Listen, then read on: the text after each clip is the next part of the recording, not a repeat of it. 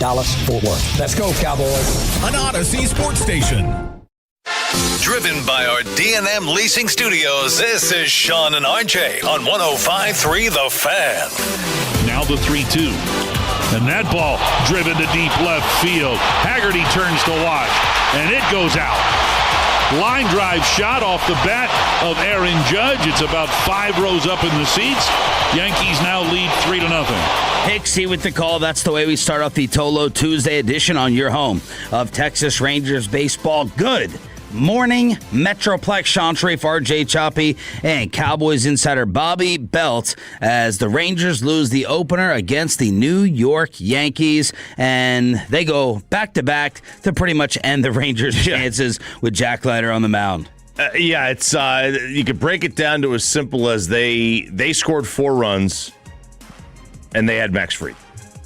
And that's kind of how it ends. Like you weren't going to score 4 runs against Max Fried. He's too good. He's been too good since he's been there. 2.09 ERA. And the Rangers offense, 4 runs against him, feels like 7 or 8 the way this team hasn't hit. Now New York didn't have a whole lot of problem getting the ball out. I had to check to see if the roof was open or not. That's when the only time the ball flies out of there.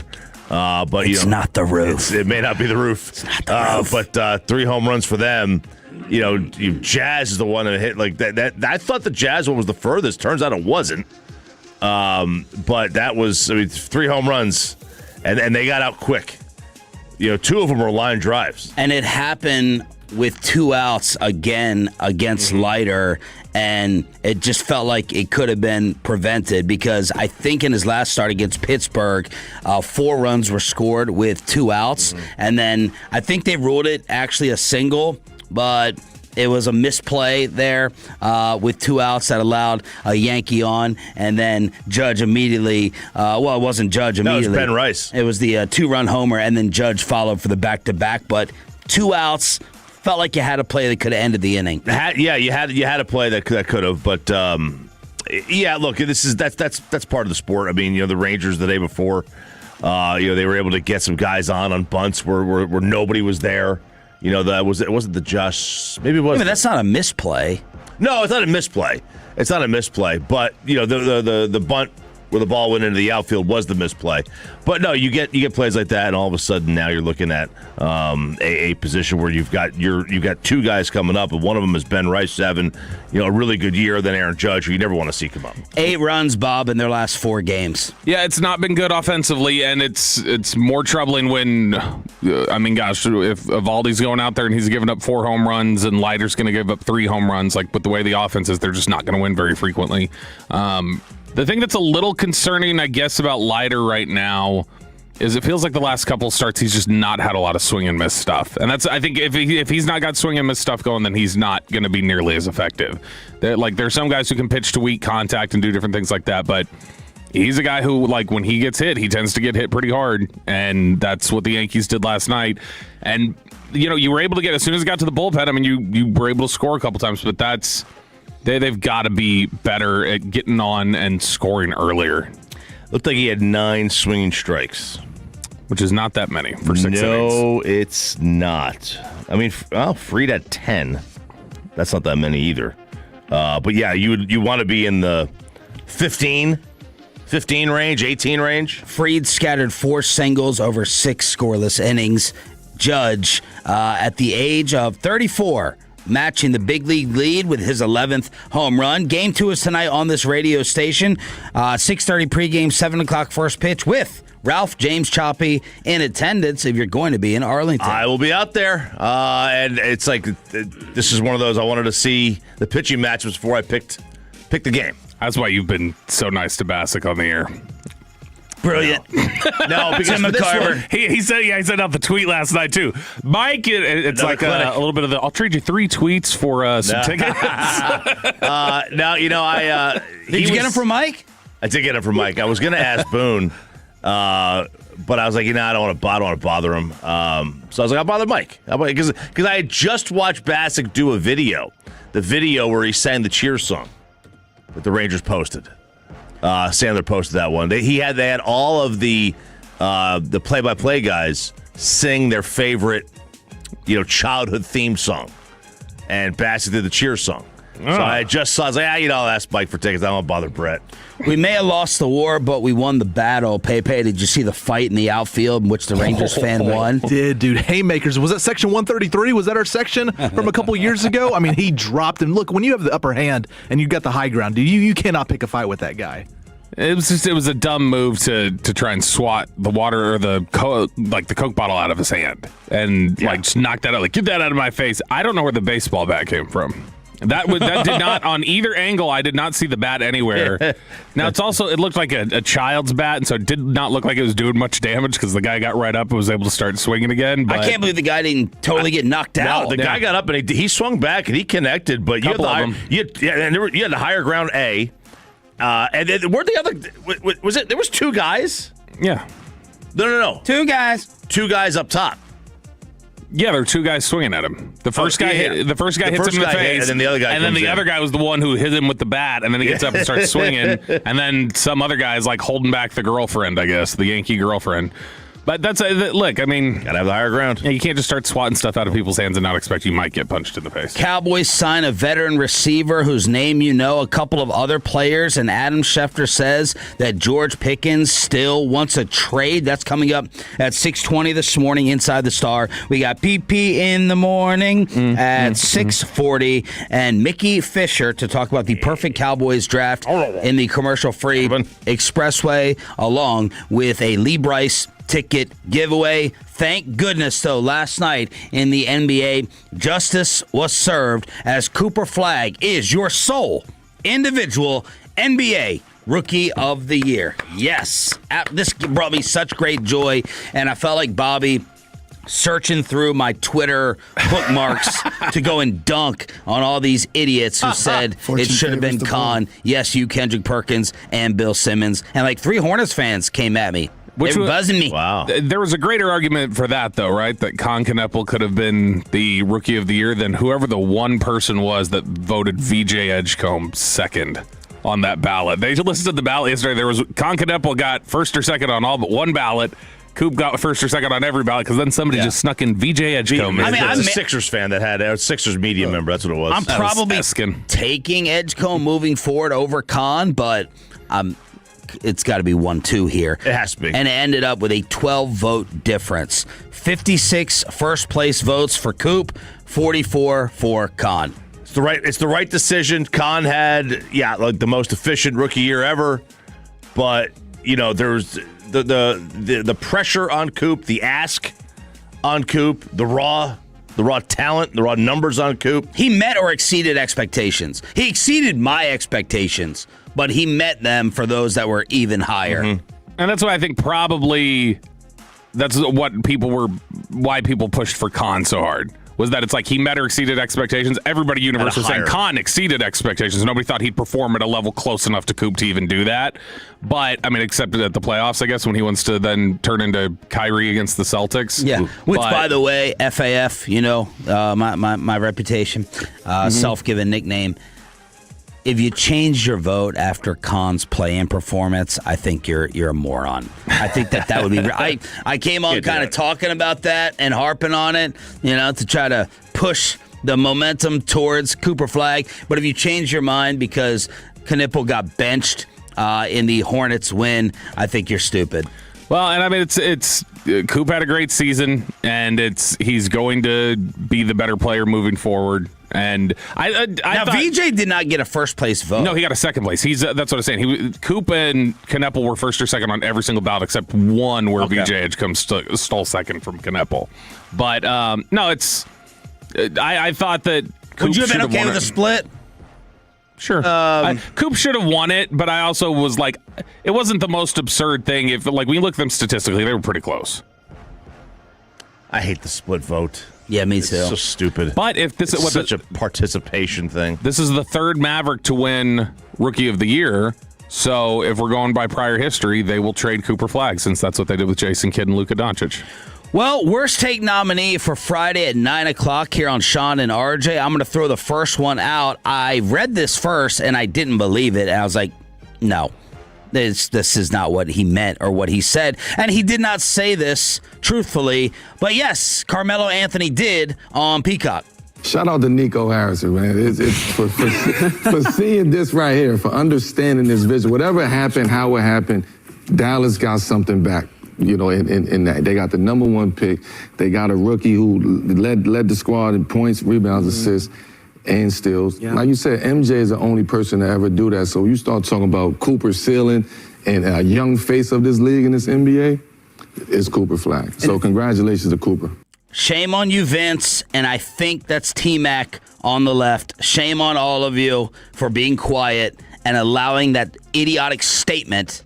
Not going to go at Melo personally. It's an idiotic, stupid statement. Shame on the rest of you for allowing that to get past the broadcast table. I don't know. Shout out to Nico Harrison, man. I don't know who in the world... Like, why there's like this contingent that is like just fiercely loyal to this dude. Still getting him shoes. Yeah, he's getting him free shoes, man. Kirk Henderson over at Mavs Moneyball quote tweeted this, and he said, "I really need to understand how these NBA players like Nico. He has a handshake like a limp noodle, says weird S constantly, like y'all wouldn't believe the stuff I've been told off the record, and is generally a big dork." Yeah, that's the. But he does. But he's in charge of shoes. Draymond will defend him to the end. Carmelo does it. Like, there's so many different people who will just like ride for him so hard. Choppy, the humongous breaking scandal in the world of sports is not the sweatshirt that Mike Vrabel is apparently buying for his wife. It is happening at Texas Tech. Yeah, it's Brendan Sorsby, and we may not see him. And he is the high-priced quarterback. $5 million. At least. There was, at least $5 million. And there are reports from Pete Thamel that he has placed bets on thousands of games. That's a number. Thousands of games in his collegiate career. I don't gamble. And he has taken a leave of absence. He has checked into a treatment, Yeah. You know that underdog disclaimer number that we get? 1-800-MY-RESET? Yeah. That's where he is. He called my reset. That's what he did. He called him up.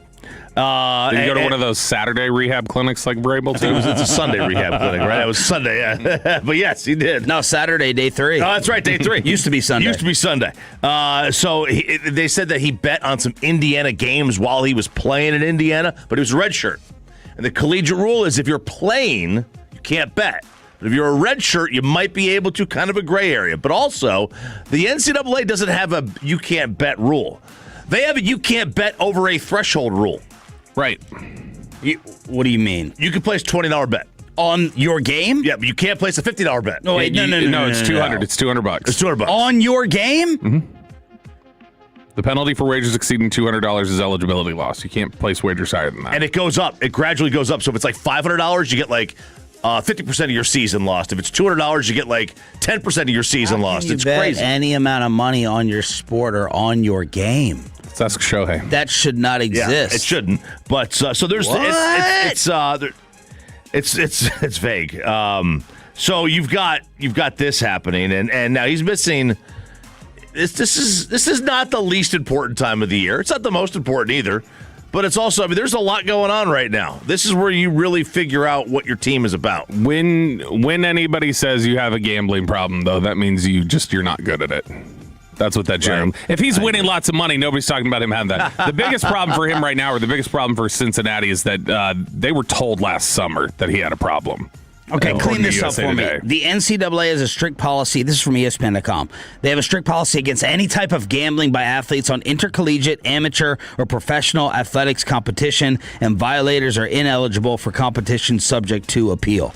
A strict policy against any type of gambling on intercollegiate, amateur, or professional athletics competition. That, to me, does not read that you can put something on your sport or your game. There you go. So, for all betting violations, such as pro sports, all right, $200 or less. Only further education is required. Wow. $201 to $500. It's like having less than an ounce. Right. It's Class C. It's Schedule 3. Yeah. Schedule whatever it is. Ooh, man. This is exactly like somebody was telling me once. This was like 20 years ago that in Mexico there was a fine system in place for having a certain amount of marijuana on you. and you would get fined like that, but you could only be fined once a year. So it was basically like paying for a license. That sounds like that. Why are the Cowboys bringing in this veteran name that you know, and does it have anything to do with Adam Schefter saying that George Pickens still wants a trade? I thought we were past this. Inside the Star on Sean and RJ next. After we get you over to basepowercompany.com/thefan, and we are going to...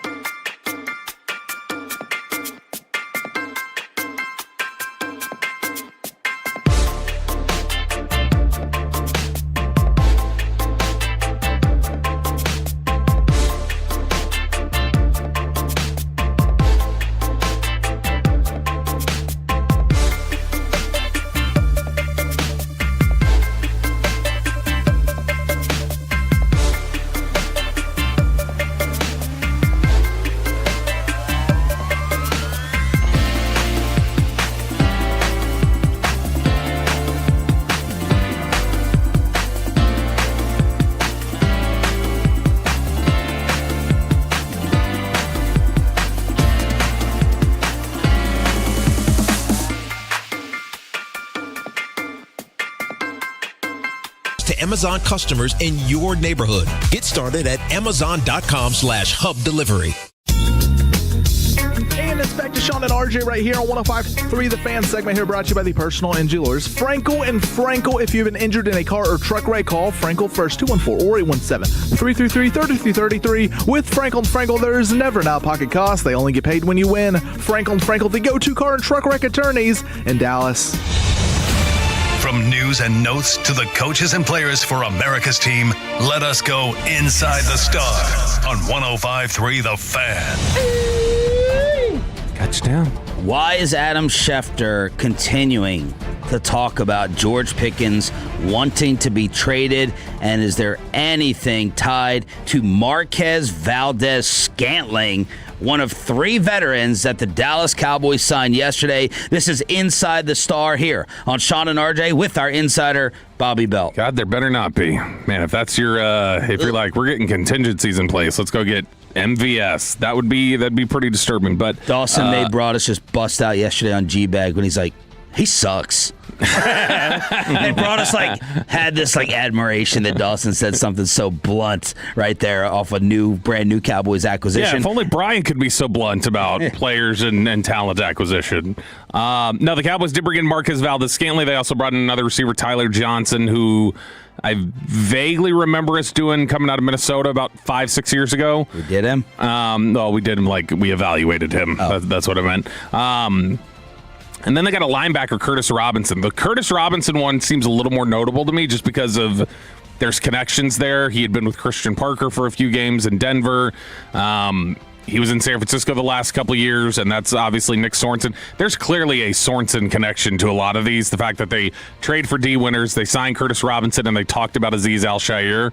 But I think Curtis Robinson, he's got a real chance to stick because he actually plays special teams, has a little bit of starting experience, very little, but has played for a couple of people on your coaching staff, so that would make sense if he ends up being a rotational guy that sticks here. But I would hope not that Marquez Valdez-Scantling would be any sort of a replacement for George Pickens, which I don't think he is. MVS is 31, split time between San Fran and Pittsburgh. Basically, just follow around Aaron Rodgers for employment, and none of it has stuck. I think this will be his 8th team.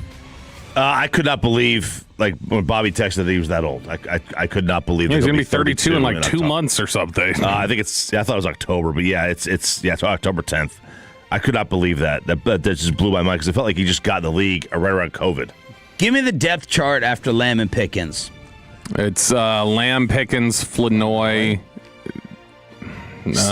Turpin, Mingo, depending on how they stack those. So from that standpoint, I totally get and support them adding another receiver or more receivers. Absolutely. Flanoy, we feel good about. Is he absolutely a sure thing? But after Ryan, nothing. No, so you need a 4th, and maybe a 5th. If you don't trust the other guys. But you might have a 4th. I don't. Right. Mingo might be. Much as Mingo has not worked out yet, he was a 2nd-round pick a couple years ago and just has not gotten a whole lot of opportunity. He might be good enough to be a 4th. You're not going to use that guy a ton. Yeah. I mean, look, if you're looking for 20 catches from somebody, even you could probably find 30 catches. Maybe Scantling could do that, but it's all right. That's what we're talking about. We're talking about somebody who's going to give you maybe a catch a game. Speaking of receivers. This sent me into a tizzy yesterday because I'm in this fantastic, great Cowboy mood, going out to the Star today just to look at the building in which the Cowboys executed all this draft greatness. And then Adam Schefter goes on Pat McAfee and says this.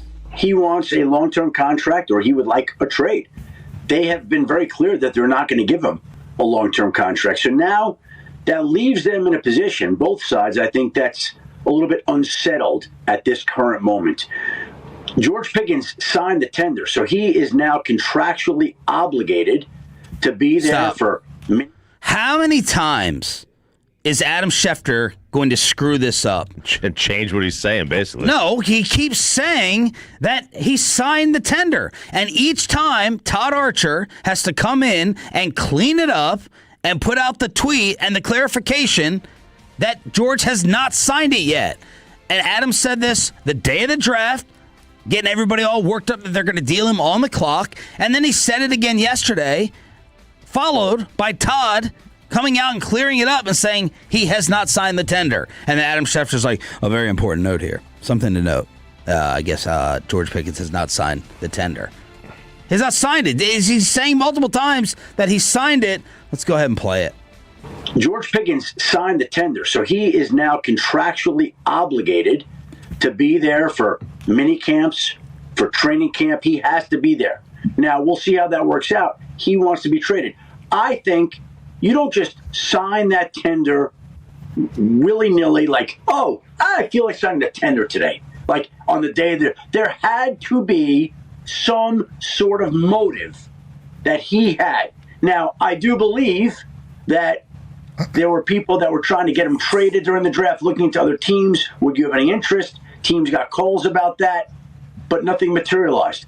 I don't think it's entirely off the table that at some point in time he could be traded, even though the Cowboys have been adamant that they have no plans to trade him. At some point in time, if there's a team that's willing to give them a decent enough haul in return, I would think it might be in everybody's best interest at that time. At least 3 different times he's mentioning George being traded, that the Cowboys called on draft day to other teams, and he starts off that clip by saying George wants to be dealt still. He's not going to get the long-term deal, which we don't believe he is going to get. What the hell, Bobby? I think the fact that... By the way, McAfee Show took this down pretty quickly. I tuned in to G-Bag and I heard Wilchuk say in a now deleted tweet, normally what happens in that instance is George Pickens' people get wind of this, get a hold of this, and start furiously texting Schefter. That's not accurate. That is not the truth. Take that down or go ahead and retract it. And given that in the same breath he was saying something so factually incorrect and it was then taken down, the entirety of the tweet, then that means that sounds like that was just not correct, what he said. And I don't think he's asked for a trade. I don't think he wants to be traded. Like, you don't sign the thing if you want to be traded, I don't think. You can sign, like that's one way you can trade is imminent. Right, that's one way you can get traded. Otherwise, you can just negotiate a deal. You would just negotiate a deal, work something out, and get that done, rather than trade and accept the tag and then have to work around that. But, I mean, they've got till July 15th to get something done, even after he's potentially signed the tender. But I think that... Uh-oh. What are we holding up here? What are you holding Choppy's got up? a sign on the fan cam. David Mulugeta. Did you Google that before you spelled it? Because it looks correct. I had to Google it. 2 U's? Yeah. He was never going to play here on the tag anyway. He's playing here on the tag. He's going to demand a trade. That's what he's not going to demand a trade. Schefter just said he's going to demand a trade. Schefter also said he signed the tag about 5 times. Well, Schefter's also an idiot. I'm going to say it both at the same time, that he's smart and he's a moron. I just did. Okay, I just did. I don't care about what Schefter said about the tag. That's semantics. Okay, because he's going to sign the tag. That's not semantics. That is a fact. He has not signed the tag. I can believe that Schefter had his information incorrect about signing the tag, and also believe that Schefter has insight that George Pickett's team is going to ask for a trade. Okay. I think you can believe both. I don't wrong. think it has anything to do with. I don't think it diminishes his credibility. I don't get all hopped up on whether a guy pronounces a name right, because I mispronounce him all the time. In a related story, I have no credibility, so I really can't even go with myself on that one. But he was never going to play on the franchise tag, I don't think. This is a bet to make. This is not humongous bet to make. It's Bob. not David. It's not in his MO or his DNA to allow a player to do this. He allowed him to do it last year.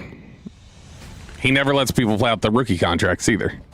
I think that was a different situation. He wasn't tagged last year, right? No, but I'm saying he never lets people play out their rookie contracts either, and he did that. Well, why is that a different situation? Because George Pickens at that time was not worth as George Pickens' reputation, regardless of how you feel about how he played, regardless of how you feel about it. Again, this is the broadest argument. I don't feel that way. Hold on. The stats Given this is the broadest argument again of what the league thinks. Regardless of how you feel about it, the league has not changed their opinion on whether they think it's a risk to pay him. So it's the same question and the same equation they were looking at last year. So the motivation to potentially play on the tag or the need to play on the tag is the same as it was to play on the rookie deal. Do you think that his value today, not necessarily a trade value because that comes with trade and pay, Do you think his dollar figure that he could get on the open market is the same today as it was last year? Of course not. No. Right? It's a But the lot reservation to pay him what he's worth is equally the same. I think the reservation is to pay him and give up picks for him. People only would have paid him last year on a discount off of what he was worth, and similarly, they will only pay him on a discount off what he's worth now. I think there's multiple teams out there that would give him $30 to $35 million a year. Where are they now? They're not going to give him $35 million a year With and the picks. first round picks. They can negotiate something lower, and they haven't. It's still a lot. Let me play the second clip. What's a lot? I think there is some of that. What you're saying, with there's a concern. If Dallas lets him play this out, he's taking a third round comp pick, might actually be a fourth because of the way the contract structure works. If a team called and said, we'll give you a guaranteed third that's before the comp rounds, that's more compensation than they'll get for just playing this out. I don't know, man. Like if there's no picks attached to him, like nothing, no compensation, and he's just a complete unrestricted free agent. I mean, I think there's plenty of teams that offer. I think we've seen contracts 12 straight months of evidence that teams are just hesitant to pay him. Adams then followed up with another statement on McAfee that had Pat and them like, what are you talking about? And then Schefter tries to clarify when he says that Pickens is more tradable than Micah was. The Dallas Cowboys also said last year, I believe, that they weren't trading Micah Parsons, and they wound up trading him. And George Pickens would be more tradable than Micah Parsons. So even though Dallas says it's not trading him, I still believe that a trade will be alive. It will follow that team and him throughout the summer. And forgive me for being ignorant and naive, but there had to be a reason why he signed that franchise tender. What I'm saying is the Cowboys said that they weren't trading Micah Parsons. In this particular case, they're not married long-term to George Pickens. They've already said they're not extending him. They wanted to keep Micah Parsons long-term. The Dallas Cowboys have basically advertised that as much as we like George Pickens, we're not signing him to a long-term deal. So there's no long-term commitment. So if there's no long-term commitment, they would be more apt, in my mind, to trade George Pickens than they were Micah Parsons at this time last year. We know how that went last year. Now, they're saying that they don't intend to trade George Pickens. That's their plan. But my point is, if they traded Parsons, then I think Pickens is even more tradable than Parsons was a year ago. Adam's spread too thin or something. I don't know what's going on. I wrote that down. He's missed on that too. They have very publicly stated, whether you believe them or not, they've publicly stated multiple times they want to sign him here long term. They've just said, we haven't done something yet, but they've said multiple times we want him here for the long term. They've used that phrase multiple times. All right, so RJ Choppy, just give a statement prediction. Yeah, just say the opposite of whatever I just said. Of what happened. I mean, they can. I don't necessarily care what they say publicly. What they say publicly isn't exactly. Doesn't mean anything. Right. I mean, it might mean something. Yeah. What Schefter accidentally says means something. You believe what? What's going to happen? I mean, he's not going to play for the Cowboys this upcoming season. I think he's going to demand to get traded. Now, they may not acquiesce to that. Okay. But he's going to ask to be traded. I don't think he's going to sit around and just accept the franchise tag. If he demanded out, I think they would work with him. A prom is going to end your kids' high school baseball season. Lawnmowers are on the loose, and Peyton says they're spitters, not quitters. Whoa. It's pee-pee in the morning. Next on 105.3 The Fan. Man, the accident updates don't stop. Several northbound lanes of...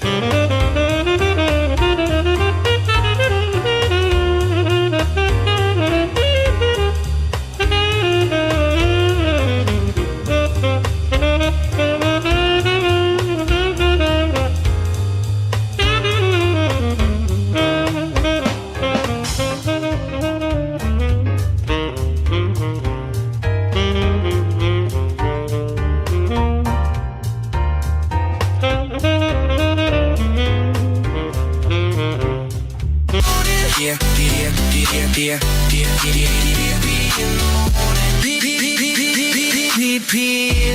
the morning.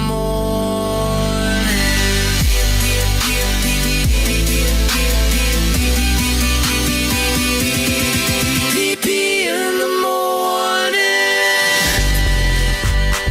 That is right. It's PP in the morning every single Tuesday at this time. And guys, let me know on the fan text 877-881-1053. Did you get drilled last night by the hail and the weather? Because my goodness, I tried to send you guys videos last night and it was bad. You know, I was sitting there on the couch watching TV, and you know, there's times where you hear something thump on the roof and you kind of turn your head up and you're like, what was that? Did I hear that right? And then the window starts getting smacked, and I tried to look outside, and the hail was going left and right, and then Mackenzie's like, my car's outside, so I ran outside with my hoodie on to try and save it. I got drilled last night, and it was bad. So let me know. And that was in the Rockwell area, for those who didn't know. Sean, did you get much last night? No, you scared me when you sent that, because I was like, here it comes. It's coming my way.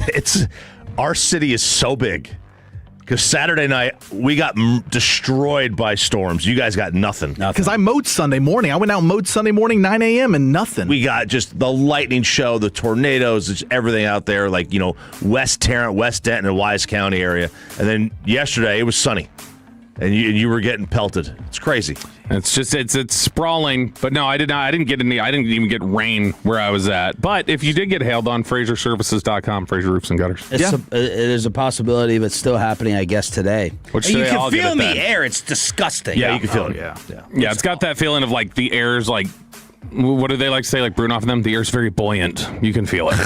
I lost power for about 30 seconds. Should have gotten base power. You know, that's my fault. But all right, let's get to it. PP in the morning every single Tuesday at this time. RJ, the saying is bros before. That's right.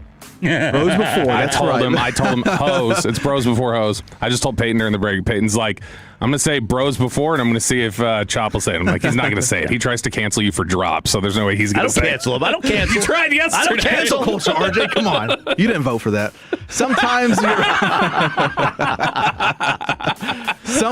your a lot of own things that I didn't boys. vote for that are happening, though. That's beside the point. Man, I love this segment already. Sometimes your own boys betray you for women, and that's exactly what happened to this Florida high school baseball team. This is West Nassau, which I thought that was just Bahamas, but I guess it's in Florida as well. Nassau, whatever you call it. Nassau. Sure. I thought he was saying a name. I thought he was saying West Nassau. I was like, who is that? Nassau, yeah, sure. They lost its high school baseball playoff game 12-1. Blowout game, it ended their season. Getting blown out hurts, but getting blown out with your star players might hurt just worse. Damn, son. There were, 12-1 game. What else am I supposed to say? No. They got destroyed? There were a few upperclassmen who chose not to go to their prom over the playoff baseball game as they were at the same time as the school's prom. The game and prom were at the exact same time. Now, the game was 12-1, and you could say the couple players wouldn't have made up that big of a difference. But one of the guys that chose to go to prom had an ERA under 1 for the entire season, and he could have pitched. He was in line to start that game, chose to go to prom instead. Some people are blaming the school or whoever schedules the games that there should have been maybe an afternoon playoff game so the students could do both the game and prom. But are you blaming the guys for leaving their boys hanging to go to prom over a playoff game? Man, this is surely not the first playoff game to conflict with prom. Everyone else probably changed the time of the game. The coaches decide on when the game is played. Like we have a playoff game on Thursday. All right. Playing Aledo. Good team. Bearcats. If we might move the game to Wednesday because of the storms. Like, you can move these games. Like, why would you even put once you know this conflict happens, the other school is going to have to deal with a conflict like this, somewhere down the way. If their problem is the following week, just move the time of the game. Yeah, that sounds like because that's tough guy coach. Which do you want more? Right. Which do you want more? We're not shifting this. What are you committed to? Yeah, because you've already paid for prom. You've already got the tux. You've already got the date. There's too many moving parts. I mean, it's like there's too much on the line after it. There's too much on the line after it. No one's ever said, "Oh man, I can't wait for these teenage boys." Which do you think are they going to pick? I know, right? Teenage boys are going to pick playing a baseball game, watching others roam around in tight pants, or go to their prom, where they think they know what's going to happen at the end. No one's ever made a coming of age teen movie about high school baseball. They've made a million about prom and what happens after prom. That's true. They never have had a coming of age baseball movie. They should do that. They should. Look, maybe it was a prove-it move. Maybe these guys, these upperclassmen were like, you know what? I think we are the team here. Let's not play. Have them lose, and then we can prove it. You know, this is why we deserve a D1 offer. Because we are the team.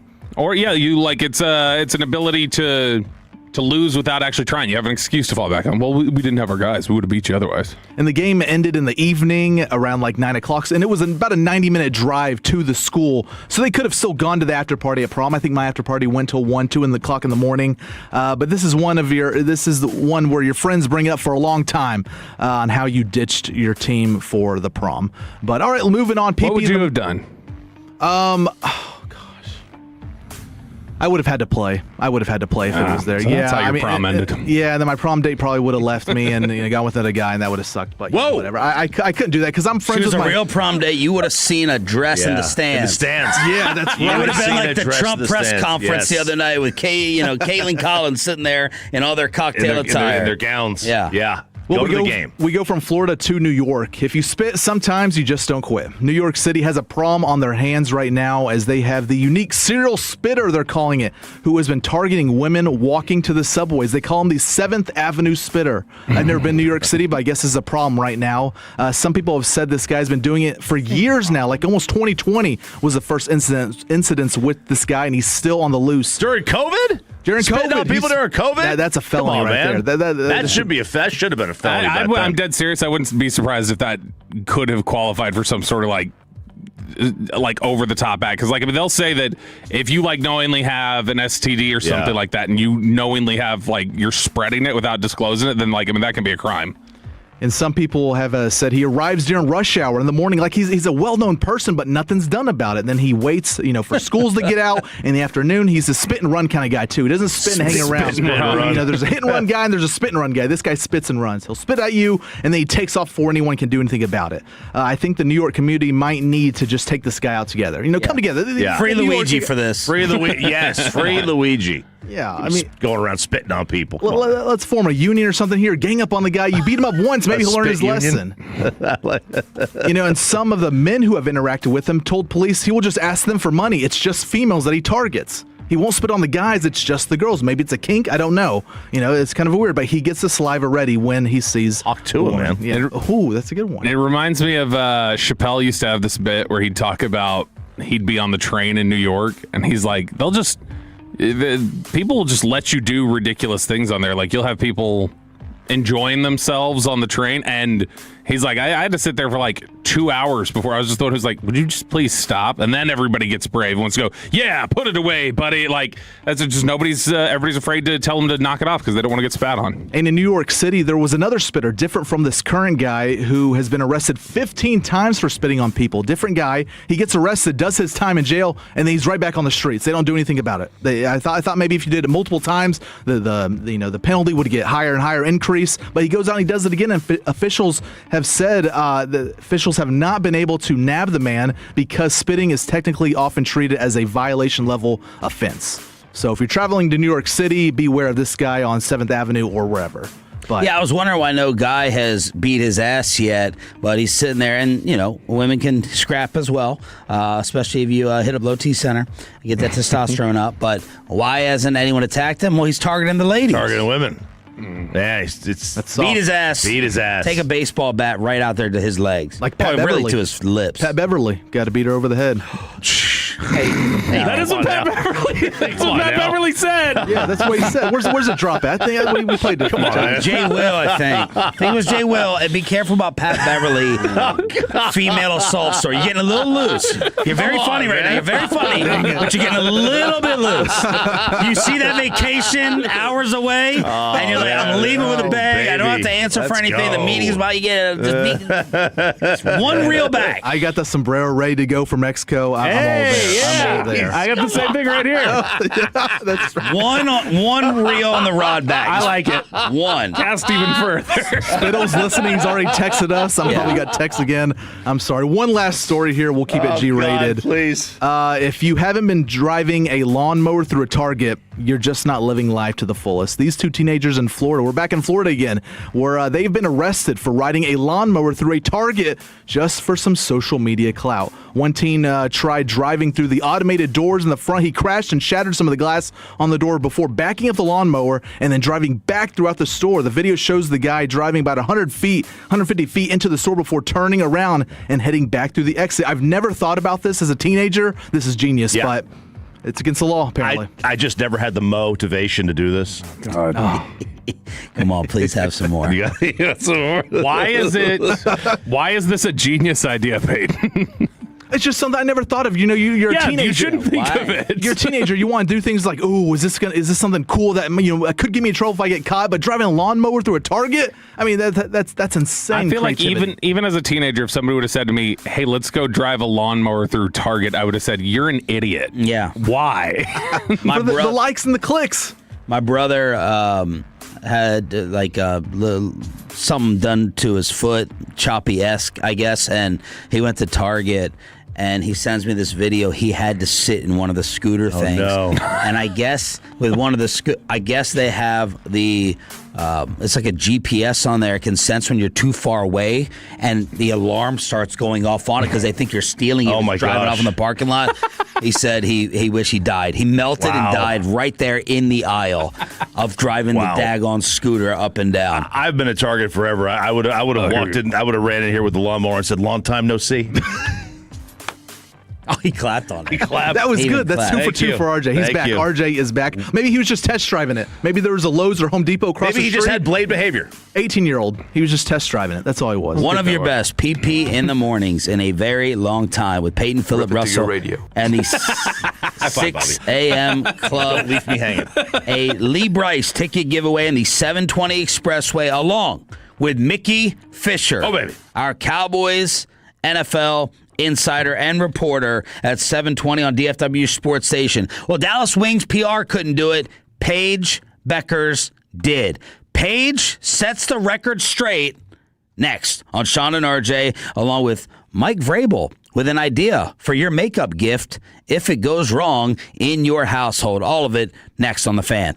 Let me go ahead and get you set up with Hurtado Barbecue. With all this weather, you're not going to be grilling or smoking in the hail. How about picking up an amazing Instagram platter from the official barbecue of the Texas Rangers? And it is my main man, Brandon, getting it done. And I think I see the tater tot casserole making its return. If you go and look at all their Instagram pages, or maybe you're enjoying the Yankee series last night or for the next few. Choppy will be there this evening. Maybe he'll stop on by to the Hurtado concession stands. There are 2 there in Arlington inside the Globe for you to get the birria tacos, for you to get the brisket sando, for you to get the Big Papa baked potato with a 1/3 pound of prime brisket stuffed into that bad boy with butter, shredded cheese, sour cream, and chives topped with bacon and barbecue sauce. Maybe you can get the artwork known as the corn elote. They have all the locations: Dallas Farmers Market, Arlington, Mansfield, and breakfast this morning in Fort Worth. Don't miss out on Hurtado. And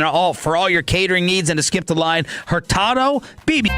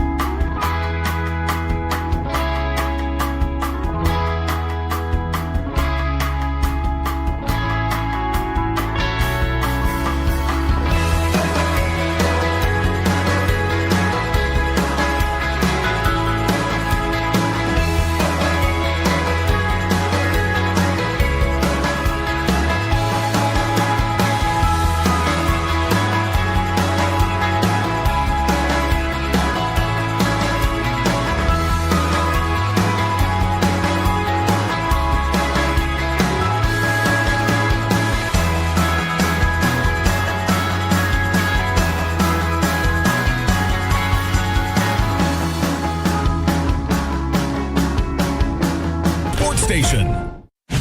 Driven by our D&M Leasing Studio, this is Sean and RJ on 105.3 The Fan. And where is it? But Milk able to keep that one aside. But Milk has lost his stick now. Eichel set a shot and a score! Shea Theodore! And the Golden Knights have evened the series at 2 games apiece heading home. There's the call on ESPN. We, of course, have Game 5 tonight at the AAC with the Stars and the Wild tied at 2. And the play-by-play voice for ESPN will join us at 8 o'clock. And that made a lot of diehard Stars fans happy because they're big fans of Bob.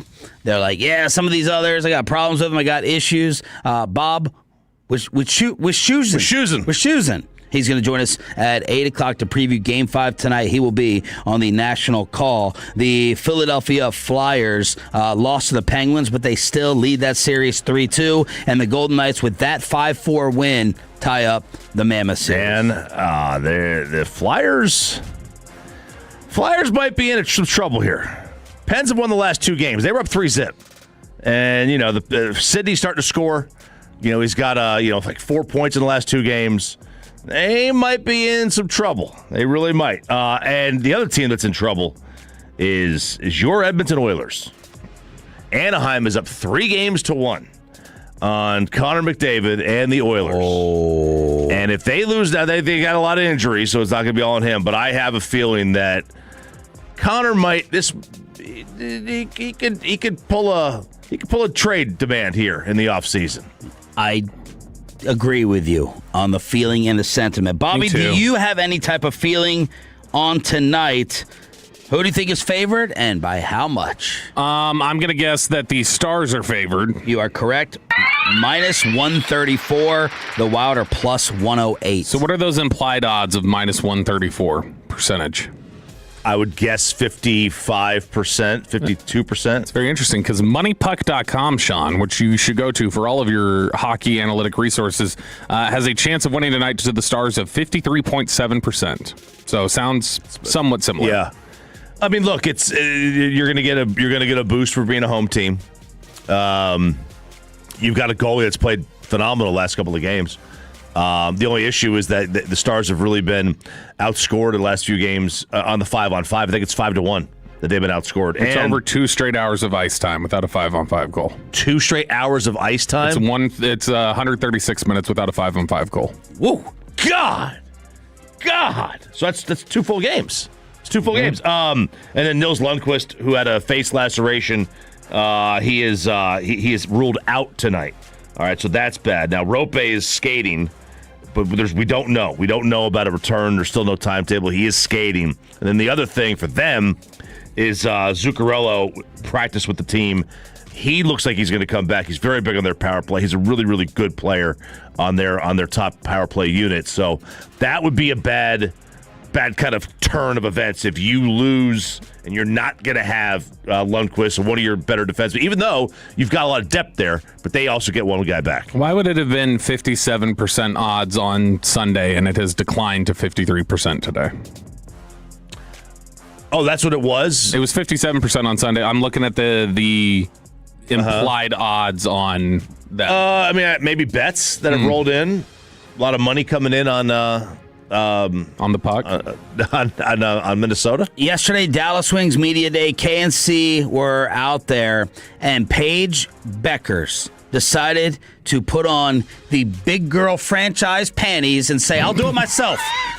I'll do it myself. Not the big boy pants, the Dallas Wings panties, and said, I will address all the discussion and talk about my possible relationship with our new number 1 pick. There is something that I wanted to address, and I only plan on addressing it once. So if we continue to get asked about it, we will refer to this moment in time, or we will use this time to deflect and talk about our teammates.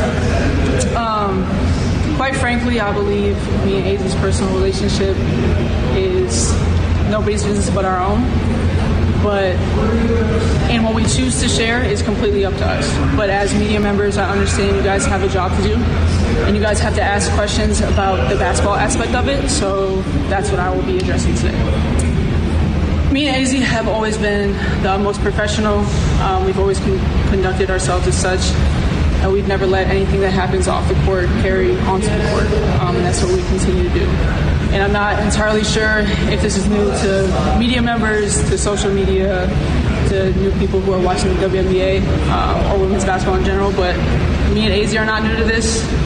We've been doing this for a long time. We have countless reps at it.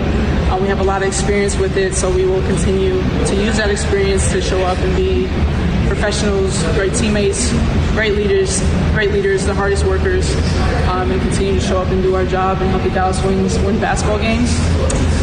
To add on to that, AZ Fudd was the #1 draft pick because she earned it, and it had nothing to do with me and everything to do with who she is as a human being, who she is as a basketball player, her resilience, her strength, and her career best year at UConn. So AZ is her great individual person, her own great individual person, and she should be celebrated as such. And now that we got that out of the way, I would love to talk basketball. The adult has entered the room. She could have just kind of taken that final step and said, yes, we are in a relationship. She's basically saying it, but I love this girl. I love Paige Beckers. I thought this was close to perfect in the way that she handled it. That's why I wanted to play basically the entire thing. Well done. Well, and she very easily could have also just left it at, this is our business only. But then she said, but y'all have basketball questions about it, so let me address the basketball side of it. And she went through. This reminds me a little bit of after the Luka trade where the Dallas Mavericks kept screwing up how to talk about it. And it took Kyrie just going on a stream and going like, hey, fans are hurting and I understand it right now, blah, blah. And like, it's like, oh, like the best PR person in the building is a player. That seems troubling. Yeah. Similarly, I think it's ridiculous that the Wings even put Paige Beckers in a position where she had to sit up there on media day and do this by herself. Hey, look, this was maybe she wanted to as well. I should be clear. Maybe Paige Becker said, "I want to speak on this. Please don't speak on it until I get a chance." I don't know, but yeah, we said at the time, like it was the Wings putting, stopping AZ from saying anything. That's not like they shouldn't have done it. Let her say it. Let her answer. Let her answer how she wants. If she wants to say that's none of y'all's business, then that's fine. That was fine to me. That was sufficient to me. It wouldn't have satisfied everyone, maybe not, but to me that's sufficient. Like I just needed, like, let them answer. That was my whole thing. Let them answer it. And don't come in here like you're the overlord team. Say no, we're not going to answer any questions about that. This was well done. I mean, she answered the question and or made the statement, I should say, and she also was right here. A lot of people are new to the WNBA, to women's basketball, that haven't been paying attention. And this has been going on in women's basketball since the dawn of time. Yeah. You go back into the aughts, the 90s, the 80s. I mean, this has probably been going on for quite a long time, and it's not that big of a deal for players in the league. Yeah. I still think it's a story. It's a story, for sure. Something that could impact the team. It's absolutely a story, and as the sport grows and more people become into it and enjoy the sport, it's going to continue to be more of a talking point, and that's part of the growth of your sport. I think she did a phenomenal job, and by the way, she looks fantastic. She's jacked up. So little skinny Paige. Oh, she would have taken care of that New York spitter. She would have whipped his ass by now. Yeah. She's going to be shedding defenders this year. I can already tell you that. Maybe, I don't know what her post game is like, but she looks like she could sit there. She got the great tan that's working as well from the offseason. She looks like she's put on about 10 or 15 pounds of muscle. I still think traitor to the point of addressing it and how it should have been, because I'm sure the way PR jumped in on it right away, I'm sure that they had already had a discussion, and AZ Fudd said she didn't want to talk about it, is what I would guess. Because Paige couldn't have addressed it that day. That was the #1 pick press conference. Yeah. And I do think Dawson, when he talked about it, had the right answer into how they should have answered it, which the Wings, if they wanted to step in, they should have very quickly just said, the WNBA has been around for 30 years. This is not we're going to navigate it the same way other teams do. And it'll be as little of a story as it's been on every other franchise in the league. It's not the first. This could have very easily done like that. Instead, you made it look like we don't ask questions around here. Stop it. And it looked like they weren't ready for the moment of the attention that they got. What is going on in New York? The weird NFL story of the day to me is Pat Leonard on CBS New York. I had to double check the date. Yeah. That this was yesterday and not before this great New York Giants supposed draft. Pat Leonard, New York reporter, on Joe Schoen possibly fired. The intrigue going into and coming out of the draft is what is going to happen with general manager Joe Schoen. This has been on kind of the back burner because of the excitement of the players that the Giants are going to be addressing and adding and stacking to John Harbaugh's new team. But you talk to people in the league, it feels like anything's on the board right now. There are people in the NFL who think Joe Schoen could be fired this week. Huh? I do remember this being brought up initially. Yeah. Like right Like after. he was going to get them through the draft because they've done a lot of work with it? Yeah. No, because I'm serious. So the time that personnel department people, not GMs usually, but personnel department people usually get fired or let go is now, because they don't want to let him go in January after the season, because it's like, we're 3 months out, we got to finish this work, we can't reset everybody. So if he's not the GM anymore, he's essentially part of their personnel staff, and they may have just been saying, let's get it through the draft and then we'll let you go, because Harbaugh runs things. So I mean, there was this concern for a while right after he got hired. But RJ is about to make this point, I believe. If you had this great, amazing draft, don't I have to assume that Joe Schoen was primarily responsible? Like, John Harbaugh didn't go in there and then draft these amazing players. No, but they would. Typically, how they would look at it is like that's not going to get you. Like, the homework that was done to execute this great A grade that a lot of people are giving them was done by whom? Their staff, and then Joe would be picking the players based on the work they had. But all who done. hired the staff? Right, but I mean that doesn't save you from getting. Like, he would have been if John Harbaugh was not coming in there to be GM. If they would have just hired somebody else, there's a good chance that they would have. If they were just hiring a single head coach not to be general manager and run the organization, there's a good chance they would have fired him then and then hired a GM and a coach. So I'm saying that, like, because they just had Harbaugh do both, I wouldn't be surprised if they just let him run the tenure out as like part of the personnel department until they could get through the draft. I thought that the Giants had a Micah type podcast problem that we had here with Malik Neighbors, as Malik questioned Arvell Reese being picked. I think he said Cardinal Tate was not a 1. Like, I was like, ooh, I love the hot takes, but I'm not loving it if I'm the New York Giants. John Harbaugh was asked about it yesterday, and I hate how good of a freaking Paige Beckers type answer this was. Now, we had a great conversation with that. Malik came in the next morning, and sat up there, and we were talking about it. And, he made himself clear. It's like he even said, if you go back and you watch it, I appreciated kind of where he's coming from. I mean, it's you're in a podcast, and you're talking ball, and he's just like, well, how are they going to use the guy? How's he going to play? And don't get me wrong. He said, don't get me wrong, and I think maybe we got him wrong. It's out there a little bit, because that's what we do in our world.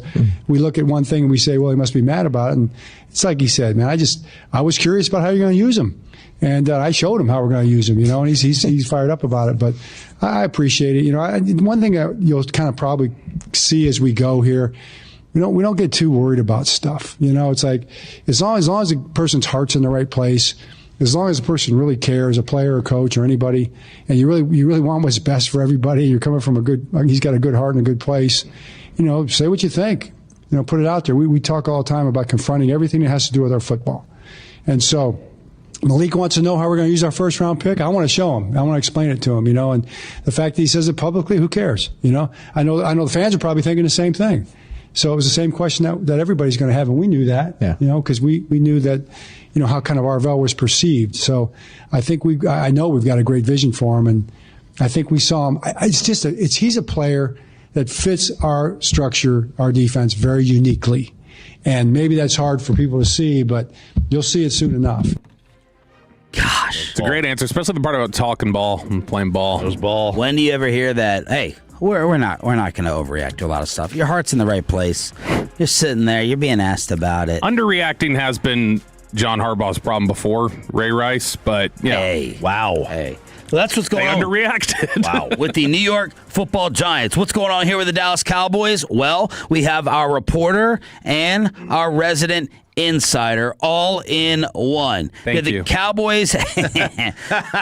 Cowboys totally ace this draft? We will not just ask Cowboys reporter Mike Fisher or Cowboys insider Mickey Spagnola. We'll ask them both. Mickey Fisher and Caleb Downs on the G-Bag Nation, along with a Lee Bryce ticket giveaway, commercial-free in the Expressway, plus Ask Reddit after this. After we save you money on your property taxes with Ownwell. That's right. They are...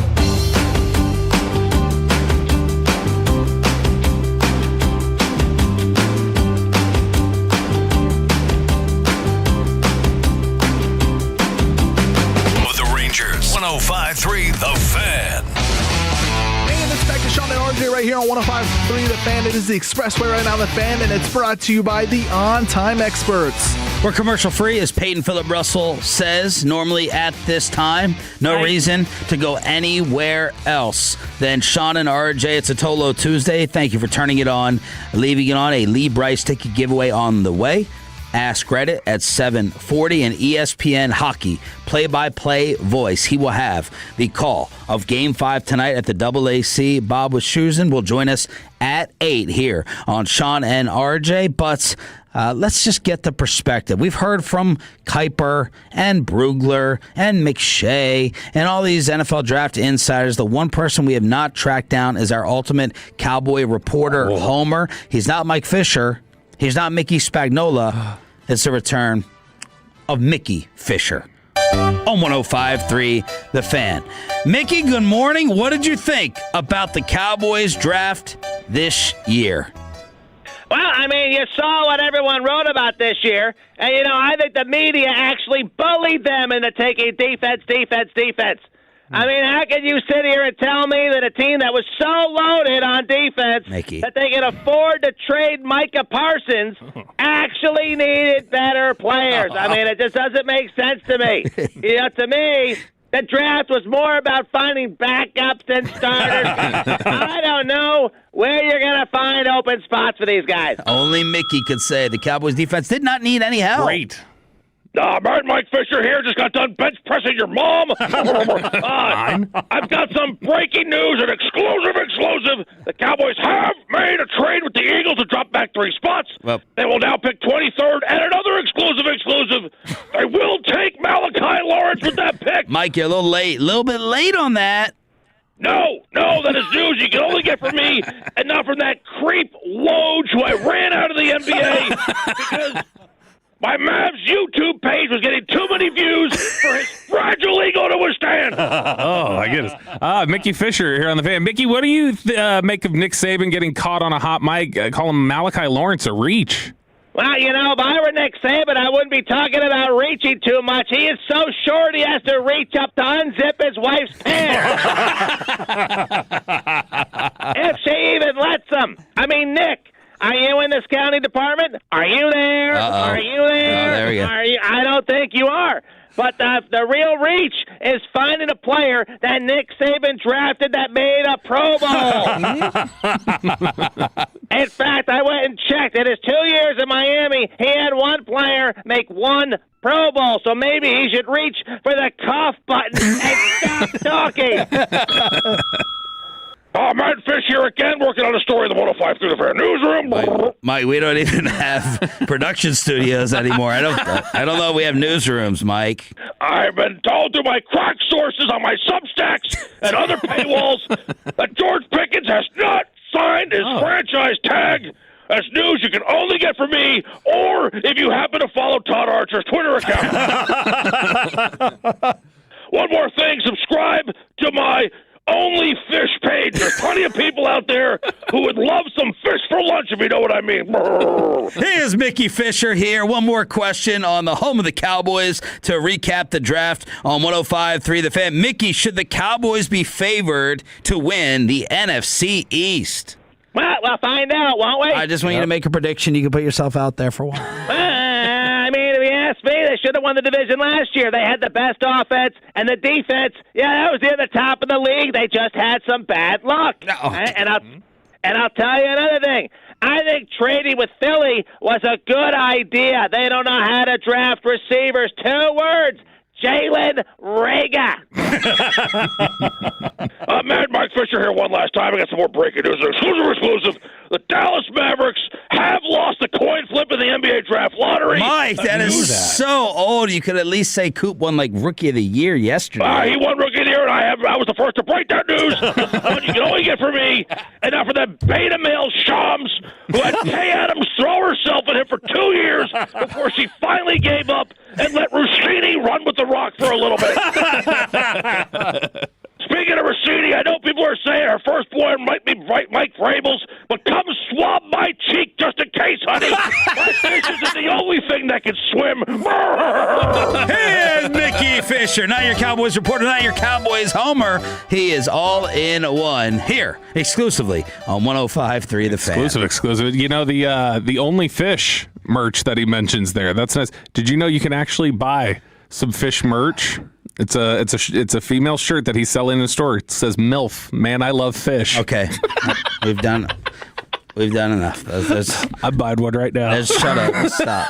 There's Mickey Fisher. When I was in the bathroom, that Fisher guy's a deviant. Yeah, what'd you eat last night? Man, the Mike Vrabel stuff, by the way. It's still hard. This is how great this story is, except for the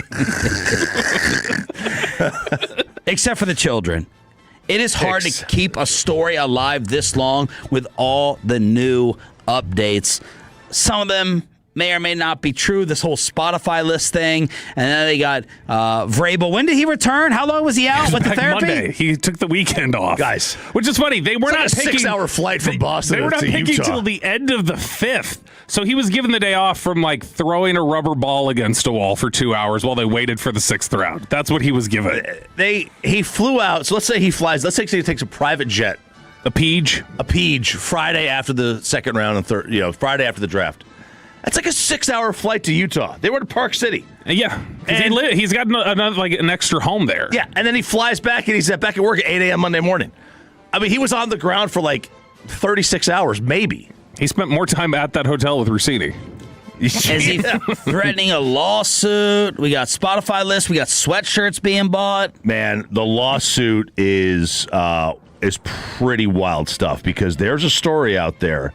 And now if Rossini does this is one thing. But if Vrabel does this, I mean, this is zero accountability, lose the locker room type thing.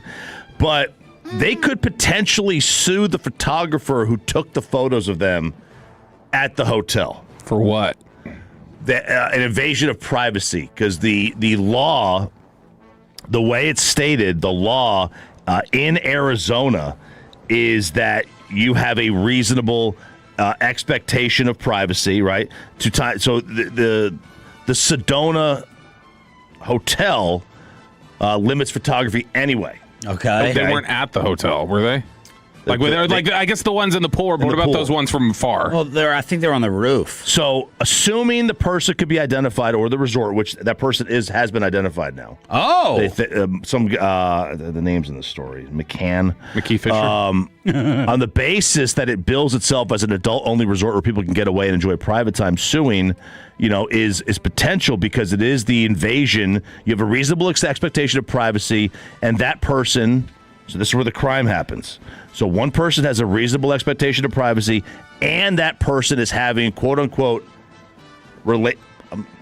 contact of some kind, right? Interlocking fingers, maybe, or is without clothing. In several of the photos, they're in a hot tub, their fingers interlaced. Even if those show or fall short of like sexual contact, they're still in the nature of that.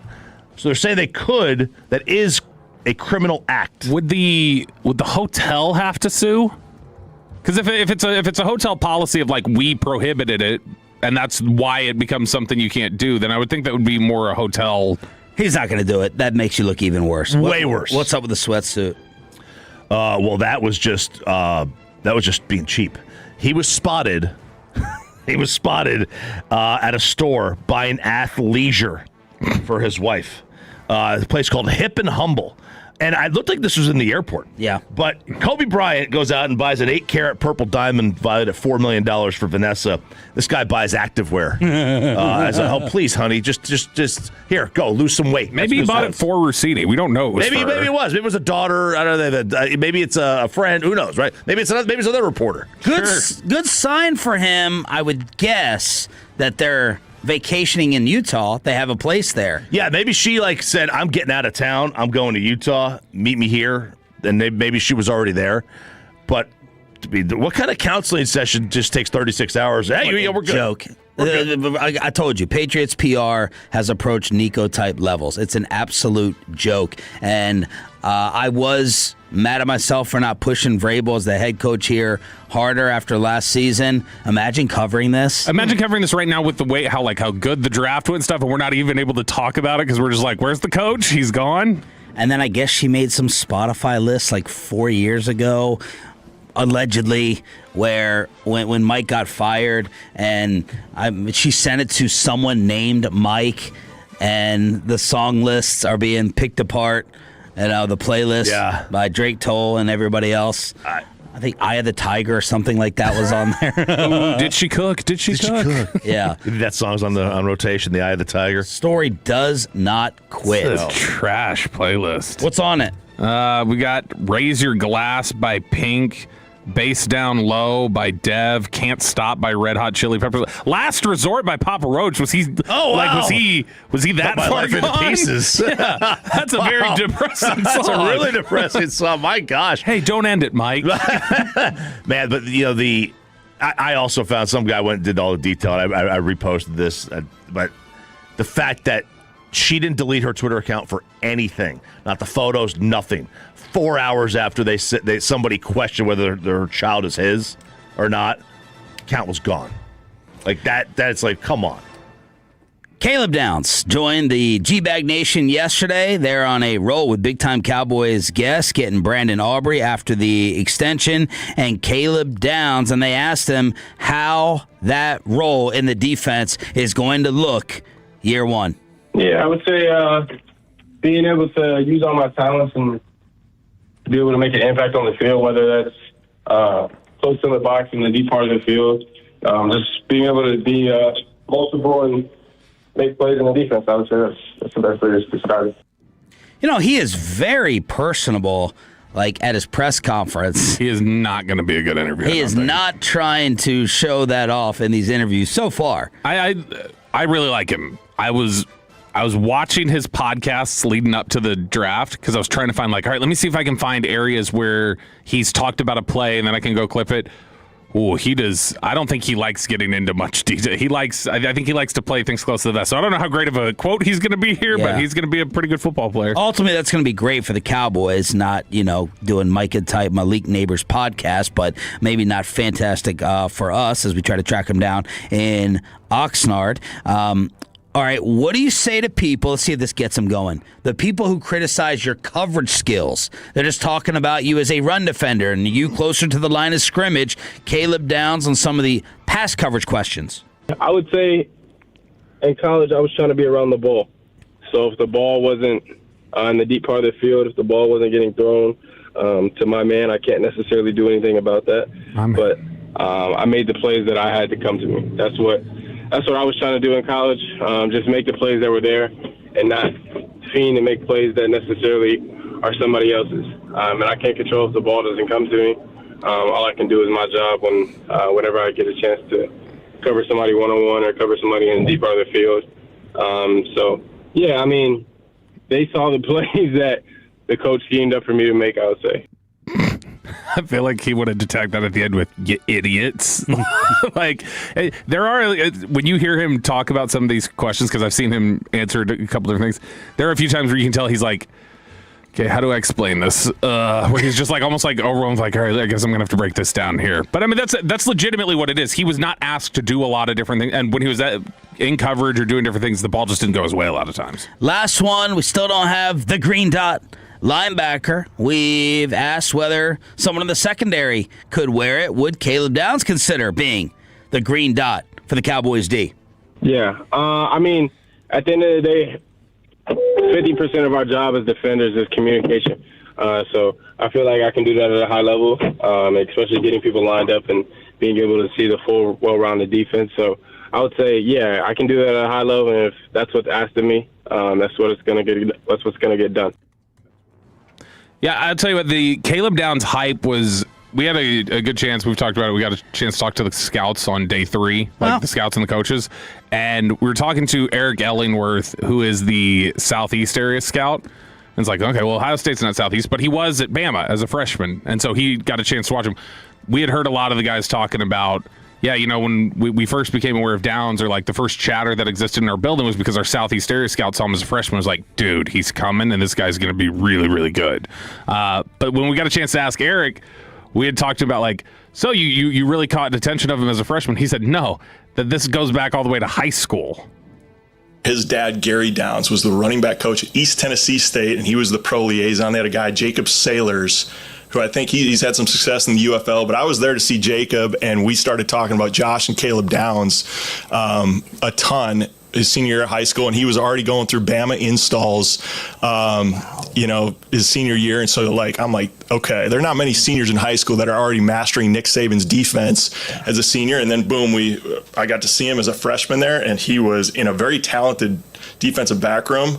He stood out I was ready to write that report right then and there, and then drooling at the opportunity to do it. And then in today's era of NIL and portal and all that, and obviously with Coach Saban retiring, he left my area, and that happens sometimes. I was telling Bobby that's my Cam Coleman. I remember seeing him as a 17-year-old at Auburn in August. I'm like, this guy looks like Julio Jones, and now he's off to Texas, and I probably won't even get to write the email. Whoa, Julio. Had to include that nice note about Julio Jones as Cam Coleman. And then one more here. This is Cut 28. This is the national scout, Ross Winchie, and he was talking about the idea of Tommy Arsh had asked him this, and I thought it was a good thing. We always hear about how high IQ Caleb Downs is, and Jeremiah talked about you got to talk to people on staff to really understand how smart he is, and you can't necessarily see it on tape. So Tommy asked him, how do you see Caleb Downs' IQ show up on film? I think in the college game, it's a lot probably easier maybe in the pro game, because I think there's so much conflict that they're put in constantly. RPO game, quick action stuff. There's a lot of eye manipulation, and just seeing single puller, it's probably BS, double puller, there's something to you, stuff like that. There's a lot of eye candy in college that I think a highly instinctive player can sniff out really quickly, and that's one thing he does. That's probably the easiest part of it, is just, seeing what's going on and what they're trying to do behind that. There's a trend in sports, the children of professional athletes, and we see a lot in baseball and hockey. Now, in that, it's because those sports it's so expensive to play, and it's become a rich man's game, and it really sucks. And I hope the NFL doesn't go that way, because we saw a ton of players drafted this year that are children of former professional athletes, like Sonny Styles or Caleb Downs, obviously. Josiah Trotter, Terrell, Zachariah Branch. And I wonder how much of their advanced football IQ is because they grew up with it. I don't think you can replace that, Osmosis. Right. Gary would say. Yeah, if you don't think that, Arch Manning would have some unique intellect because of who his family is, I think that, I think it's kind of foolish, right? I think that you just naturally would pick up on stuff. And Caleb Downs or Sonny Styles or whoever, Patrick Surtain. Mm-hmm. I mean, you don't think that part of how good he is and how good he was so fast had nothing to do with his old man? I mean, the Bosas, that's what a lot of talk with the Bosas was, that they, and it's interesting because it used to be that the kids of former professional athletes, it seems like didn't live up to it as much, where it's now it's kind of the reverse, where if you were just kind of a so-so player at the professional level and your kid is a highly touted prospect, they generally are surpassing you in this day and age. Mm-hmm. Yesterday I was driving home, and I was like, let me allow myself just to let it soak in. And I was just kind of reliving how he got to us at 11. And I was just like, I can't believe it. It's actually reality. It happened. Caleb Downs is a Dallas Cowboy.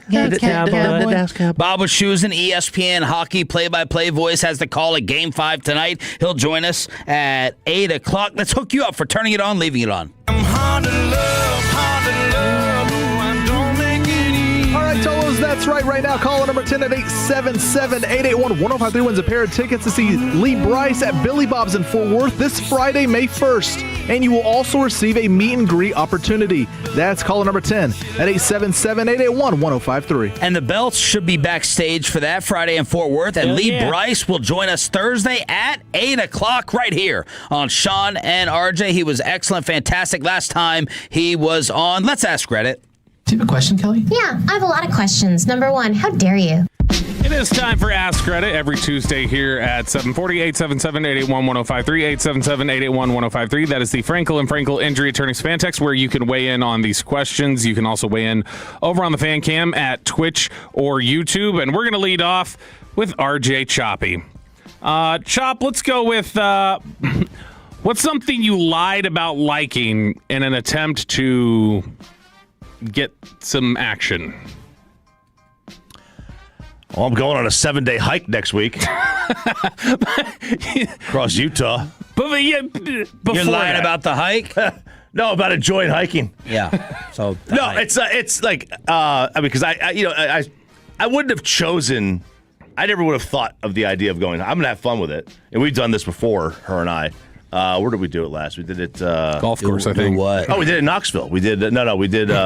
We went hiking in Knoxville. So I've done that as a kid. But like, I never in college. I never would have thought of going on a trip specifically just for that. But I mean, we've all faked like in a band. We've all done that. That's what it is. So, is there a band that sticks out, or looking back on it, I'm like, there's no way I actually liked fish. There's no way I actually liked it. It had to be the girl that I was dating. Make you fish. Sean? I don't have a particular story, but I think the number one answers to this has to be like their family. Right? It could be their kids. It could be their parents. But you sit there and you lie about their family, or maybe the outfit. Oh yeah. Now see, I think I think I've said similar things to this before, and you've pushed back against it, and you disagree that I don't like this. But the thing I lie about liking, or more just I participate in it even though I don't want to, is just going out. I don't want to go out. I always want to stay home. So any attempt to engage with anybody throughout the history of time is I'm faking like I'm glad to be here and be present for this, when in reality I want to be at home the whole time. Yeah. That's where I land at. My godson, he's got to get out of here. He is wearing me out. He is messing up my schedule. I love him. He's been fantastic. On the move, baby. On the move. No, I'm living the RJ Choppy life, and I dread it. I'll be in Frisco today because of this kid. It's a go. There's no stop. I don't stop. Like my kids are doing constantly. Every night they got something I got to go to. Every night. Hey, Peyton. Yeah, Peyton, what's your answer? And the question, in case you missed it, Peyton, it was what's something you lied about liking in an attempt to get some action? Well, like in Texas Tech, I put the guns up. People wonder why I wore that Apollo, a few years ago. And I'm like, well, there's only one reason why. And if you don't believe it, then you don't believe it, but it's true. 972, I'm assuming, sorry for the topic here, as they're saying, can y'all say hi, Isabel and Abigail? They would love it as they're going to school. Well, I'm saying hi to Isabel and Abigail. Hi, girls. Hello, girls. Don't ignore my last question. All right, and ignore this next one. Next one here on House Credit. Peyton, who's the worst person you will admit being attracted to? Man, there's a lot of bad women out there, but it's both kind of bad, too. It's Diana Rossini. She's the one. You guys know this before the story came out. He did not talk about it on the air. He was thirsty for Rossini. For like 3 years, he's been all over Rossini. I mean, not as Vrabel has, but definitely talking about it. Back off, Mike. Come on, get off, Mike. He did. Chop. Well, I mean, like a famous person? Does it have to be a famous person? Just a bad person that you're attracted to. I'd be Casey Anthony. Oh. It's objectively, she's okay. I can a little see. bit of bug eyes. She does, but I could see objectively there's something. Otherwise, it's Crazy Pants, my ex-girlfriend. Absolute worst person ever.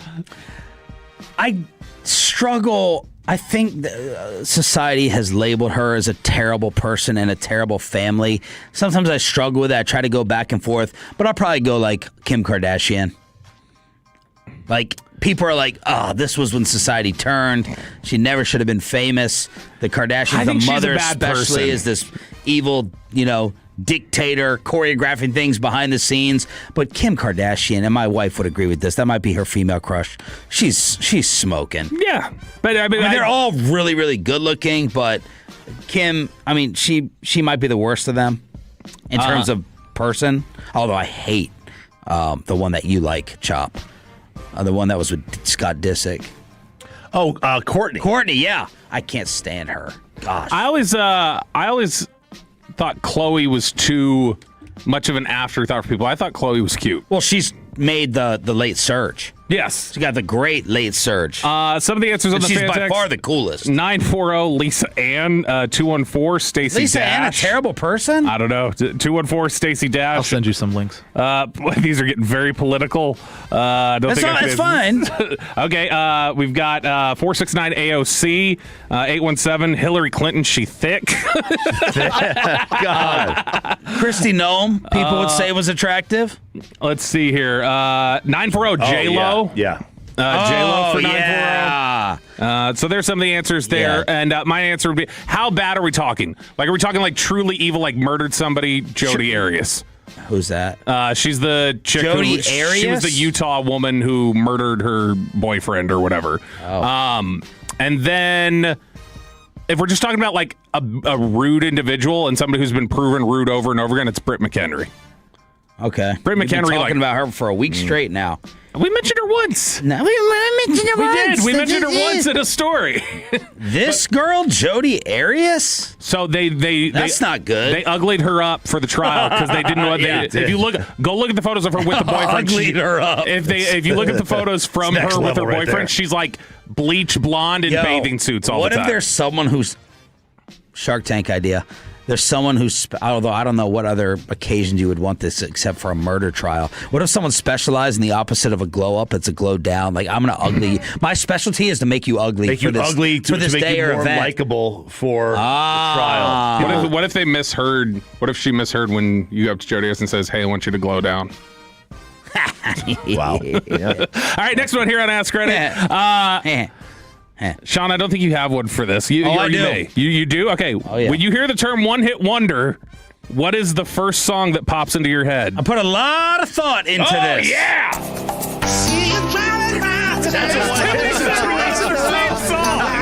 Hang on. Is this Gnarls? Did you literally? No, CeeLo. Which CeeLo was in Gnarls Barkley. Yeah, literally 10 minutes ago I said, Peyton, just get the song from last week. Did you pull it out of there? Did you? No, it's on YouTube. Yeah. Okay, there you got it. Yeah. That was convenient. That worked. But did he have another one? So Yeah, he went crazy. crazy. He was with Gnarls Barkley, but he was not on his own. Which, by the way, I regret my selection last week for Catchy Song because when I was driving home, I heard Shabuzi, and I love that hit. Yeah, I love that. So I had to the girls will not stop singing. She's from Texas, I can tell Dude, by. that song's that girl everywhere. has taken over my house. Ella Langley? Yes. Yeah. Is she Ella's with Theo? fellas. Is she with Theo Vaughn? I don't know. She brought him out at a concert the other day. I didn't know, but I know they've been around each other. This a while. girl has taken over. I mean, she's got the Star shirts, Dallas Star shirts. Yes, she Ella's did. fellas. Yeah, because they were all wearing them. Chop, your one. Did CeeLo have another?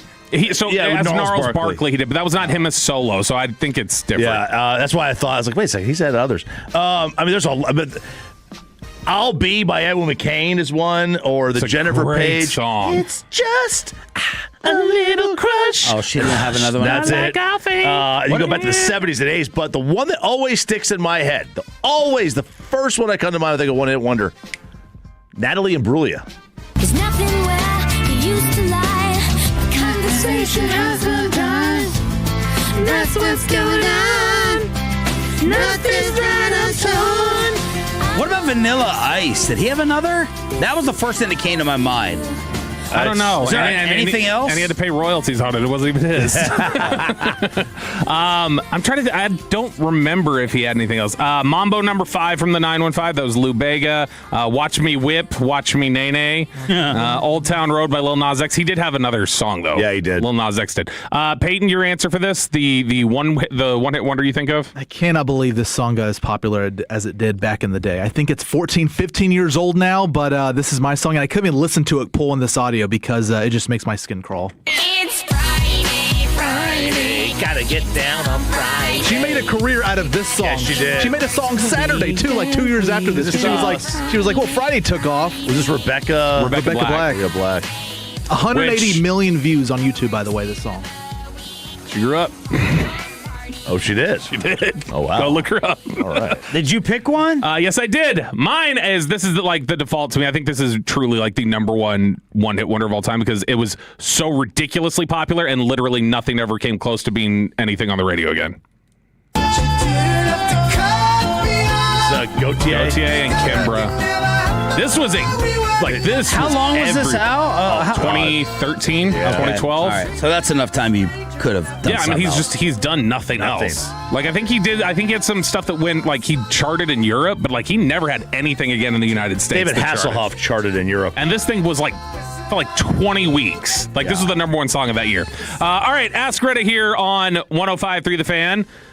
RJ Choppy, taking R-rated body parts out of the equation. What is the most attractive physical trait in the opposite sex? Eyes or smile are tough to beat. Eyes or smile. Delts. Love a good delt on the ground. Yeah, calves. I'm a big calf guy. Clearly. Yeah. That's why you I love would say yourself. Eyes. You get some eyes. You could do a lot of damage with a look. I asked all these questions to Kristen as I'm pulling them, and she usually will like pause for like 10 seconds before she gives me an answer. I did not finish this one before she went eyes. I was like, oh, she's like, if you have really attractive eyes, she's like, that really stands out. But on the other side of it, I think it's a smile. Like I remember as a kid not thinking Marion Jones was that attractive. And then I saw her smile, and I just was like, oh, that's so cute. Like, smile can do it. So you can't say, like, boobs. Nope, okay. You can't. That's PG-13. You know, you can say that. I think that's PG-13. Yeah, I'm saying we're basically trying to stay away from the body parts that people clearly like. I'll give a different answer. I'll say the hair. Yeah. Someone could walk down the street with like this amazing flowing hair, and the guy have the right highlights or the hair done. Like Chia follow. And then you see the face, and you're like, yeah. But the hair can. You can turn a head and look at the head of hair. Hey, Petty, you have a different one? I had eyes written down, but I had to go with my one seed, and that's feet. You know, feet. I think that's PG. 1-7. I love a woman with pretty feet. Look at that. He talks Terrible. ball. He knows ball, baby. That's right. Feet's the one seed. What about low back dimples? I don't think I've ever seen a back dimple. Oh, yeah, right here, like these things. Low back dimple. We've got That's kind of gross. Dimples 915. Actually, kind of disgusting. 214 lips. All I'm looking at in that is that sweat or water? Like, is that supposed to be a hot pick? It's supposed to be I'm like, how water. much water is getting in those crevices and just sitting there? Like my ditch out front of my house. 972 raspy voice. I used to have Does that. the back. I raspy used to voice love do that. it? Slater? Yeah, I used to love that back Is that in the college. Slater Okay, voice? is that the Slater or is that the Kathleen Turner? Yeah, no, it was like that. It's exactly like that. It's That's the a raspy voice. Yeah. Or the Nina Blackwood emphysema sound. Who used to do the Slater Batman impression? Who was the Batman who had the really overdone? Christian Bale. Christian Bale. Yeah. I'm John Slater, reporting live from Frisco. Daddy. Hope you're not there today, Jane. I'll see you. We are commercial free in the Expressway. That is Ask Reddit with a Lee Bryce ticket giveaway. 214 said braces. That's just Braces. I just Come on, instinctively guys. cover An things. when I see entanglement. braces. You into that? What are we doing? You into that entanglement. All right, Stars, Game 5 tonight, tied at 2 games apiece. The play-by-play voice who has the call for ESPN at the AAC, Bob Wischusen, joins us next. After we get you over to Base Power and save you some money on your energy, switch on over. BasePowerCompany.com.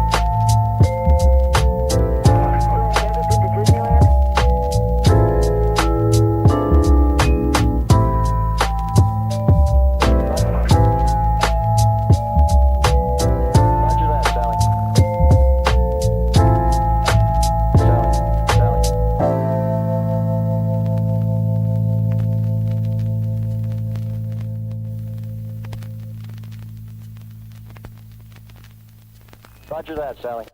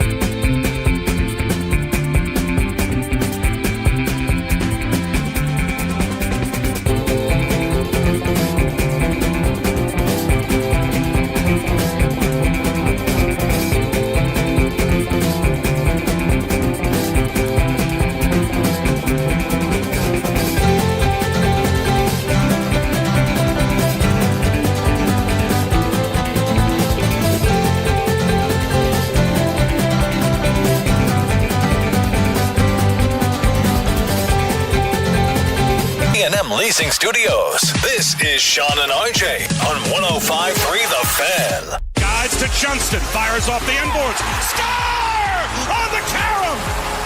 Blackwell was net side, but Johnston gets the goal. The early lead to Dallas. Good morning, Metroplex. 8 o'clock hour here on Sean and RJ. It's DFW Sports Station 105.3 The Fan, and many Stars diehards were very happy when we promoted our current guest. That is the voice of Bob Wischusen. ESPN play-by-play has the call of Game 5 tonight at the AAC. Also, the play-by-play voice of the New York Football Jets. Good morning, Bob. Thanks for joining us again. How are you? I'm good, guys. How are you? Doing well. Thank you for joining us. Has this been the best first round series so far? I mean, so many great series happen in the NHL playoffs, but I think we knew coming into this one that this would probably be the most evenly matched, right? Like, it's arguable that these are two of the top three teams in the league and have been all season.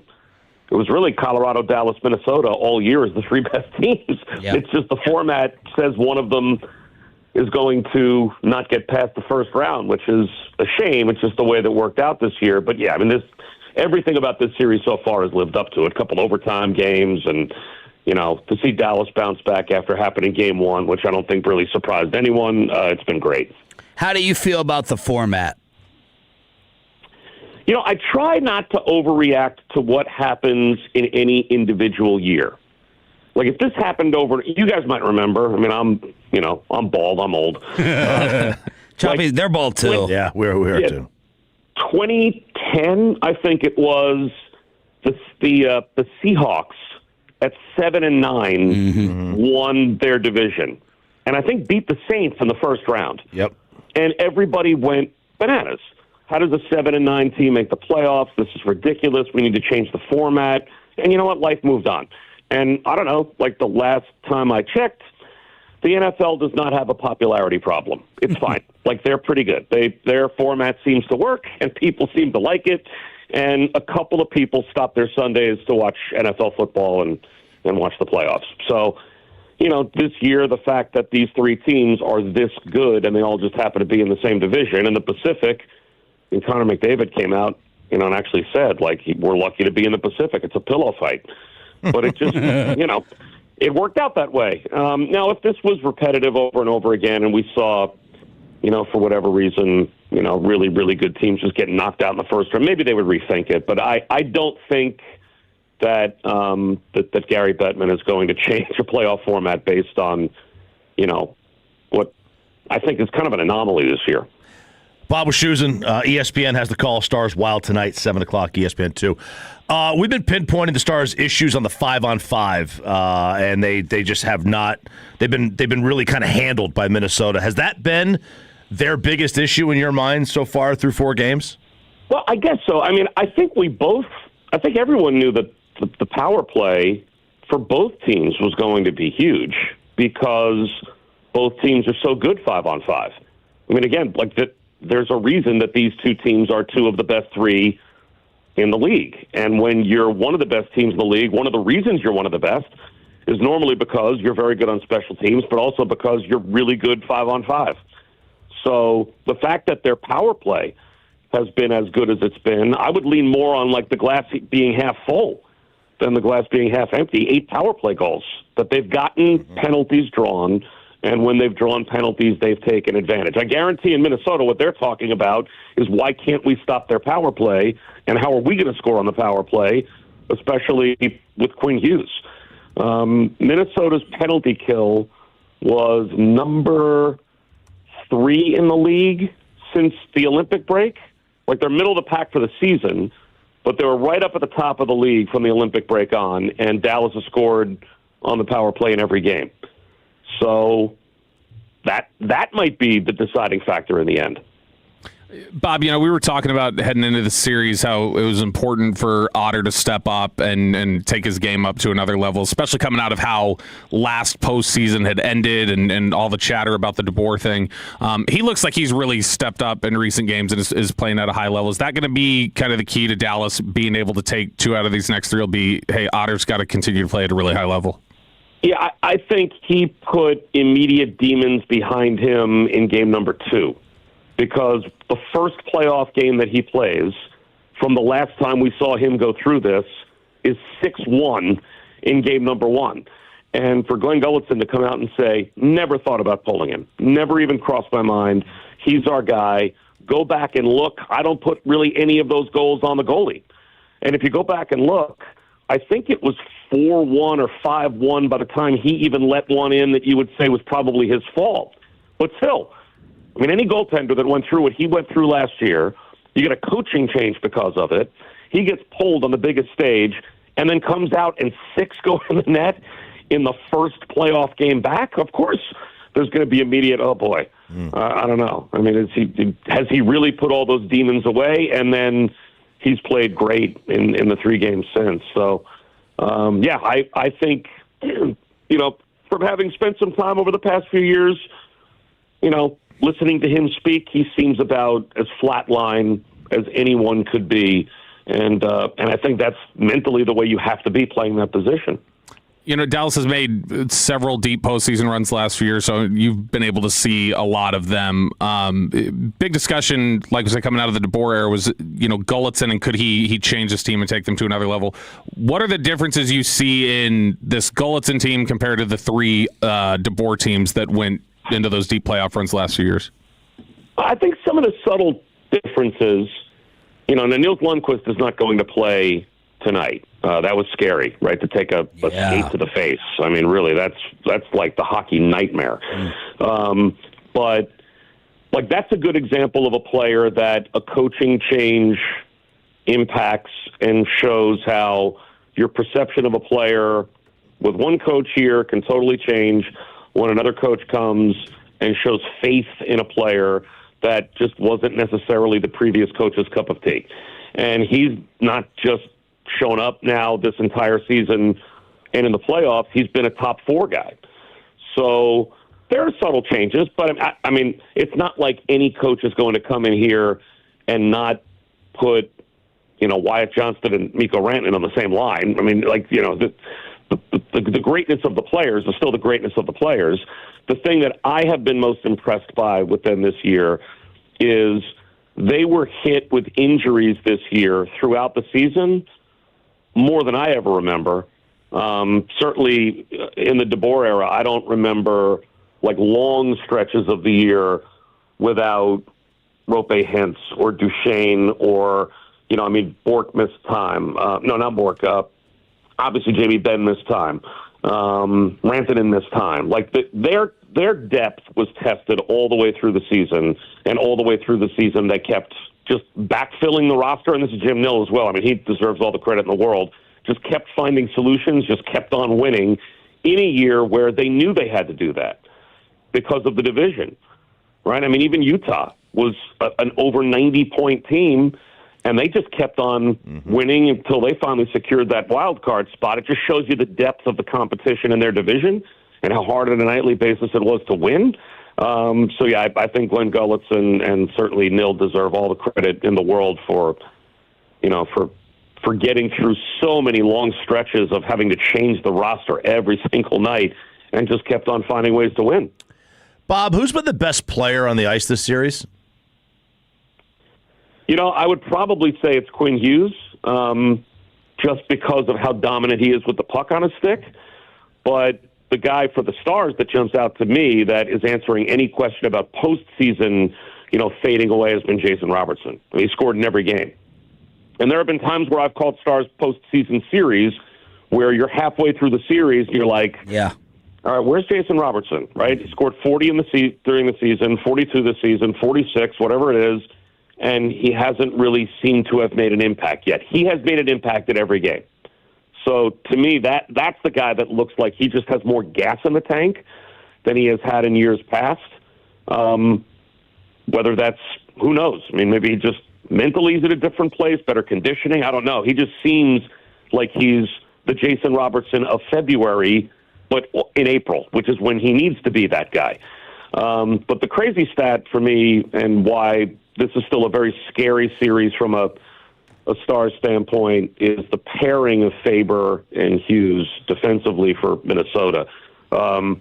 We put a number up, and look, I'm a stats nerd as much as anyone, but there's still statistics that I don't understand the significance of them. And somebody put up a stat the other day that Quinn Hughes during the regular season averaged 4 minutes per game with the puck on his stick.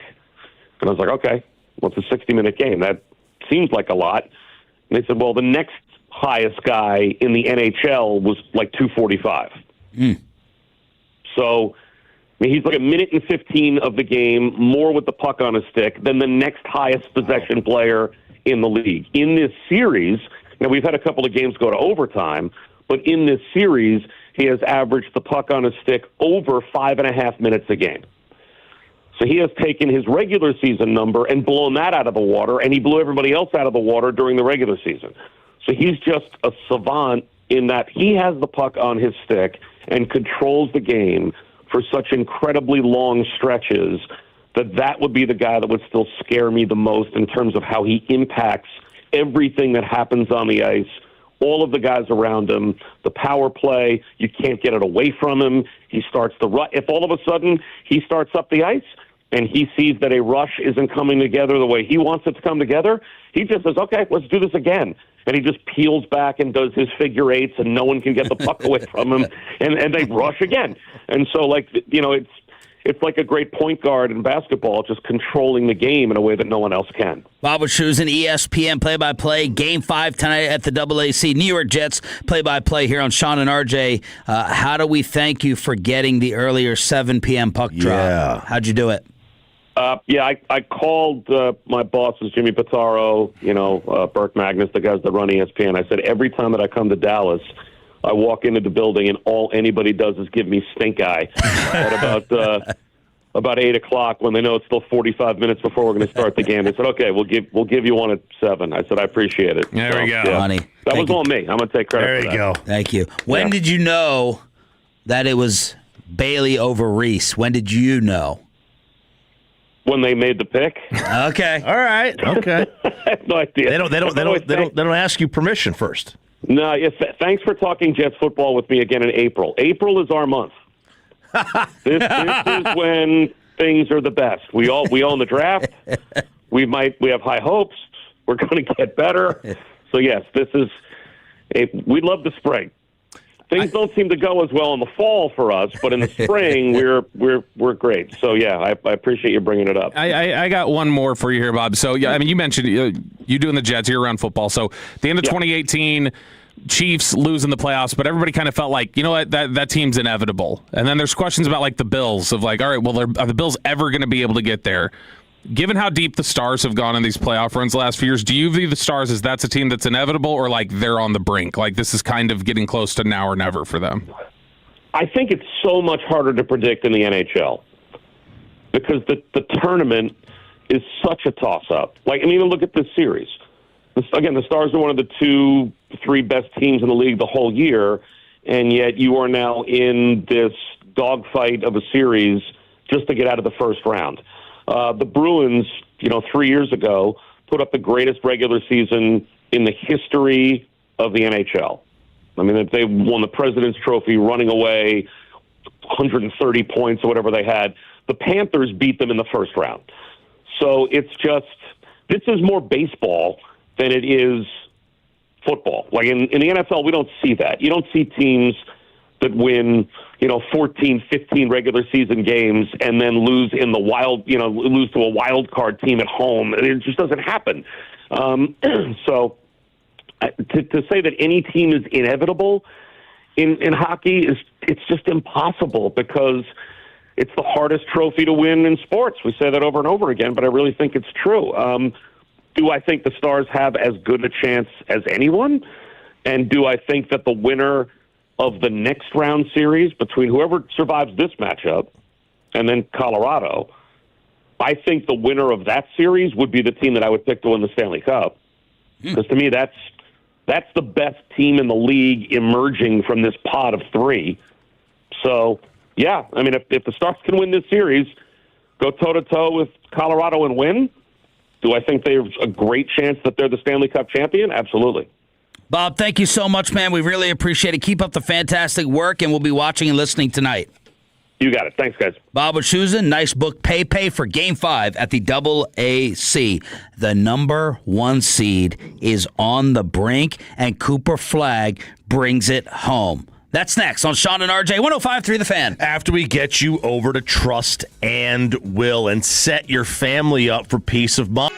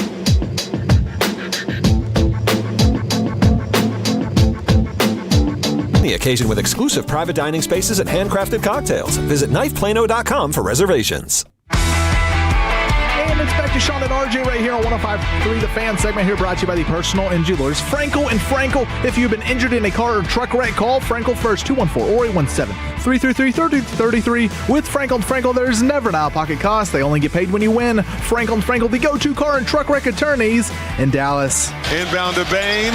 They'll dribble out the clock. Orlando takes a commanding 3-1 series lead over the 1-seed Detroit. What is happening? RJ Choppy's bet is about to be gone. The Orlando Magic, and I thought Coach Mosley, former Mavs assistant, was as good as gone after this. With some of the reports there in Orlando, it has not mattered in pushing the Pistons to the brink, and that is the call right there on NBC. Jake Riepma coming from Detroit, Michigan. What's the deal? We can't have nice things, Sean. That's what the deal is. April in the D is disappointing. The Detroit Pistons are soft. They're fraudulent. All of my worst nightmares coming true.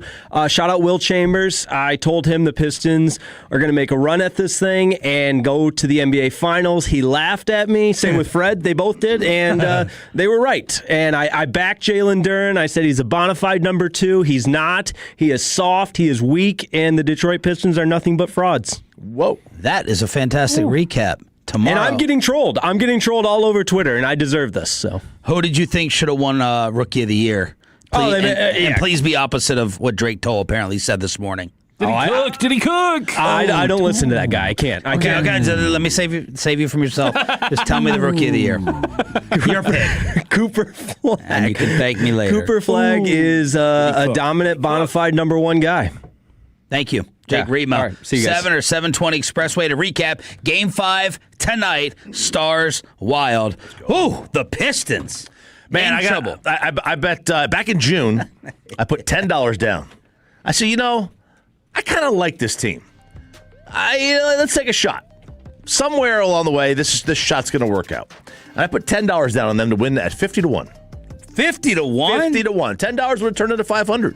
And, throughout the course of the regular season, I was like, hey, they're going to have home ice. They're going to have home ice advantage all the way to the NBA Finals. Home court. I know, but I call everything home ice. And then now it's like you just take a puncher's chance. Somebody gets hurt, all of a sudden you got a championship. But who's the last one seed to get taken out first round? Was it Spurs against the Grizzlies? I don't have the answer. I'm just throwing it out there. Was it the I should have had it. Let me see here. No, I will say the way that you're talking through that, of just like, I thought, and this is it. Do you think that's the same conversation like Sorsby's having with himself? Of like, he's always trying to talk himself into why it was a good bet? Yeah. Milwaukee 2023 fell to 8th seeded Miami in 5 games. Oh, that's right. That was one of those Jimmy teams. Only 6 times in NBA history has it happened.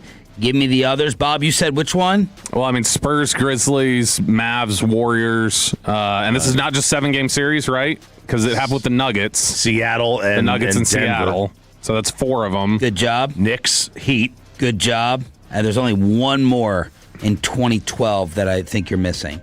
2012. I don't know. You never get it. I never would have gotten it. Bulls? Did the Bulls lose? Yeah. Bulls, Philly. 2012. That was when Derrick Rose got hurt game 1, right? I have no idea. Well, it's Good funny. job. It's happened 6 times, but literally the only one anybody ever references anymore, it seems like, is Mavericks Warriors for some reason. I feel like I'm just basking in the glow of all the work that I did to get Cooper Flagg his Rookie of the Year. It's not a co-MVP. I challenge anyone who wanted Dominion Sharif getting those last-minute votes in. Wow. Yeah, Wow. I just had great satisfaction last night when this came out.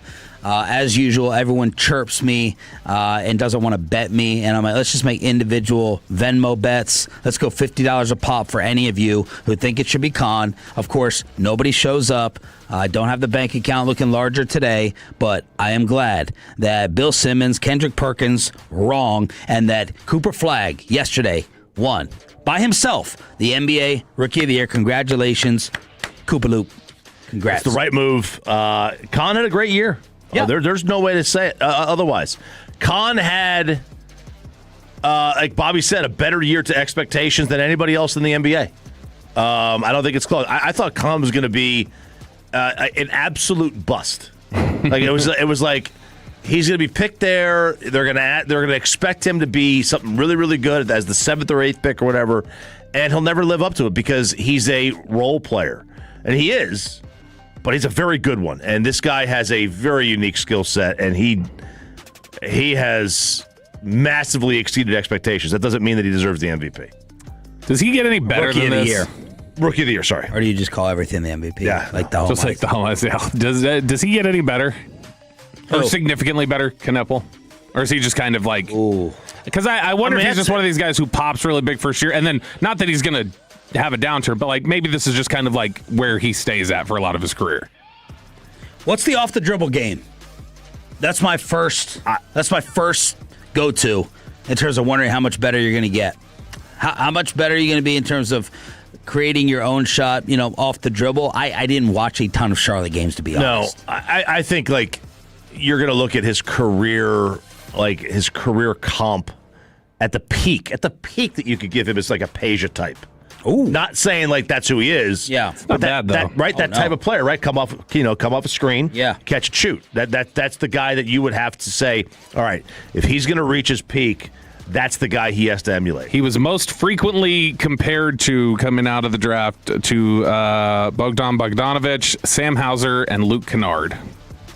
Okay. Congratulations to Cooper Flagg. Yesterday, Paige Beckers put the franchise on her back, went up to the podium, and addressed the AZ Fudd relationship story. Kinda. She got close. She didn't outright confirm they're in a relationship. We're all leaving with the takeaway that they are. And she said, are we? Are we all in agreement that they're in a relationship? Yeah, I mean, I think she was drafted number 1 because she's a great person, and then she said basketball. Yeah. I don't know. It sounded like a very affectionate scouting report. Yeah, I think so. I assume so, but I don't know, I guess. But Okay. I mean, it sounds like it. I think it's 99%. Yeah, I would say. Not sure why you guys are. I'd say 90%. hesitant. I would say 90%. 90%. Yeah. So, and she's like, look, we've done this for a long time. We're going to continue to be professionals. This is a thing in the WNBA. I'm paraphrasing. So, really nice adult move by Paige Beckers. All right. Let's get to this.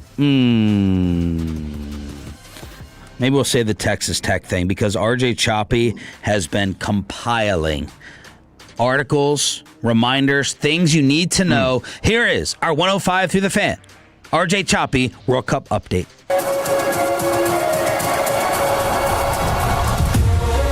All right.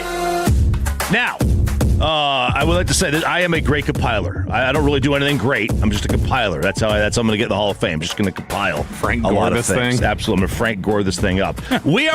Speaking of compiling, we are about to compile a whole lot of dead Englishmen on the highways here in North Texas. Whoa. The folks from Europe cannot comprehend that none of our stadiums are anywhere near the city center in the United States of America.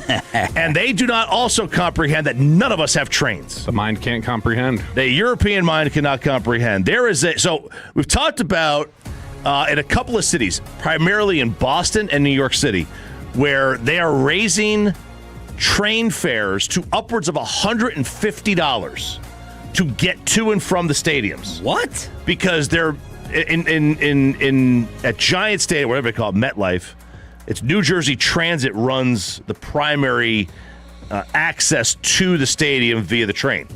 Well, they don't want to have to add extra trains. In order to add extra trains, they got to spend more money. And they don't want to pass that money down onto the regular day-to-day Monday through Friday traffic. So they're just going to raise the price for people going to the World Cup. Well, the World Cup, when they agree to go to your city, they tell you have to provide free trains, free transport. And in America, we're like, yeah, that doesn't work, man. We're not doing that. So New Jersey Transit is going to charge like $100, $150. And Boston's doing the same thing, but they're charging like $80 or $90. Well, all these European fans are like, we're just going to walk. So you're going to have people staying in downtown Dallas that are going to take the TRE to the closest checkpoint that gets you to Arlington, which I think is Centerport at the south of DFW Airport. And they're just going to walk. And you're going to see hundreds of European soccer fans walking 7 miles south on 360, down the access road, past Riverside Golf Course, through Carrier Parkway, and just going to be walking on the side here of 360, and they're going to get run over. They have no idea what they're in store for. They cannot comprehend. Didn't you see the how Beatles spread picture out of them we are. crossing the street? You think they don't know when to cross the Abbey street? Road? Yeah. This is going to be insane. Insane. Choppy, I love that you've done all this compiling. You do have a tendency to overhype. Of course I do. Tragedies that will happen at major international sporting events. I do. You said they would never be able to play a hockey game on the ice in the Olympics. Well, that's what they said. They said that. Well, I did the show with you. I remember we have massive problems. It's going to be a massive issue. So I think you maybe could possibly. What was the Olympics? Oddly enough, the one thing you underplayed was COVID. I stand correct. So I don't know about this with all the dead Englishmen all over the roads. I don't know. Speaking of COVID, President Trump is trying to get Iran out of the Olympics so Italy can get in. He told Gianni, okay, I went up to Gianni. I told him, you got to get him in. You got to get Italy in, okay? You got to get him in. But the FIFA says that's not happening.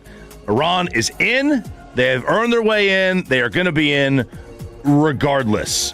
Now, you might see some empty seats. The U.S. From the dead Englishman. From the dead Englishman, absolutely. The Athletic has reported that there is a lot of empty seats, that the United States is not selling out their allotment of tickets. Oh, it's weird. For it's this like game. Soccer's not popular here. No, it's like they're severely overpriced. Severely overpriced. There's tickets that are available for the final that are over $2 million per seat. Are you for real? Yeah, there's one guy is selling. He's trying now. Look, he's trying to sell these things for $2 million. Yeah. Now he'll never get it, right? He's never going to get that price. But that's what that's what he's trying to do. But the World Cup ticket sales are struggling, and that's a worrying trend for the United States, because obviously they expect the host nation to have a lion's share of these seats. Oh, good. Stop gouging everyone, please. Please. Stop. World Cup update with Ralph James Choppy here on DFW Sports Station. A George Pickens update from Bobby Belt after Adam Schefter said he wants to be traded yesterday. Milo. Belt. Next on The Fan. The fiduciary advisors at Trajan Wealth are here for you to work as a true team, collaborating with you to fine-tune your investments and weather any shifts.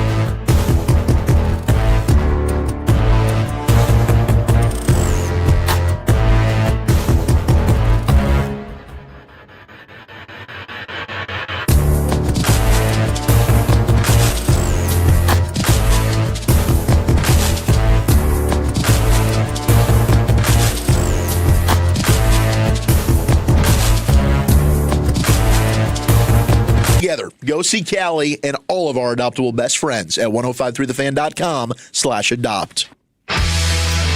And it's back to Sean and RJ right here on 105.3 The Fan segment here, brought to you by Classic Chevrolet. If you're in the market to upgrade your vehicle, get to Classic Chevrolet in Grapevine today.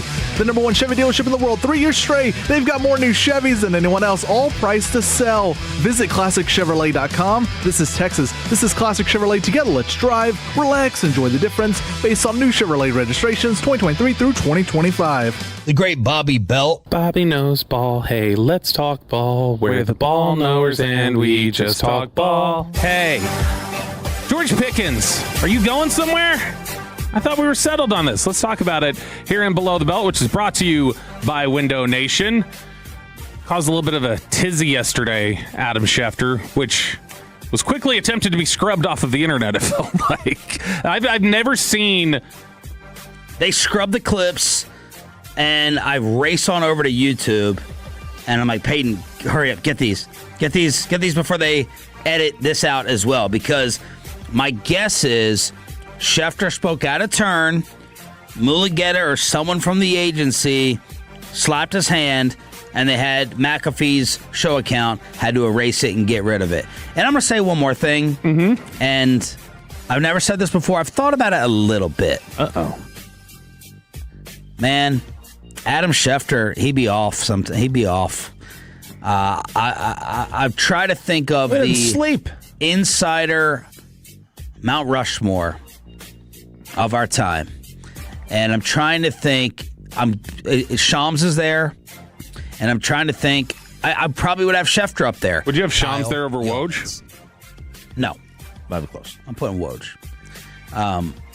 What I think I've decided about Schefter was some of these misses. He keeps reporting that Pickens has signed.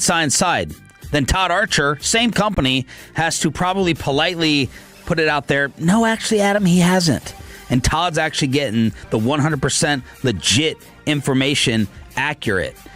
And what I've decided about Adam is what you referenced earlier, Bob, probably spread too thin. He's got to go on McAfee and fill all this time. Jay Glazer picks and chooses. Jay Glazer, he's not, an eighth? A tenth of the time that Adam Schefter is out there? Oh, I'd say less even, probably. It could be even less. Yeah. Well, it's like Stephen A. Smith covering all these sports. Stephen A. Smith is on too much. He's going to get exposed. He's going to mess up.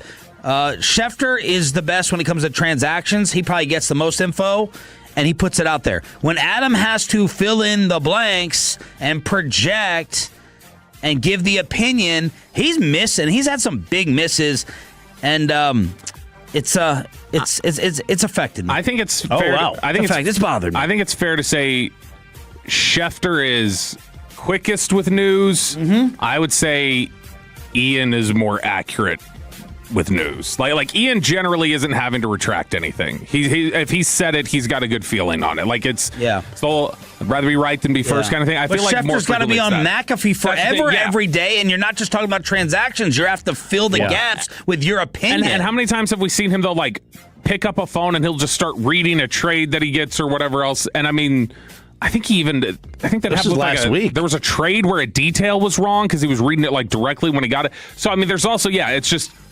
I think he's gotten a little freelance and like, hey, let's just go do something. And it's led to some inconsistencies at time. Yeah, there was the footage last week where he's on TV and he's looking at his phone and they keep talking to him and he's not even answering. He's just like, well, that's every time he's on. Well, no, but it was like, and they were even joking about it. Like, listen, he can't even hear us. Adam, what do we got? So he's nothing. So what exactly did he say? Count the misses here on this clip of Adam Schefter on McAfee yesterday, which you'll only hear here because it doesn't exist on the internet anywhere else anymore. He wants a long-term contract or he would like a trade. They have been very clear that they're not going to give him a long-term contract. So now that leaves them in a position, both sides, I think that's a little bit unsettled at this current moment. George Pickens signed the tender, so he is now contractually obligated to be there for mini camps, for training camp. He has to be there. Now, we'll see how that works out. He wants to be traded. I think you don't just sign that tender willy-nilly, like, oh, I feel like signing a tender today. Like on the day there had to be some sort of motive that he had. Now, I do believe that there were people that were trying to get him traded during the draft, looking into other teams. Would you have any interest? Teams got calls about that, but nothing materialized. I don't think it's entirely off the table that at some point in time he could be traded, even though the Cowboys have been adamant that they have no plans to trade him.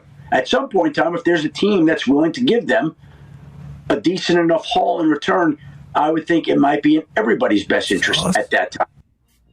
So multiple times he's saying George still wants to be traded. Multiple times he's saying he has signed the tag. And then he also said, and I don't know whether this is true or not, the Cowboys, he makes it sound like the Cowboys were calling on draft day and draft weekend to move him possibly. Yeah, I had not heard any of that, and I don't think would they have gotten calls themselves. Maybe somebody called and just went, "Hey, we saw George just sign the tag, or y'all moving him." Maybe they get something like that. But I think everybody's understanding, we heard George was going to sign the tag. Schefter told us he did sign it, so we thought that we'd call. I think both sides' expectation right now is it's not signed yet, but both sides' expectation is he's going to sign it and then he's going to play on it. So point out what you did last night. I think I agree with what you're saying, but I think it's important to explain why it's not signed still and why it still may not be signed. Yeah, I don't expect him to sign until he's ready to show up and work. So if he's going to skip, we had talked about last week that I think he's going to be there for training camp. He's going to be there for week 1. He's going to play football this year, all that. Yeah. I didn't think he was necessarily going to show up to OTAs or minicamp. Yeah. And that makes life easier on the Cowboys. Like you want to stress it as much as you can until you show up to be the good soldier for the season. Yeah, and that's the thing is that if you're not going to show up for some of that stuff, it's like when your company makes you the contract offer and you're like, yeah, I'm going to sign it. I agree to terms. But I'm going to wait. You're going to have to badger me. You're going to have to come back to me 2 or 3 times to get me to sign it. That's my message to you to let me know I'm unhappy with it. Agreed? Yeah. Not that ever happens here. No, never. I mean, if you want to say, I'll just draw this parallel real quick. We like to go behind the curtain. I just took him behind the curtain. You don't have to go back there. Let me be back there. you don't have to be back there. You can if you want. All I'm saying is that, sure, I could see somebody going like, I'd rather not show up for that anyway. I love my boy Medford smiling in the hallway over that. I'd love to show up, or I'd love not to show up for this. It's going to be a whole lot easier for me to justify not showing up with this if I'm not contractually committed to them. It's a lot easier to go, well, I mean, he's not even under contract right now, so I get he's not here. Yeah. Whereas as soon as you sign it, if you go, all right, signed, peace, I'm going to go work out somewhere else now, then no, you're not going to do that. So I think that there's a good chance he could sign this tomorrow if that's when he's ready to work. He could sign this on July 15th. And July 15th, by the way, there's some confusion. I think people think July 15th is the last day you can sign it. July 15th is the last day you can sign an extension. So after that date, he could still sign it the first day of training camp, which could probably be at the end of July or up to week 10, I think it is, whatever it would be. So I think that it's not necessarily surprising he hasn't physically done it yet. I think it was more just a commitment of they had gotten on the phone and talked. Steven talked about that he and David Mulligad had spoke. I think it was probably more a commitment of all right, we're going to get him signed. We'll move forward. Then Ocho Cinco chimes in. And by the way, I love Chad. Glad he came on the show with us. Never sent the cigars I asked for. But I feel like all of Chad's predictions are incorrect. None of them come true. He's got I almost did a Bobby research project of the 0 for Ocho Cinco tweets here as of late. He tweeted, Schefter, he's not going to sign it unless there's a trade in play or an extension on par with the upper echelon of elite receivers. So that was Ocho Cinco weighing in, while the Cowboys were also signing Marquez, Valdez, Scantling, along with 2 other veterans, and a lot of insiders saying no connection between MVS getting signed and what Schefter said about George. God, I would hope not. That would be a very disappointing step down. Dan Graziano this morning on Get Up, he was doing some, I think, gentle pushback against the idea of could George Pickens actually not play for the Cowboys this year? There's still an expectation in that building that he will. The key thing to understand about the George Pickens situation, is he going to play on the franchise tag, is the answer might still be yes. We have not heard from the player. A year ago it was a Micah Parsons situation, and Micah, God bless him, like he lets us know everything he's thinking. Yeah. We haven't heard anything from George Pickens, and it's one of the possible outcomes here is that he was told by the Cowboys it's franchise tag or nothing, and he goes, okay, fine, I'll show up and I'll show him. So until such time as we see him, we're free to speculate, but the expectation right now is still that he shows up and plays on the tag. What we need is for Micah Parsons to book George Pickens on his podcast so we can get to the bottom of this. But bottom line, you're a general manager. You've lived in all of this. The draft has come and gone. So the trading of Pickens, whereas there may have been some urgency to get it done before the draft if there was something you wanted to do, now if what we're looking at is compensation in next year's draft or whatever the case may be, we're in no rush. No, there is a sense of urgency from this standpoint. If you're a team that needs a receiver, so the Patriots, the Chiefs, the Rams, and you feel like you got to go get a receiver on a one-year deal, you want George Pickens as soon as possible to get in the offseason program. Yeah, I don't think there's realistically any chance right now that he gets moved. Do things progress to where he gets unhappy here, or the Cowboys feel like, you know what, we can make do? Something like that. Maybe. I'm not saying that that's not possible. There's always a chance. There was a time last year. If we were talking this time last year, we all would have said they're not trading Micah. It's going to get done. Yep. But even when we went through the exercises of what would he get in a return, we were saying the whole time, all right, this isn't going to happen, but let's just go through this exercise. Which, by the way, I'll put that out there. For all the pushback we get whenever we run through hypothetical trade scenarios for anybody like this, I would like to point back to all of you who were screaming at the time that they're never trading Micah. What a waste of a segment. Well, it ended up happening. What about the basketball player we had? Yeah, exactly. They've shown that. Don't bring that up again. They're willing to trade anybody in this town. So, but Did I you would call say, or text Mulugeta yesterday? Yeah, I reached out to a few people. I don't think it was. I immediately called Bobby. I was like, "Here's your opening." Adam Schefter is disrupting the Cowboy vibes. He's messing up the fantastic feel that we all have in DFW after the draft, and he's going to make people get mad at Pickens when we're all kind of like right now. At least I am. Everything's kumbaya. Yeah. Everything's smooth. We're sailing into the season with everybody on board, and then Schefter comes up with this possibly fake or false or messed up report. I don't think George Pickens wants to be traded. I think George Pickens wants to play in Dallas next year. That's what I think. So, it's one of those things where you go through negotiations, and I would assume, you've got all these, each side is going to use different leverage tactics and things like that. But also, I think everybody at this point just kind of agrees, well, the negotiation's over right now. They're not going to negotiate a long-term deal. We've got this one-year tag that we're going to play on again, and then we'll see if we can work something out. Otherwise, we'll go find that deal somewhere else next year. Below, D-Bell, every single day at this time on your official home of the Cowboys and the Texas Rangers. Can RJ Choppy bring them good luck tonight in Arlington? It's part of Diamond Calves on your home of the Rangers and a Monster X ticket giveaway after this. And after this is getting you over to Zerez, getting that carpet professionally clean way, green way, Zerez way, RJ Choppy fan special. Amazing offer. 3 rooms, pre-treated, clean and sanitized, $109. And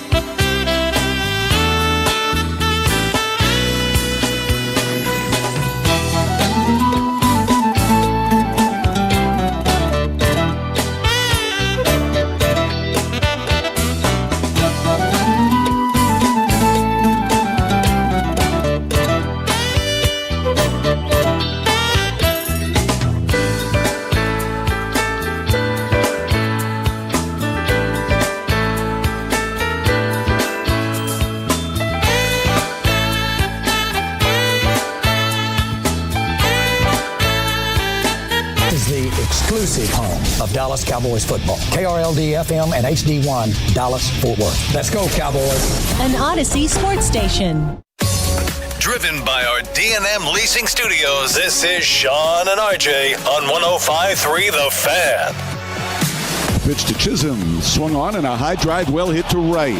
Back goes Nimmo to the track at the wall. It is out of here. Above the Ranger bullpen, a tremendous drive for Jazz Chisholm Jr., his third of the year. And the Yankees have 3 home runs in their last 4 at-bats to take a 4-0 lead. You're an idiot and you don't know baseball. Ranger fans, you're not dreaming. How can you not be romantic about baseball? How can you not be romantic about what is going to happen tonight? This is the definition of a walk-up crowd. This is what they talk about in baseball when you see a pitching matchup where you're like, all right, I got to go to the game. I got to go to the game because I got to see this. It's DeGrom and Schlittler, and this is both guys' ERAs under 2.10. Just fantastic. High strikeout, low walk guys. And it will be a 7-6 game. Probably. This is how they always seem to work out. You go there expecting 1-0, 2-1. But I'm not going to say that. There's one of these teams is going to go hitless through 5 tonight. This is going to be, I think, a tremendous pitch. You better watch it quick. Would you rather watch Schlittler or Fried? Schlittler. This kid's 25. It throws 100 miles an hour. Just strikes out just 9-10 guys, just mowing them down. I wonder what I can get for the over/under runs. Underdog. And I wonder what last night's was. I didn't see what the over/under the run total was last night. Well, the Rangers have scored 8 runs in their last 4 games. Yeah, this is not the time to face them. Now watch, they'll go out there and they'll probably put up, like you said, 6. And then obviously you got to be under Grom watch for swinging at the first pitch, hitting a home run. Which teams love to do against him. But the total for the game, the over/under 7.5 runs. I think that's low. I think that's low in today's game. I think most of them are around 9.5. That's pretty low already. So you're saying don't take the under? Yeah. I mean, look, it's last night would have hit it, obviously, right? 5.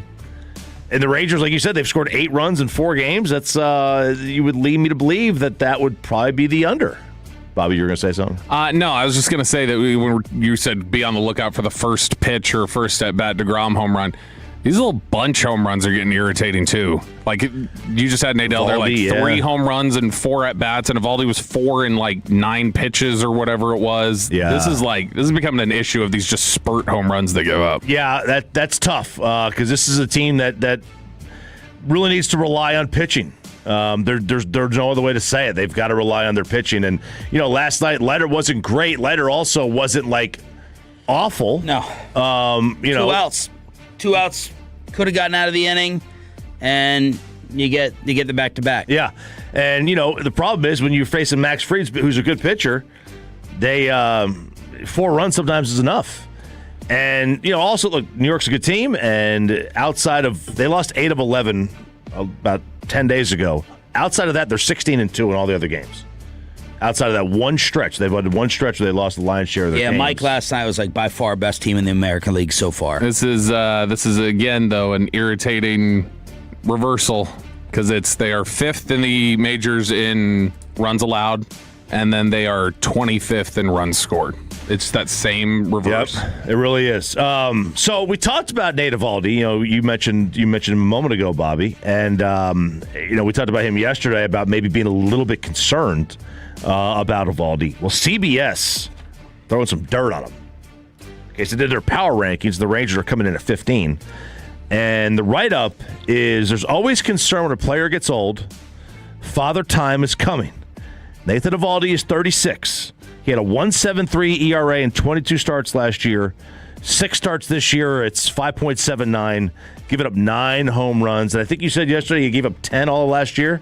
Yeah, 10. So he's already in about 100 fewer innings. He's almost equaled his total of home runs allowed last year. We're not even at May 1st. Not even at May 1st. And I don't know what's going to happen with Nate. But if he goes out there the next start and he gets blown up It would not surprise me if they didn't kind of say, hey, you know what? You've got a shoulder injury. We need to sit you down for 10 days. Just figure something out. 5.79 ERA. You can't get that from your one or the guy who was your one to start the year. You can't get that. No, I mean, and I'm worried now. It's not even a bad luck 5.79 at this point, because if you look at his fielding independent pitching, it's like 5.6. So I mean, it's about where his ERA is about representative of where he's been. And look, Are you worried? Yeah, a little bit. I'm a little bit worried. I wasn't worried after a couple of starts. Now we get into 4 or 5 starts down. I get around 30 games in, and they're at 29 games right now. And I think around 30 games in, you can make your judgments on what you think the player is at this point. And I think what he is at this point right now is not something that you could sustain throughout the course of a regular season. And having him out there every single week or every once a week, sometimes twice a week, depending on when he starts, and expect to make the postseason. Not when you're a team that can't hit, and they can't hit right now. So that's part of the problem.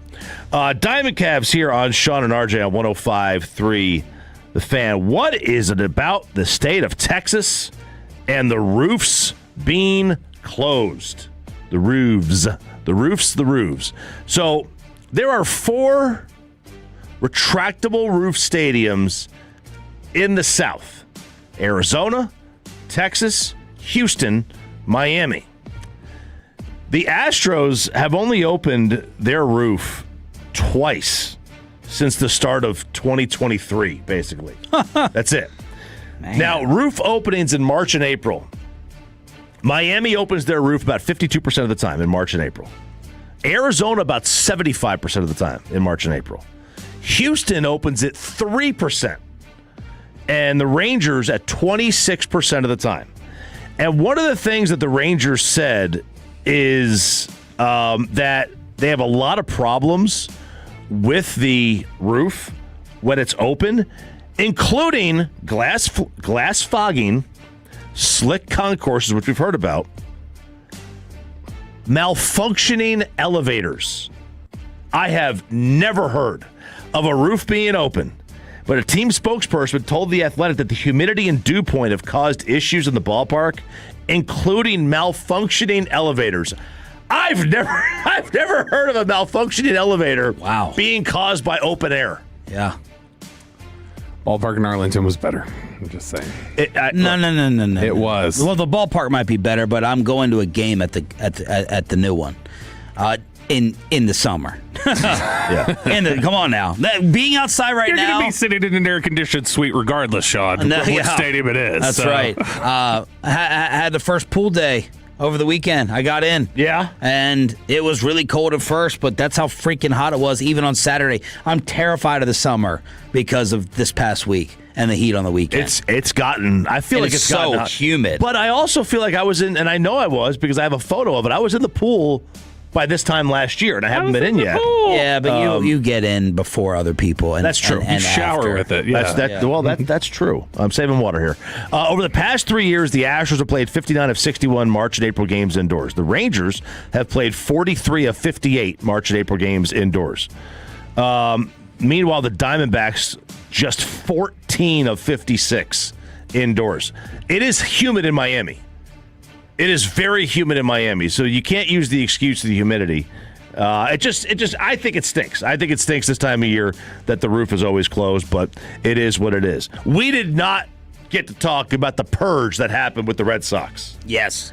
They fired 7 coaches, including Alex Cora. Yeah. And Jason Varitek, who's like a Red Sox legend, yes, right? You know, remember that 2014, their captain got in the fight with A-Rod. And are they really selling Yankee gear in their stores? Please tell me that's not. They did. That is one of the great sports crimes. Like, I know Portnoy, you know, he's been trying to start and lead the charge, but the Red Sox fan base right now, I don't know of a sports fan base right now that has as much hatred against their ownership group. And if they're selling Yankee stuff, that's I mean, if I go to the Star today, well, and there's Philadelphia Eagle merch, yeah, the place should be burned down. I don't know. So and there won't be, but that's just a sports. And Red Sox Yankees, would be a greater crime than even Cowboys. Yeah, because I remember as a kid going to Yankee games in New York, and there was the other team's gear was in there, like whatever team they were playing that week or that day,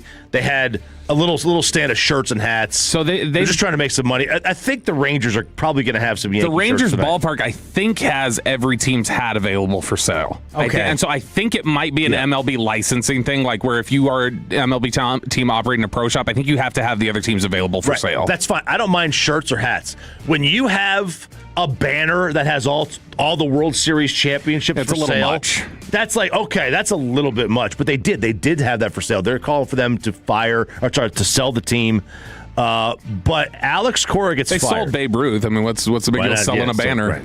They but Jason Kidd said that was cool. That's right. Pretty cool, right? There's a photo of Alex and all 7 fired coaches smiling, getting on a private jet that night that they were fired, and going somewhere, having the wives or whatever meet them at some destination for a post-fire party. Alex Cora posts on Twitter, "I'm happy," with a big smile emoji. And the players, by the way, John Henry did not talk to he's the owner, did not talk to the players. Do you guys have a problem with this? He did not go to the press conference. He had the general manager, the team president, to go to the presser after firing the manager. He did not go. He did not take any questions. I think the owner should be there if you're firing the manager. Yeah, I would assume, especially less than a month into the season. I'm trying to remember what they're like in the past. Didn't Theo used to speak almost exclusively for the Red Sox? Maybe. So I don't know if that's. It would be weird to me if all of a sudden Jerry didn't want to show up if they fired a coach. Where it's like, well, no, you can't just not show up now. Yeah. And so, but I don't know if that's just because I don't know if that's the norm. Is he usually out there for that sort of stuff? I don't know. Or does he say that's baseball operations? They run it. I assume that's probably what it is. I don't know. It just looks when you fire a manager who won a title for you, and people, don't they regard Cora as a really good manager? They think he's one of the 5 best managers in the game. He'll be. I mean, he probably already has job offers, right? I assume he does. Yeah, and who that team is, they'll probably wait till next year. He'll probably just take the year off, just enjoy the rest of the year. But who's the better Boston cheater, Alex Cora or Mike Vrabel? Ooh. Well, as a manager, Alex Cora. But a lot of the players are saying, a manager. Yeah, a lot of the players are saying, guys, he did not deserve to get fired. Now, I will say this: Alex Cora has finished last in 3 of the last 6 seasons, and in the other ones, he's finished 3rd. And they've been spending. I went through their payroll, a couple weeks back. They've been spending. It all goes back. I mean, everyone keeps going back to the Mookie Betts trade. And I think Cora posted something about this recently. After he got fired, he just posted how bad the Mookie Betts trade turned out for Boston. And it's not like they didn't try to sign him. I just made a joke about it. But, I mean, that seriously is some of the stuff you'll see on social media about the Red Sox struggling. That's what happens when you cracked on what Alex Cora was doing. Yeah. When Alex Cora can't do that anymore, his teams are bad. And then one other thing, the team that the Rangers are playing tonight, they are going to wear their traditional road grays today. But they are getting a new alternate jersey, which it is. Choppy's gonna cry. That is the end of the end of sports as you know it. It is boring ass gray jerseys that they're wearing. That alternate, at least the one that I saw, it looks sweet. It looks good. I have to look it up. Did you cry over their facial hair too? Did you? Facial hair, no problem with. Okay. That to me, that's Michael nothing. K cried. I had nothing about that. But the Yankees had 4. They used to have 4 traditions. They would spend big. They had no facial hair. They never changed their uniform, and they won championships. Okay, now they don't spend. No. They don't cancel facial hair. They don't win titles, and now they're changing their uniforms. That's the most spring training ass looking jersey I've ever seen. It is a spring training. Well, my laptop's messed up, but I'll pull it up on my phone. You still haven't got a new laptop? No. Bro, I've been busy. Oh, see, the facial hair started in the 70s. They've not changed. They've not worn a different uni for 120 something years. They're these black, just plain black New York on the front. Yeah, they look like spring training jerseys. They literally are. That's all they're doing. They're just going to wear their spring training jerseys that they wear. I don't know. I just think this is this is selling out. And if you think this is the end of it, they're just going to have more one than fine. I like alternate jersey. Like the White Sox without the cool sock on the hat. Diamond Cavs on the home of the Rangers. 6:30 pregame, 7:00 first pitch with RJ Choppy in attendance. NFL draft overreactions or not? The Cowboys could have done anything on Friday and Saturday and still gotten an A. They did the right thing by throwing darts, and Ty Simpson was not the worst pick of the first round. Choppy's NFL draft, overreactions or not, after this. And this is Hurtado Barbecue. Let's see if Choppy hits up one of the 2 Hurtado stands.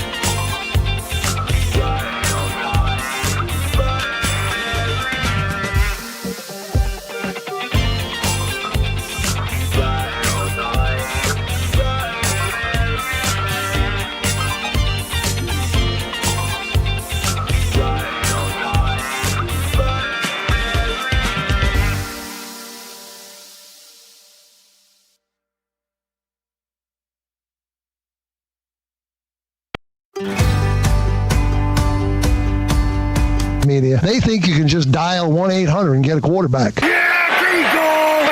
The Red Zone, your football fix on the official home of the Dallas Cowboys, is brought to you by Just Love Coffee. Here on Sean and RJ, along with Cowboys insider Bobby Belt. Got you down. Nick Harris blowing things up the other day with this Pittsburgh Steelers Cowboys story. Is Big Mike mad over what happened over the weekend? Pittsburgh was mad. Sounded like Pittsburgh didn't love that Dallas went and traded that pick to Philadelphia, but I don't understand what their argument is. You guys tried to call Mekhi Lemon before the pick was in. So that sounds like a you problem, Pretty Mike. dramatic there, Nick. I guess I don't know what Laura Oakman told you the Cowboys were going to do at 23, or 20, but you were mistaken there. And so, but no, it sounded like they were just not thrilled that they thought, oh, you pulled the rug out from under us. Well, don't go trying to call the prospect before the pick is in. Was it like someone in Pittsburgh telling Dallas who they were going to take, and then the Cowboys used that information? That was I'd heard called that. it to Philadelphia, and then pulled the rug out from the Steelers. I don't know that that's their claim. The Cowboys would say that's not accurate, right? But I don't know if that's their specific claim. Or I know they were upset that they felt like however it was done, they were like, well, that's not fair, and they were like all pissy about it. Yeah, because I did hear the same thing. I saw somebody report that. Now, if that's the Nick case. Harris. Yeah. If that's the case, Because I thought you would have a little bit more detail on it versus. I know that they were upset that about what, but I want to know about what. I don't know. Pittsburgh was upset about the way it was. Somehow Pittsburgh felt like the way that the trade was executed, they felt was done in unfair means in terms of like it was basically used in illegal means of knowing what Pittsburgh was going to do. I don't know if that's because they told Dallas or because they got a tip off from asking somebody or how they thought it went, but they thought somehow the way it was played out that it was done illegally. Yeah, I mean that's look. You can't. I would blame both. I mean, look, Pittsburgh just be smarter. I blame Mike. Don't tell somebody. Don't text your friend who you're going to pick. But at the same time, if that friend's telling you something in confidence, like using it against them, that is bad business. That is bad business. There's no honor amongst thieves, but that is kind of bad business. All right, let's get to RJ's NFL draft overreactions or not for your text answers to come in at 877-881-1053. Franco fan text. All right. The Dallas Cowboys could have done anything on Friday and Saturday and still got an A for their draft. That's how good the night one was. That's a good question. Thank you. Spent all night on it. I do want to bring up Jesse Holley gave them a B because he said they only got one starter out of the draft. Is that fair? They would say no. Like in terms of immediately right like day week one, probably Downs is the only immediate week one guy. But I mean, by the end of the season, it could be more than that. In fact, they think you can do cut 19 here, Peyton. This is Eric Ellingworth, their Southeast area scout. Right after they made their third pick of the day on the fourth round, he talked about that fell exactly the way they wanted in terms of the guys they thought had upside to start. These were guys like kind of at the end of last night, you kind of approach the fourth round as like the first round of Saturday, right? You kind of get a time to game plan what you're going to do the next day and look at your board and try to, play out different scenarios of who you think is going to be there. And we had starter grades on so many guys entering today. And we drafted 3 of them. So we all feel really good. And there really wasn't a ton of discussion up there about should we, shouldn't we? Like there was a lot of heck yes, just a lot of guys that we felt conviction from, whether it's coaches, position coach, scouts, over the top guys, like it was green light across the boards. So I mean, that's to them, they think upside wise and what they can mean in the future, they think all 3 of those guys are starting capable players. Yeah. What's your answer to Choppy's overreaction or not? They could have done anything else after Downs and Lawrence and still gotten an A. Yeah, probably. For me, I mean, the fact that you got Downs, that's the biggest thing they need. Like, I mean, that was getting somebody that highly graded for them. Yep. That's an A to me. I'll say I'm still not just automatically giving them an A, but that it's not an overreaction because of how thrilled we all are. I think for me, not to give them an A after drafting Caleb Downs, they would have had to have traded their day 2 and 3 picks for absolutely nothing. Literally just giving them away. But even then, I would have said that's a charity write-off. I'm still taking the A. I think it was that good. The only way it would have to be worse is if you traded for like Kenneth Murray again. Right. And then it's a net negative. Right. Bring back Mike Nolan. Hey, what are the Tolos saying? 806 and 817 both say no, not an overreaction. As great as Downs is, this team needs players bad, so they could have gone sideways quick. Okay. The Cowboys, next one, overreaction or not, did the right thing by throwing darts at positions of value. Edge, tackle, wide out. Not an overreaction. No. And it's also not just positions of value for them. It's also need. It's need. Yeah. We may need offensive tackles. We need corners.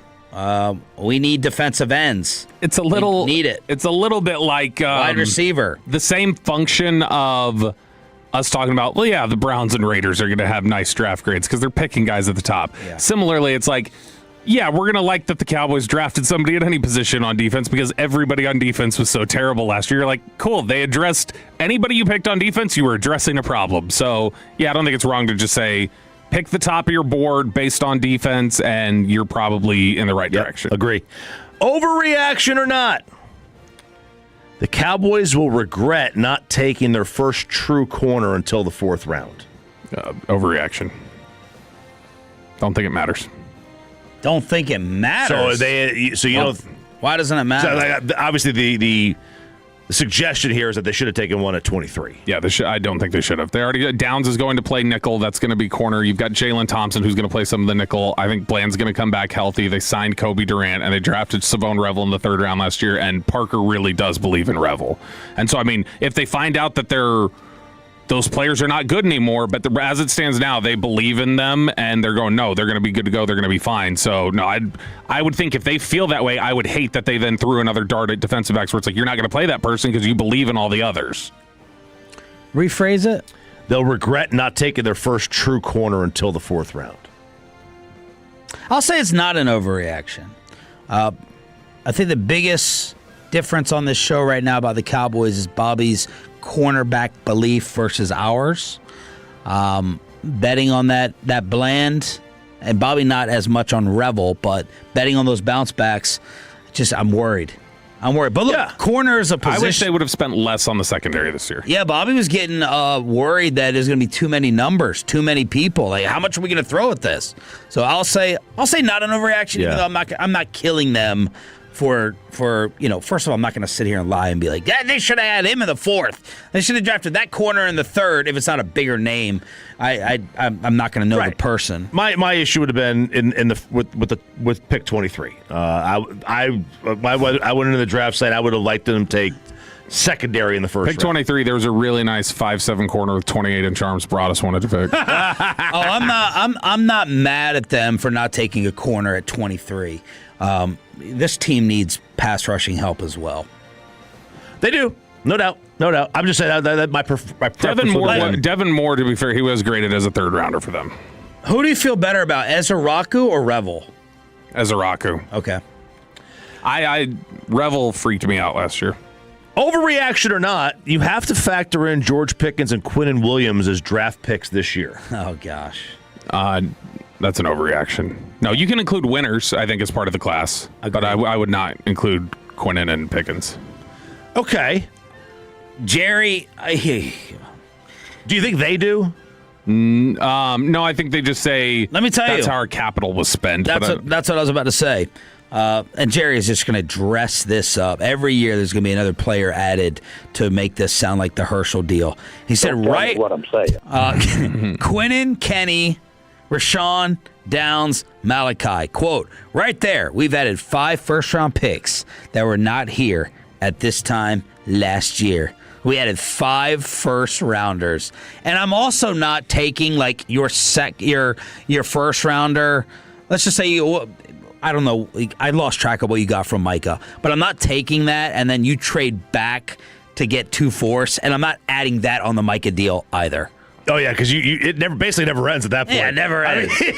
You keep like. Although I do think they've over time, I think that is how people have totaled up the Herschel deal. Is they've like technically done some. Well, they did this and they flipped it into this, and so like now that's more a media problem of how people have reflected on it. Yeah. But also that was to this day, I don't think people realize how utterly confusing the terms of that trade were. Where it was like, well, if that guy's on the roster by December, you don't get a first-round pick, but if he's on there by March, you get a third. It was like there was all these weird stipulations tied to each player they brought. It's also insane to me how not seriously at all teams took the draft back then.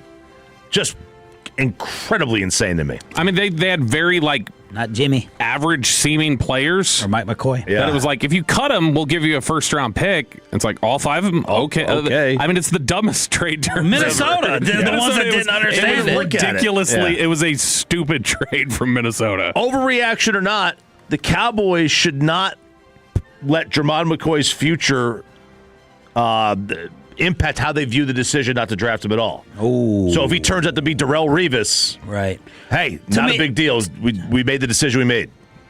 Not an overreaction. I think once your medical guys have told you he's cooked, you just got to trust him. They're not doctors, and they're just trusting what their medical team told them. I agree. I was going to change the last part of that question to does it make you reevaluate? If Max Crosby and Jermon McCoy, if Max plays 6 more years at a high out level, for 5 more years, does it make you? Now, evaluate. The doctors will probably be retired at that time. Does it make you reevaluate your medical staff if McCoy and Crosby? But look, my godson plays at Vandy, and we were talking about the Crosby thing, and he was talking about another college player. He goes, "Who's the Cowboy guy again? Who's that? Who's that?" And I was like, "Dr. Cooper." And and he's in Nashville. He doesn't know the Cowboys. And this light goes off in his head. He's like, yes. And my buddies that play college football said, I got checked out and cleared by Dr. Cooper. I'm good to go. That's the way we had this conversation. Dez thought that's what, Oh, that's what Dez thought. That told me something that his buddies, they don't know anything about what's happening in Frisco. They don't know who Dr. Cooper really is. They're like, yeah, I got the okay from Dr. Cooper. I believe that's his reputation. I have to look. I believe every team passed on McCoy minimum of 3 times. Makes sense. Every single. So I mean that means every Jacksonville. every single team. I think Jacksonville did too. They picked second and twice in the third. So I think that means every team's medical staff said do not take him in the top 100. RJ Choppy's NFL overreactions or not on your home of the Cowboys and Rangers. Thank you all for being Tolos, Fan Cam, Twitch, YouTube, and the Odyssey app. Let's crosstalk finish up Ask Reddit, and hook you up with some Monster X tickets in Crosstalk with a KNC Masterpiece after this. And let me get you on over to Wild Fork Foods. Oh, I can't speak.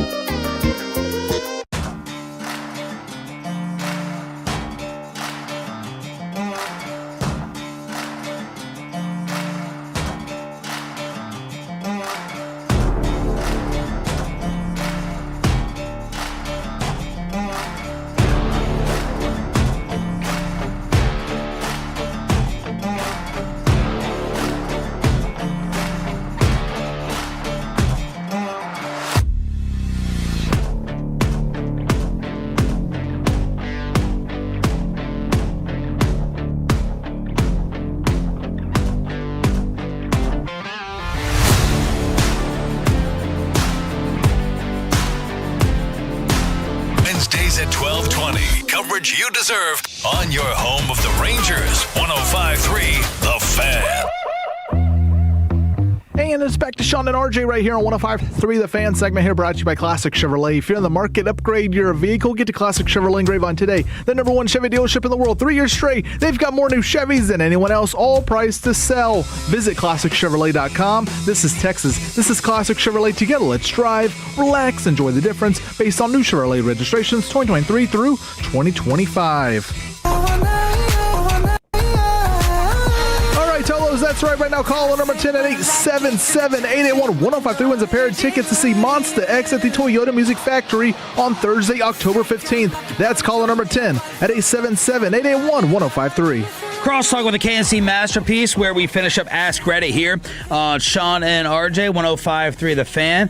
Good morning, fellas. Did Paige Beckers give that statement before or after y'all's interview with her? It was right after. I'm sure we encouraged her along. Now, I listened to the AZ Fudd interview. Yeah, we were like, hey, you should get in front of the media and just drop this on them. So how did you guys decide how to approach it with AZ and Paige? I heard the Fudd interview. You guys didn't bring up the relationship. That's true. Same thing with Paige? I want to point out again, nobody said anything to us about it. Yeah. Good on the wings for that. We just wanted to kind of build this relationship with them, get to know them a little bit more. And with Coach, I'm going to be honest about this. Coach scared me yesterday. I'm not sure. Coach, look, Coach, I'm going to have to tell you this to your face, too. Come up with a new bit. He has a friend in Tampa that does a show. He's like is a #1 show in Tampa. Fabulous Sports Babe, maybe so. And he was like, yeah, dude, that's with you. I was like, okay, I get it. All right, come on. That being said, I don't know. If you watched it, you can see him laughing. Oh yeah. If I was but he still looked kind of disinterested in being there. And then he whispered.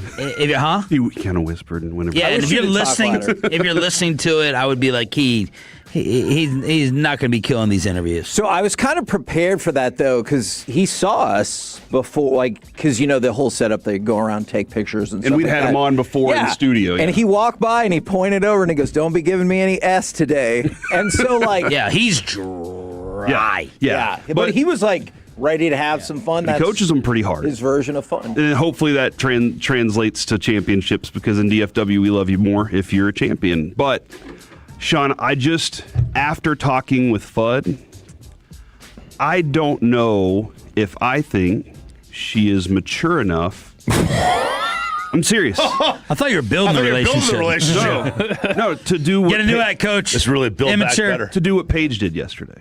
And Paige has 2 years in the media. How many times did Fudd yesterday say, I don't have anything to compare this to yet? This is her rookie season. Yeah. It was her introduction speech to DFW. Right. And she was like, I don't want to talk about that right now. Especially probably with a reporter that she's never met, and somebody that doesn't ever cover How her. did you decide whether to ask Paige about it then, if she gave the statement after y'all's interview? Yeah, so we were just having some conversations about our life and stuff and pet peeves, and she was like, ugh, I hate people who wake me up in the morning or are all cheerful in the morning. And so I told her a story about my wife, because my wife is just like that. And I kind of thought in that moment, if she brings it up, great. If not, I'll be all right.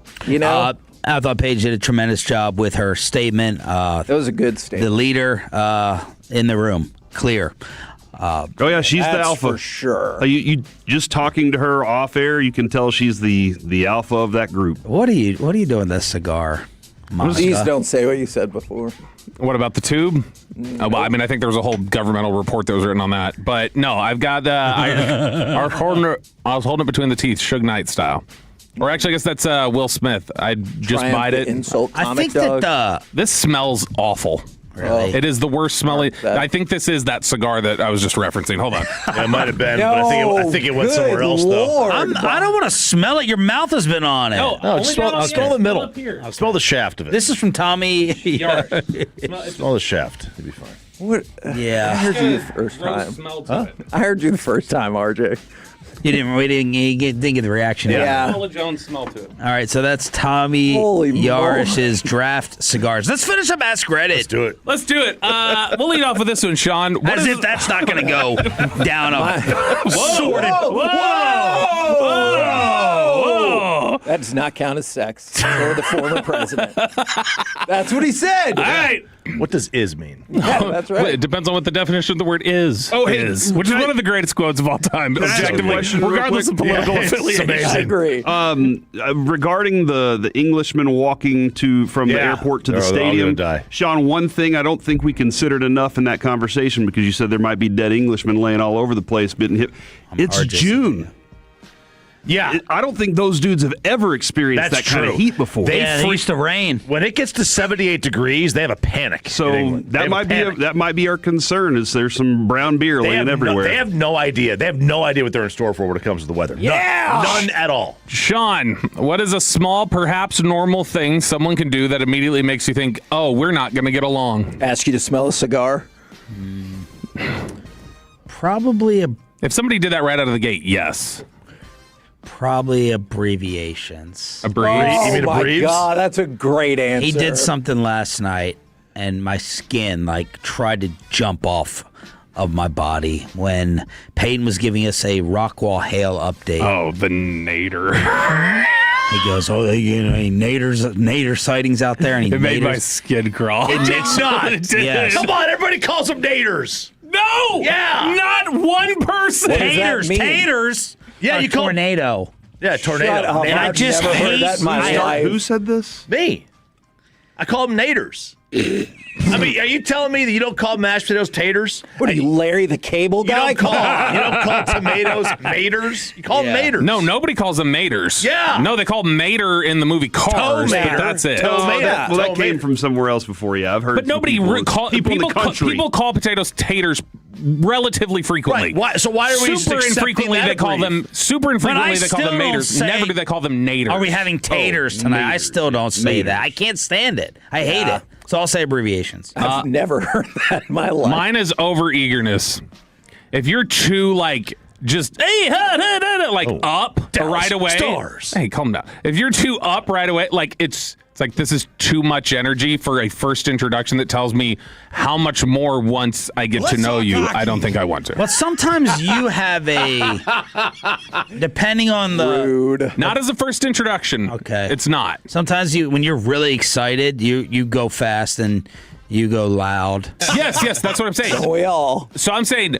That fast. Yeah. I'm saying probably that loud. Once you get into a comfortable space with somebody, this is a first introduction, no comfort. If you're already, it's like, all right, that's too much. Okay, too much. If you're rude, unnecessarily rude to people that you see are beneath you around but I mean, they're beneath you for a reason. If it's if we're just meeting and you're all of a sudden rude to the waiter, I'm like, I got problems with you. You should hear the things that Corey thinks that the wait staff is underneath us. I said if you think it's beneath you, yes. But you said if you're rude to people underneath you. Mm-hmm. Alec Medford sending over the breaking news. Oh. The Phillies fired their manager, Rob too. Thompson. Rob Thompson is gone, according to the San Antonio radio host. ESPN. I don't know what is the Mets and Phillies can't buy a win lately. The Phillies are off to their worst start since 1999. I wonder why they can't win. Yeah. It's the over. They have so much money tied up in old men still. That's right. It's not elite. The public overcheerers.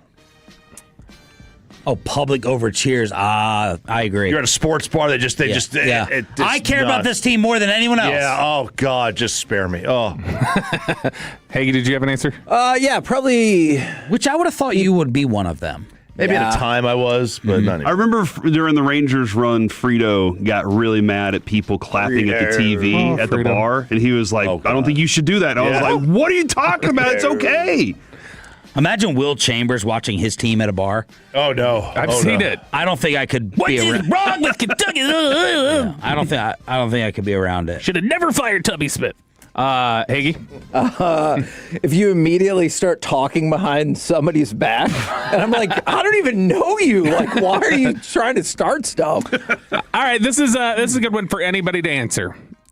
What is the stupidest thing that the smartest person you know believes in? Oh. All right. I got a buddy, very smart guy, and I love him to death. He's one of my best friends. Thank you. Oh, I got it. But you cannot convince him that airplanes don't create chemtrails. And no offense, I think chemtrail is like the lowest IQ conspiracy guy out there.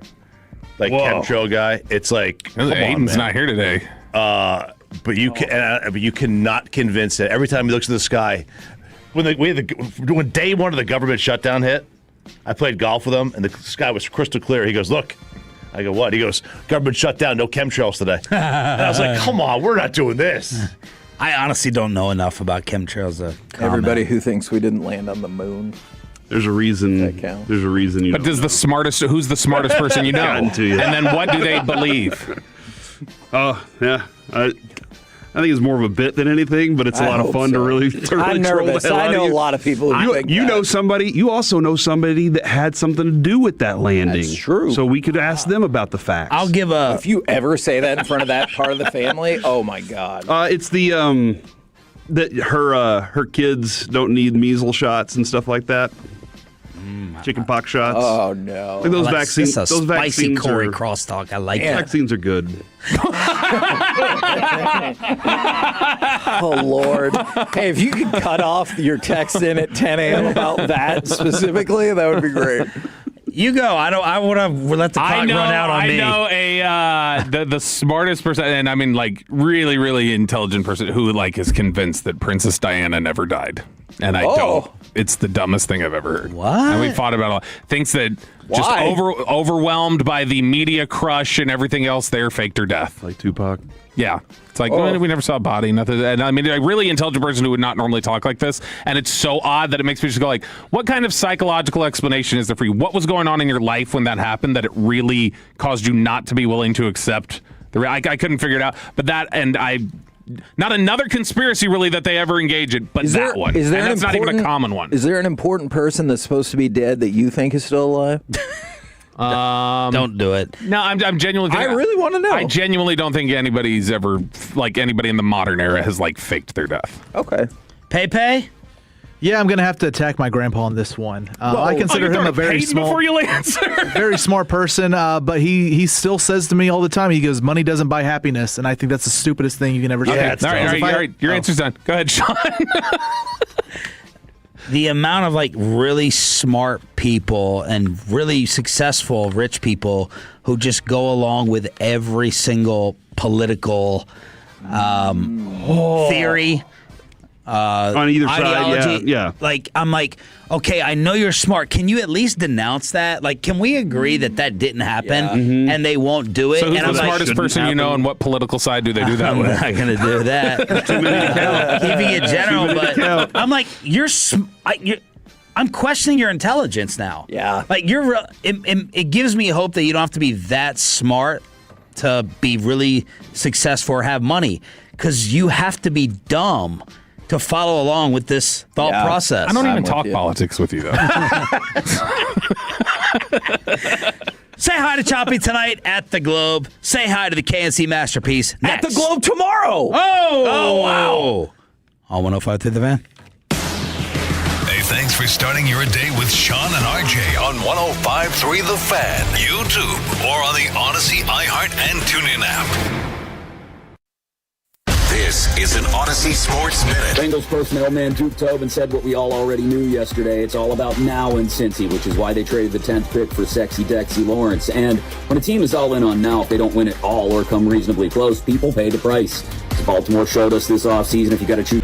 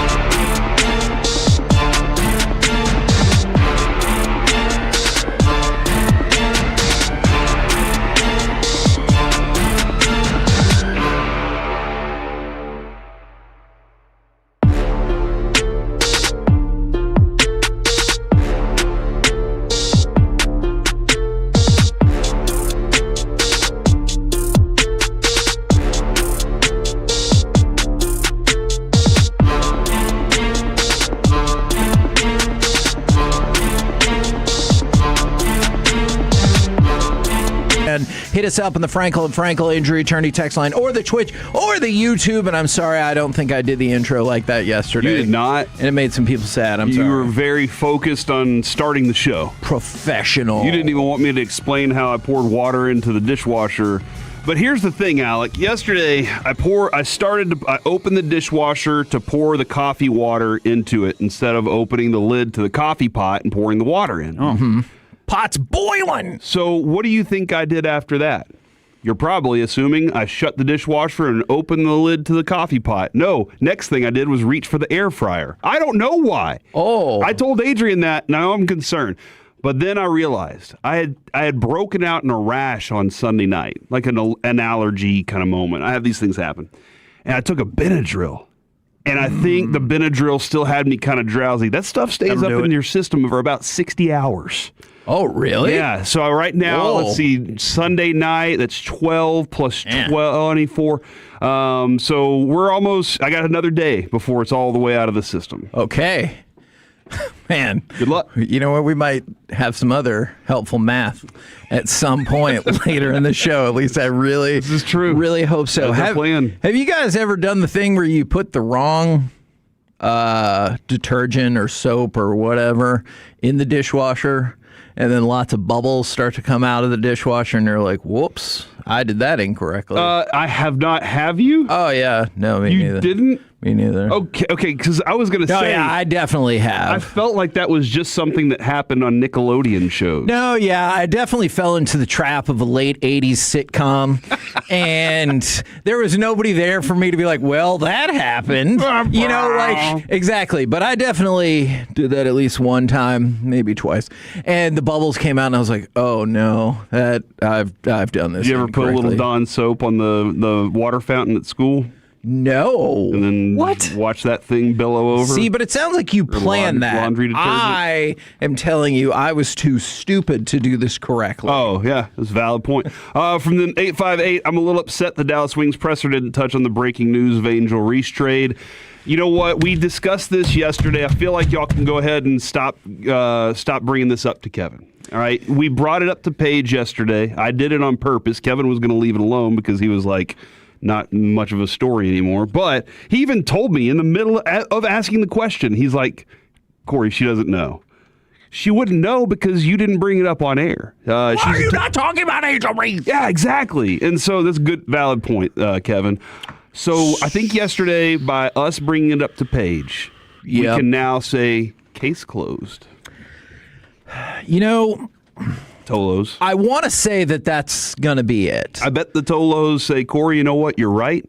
We will not text in about Angel Reese anymore. Way. After we brought it up with Paige, the next 10 to 15 texts we got were all about Angel Reese. So I'll tell you what. For our Tolos yesterday, that was the most significant thing that Paige brought up. All right. Well, if it can be over, let it be over. If not... I have come to the bargaining table ready to negotiate, and I have an idea. The Dallas Wings home opener is Tuesday, May the 12th. They're playing Atlanta, which is, of course, now the new home of Angel Reese. If we talk about the game that day, if I go to the game, hopefully y'all all go to the game. Can it be over? By that point, we'll be far past the month. I think you guys have broken me down. If we can convince Alec to go do this, May 12th, go to the Wings home opener, watch the Angel Reese Paige Becker's battle. And do some show content from there. I think we can go ahead and settle this story. Right? Oh, no, what just happened? From the fan text, y'all did good. I'm ready to put it to rest. From the 817, Page closed to the tune of 2 Chainz. And then from the 321, wait, there was an Angel Reese trade. Why didn't you guys talk about it? So, there are some people that are unwilling to let this thing go. But I appreciate those Tolos that have built such a funny bit for me. So I appreciate you guys. And Alec, I know Paige didn't believe me, but I want to promise you, I did not say turn the page as a bit. It wasn't even until right after I said it, I was like, crap. Such a great moment. It was such a great moment to see her look at me and me be like, did you hear that? He did that on purpose. And she was like, oh, Yeah, that was great. Let that one slide. Yeah. He goes, there's no way he didn't do that on purpose. Paige said after the interview, she said, if there's one thing I know, it is that teaming up on Kevin to make him mad is definitely the most fun. I want to read this one real quick because there's a really fascinating thing that happened yesterday. And we were going to talk about the Rangers here. I hope we still talk about it, whether it's giving up home runs of a historic nature to the Yankees or the fight in the stands or the fact that you shouldn't blame the ballpark for the fact that the Rangers can't hit a home run. From the 682. So people are still acting like the WNBA matters, huh? Now, glad that you brought that up. We talked about it yesterday, and I just want to throw this out there real quick, and if people want to debate, that's totally fine. You can feel a sea change. You could feel it for the last 2 years. And if you weren't sure about that, let me tell you this. Yesterday was the first day that all of our shows got to jump on air and talk about the draft the NFL draft in totality, right? Sure. Yeah. Right? Do you know what got more social media traffic than anything on this station all day? It was our interviews and pictures that you posted with Paige and crazy, with AZ and Jose Fernandez. More than any further discussion about Caleb Downs, Malachi Lawrence, the rest of the Cowboys draft class, or anything else happening in the NFL. So does that mean I'm not trying to be like, oh, WNBA is more popular than the NFL. I'm just saying, if you don't care, that's totally fine. That's totally fine. We talk about this all the time. I hate golf, but we still talk about it because it's relevant to a lot of people. There are a lot of people who care about this. If that's not you, that's totally fine. But to say it's nobody, we have the numbers, social media and otherwise, that say that is wrong. Just personally, I have been more interested in the WNBA in the last year and a half than I ever have in my entire life. Now, I liked Lisa Leslie. I liked Candace Parker. I thought there were some cool stories involved growing up. But the intrigue that happened, it was kind of some bottled up lightning, if you will. It happened with Caitlin Clark, and then we kind of saw that happen. But Kevin, what I was telling you earlier was what I've noticed is they've created more characters in the show.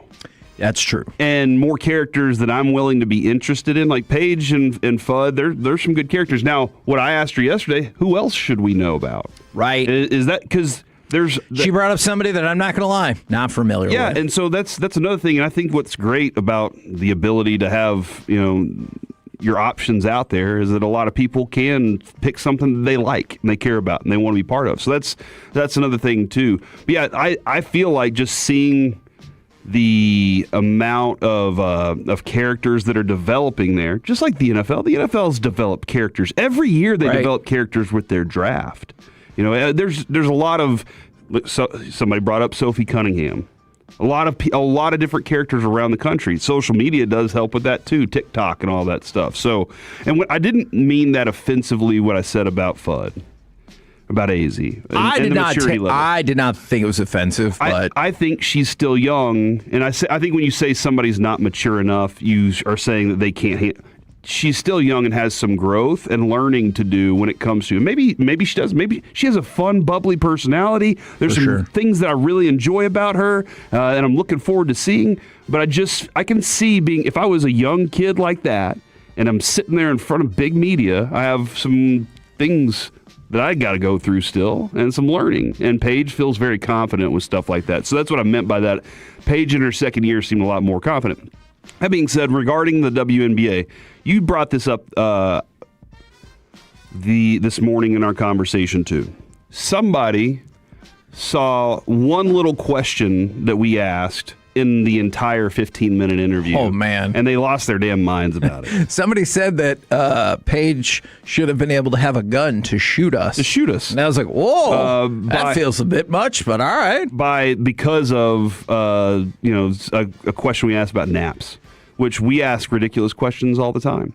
And so, but that's what I think about this too, is if we talk about the WNBA, we also talk about the NFL.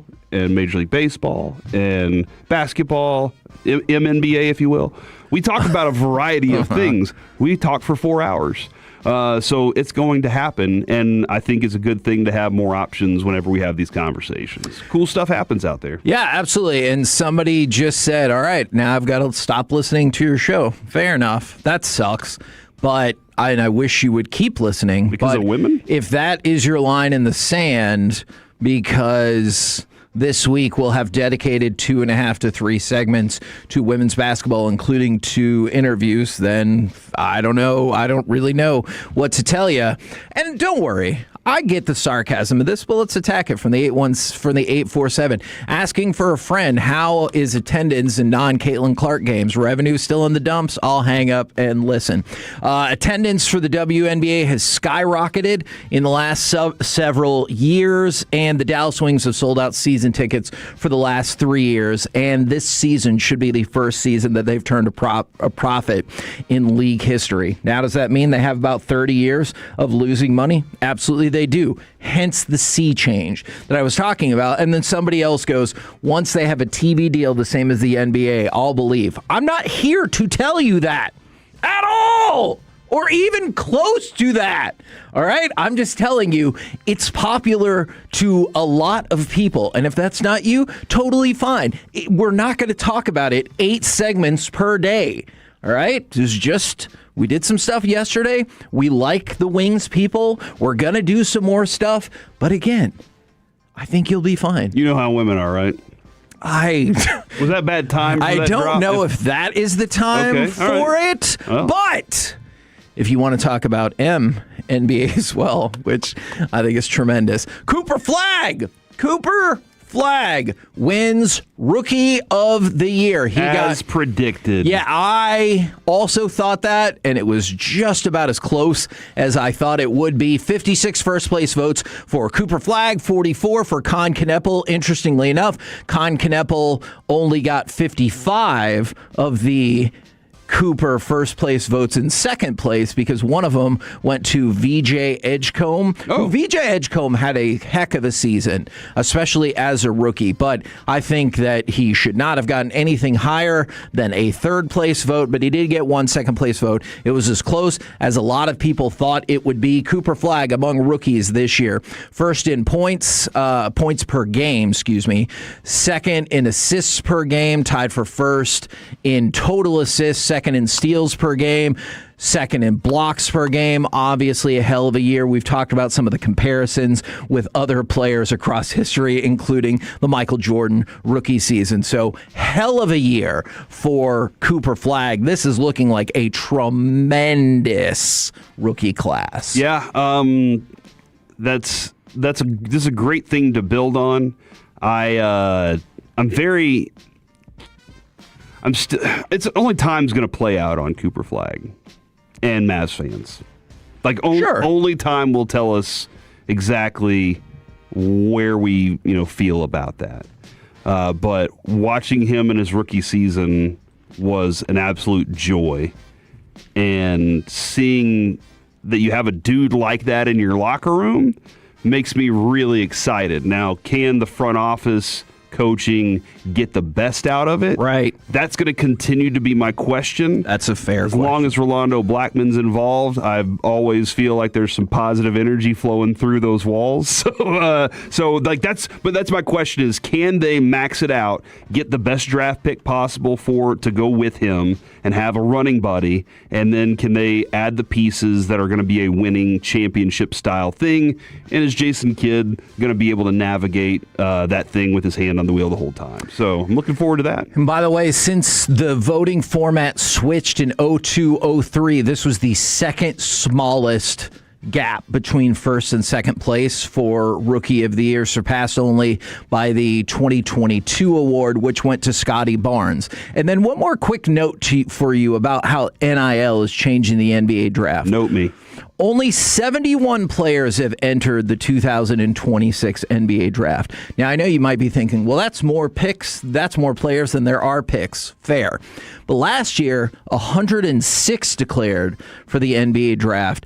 And in 2021, 363 players declared for the NBA draft. This is the lowest early entrant total in the NBA draft since 2003.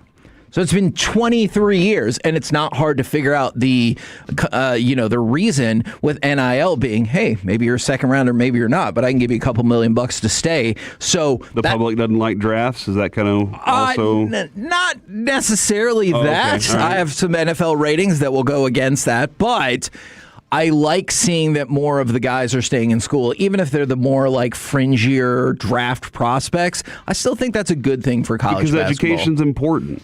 I mean, yeah. Is why Kevin said that. Look, I will admit, I choose to much believe that. like other people, I do not necessarily follow up with the kids to see how their degree went and all of that, as long as it's not in the sport that I'm watching. I will admit, I am guilty of that. Okay. We're the KNC Masterpiece right here on 105.3 The Fan. This time, coming up next, we really will talk about Rangers-Yankees, that crazy fight in the stands, and stop blaming the ballpark. Next on The Fan. Tolo means turn it on and leave it on.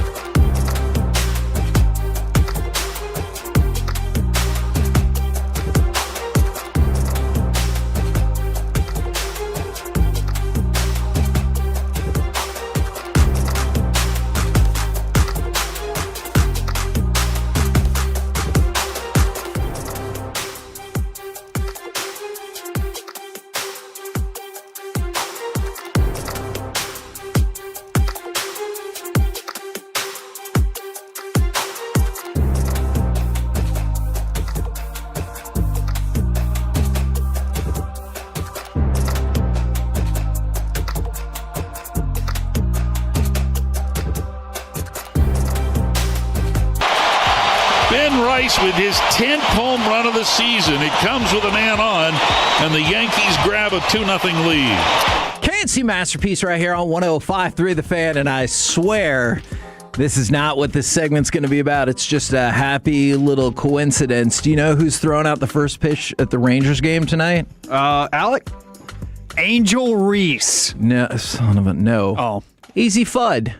Oh, I really thought it might be Alec, and I was really excited. I mean, I feel like we probably should have led with that. And RJ will be at the game tonight as well. We'll be broadcasting prior to the Rangers game tomorrow at the ballpark. But Yankees Rangers game 1, a disappointment for a couple of different reasons. You saw Jack Leiter get tagged with 3 home runs. We already played one of them. You know what? I want to fire off cut number 2 because I want to tie these two together. This is a fairly astonishing statistic. Now the 3-2. And that ball driven to deep left field. Haggerty turns to watch, and it goes out. Line drive shot off the bat of Aaron Judge. It's about 5 rows up in the seats. Yankees now lead 3-0. For the Yankees, Aaron Judge and Ben Rice, through 29 games, the team's first 29 games, they both have 10-plus home runs. The only other time that's happened in the history of Yankees baseball was in 1956 with Yogi Berra and Mickey Mantle. That is astonishing. So this power start for the Yankees, only done by 2 individual teammates once before in the storied Yankees history. Wow. It really is incredible.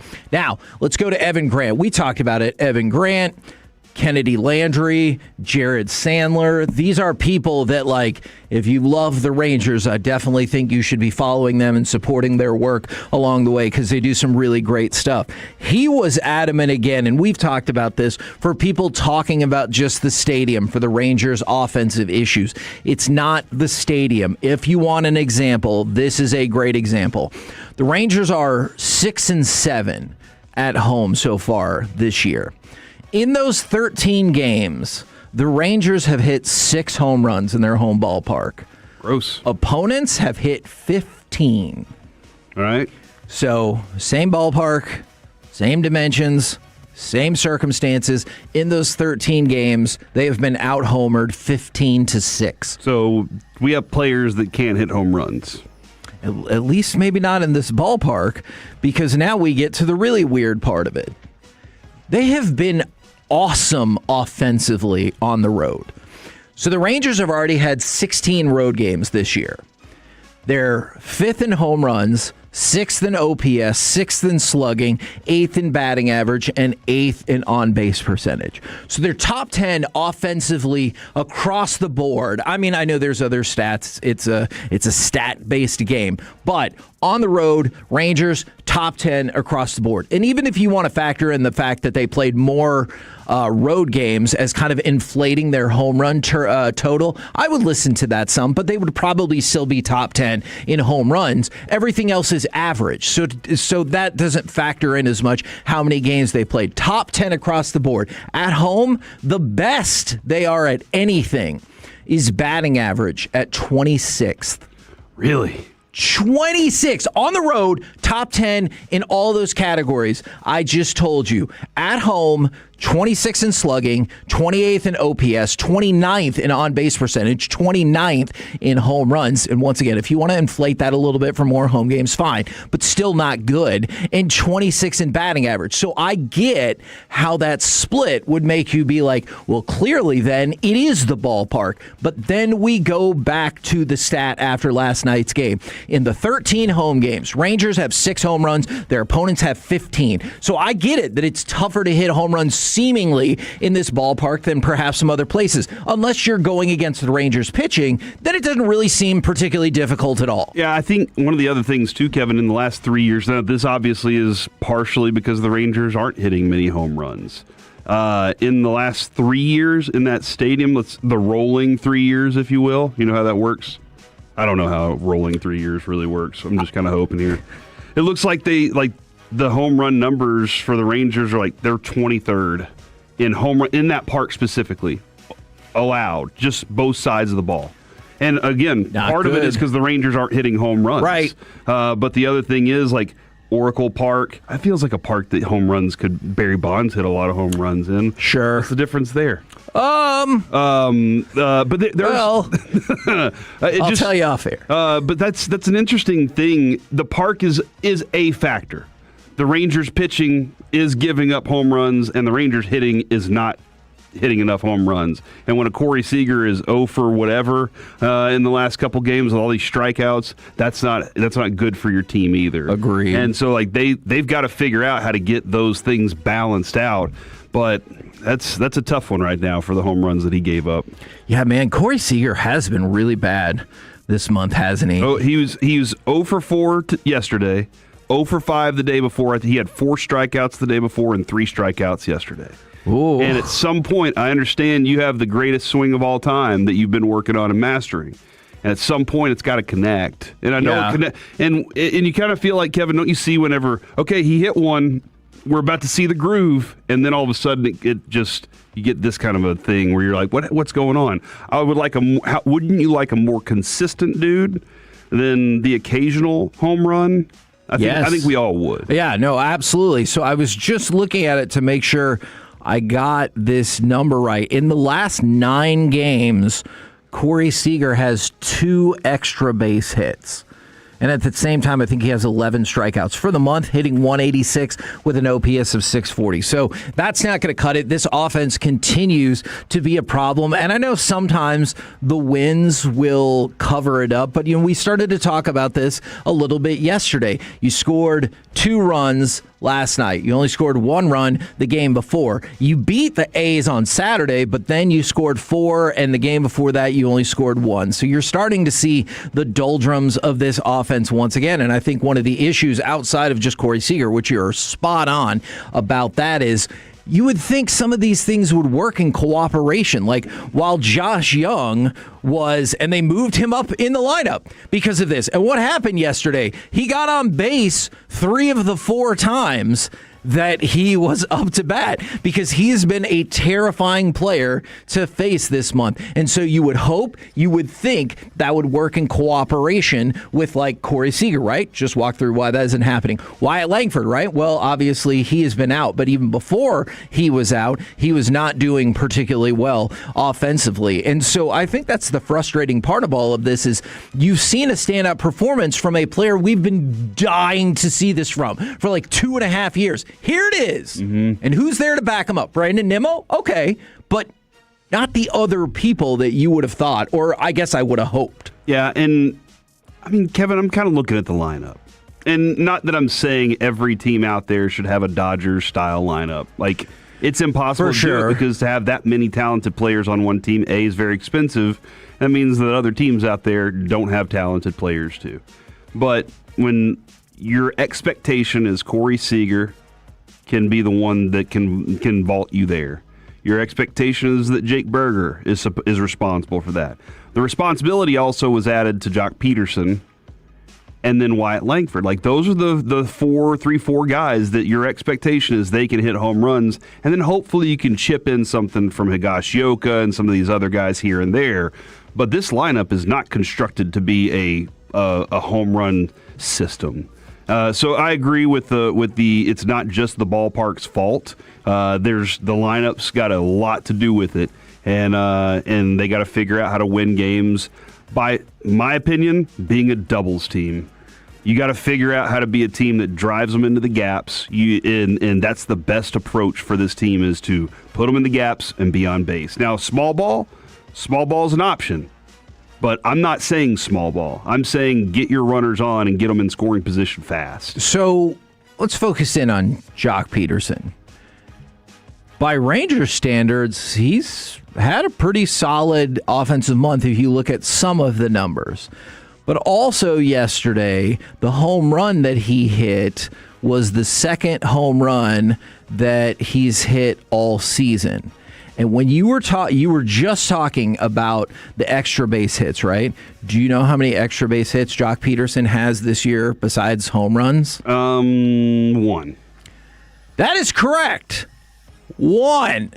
He had a double back on April the 6th. And that is it. He is on pace to have 10 home runs and 28 RBIs. I think that double was the Arozarena pop-up, too. Oh, I think he got so... on second base by accident. I'm not sure. I'll have to go back and check, but I think so. And so that part's tough because even when you see, whether it's batting average, whether it's OPS, some numbers that you're like, okay, yeah, I feel pretty okay about that. Then you look at some of the ancillary stuff or not so ancillary stuff, and you're like, that's just not going to cut it. Yeah, and if you want to get even more ancillary with that, Kevin, doesn't budget allow you to purchase bigger hitters, for sure, better hitters and stuff like that. And, absolutely. And development of those guys too. But again, Wyatt Langford not being on the field and not being as effective as we hoped he'd be by this point, just more consistently crushing and everybody going, that dude can rake. Like, it's always with Wyatt, it feels like it's the hey, just wait, it's on the way. And I do think he's a good baseball player. The expectation was, I think, a little higher though for him. So. And then Andrew McCutchen, a value purchase, great clubhouse guy, and occasionally can do that thing. But his numbers haven't been too great either. Yeah, no, you're right about those things. Now let's talk about the fight. Because I saw a couple of people have complained they didn't like it. Obviously, it caught a whole lot of people's attention. And to be fair, somebody did bring this up, and we do want to be fair on here. Jock has been walking a lot. That is a good point. His on-base percentage is about 80 points higher than it was last year. And I appreciate all of that. And that's one of the reasons that his OPS is higher than you might think, given the lack of extra base hits. And I appreciate all of that. And we need every base runner that we can get. More discipline at the plate is going to work out for you. But at a time when you're struggling with runners in scoring position as well, like you need a little bit more. Like I need, not just from Jock, but from a lot of players on this team. What did you think about the fight that spiraled out of control really quickly? I'm assuming alcohol was involved, but it started with a Yankees fan kind of sort of slapping a Rangers fan, and then a Rangers fan is like, all right, just drop that dude. And then more people got involved, and it ended up being like at least a 4-person, if not more. It looked like more people wanted to get involved. Melee. Is that what you want to see in the stands? Because I did see somebody text in, sorry, I don't see the number offhand, is you don't want to be an Astros fan or a Yankees fan or those kind of people who are starting fights and whatnot. So, Alec, I don't know if you've seen any, or I saw somebody post all the angles of the fight, and I was like, okay, and it really was all the angles. I was like, just wow, saw that's impressive. one angle. But I don't know what happened beforehand, so I don't know what led to it. That being said, it also doesn't matter once the other person took a swing. If you take a swing at me, my reaction is going to be to swing back. That's just natural. You have two reactions there. Colby talked about it all the time, fight or flight. And Colby always said, I don't have the ability to run, so I have to fight. And so, like, if you're jawing back and forth with people, and that's part of what happens, I do think, when alcohol gets involved, and somebody takes a swing, now you have the right to defend yourself in that situation. So the Yankees fan came into our stadium and took a swing at us, and we're supposed to just be like, okay. Also, never give up high ground. If you have high ground, you have the advantage naturally no matter what. But I would love for it to be I would love all of these stadiums to be a place where we can go, have a good time, and have some good back and forth with opponents, and walk out of the place going, hey, maybe we'll get you next time. That's the way it honestly should be, because it's a game. Have you guys ever been like in a fight or a situation at a game that you thought potentially was going to escalate to that level? Yeah, it was a Dallas Desperados game, and a ball got kicked through the uprights, and the lady in the second level went to catch it. It hit her in the face, and then the football fell down to the lower level. Well, she started yelling at everybody down there, saying that she deserved the ball because she almost caught it. And at one point, my grandfather goes, no, you get. And I was like, yeah, tell her, Grandpa. But then eventually everybody was like, just chill out. And they brought her a football to appease her. So I thought hands were going to be thrown. Alec, what about you? I've definitely seen at a couple of wrestling events. I can see that. Yeah, some wrestling drunken and arguments. UFC fans or MMA fans are always ready to throw down. Yeah, I've seen some in my section where it got a little intense. I've never been in the middle of it, but I've never been the cause. I've never been the effect. Yeah. I've just witnessed it, and it's entertaining, but it's also incorrect. So I kind of sit there and watch. Kevin, you remember the yogurt stand? At the Mayweather Maidana fight, we were walking out. Oh yeah, where the fight it turned into like a fight tornado. This is one of the craziest things I've ever seen because like we were at the MGM Grand and the MGM Grand had the MGM Grand Garden Arena, and so you just file right back into the hotel if that is the direction that you're going. And there ended up being a fight. See, I just knew it was at the food stand or the food court. And so I saw like the fight start to happen, but you're kind of stuck because everyone's being funneled back through towards the casino. And then it did get to a point where I thought I was going to escape and I just was like, wanted to see what was going to happen. And then all of a sudden, like, just people were getting like sucked into this fight. Like it was wild. It really did look like a fight tornado. And that's when I was like, I need to get the hell out of here. I told Kevin, I was like, hey man, I grew up in East Dallas, went to Bryan Adams High School. When stuff like that happens, just go to class. Immediately was like, I don't need to be around this. It's going to be bad. And it was. Yeah. For them. Yeah. And Evander Holyfield came in and knocked a couple of them out. It was crazy. What? Did that not happen? I don't think so, but to be fair, I did move out of the way because you told me that's what I should do. We did do an amazing interview with him, though. That is true. We're the KNC Masterpiece right here on 105.3 The Fan. Coming up next, it's time for Baseball Nuggets, the Japanese Babe Ruth indeed. Plus, the streak is over. Next on The Fan. Coming up in the next G-Bag Nation, a Tuesday show, Rangers Player Show at 3:20. Joey...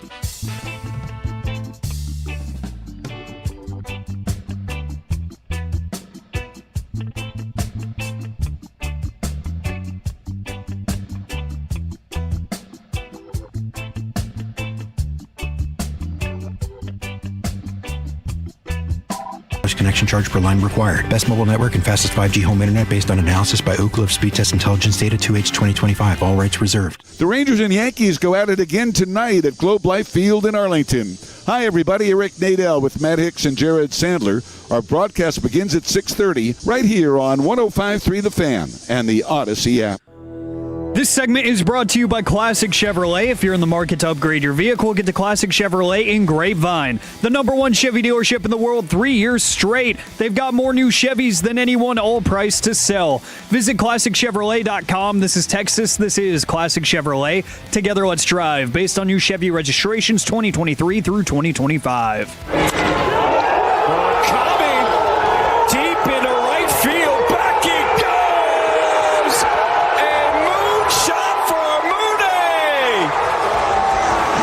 Sox take the lead here in the 7th.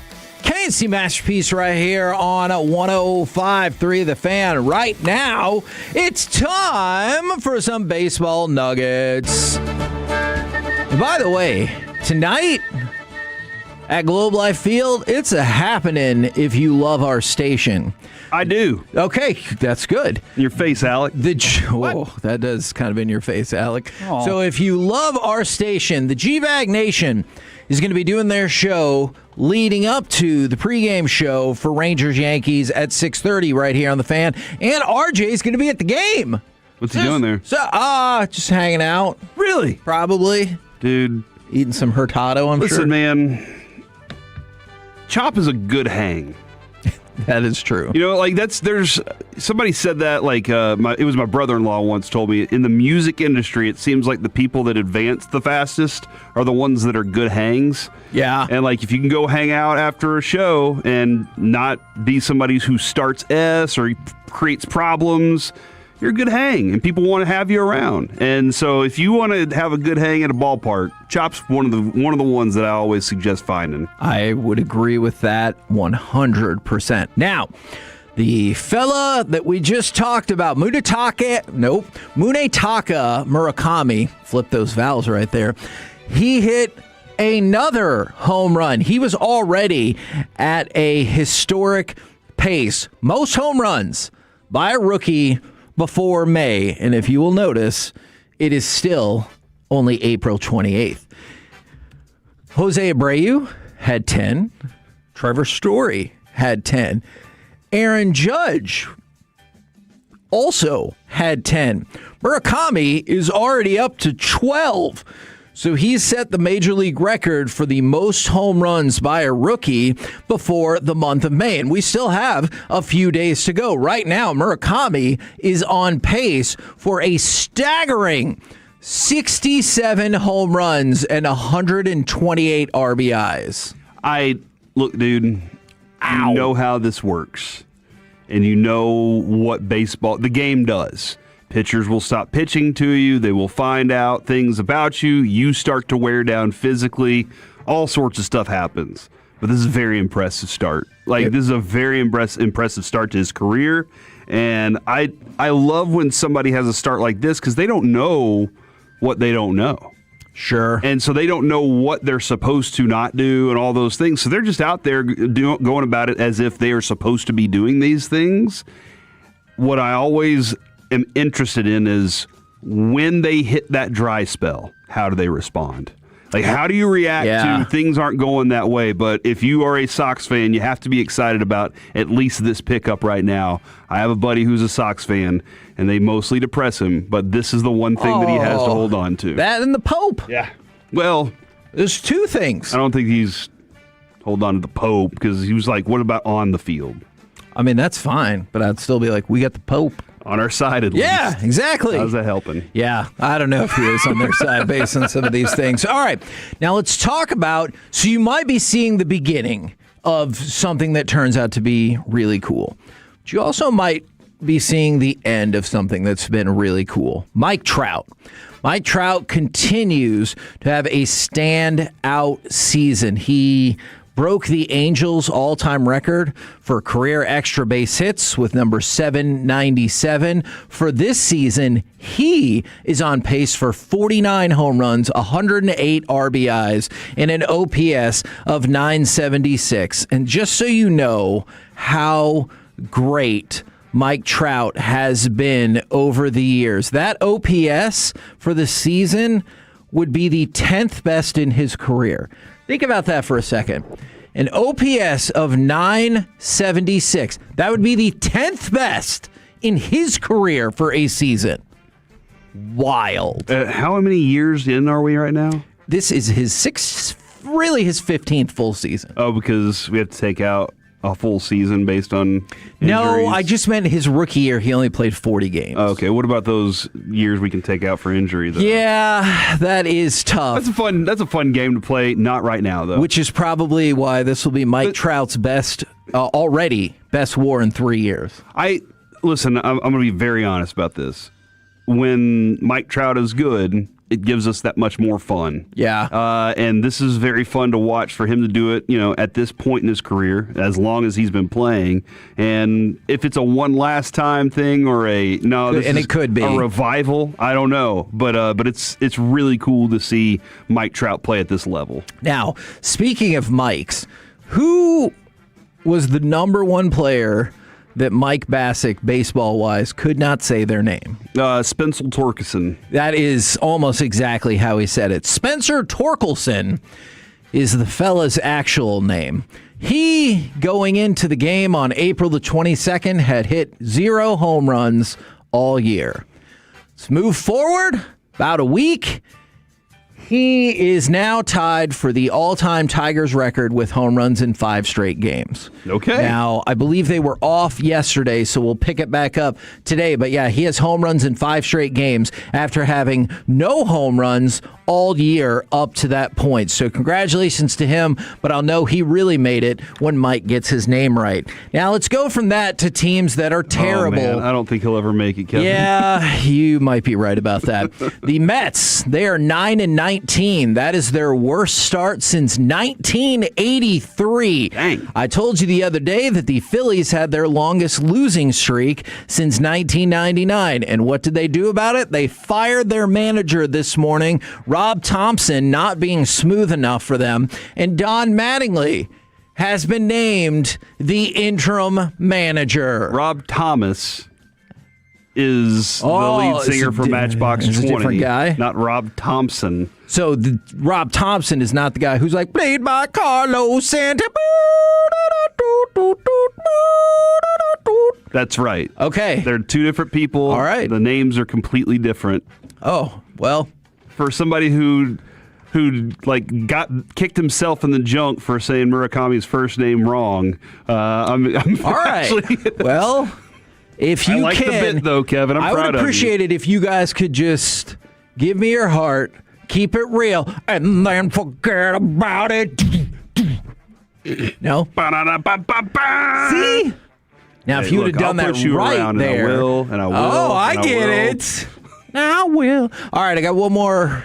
Look, I'm not going to pretend that there might not be another Matchbox 20 thing waiting. It's just not in my brain at this moment. Now, the most dominant pitcher we have talked about all year, at least closer, Mason Miller. Mason Miller's run of scoreless innings came to a halt at 34 2/3 of an inning. He gave up a pair of runs yesterday. It skyrocketed his whip to 0.56.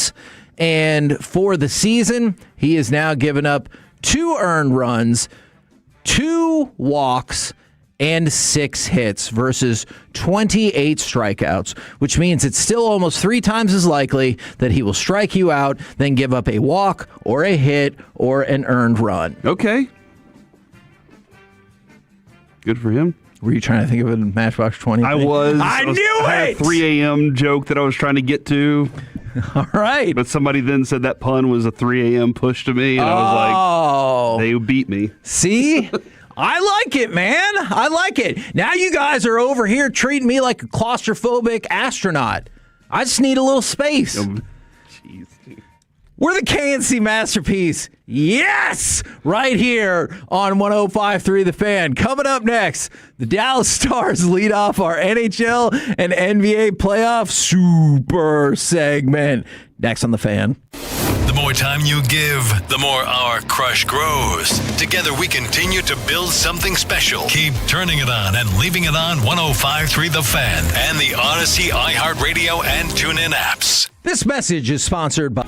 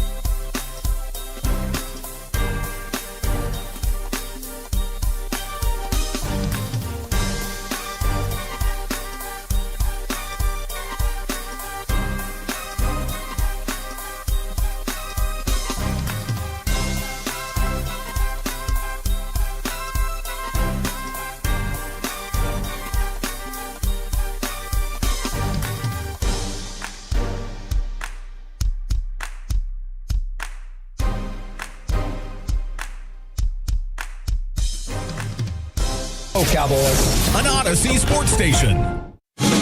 Driven by our D&M Leasing Studios, it's the KNC Masterpiece on 105.3 The Fan. KNC Masterpiece, right here on 105.3 The Fan, where Corey Majors has some shocking thoughts about who is or is not going to be the next president. The president is following me on Twitter.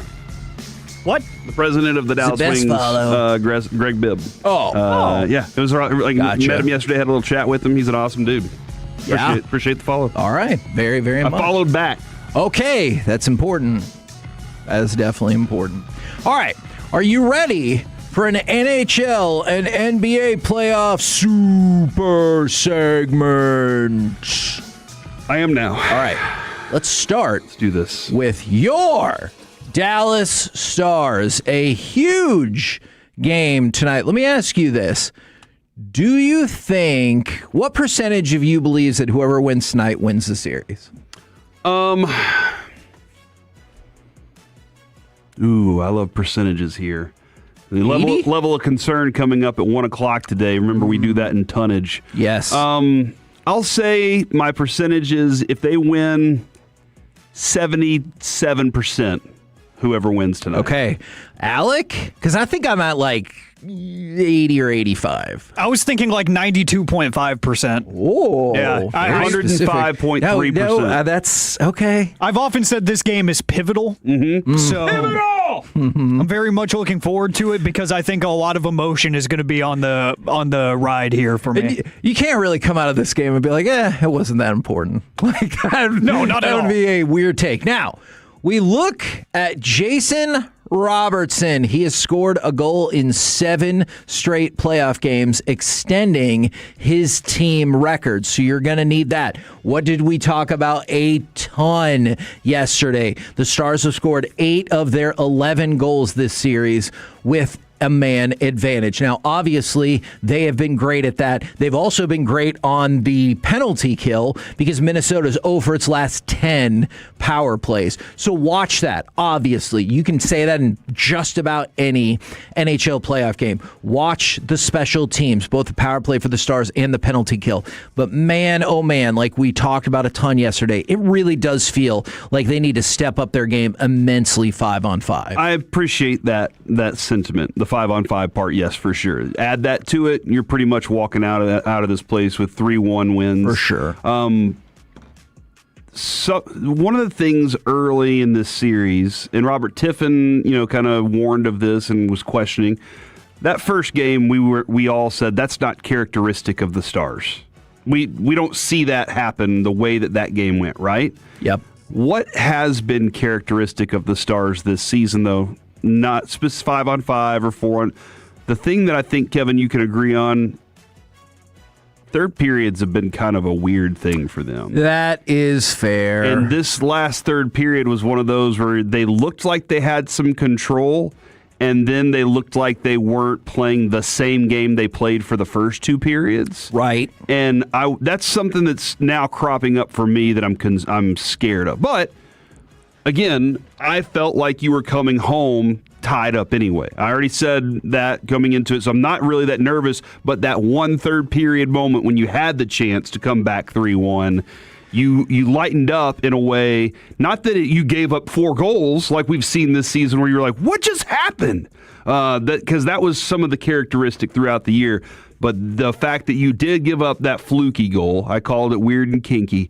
You gave up that fluky goal, and then all of a sudden you had to deal with the loss. That's something that I want them to finish that third period with a lead strong. And I think that's something I struggle as a sports fan that would obviously be problematic for me if for some miracle reason I was an athlete, is you're right. You're back 2-2, but I would keep thinking about you were 5 minutes and 40 seconds away, or whatever the exact time was, from being 3-1. And instead, we're not having the conversation about can the Stars clinch the inevitable against the Avalanche tonight. Instead, we're like, hey, what percentage are you that they're done if they lose? Yeah, and I think, yes, I think you do feel that way, but also you've gotten better at being in that moment And Paige told you this yesterday, too. She was like, you can't be so past and forward thought. Got to be in the moment. You got to be there. And you do a good job of, well, I can't do anything about it at this right now. Right. So I got to win this game. So I think that's where they're going to be. Short memory, can't do anything about it now. I have to win this game. But then you're going to complain to yourself and others around you that, well, I have to win one more game than I expected. Yeah. Like that's what becomes the thing is, I guess I got to do more work than I needed to because I didn't do it right the first time. And so that's what I hope the Stars took from that was punish them in the third period so that they don't want to come back against you and don't. Obviously, again, it's a fluky goal that bounces off of Haskinen's leg as he kicks it up into the goal. That was an accident. It stinks. But you're in a situation now where you're tied up 2-2. But go out there and do the things in the third period that don't let that happen. Now, if we're talking about fluky goals, we're going to go to cut number 8 here. And let's talk about the Phillies and the Penguins.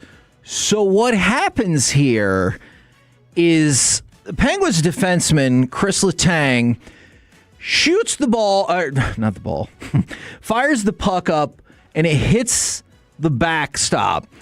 And, man, I'm all over the place with my sports metaphors, both basketball and baseball now. But it's because this goal is throwing me off. It ricochets back, kind of takes a weird carom, hits the Flyers goalie in the skate, and goes into the goal. Go ahead. I just want to describe it so people aren't like, but what am I listening to? Crosby back to the line for Letang. And another strange carom. It stays in. It is a strange bounce and a go-ahead goal for the Pittsburgh Penguins.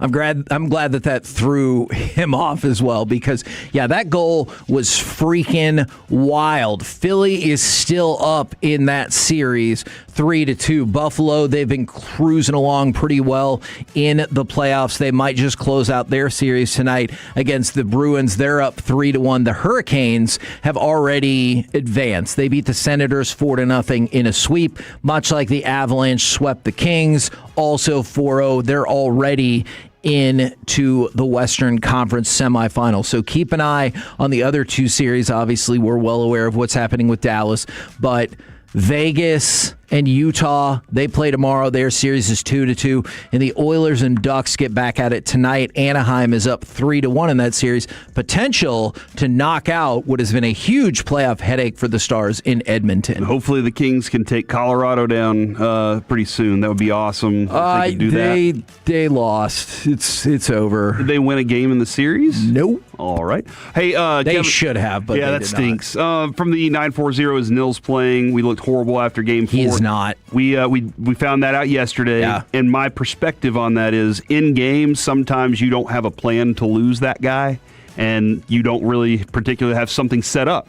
I think the Stars, since they know he's not playing, will have a better plan for this. Whether or not it works, that's a different deal, but I think they'll have a better plan for tonight. Yeah, and look, they continue to be optimistic that Hintz could play in this series. Obviously, he's not going to play tonight, but maybe on Thursday. I think I am less optimistic than them, but they also have a plethora more information about it. So hopefully he will play. Now, let's go to the NBA playoffs. What in the hell is happening with the Detroit Pistons? They are now down to the Orlando Magic 3-1.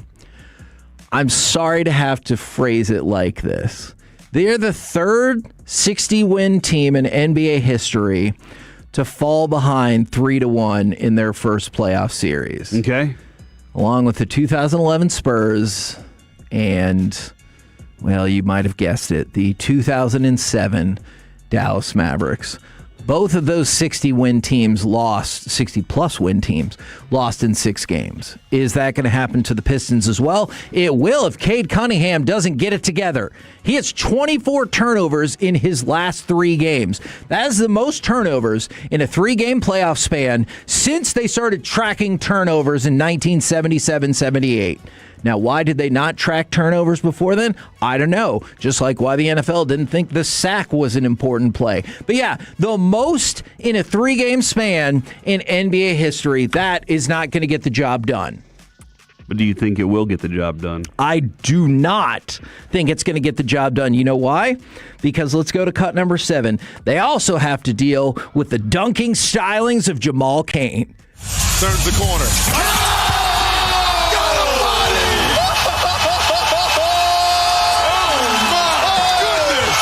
We got to see this back. We're talking about taking it to the rack. Oh, my goodness. I just heard it, but it sounded great. And that's why I wanted to make sure we kept we got to take it back. But yeah, play the beginning one more time, Alec, because I really enjoy that. Turns the corner.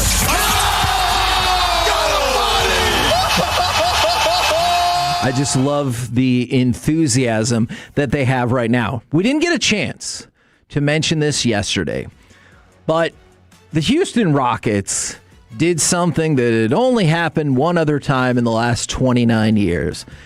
They were ahead by 6 or more points in the last 30 seconds of regulation of a playoff game. Okay. And they lost. Not only did they lose, they lost by 4 points. Oh. So, that's a pretty stunning turn of events. So that's a 10-point swing. Yes, it according is. to math. That's right. Now, here's more math.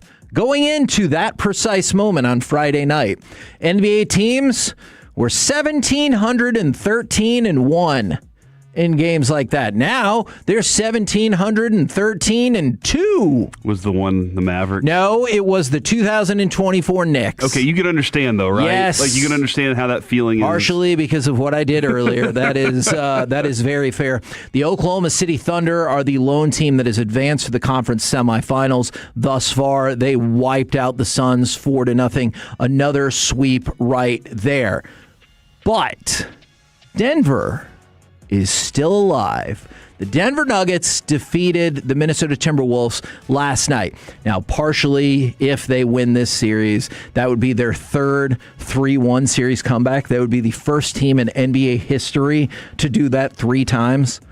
And they didn't even play a Doc Rivers team every time. Okay, all right. That was unnecessary. You did You're that right. just Okay. for the joke? That's right. I'm No. just surprised the Lakers hadn't done that. Yeah, it really is because or it's the that Bulls, rare. like- Because it's that wow. well, Jordan would never fall behind 3-1. But no, valid. It's just so rare. But think about this: if you include regular season and the playoffs, Nikola Jokic had another triple double. He's tied with Russell Westbrook for the most triple doubles in the history of basketball.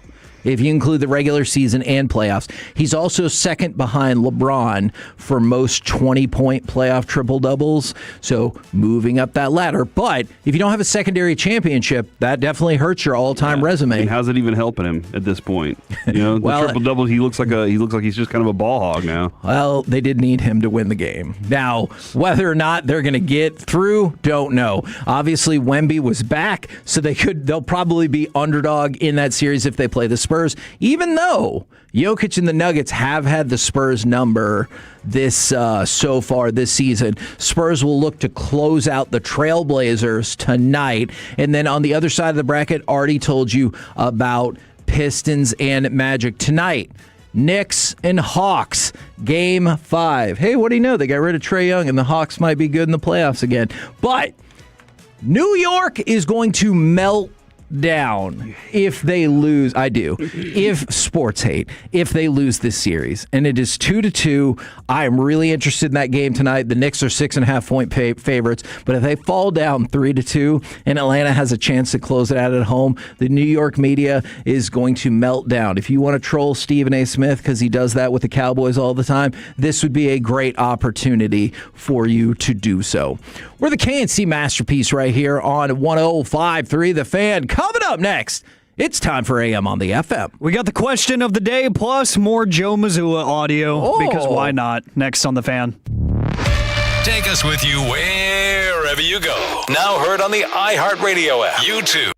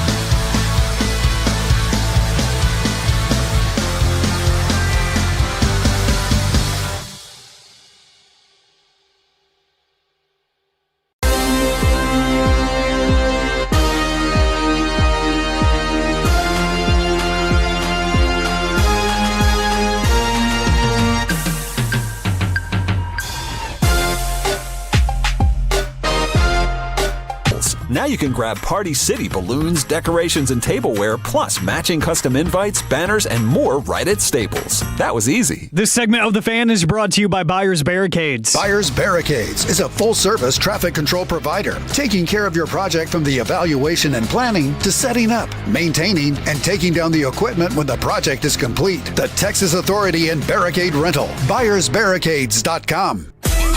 This segment of the KNC Masterpiece is brought to you by the personal injury lawyers, Frankel & Frankel. If you've been injured in a car or truck wreck, call Frankel first, 214 or 817-333-3333. With Frankel & Frankel, there's never an out-of-pocket cost. They only get paid when you win. Frankel & Frankel, the go-to car and truck wreck attorneys in Dallas. KNC Masterpiece right here on 105.3 The Fan. A reminder that the G-Bag Nation will be doing their show live at Globe Life Field today, and we'll be doing our show live at Globe Life Field tomorrow. It is a Rangers extravaganza. We were just out at the Wings. We got the NFL draft covered better than anybody in the Metroplex, maybe even the world. And we've got Jordan Schultz coming up at noon. You're welcome. I just want to point out, I feel like I was more prepared for this draft than ever before, thanks to this station. Yeah. The station, like, when you heard names, you were like, yep, I've heard that before. I know that person. It was because of this station. Congratulations, Tolos. I can't remember the player now, but somebody mentioned somebody, and I go, what? They took him in the third round? Which I was like, oh, why? Where did you think? I thought he was a fifth. Now, it's time for this. What does this button do? Please, please, do not push the button. You have no idea what it... Alec, you be quiet. Alec, that was awful. 1 for Alec, 0 for Peyton. Don't you dare touch that dial. Don't you dare do it. It is time for AM on the FM. My name is Alec Medford, the man that they call... Yeah! The pride of Mansfield, Texas, and the mayor of the Medfordplex.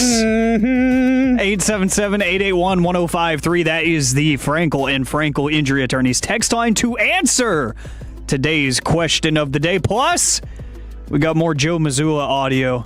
I'm always here for that. This might be my favorite story that he has ever told. We'll get to that here in just a little bit. That's a pretty high bar. Yes, because he's had some very quotable moments. This is just awesome.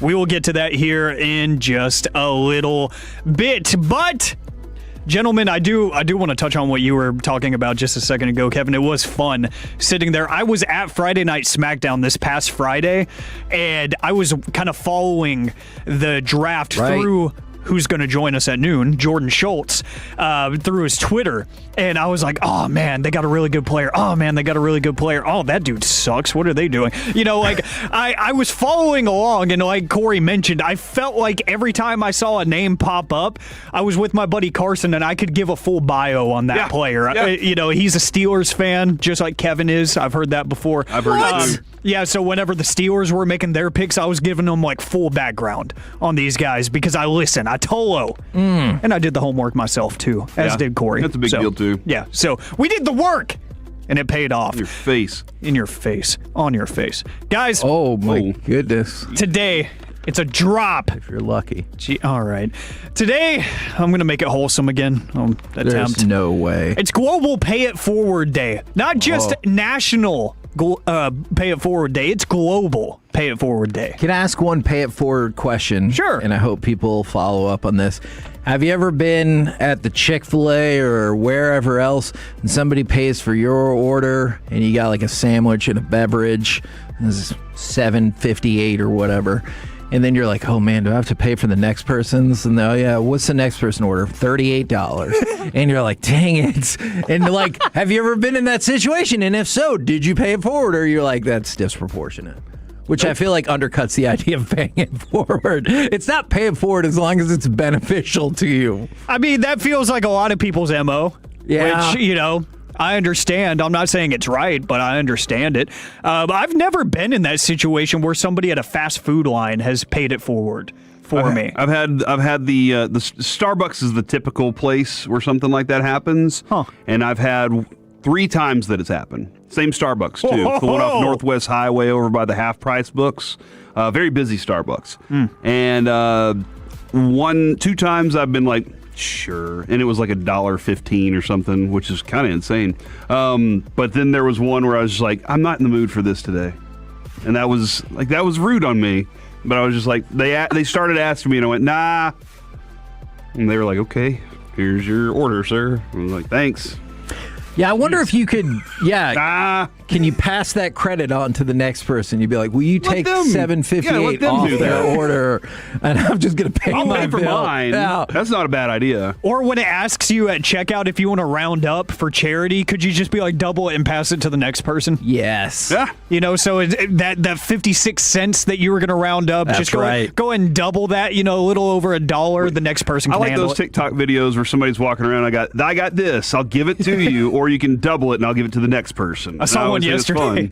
I think it might have actually been Buzzball doing promotion, but remember, don't throw them at baseball games. You'll get a lawsuit. And it was a girl that they walked up to, and they're like, take this Buzzball or double it and pass it to the next person. They're like, go ahead and double it. And then she ran away and came back, and she was like, hi, what are you doing? Like, take the double Buzzball there. Yeah. So smart thinking. Wow. But for Global Pay It Forward Day, what is the coolest way that you have paid it forward, if you want to brag about yourself, or that somebody else has paid it forward for you? 877-881-1053. Oh, I just kind of pointed out that I was a sucker twice, but then was very rude to some other people. That's afterwards.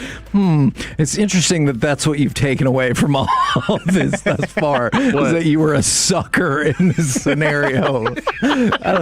I'm not totally sure you're getting the idea. Did a good of this deed, gosh, what a loser. I'm not going to be a chump again. Did you see the movie Pay It Forward? I did. With Kevin Spacey? What an awful movie. After I watched it, though, that's all I could think was I have to be a better human. Like, for at least 3 months, I was just like, I got to go be a great human out there. And then at the end, did he go back to his home planet or not? That was K-Pax. You remember that? Do you remember that movie? I never watched They said he was an alien in a mental asylum and that his people were coming to get him. And then that night he died. And then they were like, did he though? Or did his people just come back to get him? That's a movie that really got made. Over the weekend, Alec, I was walking into the gym and there was an older woman in front of me. And I was like, she's stopped. She just kind of stopped and started, like, she was looking at her phone. I had my earbuds in and I was just walking in, and I opened the door and she like hid her phone from me. And she looked at me and said, I wasn't waiting for you. And I was like, okay. Like, I'm glad I could hold the door open for you, though. So that was a nice thing that I did. Fast forward a little bit. She's in the gym getting ready to get on the row machine. I'm getting on the pull-up bar.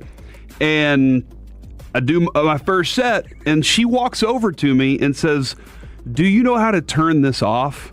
And I looked down, and she had a small video playing on the bottom of her phone, and it was adult videos playing on her phone. And I just kind of reached over and hit the X button and handed her back her phone, because it was I had my earbuds in. I didn't hear anything, but it was blasting over her phone, and she didn't know how to turn the volume down either. And I felt very bad for her. And I was like, why is she watching those videos driving into the gym?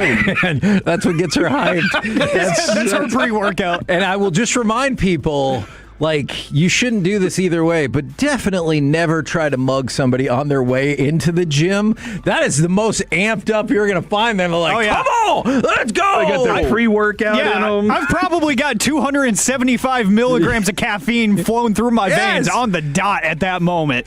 I'm a dangerous man. There is a shocking amount of people that are pushing back on this. No, don't do it. The car in front of you and behind you are in league together. It's a scam.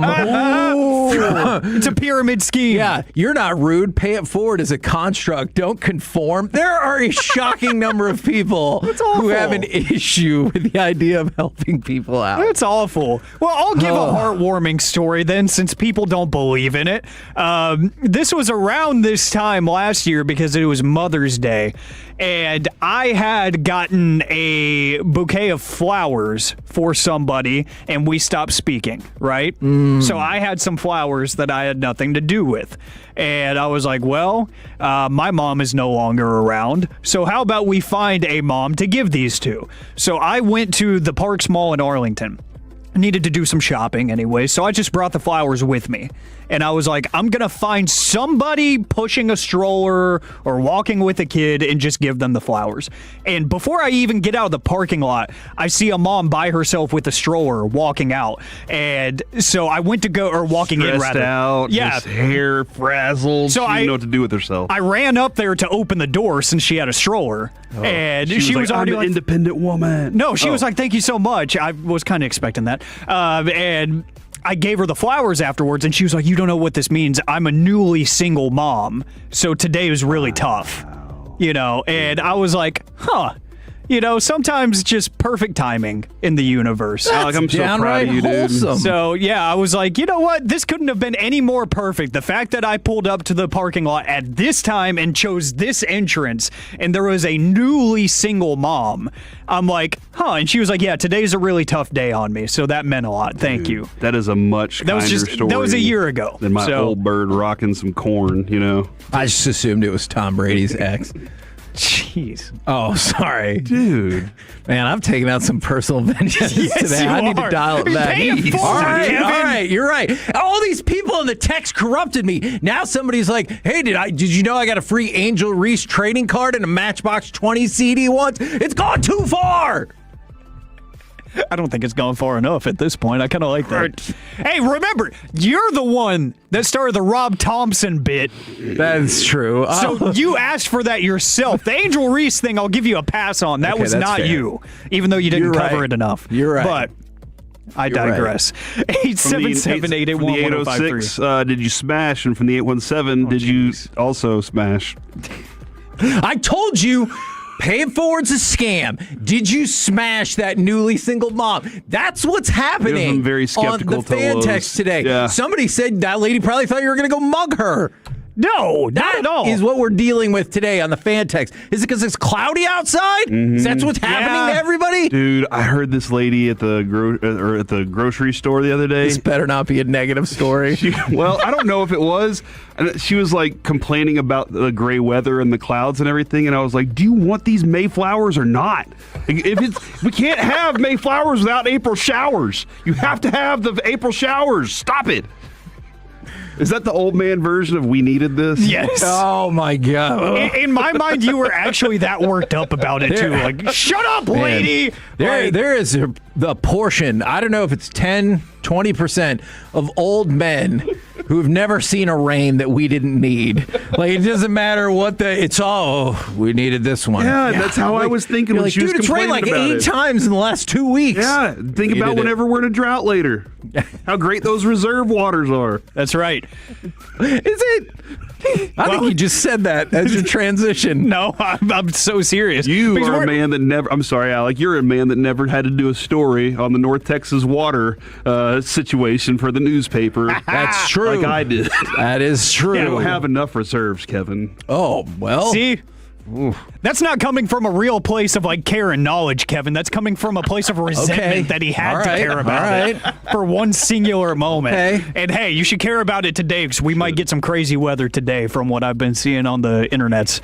So, no, looking forward to Doesn't that seem to be the way of the Metroplex? You get no rain for 2 straight months and then like monsoon hurricanes. Yeah, or baseball-sized hail. Or if it's going to rain, it's never just, well, it could rain today. You're like, it could be the worst rain since Noah. You know, like that's what it feels like in the Metroplex. From the 945, rescued a dog who ran away from home, and he happened to be an emotional support dog. Gave him back to his owner. That's not... See, those stories. I want some more of those stories. We found a little dog named Teddy that we wanted to keep, and then we ended up finding out that he was around the corner. So we did that. Okay, that's lovely. My kids did not want to give that dog back. Oh. That's the worst part because we dealt with a lot of stray cats in my neighborhood growing up. And, you know, they would end up being microchipped. We'd take them to the vet, get all excited, like, yeah, we're going to keep this cat. Nope. Every single time. We'd always, like, go through the phases of naming them and everything, so we were already emotionally invested. My sister and I hated it every time. Guys, what I don't hate is listening to Joe Mazzulla speak about literally anything. Sure. And he's going to tell you a story about his youngest son and the one golden rule in the Mazzulla household. My youngest, so we have a rule in the house that, like, you can put anybody in a guillotine at any time. Like, you always so we had to hold him back because like some people were coming over and he was like jumping behind the couch, like just putting people in like chokehold. And he'll always be like, "Don't let your guard down." Yeah. So we have a thing where like if you cannot get guillotined in the house, but he's taken it to another level. So. Does everyone respect the tap in your house? I would assume they have to, right? So there was a point in time where he didn't. Oh no!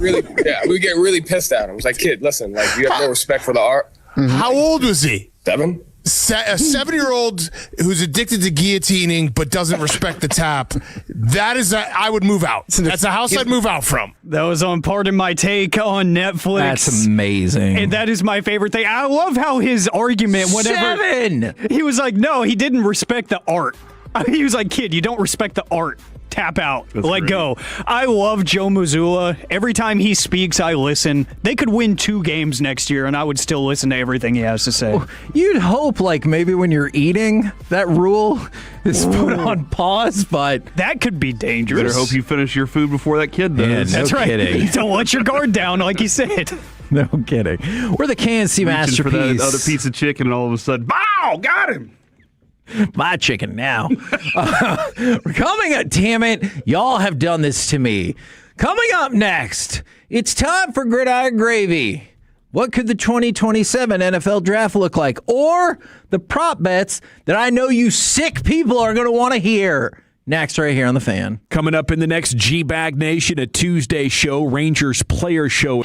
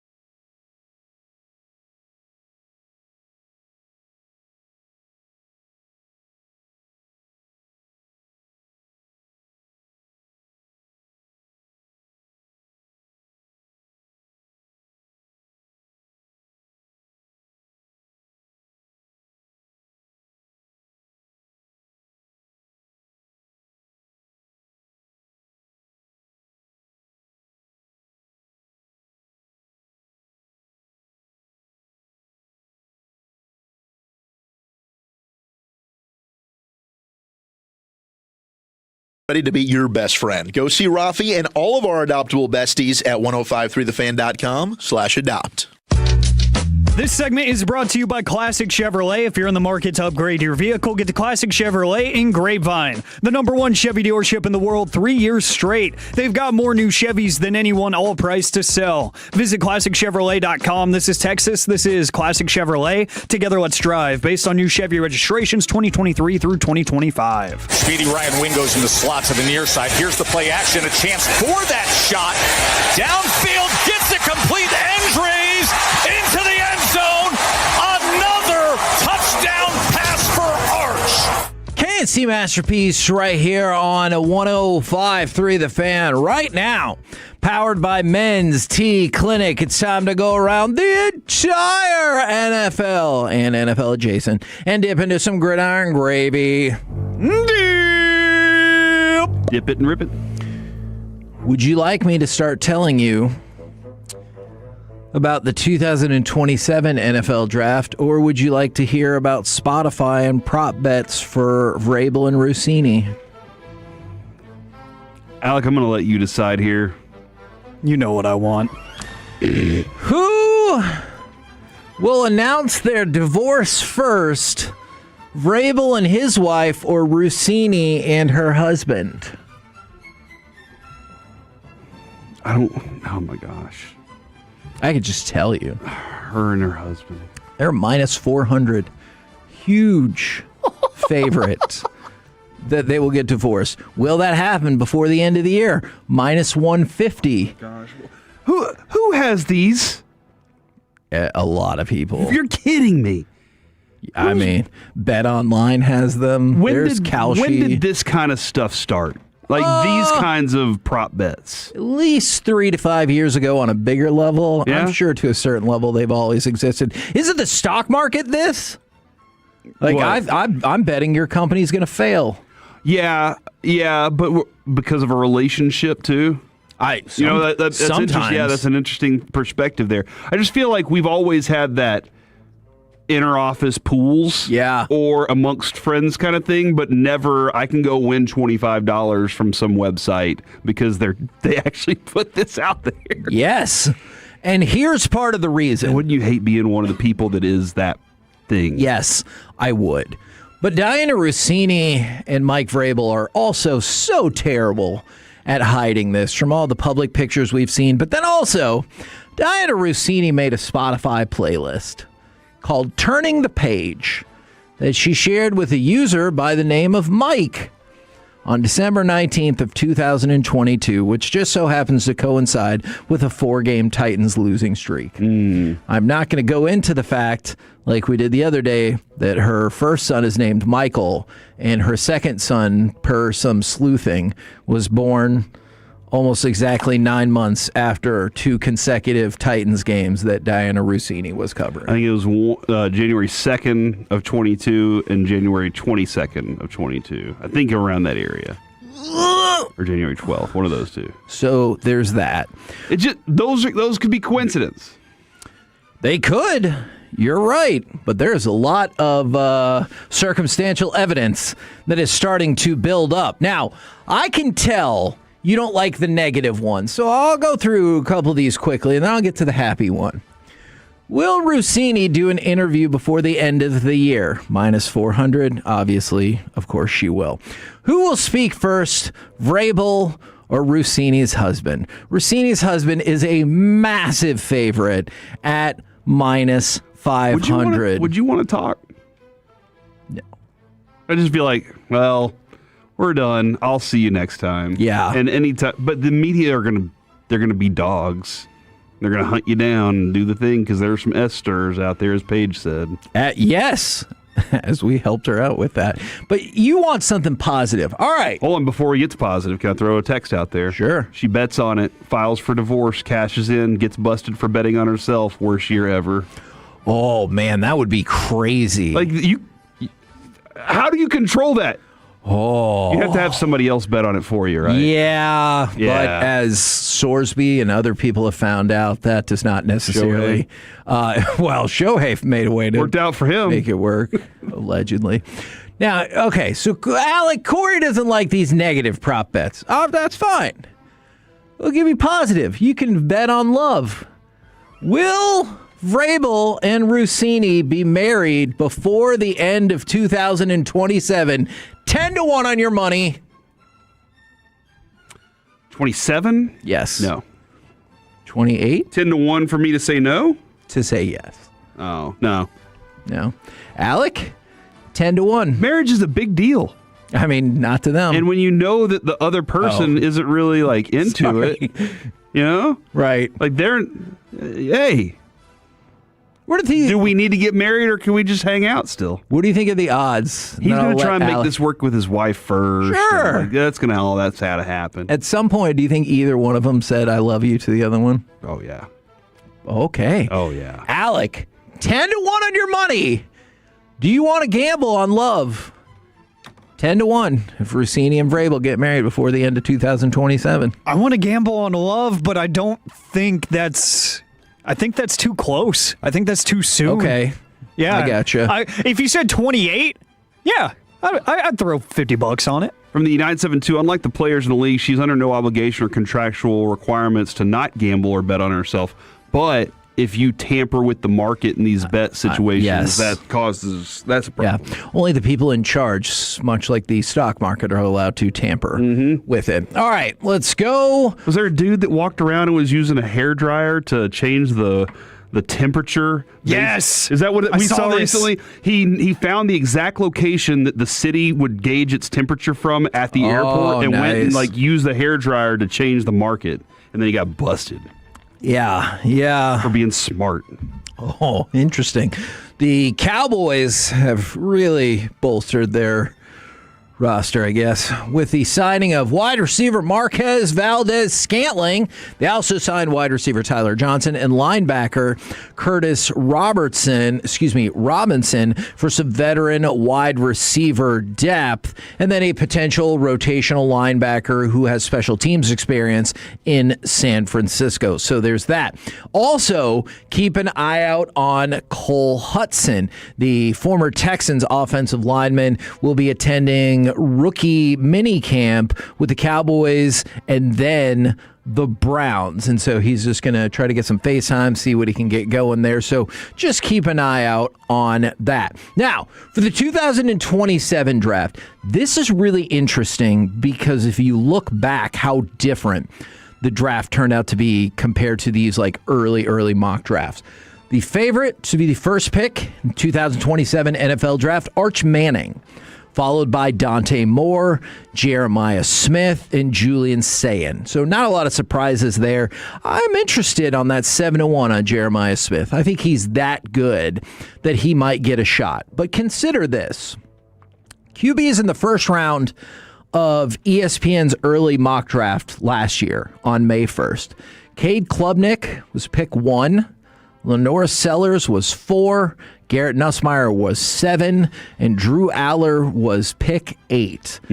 So there was no Fernando Mendoza or Ty Simpson. And obviously the rest of those quarterbacks, well, one went back to school, but the rest of them, none of them went high. Yeah, that just shows you the volatility of the market, of the discussion of do we make trades for next year's draft? For sure. And I think maybe waiting a little later after your draft to figure that out is kind of a conversation for sure. No, you are right about that. And by the way, first round of the NFL draft drew 13.2 million viewers across strictly ESPN platforms, the third most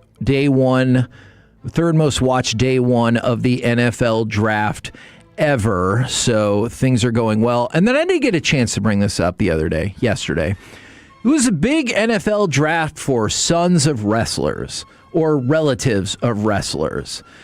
Deshaun Stribling, he was drafted in the second round for the San Francisco 49ers. His uncle, Don Morocco, WWE Hall of Famer. And then, I really hope we get to this later. We don't have time for it right now. Jacksonville State wide receiver Brock Rechsteiner, the son of Scott Steiner. was picked up as an undrafted free agent. I think we'll get to it at 1 o'clock, Kevin. I think we will. Because we need that audio. And then, by the way, just 3 running backs were taken in the first 3 rounds. Jeremiah Love, Jadarian Price, and Kalen Black. That's the lowest number through 3 rounds since at least the merger. We're the KNC Masterpiece right here on 105.3 The Fan. Coming up next, NFL insider and host of the Schultz Report. It's Jordan Schultz right here on The Fan. Our goal is to have you winning every sports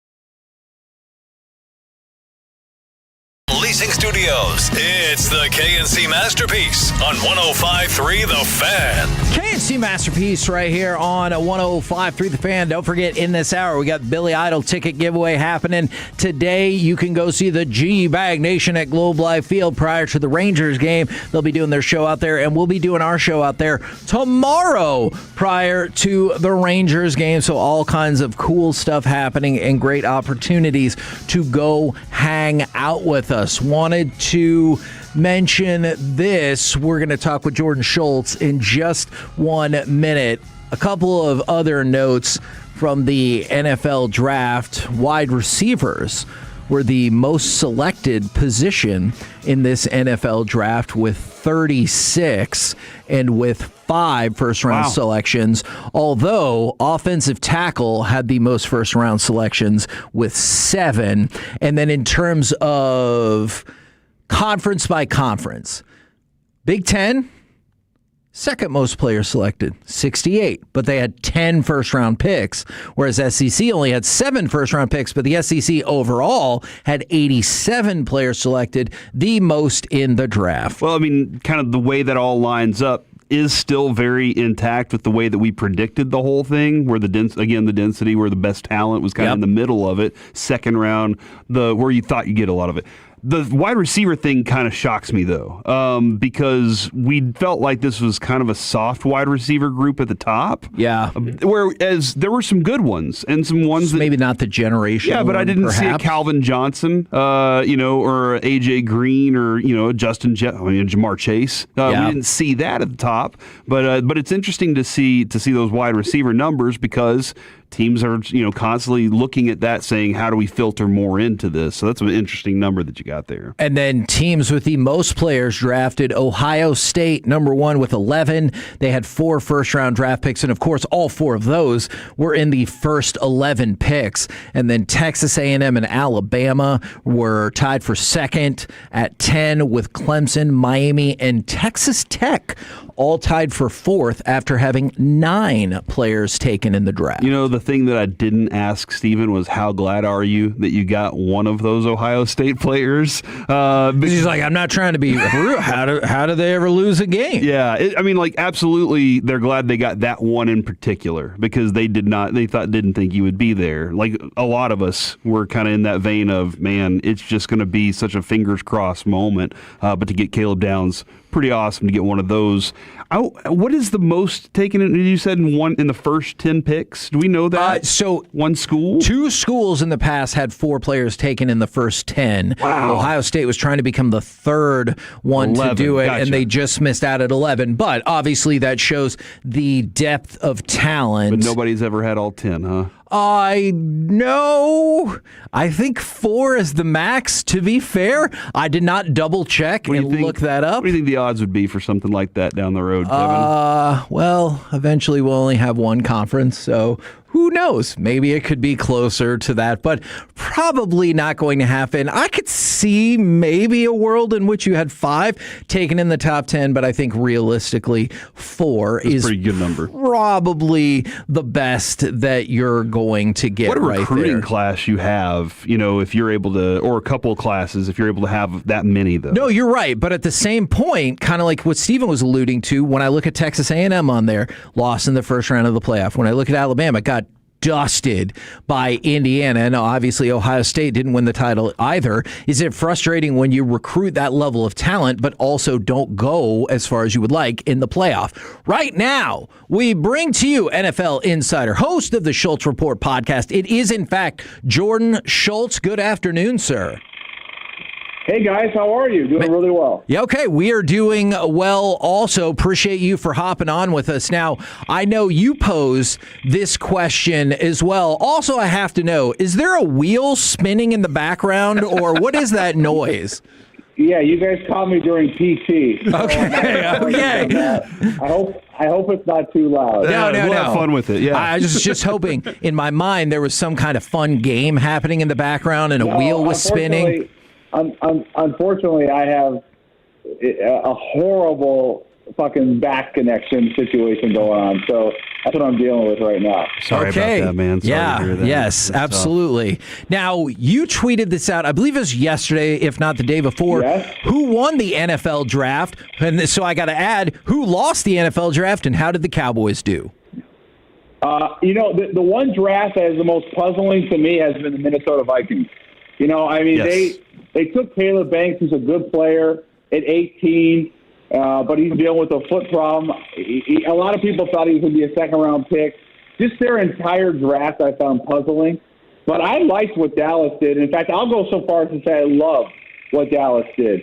To get what may be the best defensive player in the draft, certainly one of them, in Caleb Downs with the 11th pick, is simply sensational. I mean, the fact that the Giants passed on him at 10 was shocking. And I think a lot of people, including myself, thought that he would have been a great Giant. They obviously get the tackle from Miami. He's a really good player. But Caleb Downs is the type of guy that comes in and has a domino effect on a defense. He can hit. He can cover. His football intelligence and acumen is through the roof. So I thought that was one of the best picks, not only of the first round, but just, let's say, of the draft. So I understand positional value to a certain extent, but some people thought this was a weaker draft, and you combine that with the trickle-down effect Caleb Downs could have. Why else did he fall? Well, I wouldn't even say necessarily that he fell, but you're talking about, this was a draft that had a lot of folks thought 4 or 5, maybe 6 premium prospects. So Sonny Styles ends up going, 7? I think that was lower than most people considered his floor. I actually thought Downs' floor might have been 7 to Washington. So for him to go from maybe 7 to 11, to me, isn't really a fall, but there is some positional value there. And this was the type of draft where I think you throw positional value out the window. And someone like Caleb Downs, who's a day one starter, maybe a day one Pro Bowler, even though it's a safety, not considered a premium position, makes a whole lot of sense. And, oh, by the way, they get Malachi Lawrence, the edge out of Central Florida. Now, Malachi Lawrence had a sensational combine. He's a great athlete. I don't know what his year one's going to look like, but I can tell you that his traits and the fact that he ran 4.5 at that size, that guy's going to be a Pro Bowler within the next 3 years. He is a very, very talented rusher. So they get 2, I think, premium potential prospects in the first round, one in the 20s. I thought that was great. And then Barham, the linebacker from Michigan, was that guy was a legitimate second-round player, and they get him later. I don't know. I don't know how these guys are all going to project as pros. It's impossible to know. But all of those guys, all 3 of those first 3 picks, to me, are A's. Do you think that the Cowboys went into this draft with 0 concerns about George Pickens? I don't think they had 0 concerns. No, I think there was a concern anytime a guy that is as talented as he is at a premium position like he is. I think there still has to be some concern, but maybe some of the concern is alleviated by the fact that he's playing on a tag potentially, which is $28 million per receiver. Yeah. So it's not like he's playing at 21. He's still going to be paid, not the top of the market, but closer to the top of the market. So it's not a terrible situation for George Pickens, which I think alleviates some of the concern for Dallas. Yeah, I just felt like they didn't let that deter them from a plan to make it a defensive draft in favor of what they were last year for sure. Now, no, it did not, and I think that was the right move. While we're talking with you, Jordan, and we're talking about a little bit of multitasking as well, are you proud of our producer who went to SmackDown for the WWE on Friday and still followed your Twitter account so he could watch wrestling and keep up with the draft? Not only am I proud, but I'm honored because SmackDown should take precedent over day 2 of the NFL draft. Certainly day 2 of my tweets. That's big time. I do have some questions, though, about your first round tweets. How many graphics do you leave on the cutting room floor? Ooh. And how many do you have prepared, or are those done in real time?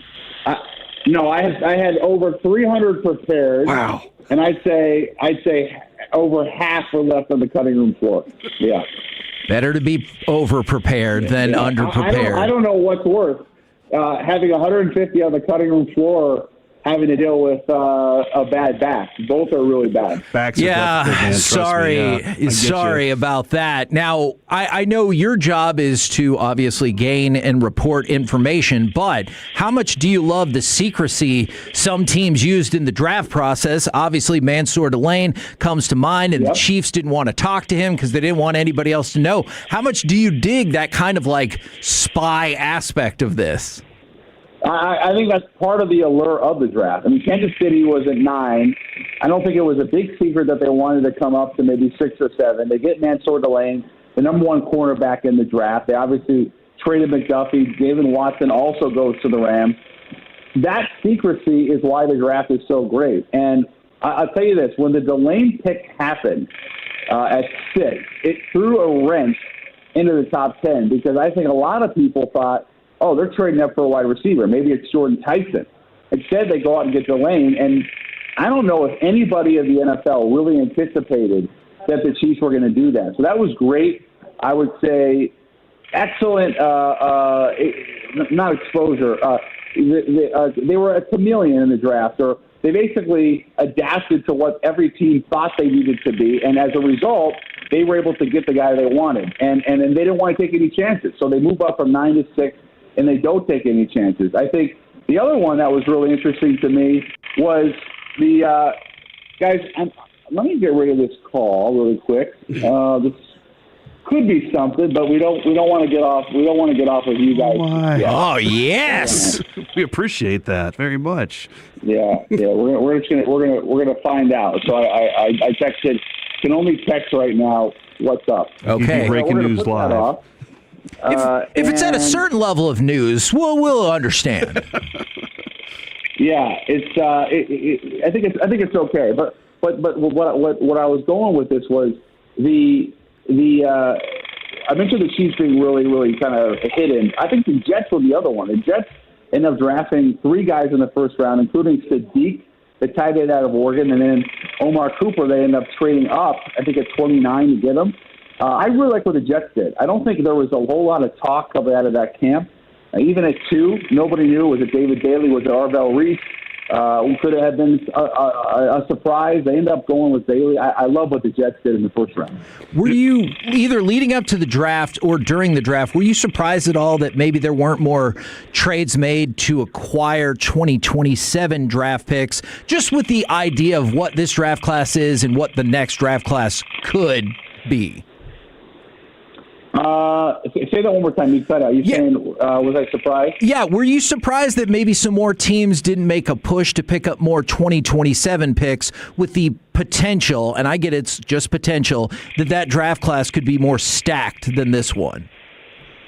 No, I think what happens is people start thinking about, the 2027 draft and how great it's going to be. But nobody really knows. And when you're in real time, the value of draft picks is enormous, whether it's a first rounder or a fifth rounder, because you have access to those guys for 4 or 5 years. You're paying a significantly reduced salary, and it's just the draft picks are so enticing. So you think about Jacksonville, who had picked 56. Jacksonville would have come up and potentially traded away a 2027 first rounder to come up into this round. But nobody wanted to do that. Nobody wanted to wait another year for picks. Picks are simply too valuable. And even though this was not viewed as a particularly strong draft, teams are still very hesitant to give those picks up. And everybody wants as many as they can. Typically, that's why everyone was trying to move down. Hey, Jordan, this isn't a question, but it's one of those things where after the draft, one of my favorite things of being a follower of yours on Twitter is all the videos, the footage you post of all the players that do get drafted, the emotional moments that they have. That is one of the coolest things I think about what we get to do is see those things happen for those guys. Very much so. Very much so. There's such a human element to this, and there's so many of these. I try to post the best ones on all my socials, but there's so many more that I don't, that I wish I could, because it's just endless. A guy like Landon Robinson, right, from Navy, who's a 7th-round pick, who grew up in Ohio, whose dad was a huge Bengals fan, gets drafted by the Bengals. A week before the draft, I asked him basically, what would it be like to be drafted. And he mentioned how growing up he was such a big Bengals fan. I couldn't get over that story, and I talked to Landon afterward and congratulated him, and he was very emotional about the fact that he got not only picked in the draft coming out of Navy, but got to go to his hometown team essentially. Then you have a guy like Deion Burks in the 7th round goes to the Colts. Undersized wide receiver who does everything right, or Emmett Johnson, whose parents, immigrated from Liberia and knew nothing about football, moved to Minnesota and gave him an opportunity. And the Nebraska Cornhuskers offer him, January of his senior year. Otherwise, he's playing FCS football. I mean, now he gets drafted by the Chiefs. Go down the line. It's what makes the draft so special. Well, we appreciate your time very, very much, good sir. Hope you are on the mend sooner rather than later, and we would love to talk with you again soon. I promise my next call I will not be in physical therapy. Today it couldn't be helped, but the next one I'll be good to go and it won't be loud. Perfect. Good luck with the scoops. We appreciate it, man. Take care, fellas. There you go, Jordan Schultz right here on 105.3 The Fan. Now, a lot of people were texting in very creative ideas about what was happening in the background. The issue that we ran into is he is doing physical therapy, but when he described that, I believe he used the F word, and we had to dump that for his back injury, as he said. I think I know what it might be, Alec, because it wasn't just the... If you listen a little more, you heard something else in the background. I think it was one of those deep tissue massagers. Does that kind of sound like that could be what it was? That's 100% what I think it is, because I use the same kind of treatment for my bad lower back. You know what? That's fine. But I think could have been from the 314. Is he being hunted by those weird little dinosaurs from the original Jurassic Park? From the 817, perhaps he was calling from the Everglades. From the 972, could it have been Woody Woodpecker? For the 817, this is what my guess was. What is he on the set of The Price is right now? Is he getting a laser tattoo removal in the background? Yes, because he wrote maybe he had Ty Simpson #1 no matter what and had to get it lasered off. But I appreciate it was good him powering through, man. All of the guesses. It's just unfortunate when we had to dump that out is when he said what he was actually doing. So thank you, everybody. He's in traffic on 635. Oh man, yeah. That's for sure. Obviously, he runs a cricket fight club. That good, dude. Those are some really good answers. That's why I love the Tolos. We're the KNC Masterpiece right here on 105.3 The Fan. Coming up next, it's time for NFL Draft Overreaction or Reality, plus the moral compass. Would you do this at a baseball game? That and a Billy Idol ticket giveaway. Woo! That's a lot. Next on The Fan. When your friends say, "Hey, did you hear?" You can probably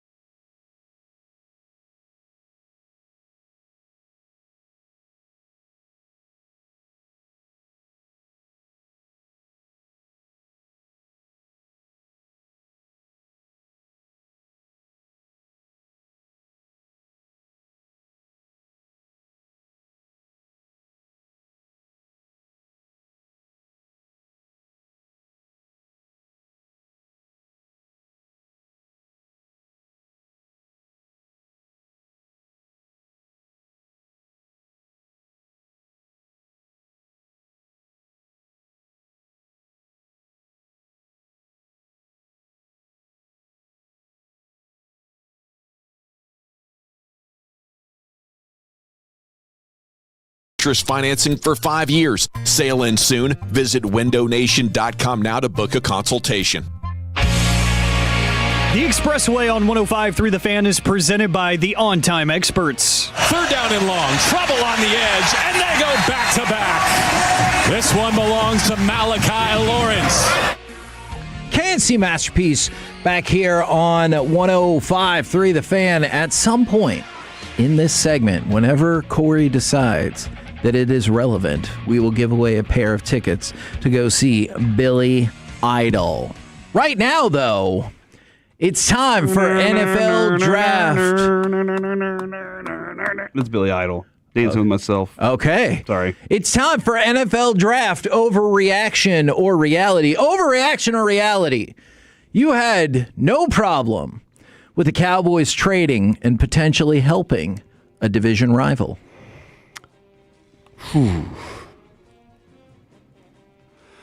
Which is what the Cowboys did with Mekhi Lemon in Philadelphia. I know what you're saying, Kevin. I also don't think they intentionally did it to keep Mike McCarthy from getting a receiver. Yes, I do not believe that either. I don't. They bettered their positioning for other things. So, no, I don't have a problem with it. I do think there should be a tax for it. Maybe they did get the tax to do it, but I've seen the Cowboys trade with the Eagles many times. A lot of times it is 4th, 5th round, not 20 and 23. Right. But except for the Micah deal, yeah. Nah, we got Christian Parker. Okay. Alec, overreaction or reality? You had no problem Cowboys traded with and potentially helped a division rival. Reality, I have no problem with it. I'm going to quote a listener responded to me, and if that Tolo is listening right now, please text in and give yourself credit. Whatever they made the Jonathan Grenard trade, yes. I just quote tweeted, I said F, and they replied, doesn't matter, they still hate their quarterback. So that's where I'm at with the Eagles. I don't care what they do. Jonathan Grenard, trade away A.J. Brown. Doesn't matter. He's not the problem. You still hate your quarterback, so you still got some issues. So this could be a little tricky because he's the guy who brought in that quarterback, but overreaction or reality bonus. You wish Howie Roseman was the Cowboys GM.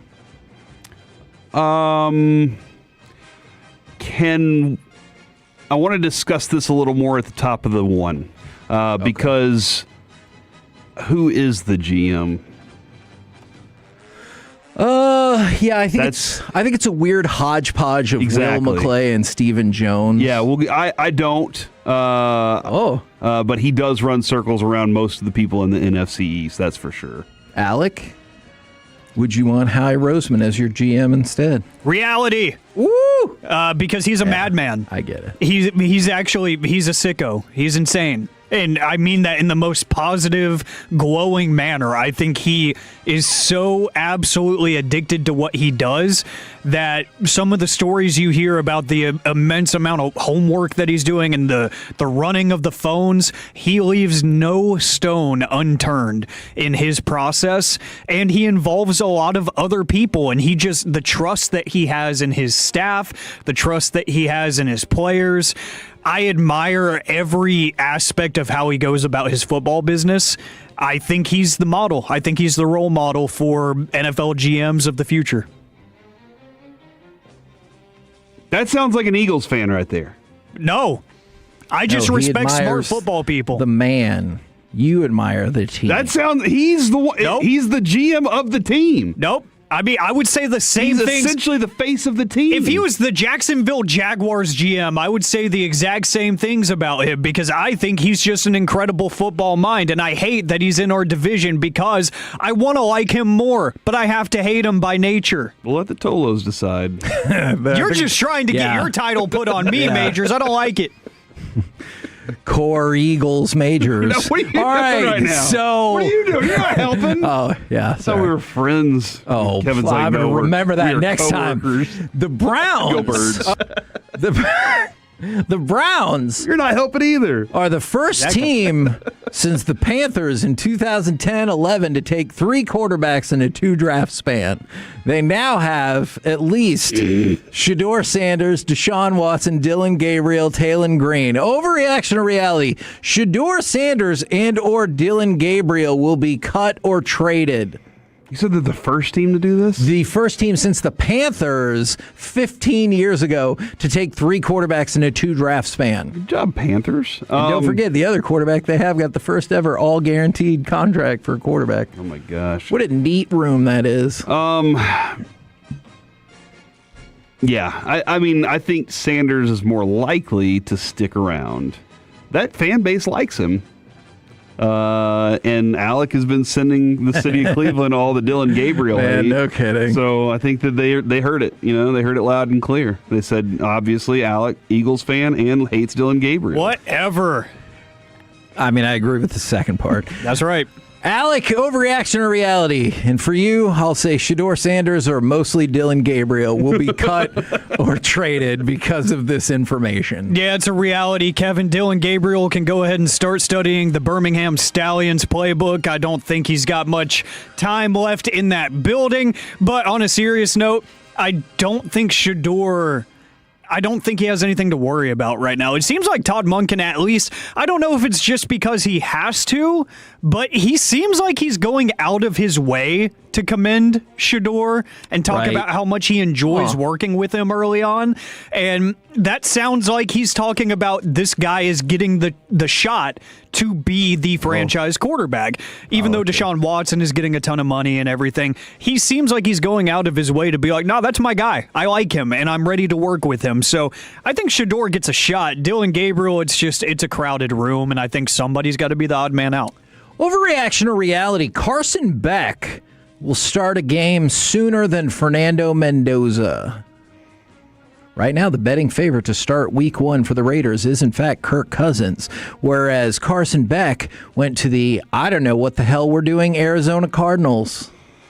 They have Minshew, him, and Brissett. Do they have Brissett? Do they not? Oh, yeah. I'm just saying, remember, he's like, I need to get paid. And they're like, why? And that's their opportunity to be like, we're fine. Yes. You know, like we're good. Yes. Yeah, I think that Mendoza should start day 1. You drafted him number 1 overall. Agreed. I think he should. I don't know what their plan is going to be there, but if they for any reason thought, yeah, we're gonna make him hold the clipboard for a little bit, then Carson Beck would be in by game 7. Overreaction or reality, Alec? Carson Beck will start sooner than Fernando Mendoza. I'm going to have fun with it and say reality. I kind of think that, too. I think he will, just because I think the Cardinals aren't necessarily as far away from your line of thinking, Kevin, when Jacoby Brissett's like, pay me, and they're like, why would we do that? Right. You know, I think they might get to the point where they're like, we've got a guy on a rookie contract. He's going to be here a guaranteed 4 years. Why not try to figure it out with him instead of paying you more money when we know we're not going to be competitive in this division for quite some time? It is a very loaded West. There is no reason for them to think, yeah, paying Jacoby Brissett is the way. So maybe they just say, we threw a dart. Let's see if it sticks. Why not? Now, we were talking about the wide receivers just a minute ago. There's a record-tying 17 wide receivers taken in the first 3 rounds. Mm-hmm. But overreaction or reality, you aren't really sure who will end up being the best wide receiver from this class. Yeah, you're dead on. I'm not certain because Jordan Tyson, I think, we both like him a lot. Right. I went back and was looking at my notes, and I was like, oh, I see a lot of St. Brown type usage out of him, where even some of the routes, I was like, that's a St. Brown route. And then when you talk about CeeDee Lamb usage, it's short routes, but the St. Brown stuff kind of stuck out to me. But physically, St. Brown is a tough dude, so I think highly of him. But then you got Carnell Tate, who there's just a huge question mark hanging over because he's not Jeremiah Smith. Yeah. And so Lemon, Cooper, Concepcion, Boston. Like there's a ton of them. And none of them stood out to me as, again, generational. None of them were Calvin Johnson to me. None of them I was like, I have to think about this instead of Downs. Like not a single one of them. So, and I do think, Kevin, if there had been one or two of them, maybe the Cowboys have a different response overall about how they looked at that top part of their draft regarding the Pickens thing. But as we discussed with Jordan Schultz, they did the right thing by saying we're sticking with defense here. I'm sorry, as we discussed with who? Jordan Schultz? Okay. I was like, I got his name right. I had to have a little bit of fun with that. Alec, overreaction or reality? You aren't really sure who will end up being the best wide receiver from this class. Reality, because if he stays healthy, it's going to be Jordan Tyson. If he catches every catchable pass that he's supposed to catch, it'll be KC Concepcion. If they find a quarterback and he just plays up to the ability that I think he can, it'll be Denzel Boston. There's a lot of guys that have a similar ceiling in my mind. I think the highest ceiling is Jordan Tyson, but again, availability. Jerry talks about it all the time, and with a skill position like that, it's true. He's just got to be there. But Carnell Tate could impress a lot of people and change a lot of people's minds. Mekhi Lemon just went to what we generally think is a good situation. We know that the quarterback thing is kind of a question mark at this point, which is kind of wild to say after winning a Super Bowl MVP, but he probably went to the best situation, so it would make sense for him to be the best receiver just numerically. I have no clue, and I'm excited to see who ends up, in 7 years, look back at this class like, dang, maybe it was somebody we didn't talk about at all. Overreaction or reality? Caleb Downs was your favorite Cowboys draft pick since at least CeeDee Lamb in 2020. Reality. I really think that highly so of this too. dude. And I thought that highly of CeeDee Lamb for sure. But I really think this highly of the excitement level for what he is and what he can be and how much he can change everything just because of the personality, then the play on the field. I loved hearing him yesterday with G-Bag being like, y'all want to put a green dot on me? Fine, let's go. I'm good. Right. If that's what I need, I don't care who has the green dot. Just as long as I got communication skills, I'll make sure everybody's lined up. I'll take on the responsibility. How much last year did it seem like we were looking around and everybody was the John Travolta meme? Yeah. Just somebody. Going anybody? Who wants this? And they do it for a week and then quit. And that dude seems like he's built for it. Because I knew Micah Parsons turned out really, really good. But you remember, fans were not stoked about that pick. Alex, same question. Oh, yeah, for sure. Yeah. Overreaction or reality? Caleb Downs is your favorite Cowboys draft pick since at least CeeDee Lamb in 2020. Easy reality, just because the league and the media were trying to tell us after initially telling us that, oh yeah, there's an absolute reality that your safety is going to be there at 12. Everybody pivoted so quick. And Schrager was the one who kind of started the conversation about, no, it makes more sense for him to go between, 10 and 20 than 1 and 9 for Caleb Downs. And then he quickly says, there's no way in hell that he's going to be there at 12, which he did have to move up a spot. I'll give him that. But the fact that he made it outside the top 10 into the double digits, I was just kind of accepting the reality that maybe they are right, even though I was manifesting it on these airwaves. So it was the perfect fit.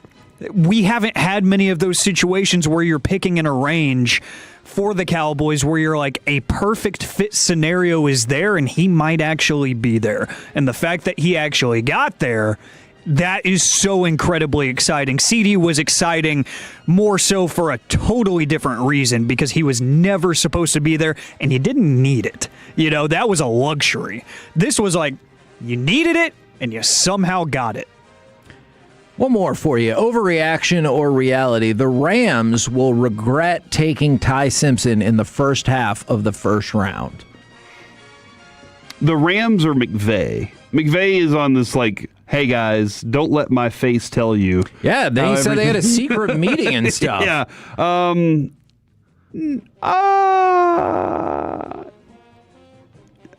Overreaction. Okay. Quarterback is important. And whenever I think here's a couple things we discuss. Matthew Stafford could say, you know what, I might want to get one more grab before I'm out of here. And they don't have to acquiesce to that. They can just be like, all right, we appreciate your time. We're going to go with Ty Simpson. But like you look at NFL players that are at the end of their career and their agent's like, hey, let's get them for one more deal and then get out of this league. And is Travis Kelce kind of doing something like that? Yeah. So like that's not going to happen to them because they're prepared for it. And then they get a year where he holds a clipboard and is behind the best, one of the best quarterbacks of this time. I say that because he had a really good career and he also finally won that Super Bowl, a Hall of Fame quarterback. So he gets to play behind him and learn from him. Whether or not Stafford teaches, that's on the student to go in there and just absorb it all while he's there. See how this guy does it. That was one of the things that Parcells talked about with Tony Romo. He was like, look, I got Vinny Testaverde here. You see how the guy carries his clipboard around and brings the details of how he prepares. And so you get that with Ty Simpson. Whether or not he's good is a different deal. McVay, though, has to sell Matt Stafford that it's still your team, don't worry about it. Go out there and play like it's your team for forever, and then whenever you're ready, we'll be happy to see you later. But right now, you go do your thing while also growing another. The secret meeting part is something that I don't love if I'm a player. If I'm a player and somebody's like, they were having secret meetings, like, why are we all having secret meetings? What you think I'm not? You think I'm not a big enough boy to take this? Come on, I don't love the secret meeting thing. Well, I guess the secret meeting. I'm sorry. I guess secret meetings are because they didn't want people to know that they were reaching for a quarterback. Exactly. All right. Alex, same question to you. I say reality. And I don't even have to think about it much. I think it was the worst pick in the first round. I think it was one of the, outside of Jacksonville's reaches, I think it was probably the dumbest pick in the draft.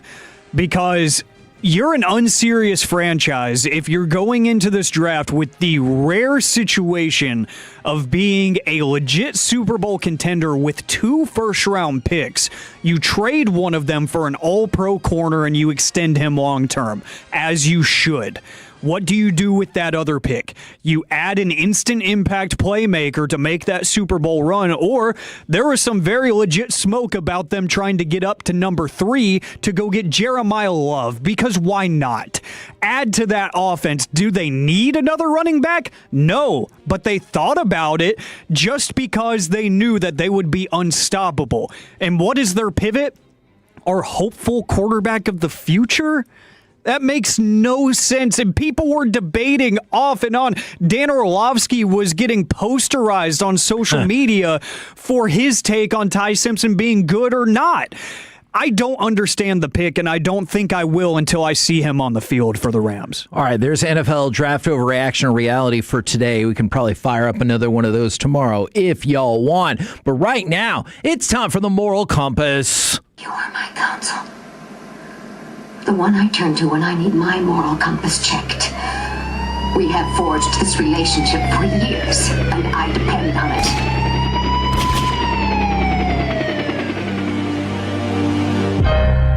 Now, we go to the world of baseball for this, and this story has a few updates in it.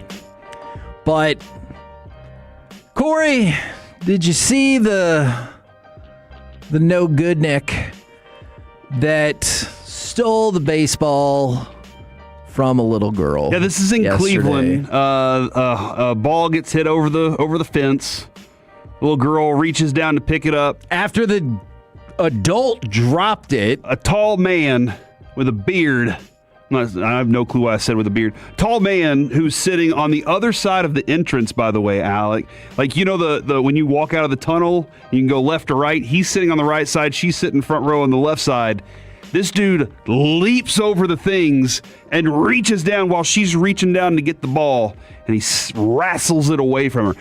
They were both wrestling for it. Yeah. And now, here's the thing I don't know. Did he see it was a child when he was doing it? Or did he think it doesn't matter, I'm getting that ball?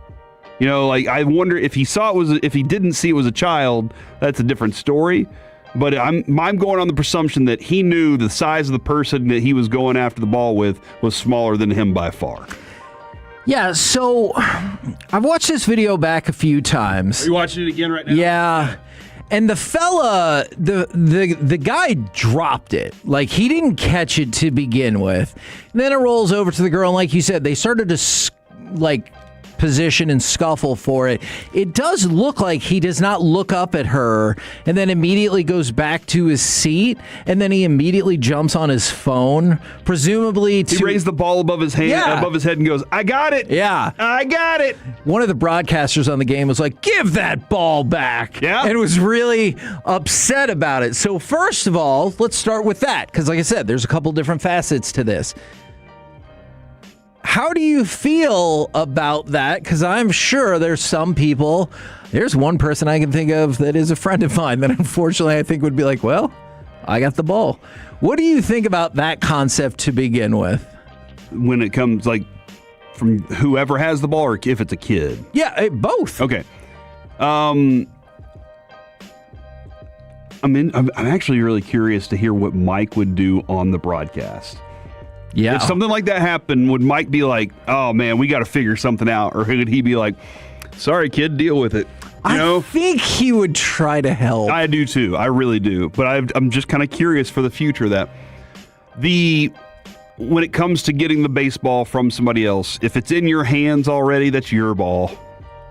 I don't need to be wrestling it out of your hands. You got the ball. Congratulations. Hopefully one gets hit to me. When it comes to taking a ball from a kid, I go back to the moment that I decided I never need a baseball in my life, ever.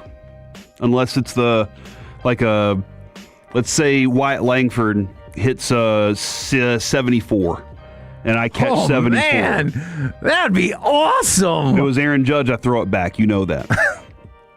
Yes. I'm a better Rangers fan than y'all. People are saying Bobby would take it. Bobby would definitely take it.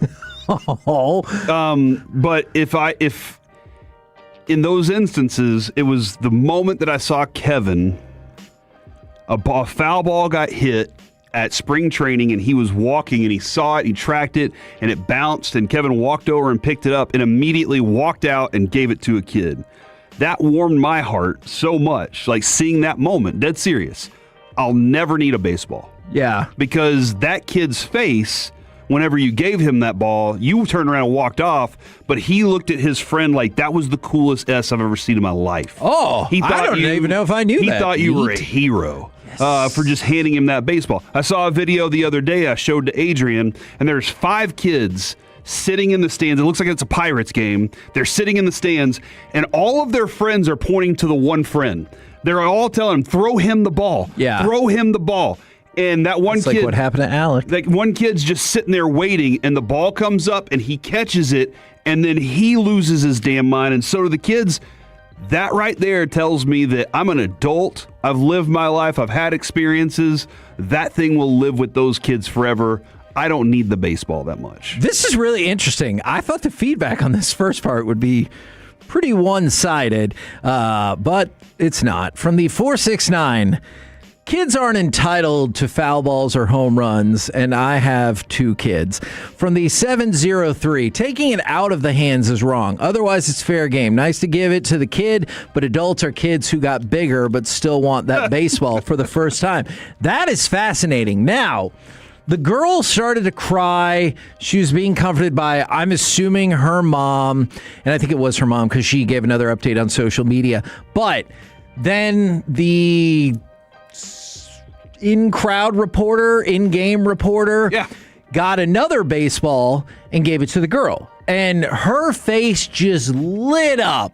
And so she was super happy about that. Now, the next question, though, is the mom said about 4 or 5 innings later, the guy went and gave that baseball to the girl. Now, is that because he had time to think about it? Is that because people talked to him? Is that because he was on social media and realized most of the sporting world had turned against him? Does that guy get the credit for that? Or are you like, yeah, all right. Because he did eventually give... With the new information, yes, he changed his mind. Okay. The experience can't change now, but at least now that kid thinks that there are some decent people out there. That's a cool thing. I do wonder, if you take it out of that kid's hand right then, is there a difference between taking it out then and then taking it out whenever they walk out of the stadium? It's still getting ripped away from them. Right. In some way, shape, or form. But it does seem a little more premeditated, I guess, if it's something outside. But yeah, Kevin, I will grant him forgiveness. Is that what we're doing? Forgiveness Tuesday? I will grant him forgiveness for giving the ball back. All right. Thank you, Tuesday. Nope, that doesn't work either. Because that's a cool move. After he got the information. Now, if he was bullied into it, then that's just more proof that bullying works. Oh, no. Right? Could we go with Thank It Tuesday? We'd have to come up with a little acronym for that. But yeah, Thank It Tuesday. Nah. You don't like it? Forgiveness Tuesday's better. I don't like what you did there, Kevin. No? The acronym. Oh, well, I thought we would all be fans of that on this show. What a delivery. Oh, man. Corey did not get that at all. I wasn't thinking about the acronym, dude. I'm sorry. I always thought you were a Thank It Tuesday guy. More of a... I get it. Ask Someone Sunday guy. Yeah. I got you. Yeah. What? There's nothing wrong technically with what I said. You said ass. He said ask. Ask. Yeah. Ask. Ask someone Sunday. Yeah. I did not. That's just a coincidence. Yeah, sure. It's just like... Anyways, all right, so that guy gets some credit. Alec, what about with you? The guy who was a real-life Grinch, does he eventually get the credit for 4 or 5 innings later per the mom? Hold on, giving that baseball back? Can I add one thing to it? And I hope someone said, you know what, I'm going to go buy that guy a beer for what he just did. Okay. And then he doesn't drink and he's offended. He throws the beer back at that guy. Oh, my goodness. No? That guy might need to do some better help. That's what I'm going to go with. Like if you see something cool like that happen, hey, man, reward that too. That's pretty cool. Yeah. As we were talking about the pay it forward stuff. Or, just leave it alone. Celebrate, dang it. There's been some really controversial feedback that I have not anticipated today. All right, Alec, do you give that dude credit for eventually giving the baseball over? I do, because I think in this situation you could call it post-Grinch clarity, where he had to sit and think about it. You realize, and eventually somebody's going to tell you, right? Like, hey, that was messed up. And you got to sit and ponder. After you ponder for a while, you're probably like, hey, I could do the right thing here. And you probably feel bad. He probably genuinely, I'm just going to assume that he felt bad after, because it was what? It was a handful of innings. Yeah, so 4 or 5 innings is what the mom said. He had literally an hour or so to think about it. So he probably was like, oh, that's lame. I'm going to do the right thing. So I'll give him credit. What a wild range of emotions for that girl. Like, she's crying, and then when she gets the other baseball from the in-game host, he's like high-fiving. Good on him for taking that initiative, and she seems super happy. So pretty wild right there. We're the KNC Masterpiece right here on 105.3 The Fan. And 877-881-1053. Caller number 10 will win a pair of tickets to go see Billy Idol at the Dos Equis Pavilion on September 18th. You can buy the tickets from Live Nation, or you can win them for free right now. 877-881-1053. Coming up next, it's the C-Block starring Chompy Majors. Yeah, forever understanding cool kids. Next on The Fan. Sean and RJ, the KNC Masterpiece, G-Bag Nation, and Fan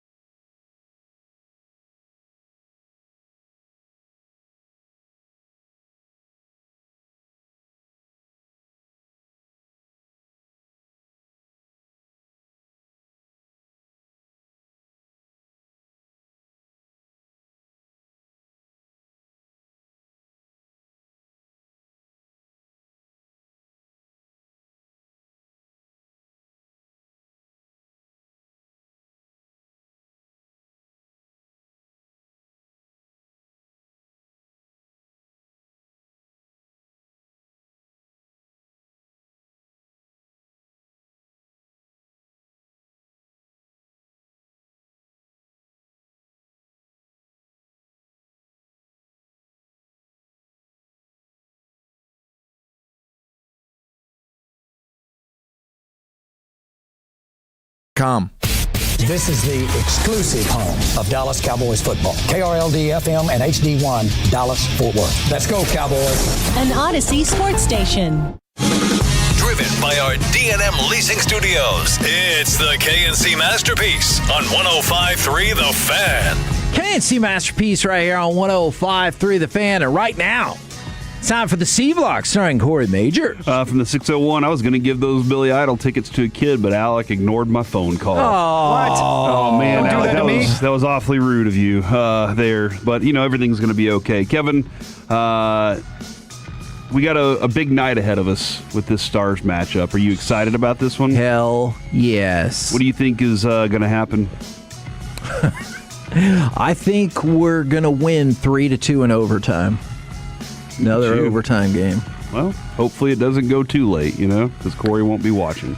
Yeah, I'm a little worried about the Nils news. All right, so Nils Lundqvist dealing with, quote, a little something beyond just the cut, Gulletson said, according to Leah Simakopoulos. But he emphasized it was a very deep cut. He also said, Glenn Gulletson says, wouldn't bet on Rope playing this series. So we're sticking to that one, Kevin, as we've said. Yeah. He's officially out games 5 and 6. Unlikely if he's there game 7. So there you go. Which, if you go back a week and a half ago and you heard, he wasn't even skating on his own, let alone, prepared to bounce in to any team drills or anything like that, it looked kind of bleak. Nils Lundqvist, Lyubushkin is coming in tonight for Game 5. Gulletson said he felt Lyubushkin's played his best hockey the second half of the season and is a big, heavy player that suits this series. Said it was a tough choice, no other lineup changes. So that's kind of the idea there, and understanding also kind of everything else they really like about their roster. Yeah. Unfortunate that the Lundqvist injury happened. That's otherwise, I think they're same thing, roll it back out there. Yeah. And again, I think you might even be up 3-1. You might be up 3-1 had he not been out. I can't guarantee that, but I feel like that's the case just because of the move that you have to make. And Zuccarello, as we said, Zuccarello and Trennan are game time decisions for Game 5. And so that, I think, is obviously you don't want anybody to be hurt. If they're recovering from their injuries, I don't have to want them to go out there and be able to play. That is a potentially good thing for the Stars. I'm a little surprised by that as well. I thought after the news we heard skating yesterday that Zuccarello would be good to go, but I am not complaining. You're not willing to put yourself out there and say that's a little gamesmanship?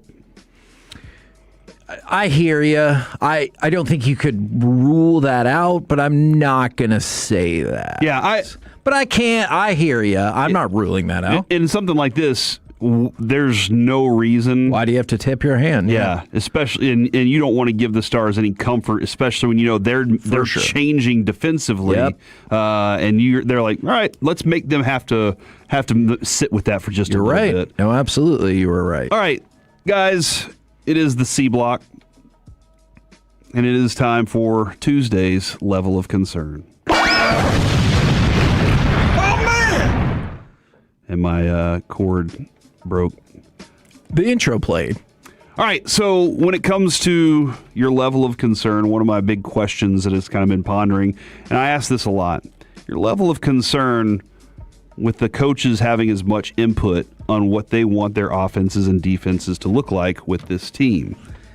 Yeah, I've wondered this forever since Broadus would kind of walk us through some of the situation. I get, I guess, a certain level of input from the coaches, but also that's why you pay your scouts all of the money all year long. I feel like the coaches should be communicating to the scouts what they're looking for, and then the scouts can be like, well, I have player X, Y, and Z that would fit. Here's where they are progression level wise. Here's they would fit in your scheme and everything like that. So yeah, I've always been pretty concerned. I'll say 1,200 pounds out of a ton concerned about that happening. And for anybody that's new to the level of concern... Oh, man! Oh, sorry. Kevin's saying 1,200 pounds. That's how we weigh your level of concern. That's right. Is in poundage. Now, Alec, your level of concern with that. I'm going to say Christian Parker specifically, but... Ooh. I like the word poundage, too. I'm writing that one down. That's going to be word. It's going to be part of the lingo now. Especially on a Thank It Tuesday. Stop it. Sorry. I hate acronyms. I would say if Kevin's at a 1,200, I'm at a 1,250. Oh, really? Yeah, just because, especially listening to the draft show coverage over the weekend, hearing the scouts actually speak over the air and hearing the level of knowledge and, hearing some of these people say, well, I got whispers about Caleb Downs when he was in high school, and now we're talking about him as a grown man and coming into the NFL. The amount of work that they do, and like Kevin said, you're paying them money and you have a pretty big scouting department. And I think some people might take for granted teams like the Cowboys that do have a massive staff like that, like the Rams. They don't get talked about enough for how thin their scouting department is. It's like a couple of guys in computers. Yeah. They're relying totally on AI model projections and stuff just based off of the knowledge of a few people that you can count on and one the hand. GM's gut. Exactly. and we know that, and we know what Les Snead thinks. Yeah. We know that it's just get rid of all the draft picks so I don't have to evaluate these players. He has less need for those. Oh. That was good. I'll let that one slide. It was pretty good.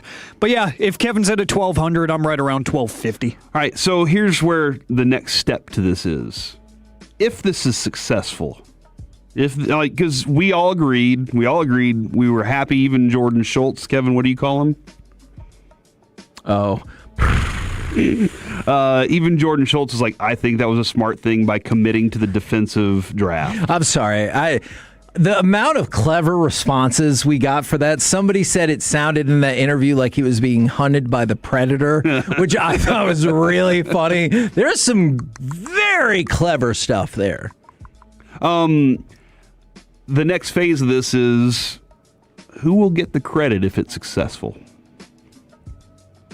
Do you believe Christian Parker will get the credit if it's successful? I really do. Because is that a level of concern for you? No.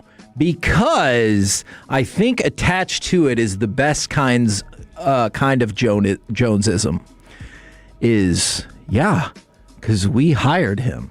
Like, that's the same thing I thought with Kellen Moore and with Jason Garrett. They were like, well, nobody would give them that opportunity except for us football geniuses. And we saw something in him nobody else saw. Same thing with Christian Parker. Now, he was on the... You think that Jerry will remind people? Yes. They're going to tell you numerous times, and I'm fine with it. If it takes our defense to mediocre or even, dare we say, slightly better than mediocre, great. A lick of defense. Yeah, we're all going to be happy, and then that's fine. Every single week, Jerry can be like, that's why I saw that he could be a defensive coordinator. Nobody had ever given him that job. Mm-hmm. But I saw... He'd done a lot of work up until we got him. Yeah, exactly. And that's a Jonesism, is they love that. Is like, maybe you didn't say their name in the credit, but we know what you meant. So you don't think that Jerry is still stuck in Jimmy Johnson mode where he needs the credit for the picks? He just needs the credit for the success. No, yeah, he just needs the credit for the success. And it's like a secondary assist in hockey, right? Like, you might say Christian Parker, but, I mean, if he's so great, I'm the guy that hired him. What does that mean about me? I made the goal. Yeah. Or, if you prefer, a more contemporary reference, like Michael Scott in The Office. If Dwight gave the great speech, imagine the guy who hired him to give this speech. That's a good point there. That is a good point there. They love that. So that's kind of where I'm sitting with that is. The other thing, too, though, is, and Broadus asked the question to them, do you think the next defensive coordinator is on this team or on your staff? And again, I follow up with, he said yes. But that just means to me that when Christian Parker leaves to go be a head coach somewhere within a year and a half, because of all his success, that he's taken that guy with him. I thought about this a lot, and I was going to ask Kyle Yeomans about this yesterday. And I'm going to ask Jerry this year if the defense turns around. Why not? Would you imagine the size of the check I would write? All right, let's put that to the test. Let's say the defense goes to 4th this year. Holy crap, Christian Parker is the greatest defensive coordinator of all time. I would like to offer you a 4-year, $100 million contract to stay. Shoddy's like, what the crap? What about me? You're right. You get a 4-year, $125 million deal to stay. That doesn't impact the cap whatsoever. So if you're willing to write the biggest check of all time and we get a new DC every single year, why not give Christian Parker all of the money? I don't disagree with you. I just feel like they feel like the amount of money has to be relegated or connected to the success. Okay, deal. And when the success is 12-5, that's not good enough if you're not getting to the NFC Championship. Okay. I think that's, Kevin, where that level of you'll offer that if you're there. Yeah. And I think that's going to happen. I think look, man, I like what Schottenheimer's dealing. I do. I liked this year, even that there was a bunch of stuff that went on, and he was able to navigate it. And I'm hoping that he can do that same thing again and have a better defense, and I think he'll have better results. Yeah, I'm just this year I'm going to ask him that if this team is succeeding and Christian Parker becomes the talk of the NFL, why not give him all the money? Now, it's possible that Christian Parker would be like, that's great, but my dream is to be a head coach. I don't care if it comes with a $15 million pay cut. You know, I've always wondered that. Like, would you take the head coaching job for $10 million? Or if I said, you know what, stay here as my coordinator, $25 million. Now, part of that is, too, because I don't necessarily believe the Jerry when he says that. So we'll see if we can put that to the test. Kevin, have you heard about the West Nassau High School and Sewanee High School moment that happened? I have not. A little bit of national attention out there. 3A Florida High School baseball game. Here's what kind of happened. Jordan Kroger said only 2 upperclassmen are here for the West Nassau. It's the school's prom tonight. Top senior pitcher Fisher Bennett, who has a .94 ERA, is one of those who skipped tonight's playoff game. And then he followed up, was actually 3 upperclassmen in uniform for West. Miscounted earlier, all 5 seniors were absent because they were at prom. Your level of concern for the priorities of our fine nation. So believe it or not, I have a story about this. What? There was, going into the soccer playoffs. You don't go to prom. There was this team that I thought was going to just truck everybody. But another coach from a rival team that was not that far away from team number A said, it's fine. You watch what happens. Because that Saturday, when a very important playoff game would take place to maybe get you to the state tournament, their prom is that night. So do you think all of their focus is going to be on the field, especially if it goes to overtime, and not thinking about their hair appointments and this and that? And she's like, we got this. And they pulled what I thought was an upset. And I asked the opposing coach about the prom. She did not care for that question. It made her very mad, which made me kind of wonder, was there a little bit of truth to that? Dang. That for the playoffs, man, that's tough. I think I'd play in the game. 877-881-1053. I think you play the game, and I think you commit. You get everybody in the room and say, guys, let's commit to it, because once this game's over and we head to prom, we're going to be heroes. Yes. And I think that's how you get the glorious. You tell everybody, we go into prom and we let everybody know that we won the game, or we go to the after party and tell everybody we won the game. Now, I know there are moms that are like, I need pictures of my son with his date. I know there are dates out there that are probably like, where's my boyfriend? But do you want to go into that place and be like, look, if you really cared for me, you would have been at that game for me? Yeah, that's... Or thanks, sweetheart, for being there. Oh, man, I just did that. Thank you, girlfriend, for being there for me in one of the biggest moments of my high school baseball career. Does it depend at all at the round? Like, if it's by district, are you like, hey, just go to the prom? You don't make it to the next round. No, you're right. Or if it's regional final, you're like... that kid with the .94 ERA is probably thinking to himself, I'm going to the minor leagues next year. This high school game is not going to matter. Does it make more sense because the seniors don't have to face the repercussions? Like, if you skipped out on that as a sophomore, coach is like, all right, we'll see what role you have on this team going forward.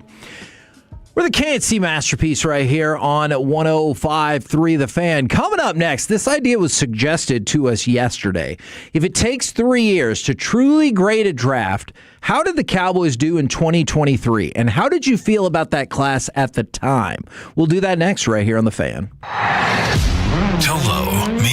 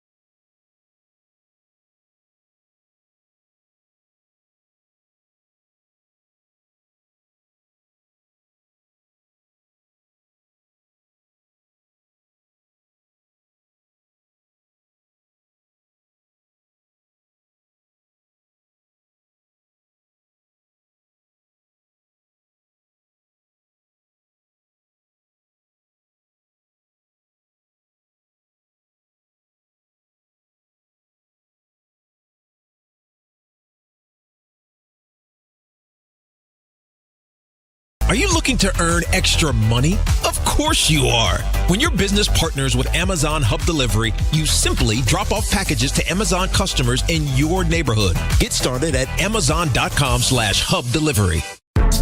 This segment of the KNC Masterpiece is brought to you by the personal injury lawyers Frankel & Frankel. If you've been injured in a car or truck wreck, call Frankel first, 214 or 817-333-3333. With Frankel & Frankel, there's never an out-of-pocket cost. They only get paid when you win. Frankel & Frankel, the go-to car and truck wreck attorneys in Dallas. Ferguson in motion to the right, snap to Prescott out of the gun. He's going to the end zone. It's caught.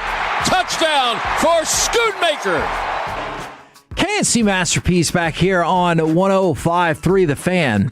So we got the suggestion yesterday to go back and look at a prior Cowboys draft, because we talked about it. Usually people will say it takes like a good 3 years before you can really grade what a draft class was. So if we went back 3 years, how did the Cowboys do in 2023? And maybe more importantly, what did you feel about that class at the time? And that's really what I want to talk about here as well, because we're all, for the most part, pretty stoked about the Cowboys draft class. We had Jordan Schultz on, and he said he was a huge fan of the Cowboys draft class. So I wanted to kind of compare that to some of the vibes and feelings at the time and see, like, was that a draft where we were all like, hey, we did great, even though that draft class sucks.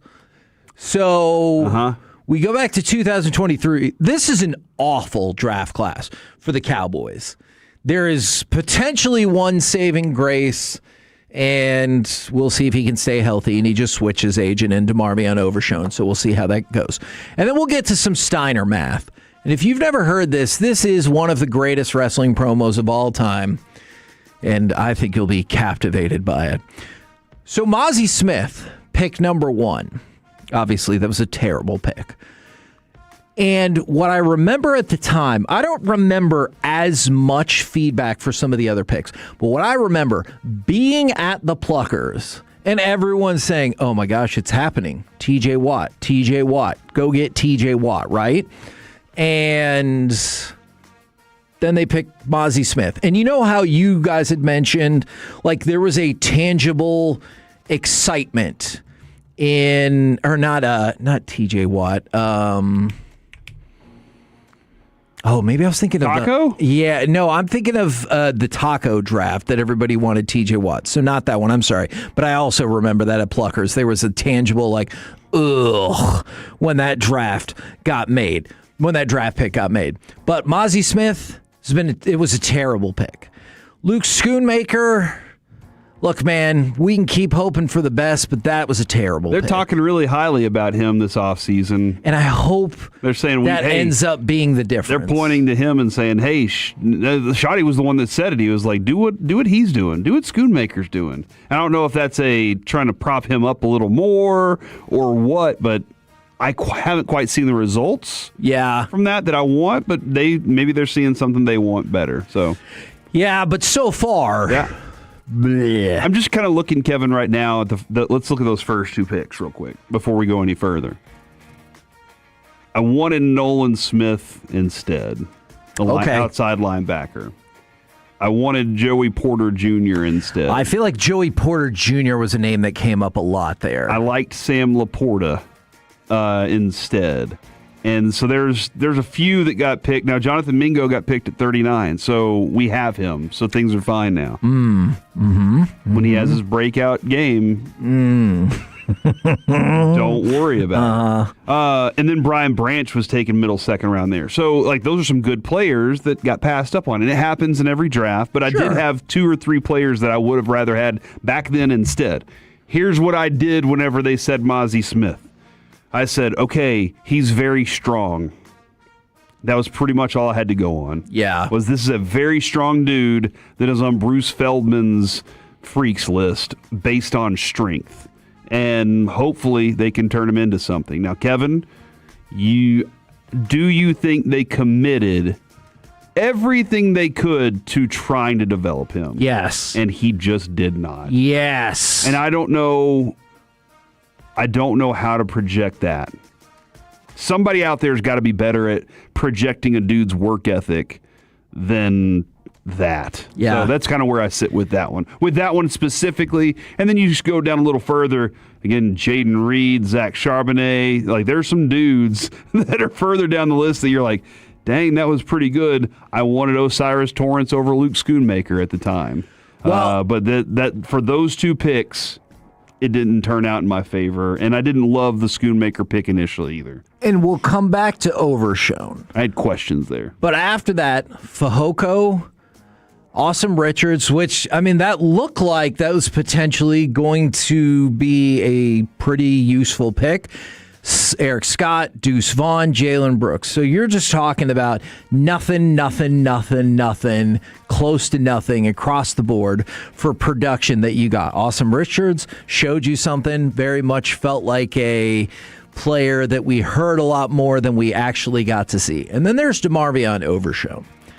Marvion Overshown looks like he could be awesome. In the ESPN poll last year leading into the season, he was ranked as a top 10 off-the-ball linebacker already. Consider this. In his first 3 seasons in the NFL, out of a potential 51 games, he has played in 19 of them. Yikes. But every time you see him out there, not every time, for the most part, when you see him out there, you're like, holy smokes, this guy looks awesome. But guess what? You haven't seen a real, full, awesome season. And if you get it this year, it's a contract year, and you will get no benefit from that in terms of we're paying him on the cheap. All right. 2 picks before him. Tank Bigsby. 50 games. 281 carries, 1,254 yards, 11 touchdowns. Kobe Turner, 51 games. 2 picks behind him, Dorian Williams, 50 games. Wanye Morris, 43. Darnell Washington, 50. Michael Wilson, 46. But that was your receiver this year, by the way. Jordan Battle, 51. The average of the 6 to 8 on either side of him is 50 games played. So, yeah, Kevin, and now I can't say the results are like spectacular Pro Bowls or anything like that, but the average is they're playing games and they're filling out the roster spot. This dude doesn't, like, for what it's worth, he hasn't had a roster spot to fill because he hasn't been available for it. Now, we keep pinning a lot of hope on it, though. Yeah. And you can't, we've talked about the hope being a very poor strategy. Yeah, it's not a strategy. Yeah. And so that was one of the reasons that this offseason, when I kept saying you needed this many linebackers, it wasn't just because I add those linebackers and I have DeMarvion Overshown. I needed somebody to replace him in case. I know the talent's there. And I even asked you whenever he was drafted, I was like, I think he's a little light for the position. And I can't say that the NFL has shown me that I'm right about that because I thought he was a little light for it, and I was kind of curious on his durability. That hasn't been the case. It hasn't been because of his size and the durability. That's just been his durability overall. So if you look at that draft class, is it best case scenario a D? Or is that... Yeah, I would have given it at the time. I want to say I probably gave it a B minus, C plus. Right. Somewhere in that range. And at this point, it is a D because you have one player that's viable, but he's no good if he can't play. Yeah. Sorry, it's no good if you can't play. And I go back to this. If he's awesome this year... Changes a lot of things. Well, but also he changed his agent for that specific reason, I believe. I think that makes a lot of sense. And you're going to have to pay awesomely because of it. Okay, let's say he does play all 17 games. Right? And I realize 2023, it was unfortunate, but you did still miss the whole season. The next year, his breakout year, missed 4 games, but then this past season, he missed 11 more. So if he played all 17 this year, and he's awesome, what is your confidence level in that contract? If Mulligetta and him are like, you saw what I can do. I'm top 10 inside linebacker, off the ball linebacker, however you want to say it. I'm maybe top 5 by now. I just played the entire season. I would like to get paid. What is your confidence level in giving out that contract? Because mine's pretty low. 3rd year with the franchise tag Mulligetta guy? man, that 3 straight seasons of it. That would be pretty fascinating. I mean, and you still have you're still in a situation where maybe you wanted to use that for Pickens. Yeah, but it's a prove it. Like, if there's you know what, Kevin, here, I am going to start abiding by this, and I have for a while. Trust your drafts, trust your ability to draft, and you're not worried about that. You can look at that and go, that was a really good season, man. We saw that in him when he drafted him. Guess what? We drafted him.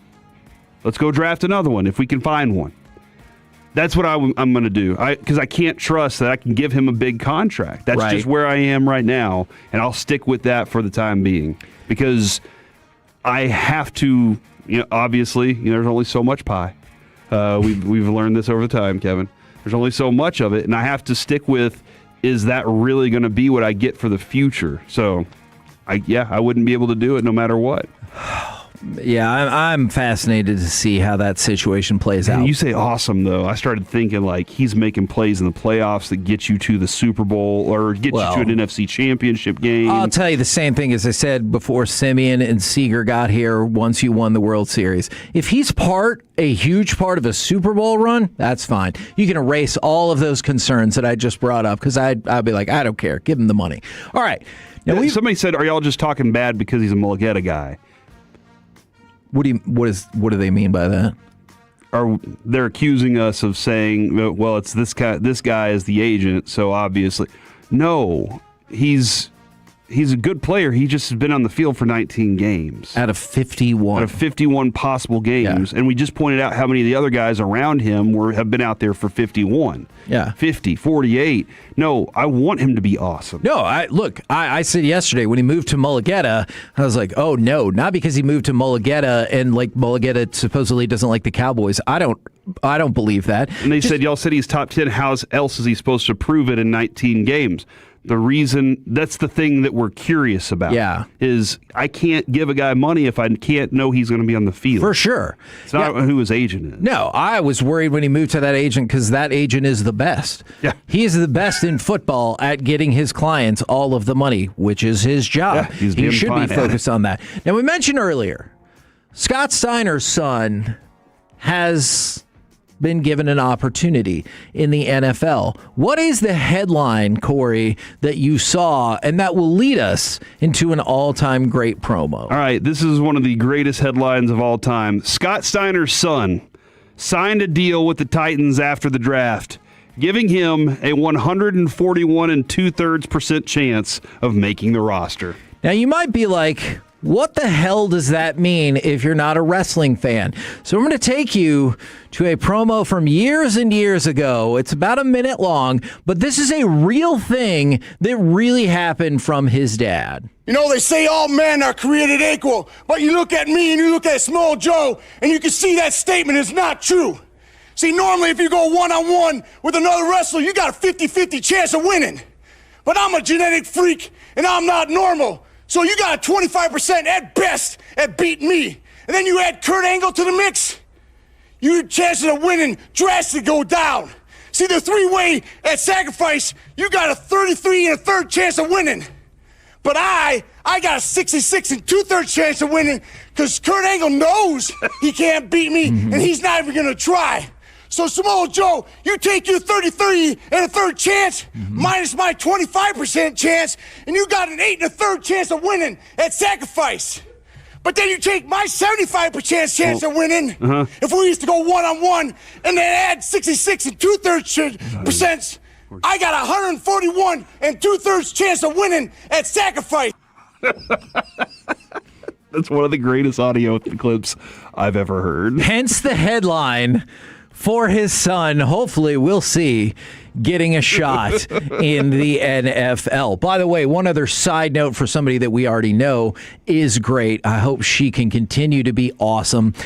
Allison Felix most decorated female track and field athlete in Olympic history. She is coming out of retirement to compete for a spot at the 2028 Olympics in Los Angeles. Kidding me. She's awesome. She will be 42 by the time the games start and is aiming to qualify for her 6th Olympic Games. Not only would I like to see it, the TV networks would like to see it, because that is going to be a must stop down and watch if she qualifies. We're the KNC Masterpiece right here on 105.3 The Fan. Coming up next, we'll go live to Globe Life Field to chit-chat with the fellas from the G-Bag Nation. Next right here on The Fan. Coming up Wednesday morning on Sean and RJ, Stars Wild Game 5. Choppy back from the Globe to talk about the pitching matchup in Arlington, plus 2 more ticket giveaways.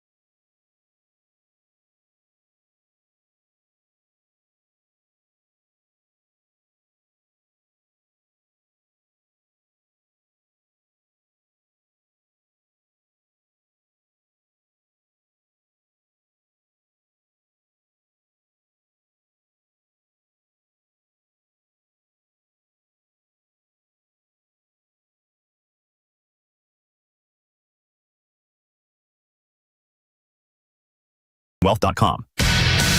Hear from your favorite Rangers each Tuesday afternoon at 3:20 with the G-Bag Nation. This is the place for Rangers coverage right here on The Fan.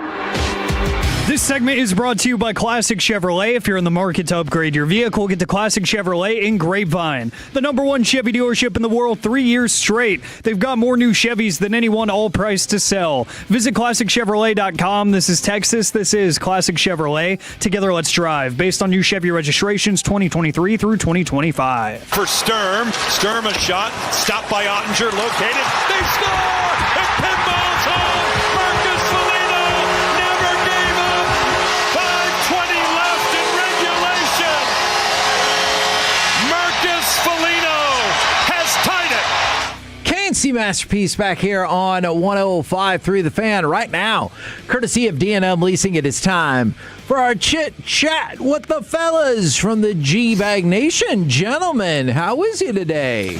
Amazing, Hagee. How are you? Man, I'm doing pretty well. I got to ask you, Wolchuk, I mean, I know you guys are out at Globe Life Field, so I understand, but no Stars sweater tonight. How are we feeling going into Game 5?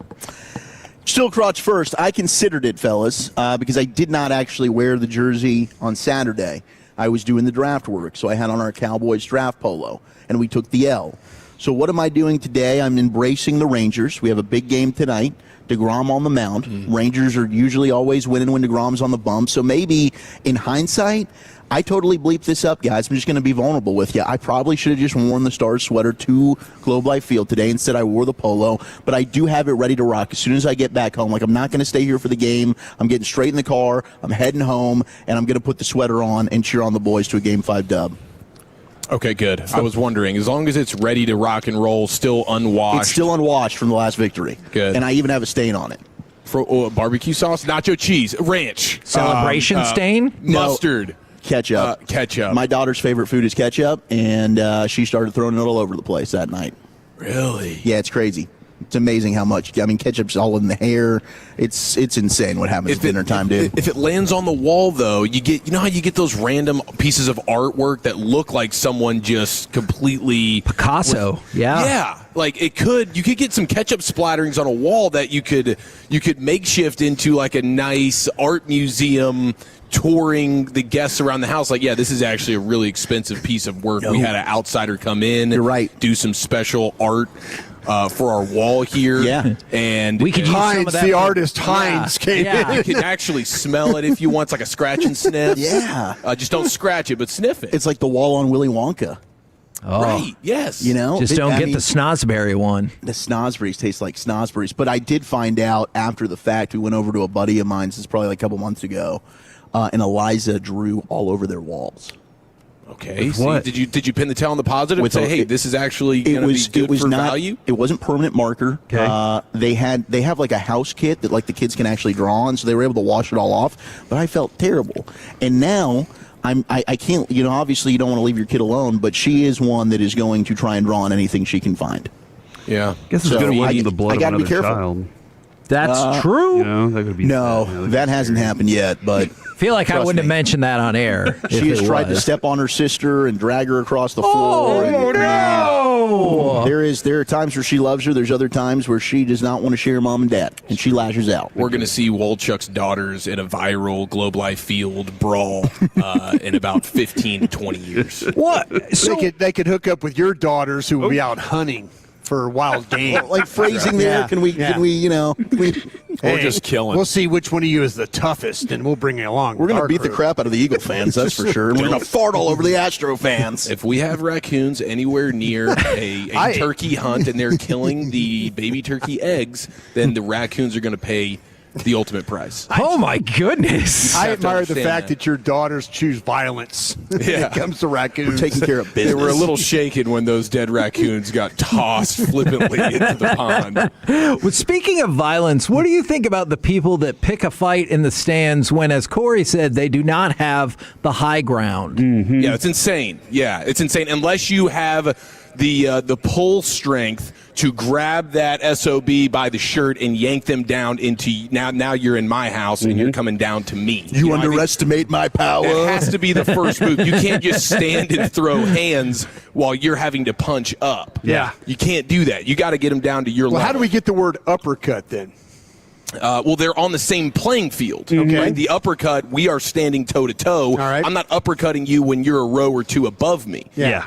Right? But you're upper above me, so I'd be uppercutting to get Yeah, to but you, right? it's the high ground. You lose reach immediately if you're in the low ground. All right, this is combat skills at its finest right there. You got to be. You have the high ground. You have the ability to punch down on them. The low ground, you're reaching up, and you've already lost most of your power and torque. Could a miss punch be like lose balance, fall forward? That absolutely could face happen. plant? Okay. Yeah, I kind of feel like upper punching would be beneficial because you could keep better balance going down. It could get away from you. It could get away from you and fall over the seats, and now you're injured. And as soon as you go down onto the seats, I'm jumping. I'm on top. I'm hitting the back of the head. Now you're taking all the skills you learned through Rex Kwon And again, Do, that's why you and can't you're putting lose it the out. high ground. That's why you got to stay in the high ground at all possible costs. Okay. I see offensive tackles all the time get over too far. What happens? They get pulled forward. That is get true. pulled off balance. Yeah, and you get don't want them to play. top-heavy. You don't It want to could play be a too high. problem. That's right. That's right. I asked Corey and Alec this, so I'll ask y'all as well, as long as we're on this topic. Have you ever either gotten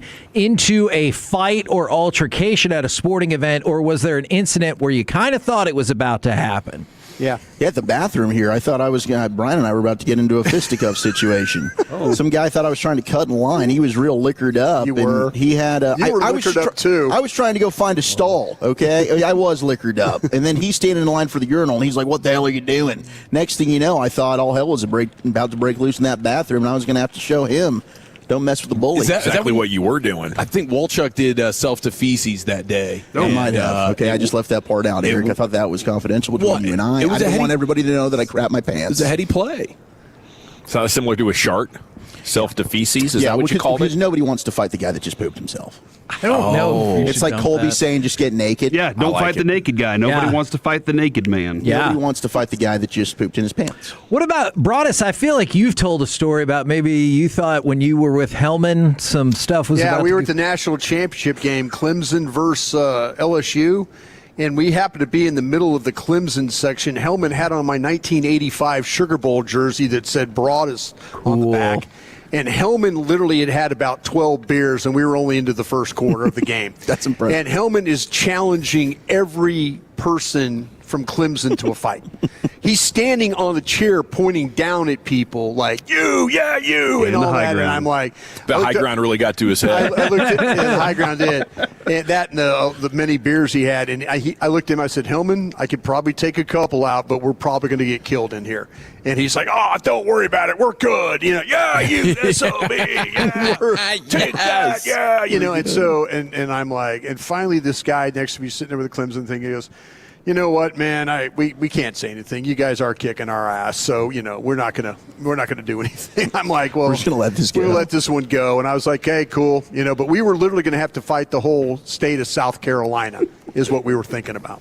Ooh, Tiger v. Gamecock. Tiger v. Tiger. Clemson Tigers. Oh, yeah, fair enough. So those neutral game sites, Kevin, are always kind of a problem, man, I hated writing those Hellman stories. thought he was a home game. He was thinking New Orleans home game. If he got thrown in jail, he knew how to get out of jail. So he was thinking it was a home game for him. Do you think if Clemson was dominating, things would have gone different for your fighting game? Yeah, because we would, you just really kind of let it go. If you're getting crushed, you just kind of let it go. You're just like, hey. I was in the stands for the Texas A&M game there at Kyle Field. We lost in 7 overtimes. Oh, yeah. I wanted to fight coming down the ramp. Hellman was with me again, and I'm like, Dave, we might have to take a few of these jarheads out, And he's like, I'm with you, man, whatever we have to do. Are you two bad influences on one another at games? Yeah, I feel like this is a thing. No, it's just being LSU assholes. Is what I think we got to dump that. Brian. And Hellman's not even out there. The podcasting's really not working out. Come on. Now, that's what we were. FCC. Honestly, we were. We really were. Hey, you can't say that on air. At least you're self-aware. No, you cannot say a-hole on air, Brian. That part I didn't know. That's Pat McAfee stuff. I thought maybe I said F-bomb on air one time, and then it got reprimanded. I had to do I had to sign a Yes, document. that was unintentional. All right, this one Mud this one was bash. intentional. Yeah. I said it. I'm sorry. All good, man. What? You're just letting Alec, you get that? We're okay. The lines are being blurred. Alec was I in the actually think other this room. the FCC's bad. You know, they need to lighten up on us. Yeah. You got all kinds of cussing going on Yeah. cable TV, on podcasting, and they're looking at radio and treating us unfairly. Yeah, well, we have a whole ass network on ESPN cussing. You know, it's true. And it's crazy. You could just reverse those two words and you're fine. You were pushing it a little hard. Well, in addition to your, what I actually think is a very worthy wanna say that crusade against the FCC, what else do you guys got coming up on the program today? And where can everybody see ya? It's going to be the greatest crusade against the FCC since Howard Stern. Remember love that? Like 25 Yes. years ago. Joey Erickson's going to join us coming up at 2:40. Nice. We'll, Slim we'll talk Scotty. Game 5 with Joey. And yeah, Pure Gold is always Josh Young, Rangers Player Show is about 80% confirmed right now. I've been bouncing texts back and forth with Rich Rice. I think MLB Youngboy is going to join us here in the next hour or so. Love it. He has been insane this month. Roll home with the G-Bag Nation. Go see them at Globe Life Field. We'll be at Globe Life Field tomorrow. 10 a.m. to 1 p.m. right here on 105.3 The Fan. Say go Stars, Kevin. Go Stars! The more time you get,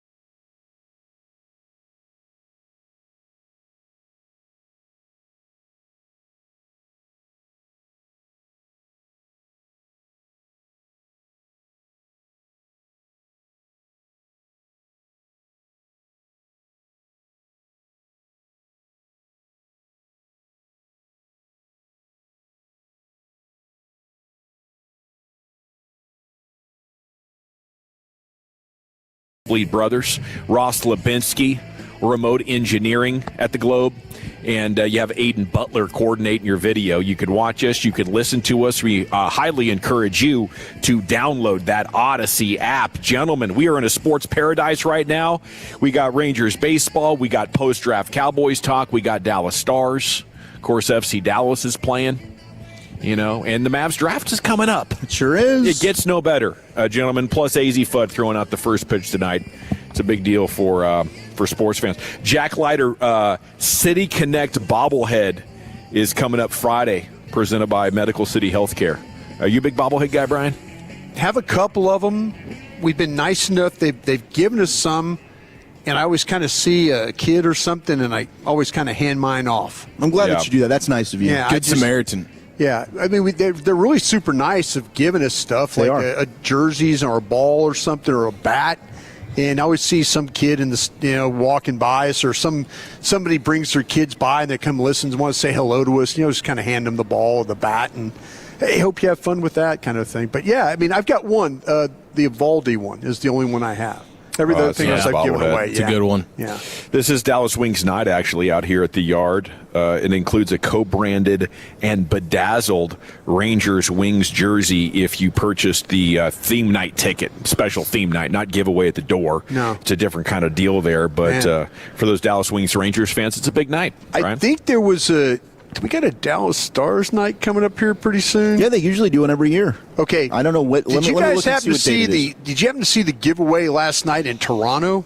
No. They were giving away the Blue Jay. They had the hockey sweaters. It was a great look, but they were with the Blue Jays look. Yeah. And it was it didn't look like a cheap giveaway thing. Looked nice. Man, they gave us those rings and stuff during the championship. That was cool. Those rings are really cool. Best giveaway in DFW those history. jerseys didn't look like cheap. It looked like they gave it some thought and people had to pay some money. So it is. You're right. It's going to be another Stars Rangers hoodie.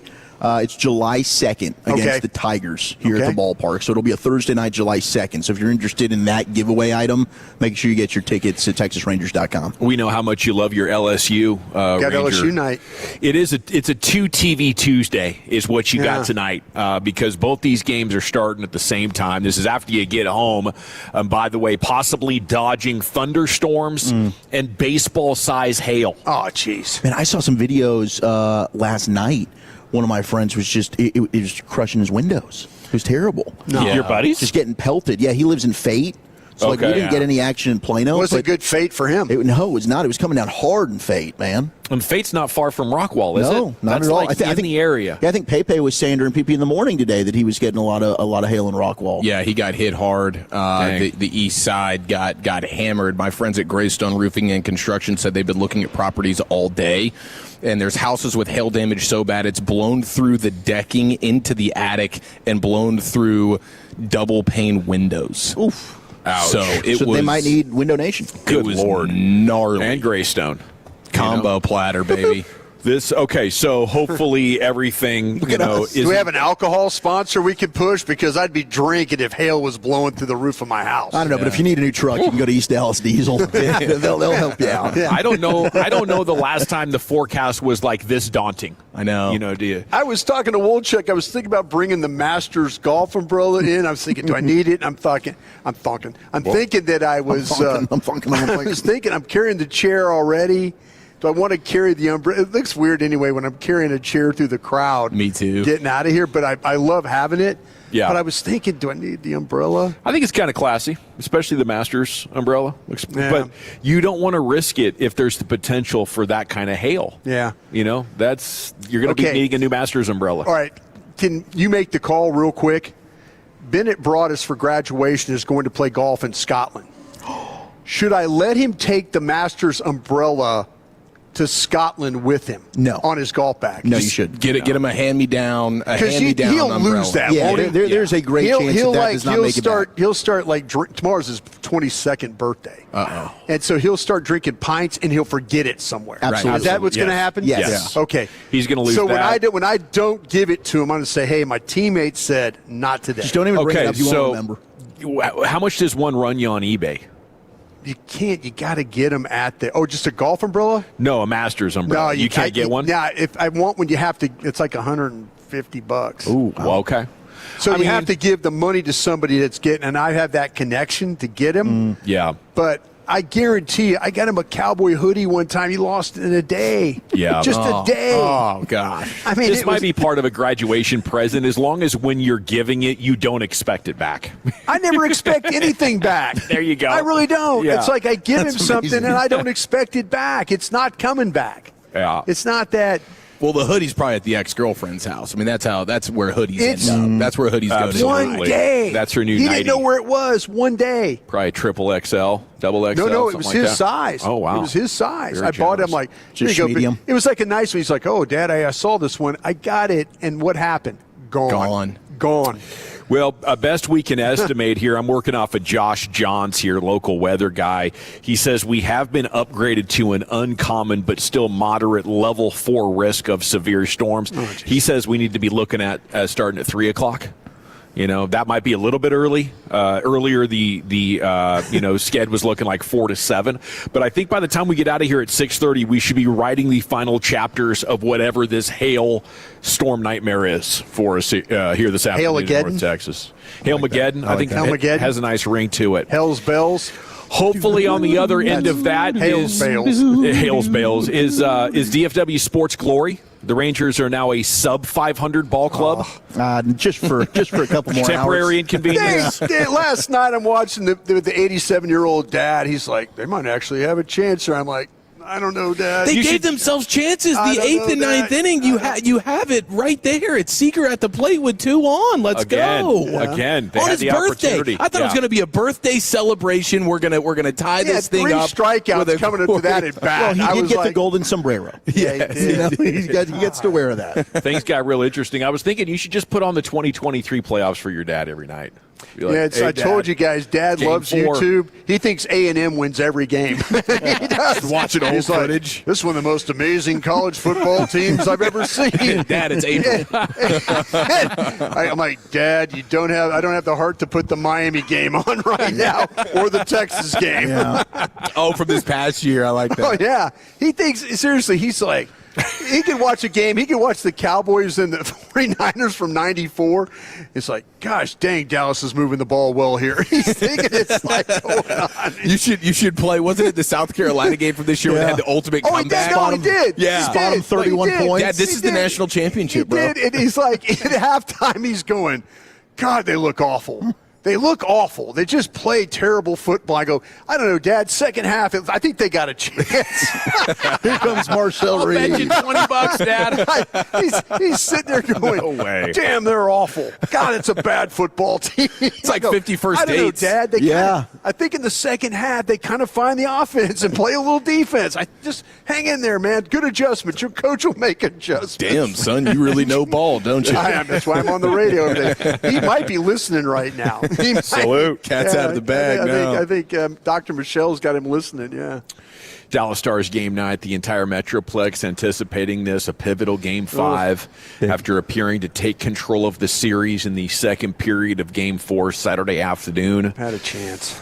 We're now deadlocked 2-2, and Lundqvist is out after taking the skate to the face. That was a pretty deep laceration. Yeah, huh? no, it's terrifying. I mean, I'm honestly surprised it doesn't happen more in hockey, and thank goodness it doesn't, because that is an absolutely terrifying fatal. moment. Would you guys wear the neck protector thing? You see, I'd wear it all, bro. Yeah, I would too. I'd probably wear a visor. Shield, low shield, Yeah. and then the neck protector. Like I'd be dressed up like a goalie out there on the ice. Okay, Coming out like Iron Man. skating backwards with all the goalie equipment on. He's a forward. But I'll be an He's got elite goalie pads scorer. on. You're in front of the net trying to deflect pucks. You know?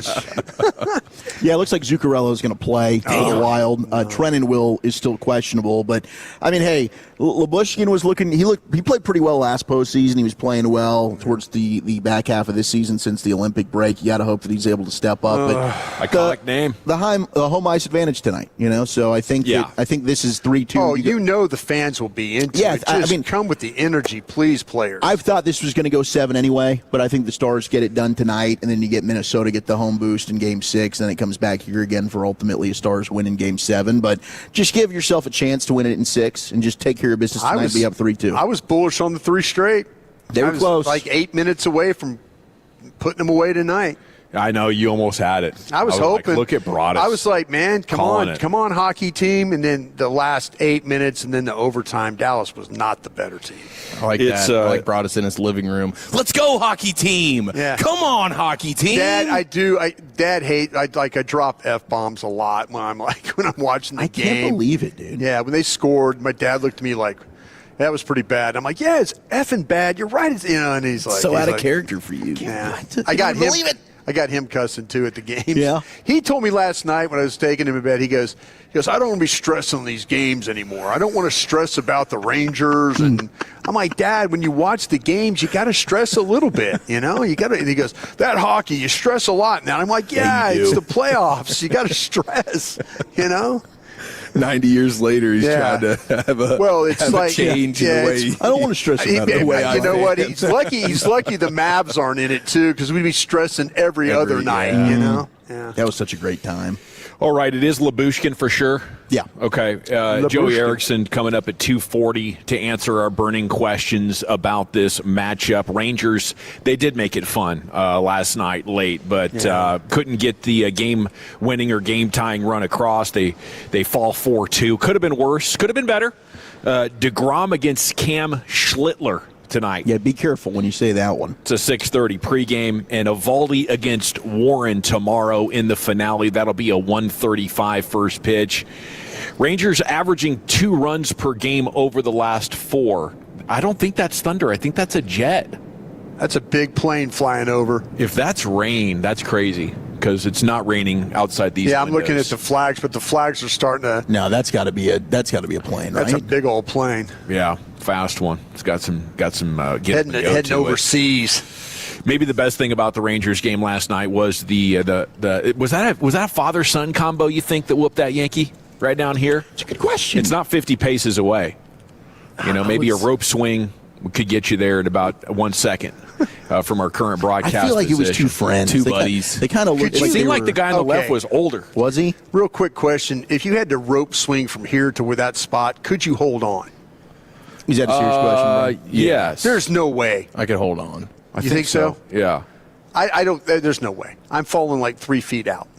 Like as soon as it gets out, boom, fall. No more grip strength? None. Boom, fall. Crawfish shoulder? You kidding me? Yeah. No chance. Yeah, that's a good point. What if you gripped it with your body and your arms and your legs? Just kind of hold on for dear life. Have you seen me try and get up out of the beanbag chair? I mean, you think I could hold on? It's the highlights of my day every day. I mean, yeah, if it got around my neck, this is for survival. You know, I'm serious. If this I is had to fight fall or at flight the kicking in. Side of the building, gone, just gone. Bye-bye.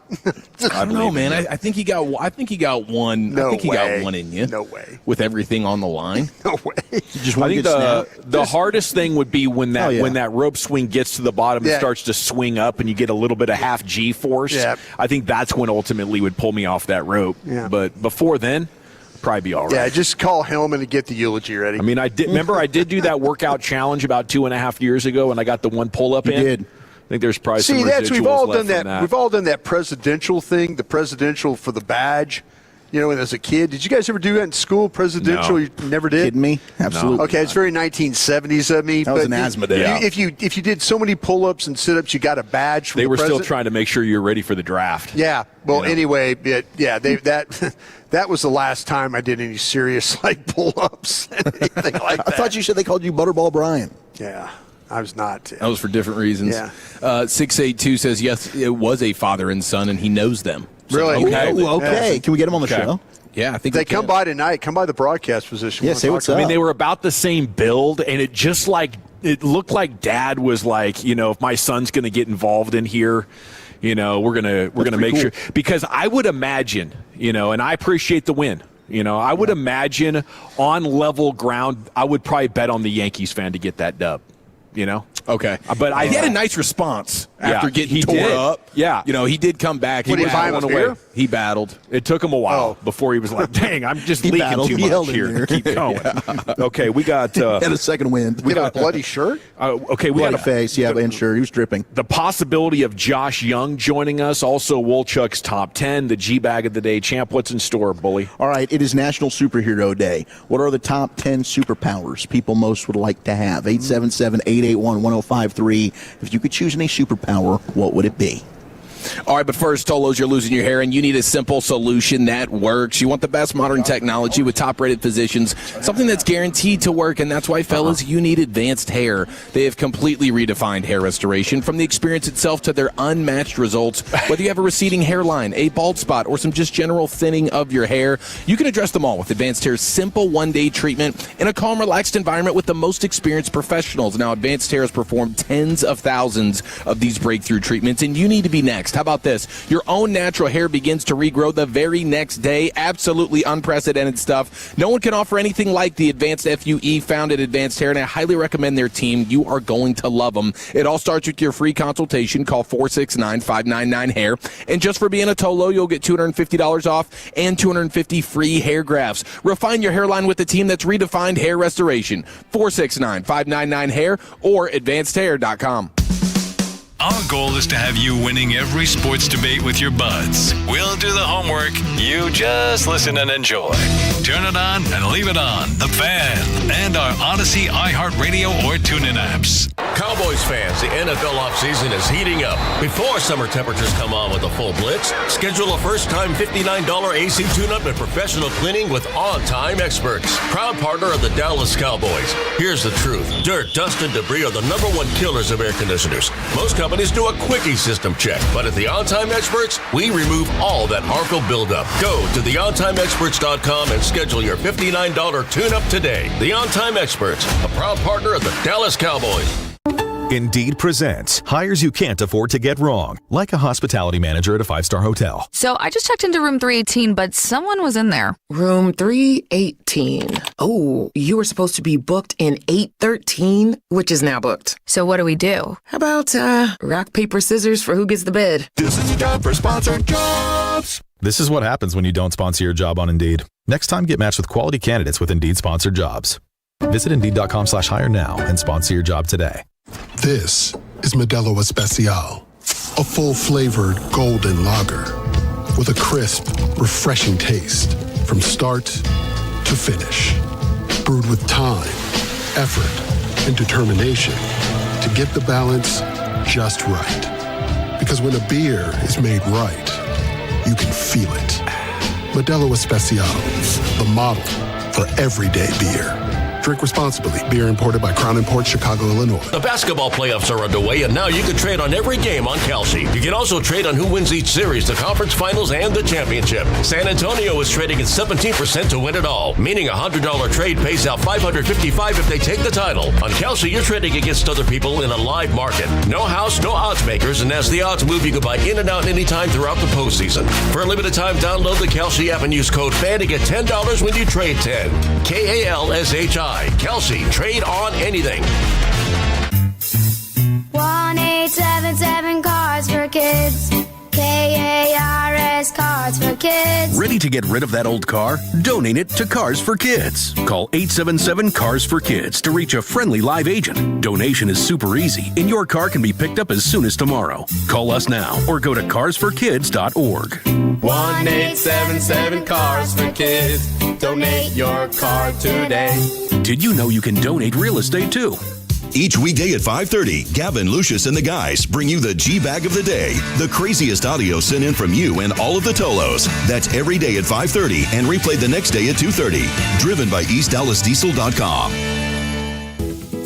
Everything you knew about reaching customers online is being rewritten. Time to rethink your approach. Outcomes from Viant finds real customers, not impressions, not clicks, customers. Our AI maximizes every dollar of your budget against the outcomes that matter most and proves it happened. It's smarter advertising made simple. Visit Viant.ai. Doug. There's nowhere I wouldn't go to help someone customize and save on car insurance with Liberty Mutual, even if it means playing in a football game. Boom! 42! You're going down, Doug! Oh, yeah? Your price on car insurance when you customize and save is going down. Hey! Limu? What are you doing on their team? Only pay for what you need at libertymutual.com. Liberty, liberty, liberty, liberty. Follow here, Tolos, and like you, my home has become my happy place. But I started noticing scuffs, faded colors, and peeling paint that needed attention, and that's when I reached out to CertaPro Painters and CertaPro.com. You can ask about their spring sales event for 10% off qualifying projects through May 15th. And here's the deal. Each CertaPro Painters business is independently owned and operated right here in our community. So whether inside or out, you can protect your home with quality paint and a worry-free process. Schedule your free estimate online at CertaPro.com. That's Certa with a C, CertaPro.com. This segment of The Fan is brought to you by BuyersBarricades.com. Buyers Barricades is a full-service traffic control provider, taking care of your project from the evaluation and planning to setting up, maintaining, and taking down the equipment when the project is complete. The Texas Authority in Barricade Rental. BuyersBarricades.com. Yeah, buddy, it's time now for the Rangers Players Show as we are live at the Globe Comerica backyard out here. Come by, say hi. If you're coming to the game tonight, 6:30 pregame, 7:05 first pitch with the Yankees in town, 2nd of 3. The Rangers Players Show brought to you by Golden Chick and by Globe Life. For over 125 years, Globe Life has helped protect families when they need it most. Globe Life, make tomorrow better. And Josh Young, Rangers third baseman, World Series champion, joining you now here on The Fan. And a good afternoon, sir. How the heck are you? I'm good. How are you guys doing? Well, we're doing great. It's always fun to be here. Yankees in town, little extra juice. And watching you play has put a pep in our step here recently. Josh, what's clicking for you up there? Man, I'm just being consistent in my daily disciplines and contributed all that. What do your daily disciplines look like? What goes into it? I mean, my schedule is pretty detailed, but I mean, can't give away all my secrets. But just know it's so detailed that my teammates pretty much know where I am on a 30-minute basis. So, would you say you're pretty OCD, or how would you explain that? Because that seems like it's pretty extreme. Man, I think if you want your performance to be consistent, you pretty much have to be consistent with your daily disciplines too. And I think I've been convicted with that more than ever this year, and so far it's been paying off. So hopefully we can just keep it rolling. Josh, we've talked a lot about the way the ball flies in the home ballpark. Is that a conversation you guys have at all, or is it kind of just a lot of nothing? I mean, it's definitely a real thing. It sometimes it sucks, sometimes it kind of works out. I mean, it just kind of is what it is at this point. I mean, there's no reason to put a ton of weight into it. Sometimes it doesn't go the way you want to. Sometimes it does. I mean, it's just the way the baseball flies. Hey, Josh, in the media, we're not always fair with you.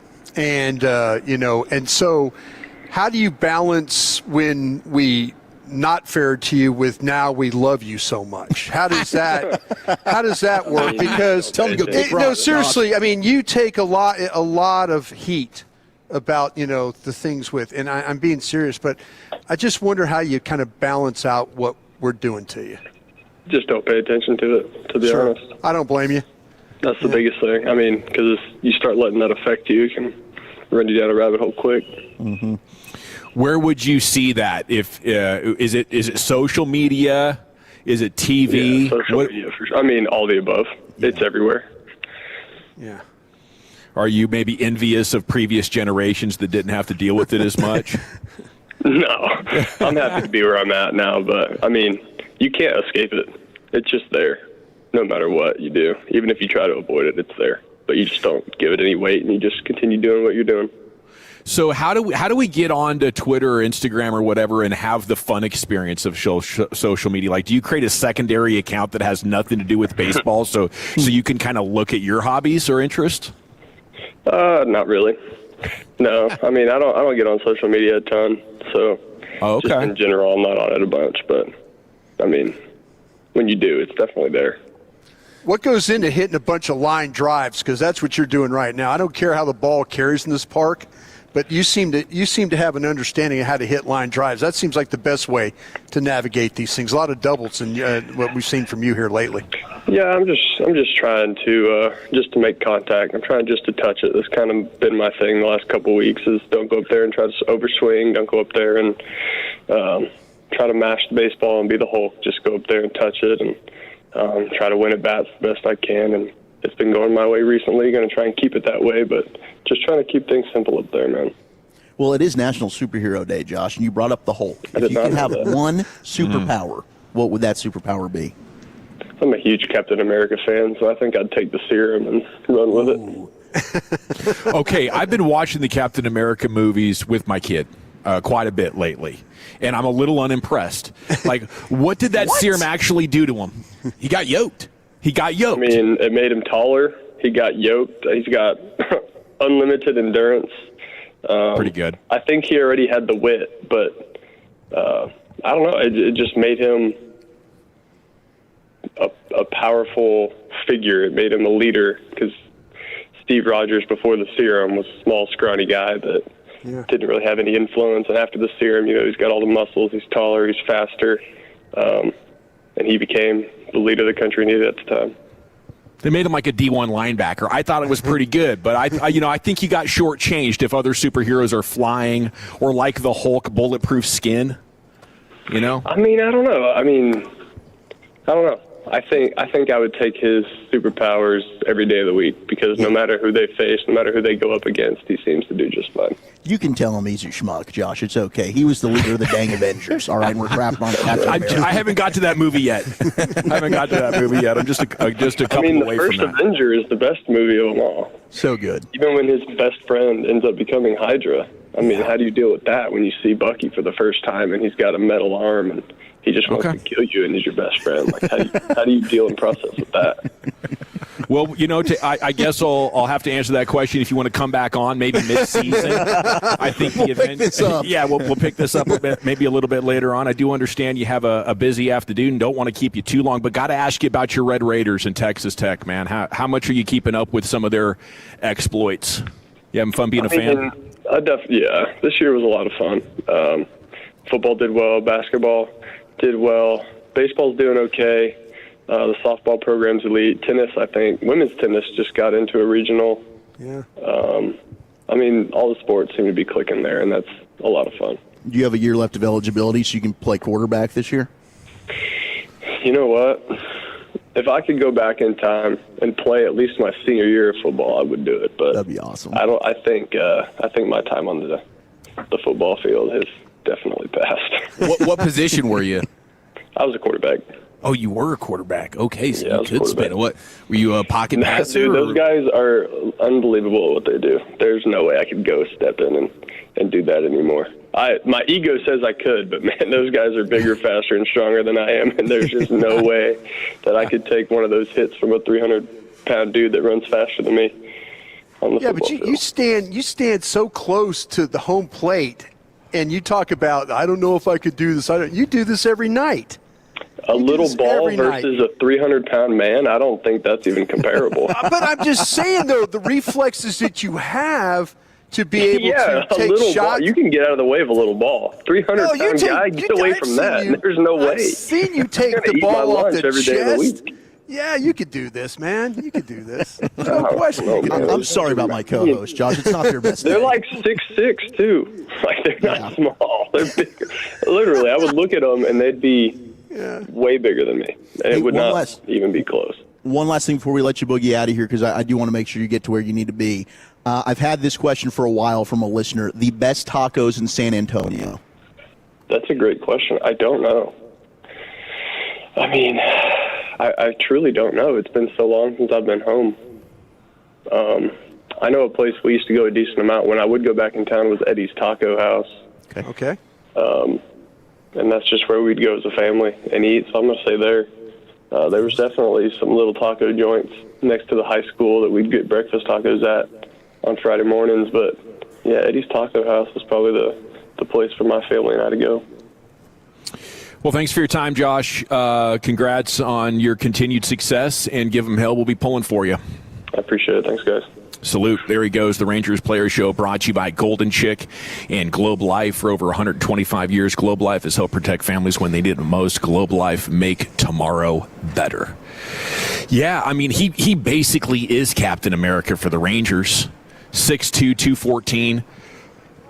I think Steve Rogers goes from actually 92 pounds. I saw in the intro to the sequel, I think the second movie, they showed what he did. Like, I think it was 92 pounds, and it was hilariously scrawny to 240. Whoa. And it's pretty good. I think the endurance is there, but you really feel it in the second movie when he's having to be like up in the air on those giant alien spacecrafts, like hanging on for dear life, and like Iron Man's buzzing around like, I'll save you. I'll just fly, I'm running away from an F-18 and, I'm, basically saving the world right now, and I'll find time to swoop by and pick you up, Steve. Is this the guy with the shield? Yeah. So we're using the shield as a weapon? Yes. We're throwing the shield? Does a real nice job with it. With the shield? Does a real nice job throwing Does the shield come back to him? How does it It's got a boomerang effect to it. I don't know. But I guess don't know. I guess if you relate to the underdog, right, and to the guy with like traditional American values because he came from World War II times, I could see the appeal to it. I would just like to know that I was rooting for the superhero that would win a battle royale involving all superheroes. Is that too much to ask? No, I get that line of thinking for sure. So he's getting beat up quite a bit, Captain America. I mean, I think the script writers protect him. They protect his vulnerabilities, and but they're clear. Yeah, they're significant. Clear. He is very mortal, right. And I was actually spending a lot of time thinking about this. It's basically, it's more like a Jason Bourne style movie or a Rambo style movie where you're just going to say this guy is the ultimate soldier that just has an ability to dodge bullets. That's basically what we're saying about this guy. It's more of a traditional Hollywood presentation of a guy that, he just wasn't born like that. And I keep thinking, for the love of God, if you have a serum that's going to triple somebody's body weight, why don't you give it to the 240-pound linebacker and let him be 700 pounds at 8.5 feet tall instead of the 92-pound dude and just turn him into, a Navy SEAL style dude? Yeah, that would have been the way to go about it, right? Yeah, get the guy who's already pretty impressive and just double it down. This is the best part about coming to the ballpark right here. Marty. This is the She best. has delivered. This is the best part about coming to the ballpark. This right looks here. like, is this some lemon kind of bread? Thank you so much. We appreciate you, Marty. Pound cake? thank you What are so we looking much, at, man. Marty? Appreciate it. Pound cake? Oh, coconut. Oh, this Coconut is pound delicious. cake. Pound cake. Let's go. Love the staff at Globe Live. She's done it once again. It's like the old days with the cookie deliveries. Cookies, yeah. Yes. The guys up there in the booth. Yeah, Tom Grieve and them always Yeah. talked about the cookies. Yeah. All right, we got Joey Erickson coming up to talk hockey with you next. NHL expert, I think you could call it. Former fan host, fan producer, Joey Erickson jumps on with us next to talk Game 5 here. It's the G-Bag Nation on 105 through the Fan. Coming up Wednesday morning on Sean and RJ, Stars Wild Game 5. Choppy back from the Globe to talk about the pitching matchup in Arlington, plus 2 more ticket giveaways. Lee Bryce, 7 o'clock. Monster X, 9 a.m. It's a Hump Day edition on the Fan. Hey, Tolos, RJ Choppy here by your friends over at Zerez. Let's get that carpet professionally cleaned. The clean way, the green way, the Zerez way, the RJ Choppy Fan Special. Right now, awesome offer for you for this month. 3 rooms, pre-treated, clean, and sanitized for $109. And then the entire home air duct cleaning, just $449. That's awesome to get the air quality in your home to picture-perfect spots. 214-37-CLEAN, 214-372-5326, or ZerezDallas.com. Dax Kurtz here. Let's be real. Right now, everything feels so expensive, and replacing your windows can feel like something to put off. But here's the thing. Old, inefficient windows are costing you money. Our windows can help lower your monthly bills, and that adds up. We're home with the 10 windows for just $59.50. And with 0 down, 0% financing with approved credit, you don't have to come out of pocket to get started. If you've been putting it off, now's the time to call 469 Windows or visit BestBuyWindowsAndSiding.com. Best Buy Windows and Siding. Everything you knew about reaching customers online is being rewritten. Time to rethink your approach. Outcomes from Viant finds real customers, not impressions, not clicks, customers. Our AI maximizes every dollar of your budget against the outcomes that matter most and proves it happened. It's smarter advertising made simple. Visit Viant.ai. Some days self-care starts with Nature-Made gummy vitamins, a deep breath, and a little encouragement. Mom, I'm really nervous. Me too, honey, but we've got this. Repeat after me. I'm gonna have a good day. I'm going to have a good day. I choose joy no matter what comes my way. I bring joy wherever I go. Quality gummy vitamins from Nature-Made, the #1 pharmacist-recommended vitamin and supplement brand. Based on a survey of pharmacists who recommend branded vitamins and supplements. It's home selling season, and what's the biggest mistake you can make when selling your home? Settling for less money. Not with Orchard. First, Orchard gives you cash up front to buy and move into your new home first. Then, your local Orchard agent helps you sell your home on market for top dollar. One customer said, "I went under contract within 24 hours of my home listing. Amazing!" Don't settle for less. Buy before you sell and get top dollar with Orchard. Get your free home valuation at Orchard.com. Orchard.com. Finding great candidates to hire can be like, well, trying to find a needle in a haystack. Sure, you can post your job to some job board, but then all you can do is hope the right person comes along, which is why you should try ZipRecruiter for free at ZipRecruiter.com/radio. ZipRecruiter doesn't depend on candidates finding you. It finds them for you. Its powerful technology identifies people with the right experience and actively invites them to apply to your job. You get qualified candidates fast. So while other companies might deliver a lot of hay, ZipRecruiter finds you what you're looking for. The needle in the haystack. See why 4 out of 5 employers who post a job on ZipRecruiter get a quality candidate within the first day. ZipRecruiter, the smartest way to hire. And right now, you can try ZipRecruiter for free. That's right, free at ZipRecruiter.com/radio. That's ZipRecruiter.com/radio. ZipRecruiter.com/radio. ZipRecruiter. May the 4th be with you. And G-Bag Nation. Join 105.3 The Fan Monday, May 4th from 2 to 7 as we broadcast live from Mexican Bar Company at the District in Willow Bend, Plano. Cold drinks, great food, and your favorite show. Don't miss it. Directions and reservations at mexbars.com. Attention. Have you racked up $10,000 or more in credit card debt? Are you barely getting by making minimum payments? With credit card debt reaching all-time highs, National Debt Relief is notifying consumers about significant debt relief options currently being made available to help those with overwhelming credit card debt. These options may reduce a large portion of credit card debt for those who qualify. You don't need to declare bankruptcy or take out a consolidation loan, and you may only have to pay back a fraction of what you owe, even if you have bad credit. National Debt Relief has already reduced the credit card debt for more than 550,000 consumers, so don't wait. If you owe $10,000, $20,000, or even $100,000 in credit card debt, you can now take advantage of this financial debt relief as the cost of living continues to skyrocket. To check what debt reduction you may qualify for, call 800-358-6868. That's 800-358-6868. Again, 800-358-6868. Hi, Babe Laufenberg here at Classic Chevrolet and Grapevine with sales manager Joey Wilhoit. Joey, how's it going? It's going fantastic, Babe. As the #1 Chevy dealer in the world 3 years straight, we're determined to keep winning. That means our best savings on every new Chevy in stock. It makes a real difference for buyers. Sounds like even more options at the price points buyers want. If you've been waiting to upgrade, now is the time? That's right, Babe. During our Classic Difference sales event, you can feel it. Upgrade to a new Chevy Silverado 1500 with $15,000 off MSRP. That's a winning drive. $15,000 off. Now that's a way to win big. Trade values are up for now. With top dollar, you can lower your payments. Come see how our numbers will make a difference for you before pricing shifts. You heard the man. Visit ClassicChevrolet.com or go see Joey in the truck building today. This is Texas. This is Classic. Together, let's drive. Based on new Chevrolet registrations 2023 through 2025. Stock number TZ145926. Classic discount $13,000. Customer cash $1250. Bonus cash $750. Plus tax, title, license, and $225 dealer doc fee. Expires 4/30/26. Hey everyone, Boomer Esiason here. If anyone knows about diehard sports fans, it's me. I get to live and breathe the excitement of the season all year long. Now for advertisers, that passion matters. It's exactly why sports radio performs for brands. People who listen to sports on radio via streaming or on sports podcasts are nearly 3 times more likely to consider a brand that supports their favorite team. So if you are interested in reaching sports fans, we have the playbook for you. Check out our comprehensive ebook, State of Audio, Sports Fandom. Check out stateofaudio.com. The Rangers and Yankees go at it again tonight at Globe Life Field in Arlington.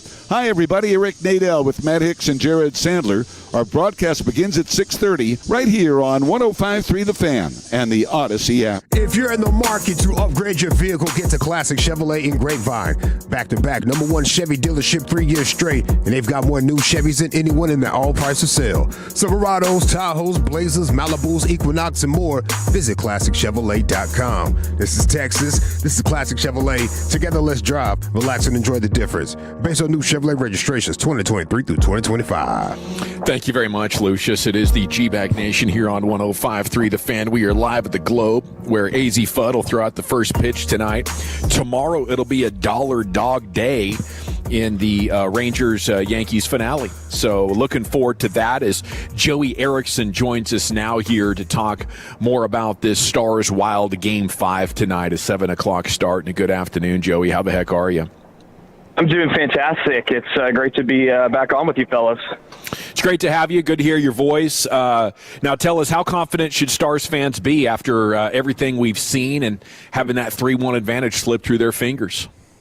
Yeah, I think Stars fans should be relatively positive. I quite like the Stars game in game number 4. Unfortunately, they just did not bury some of those looks, as you mentioned. They kind of let one slip away. But, hey, this is 2 top 5 teams in the NHL going at it.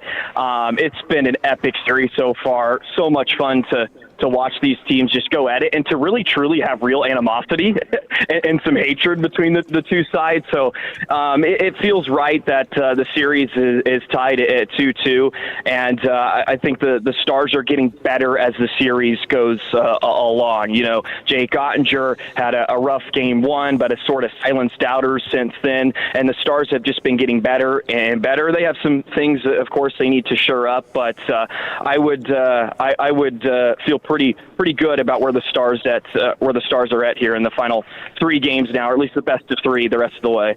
I'm feeling pretty good myself, Joey. I do wonder what would happen if they can't win games with the power play. Like if they don't have a power play advantage the rest of the way, what would that look like? Yeah, I think the good thing is on the 5-on-5 side of things is they're generating chances, and Minnesota's been one of these teams all year where they don't give up a ton of goals at 5-on-5, but they do give up chances, and at least the Stars are getting some of those looks. It's just about finishing. Can they execute in those areas? Because the power play, of course, has been heavily relied upon, and then we saw in Game 4 after the second period, the refs finally put the whistles in their pockets, and I would expect that probably the rest of the series. So if Dallas is going to find a way to get an edge and eventually come out on top over Minnesota, they're going to have to find a way to just bury some of these 5-on-5 looks, because if you look at the advanced numbers in terms of chances and shots and all that good stuff, the Stars are high up there on the list. They actually are favored over Minnesota if you look at really the overall numbers in the series, and I think that the goals above expected differential, one of those numbers that people like to look at, the Stars are last in the entire postseason, which means they're probably not scoring as much as they should. So let's see if they can find some execution. Some of that's going to come from some of their big guys. Of course, Jason Robertson's had a big series, but can Wyatt Johnson factor in a little bit more at 5-on-5? Can guys like Maverick Bourque step up? Even a Jamie Benn, can they kind of chip in offensively and help you the rest of the way? With the injury of Lundqvist, and I got to give him a lot of love because I've kind of buried that dude, and he's been phenomenal. Him going down might have been a big reason why you lost Game 4, Joey, but with his absence, what do you think about Lyubushkin getting the call up? And then for Minnesota, how critical is it if Zuccarello's back for them tonight, challenging Dallas on that power play?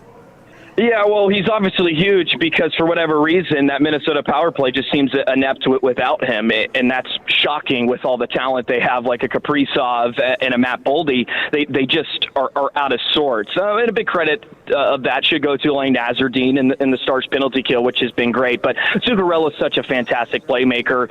He was with Dallas with a cup of coffee a few years ago, and you could tell how just smart of a player he is. So they're going to be rocking and rolling. But you mentioned Nils Lundkvist, and look, he was a question mark, I think, for many Stars fans going into this series. How was he going to handle big top 4 minutes against this strong, physical Minnesota Wild team? Because we've seen in the past, Pete DeBoer did not trust him, and Nils Lundkvist was playing 6 minutes, maybe 7 minutes a night in postseason games. And he has just been excellent next to Harley. He's really been one of their better defensemen in the series. So that's going to hurt. But Lyubushkin is a fine penalty killer. So, if they need him to chip in on that side of special teams, he'll be fine.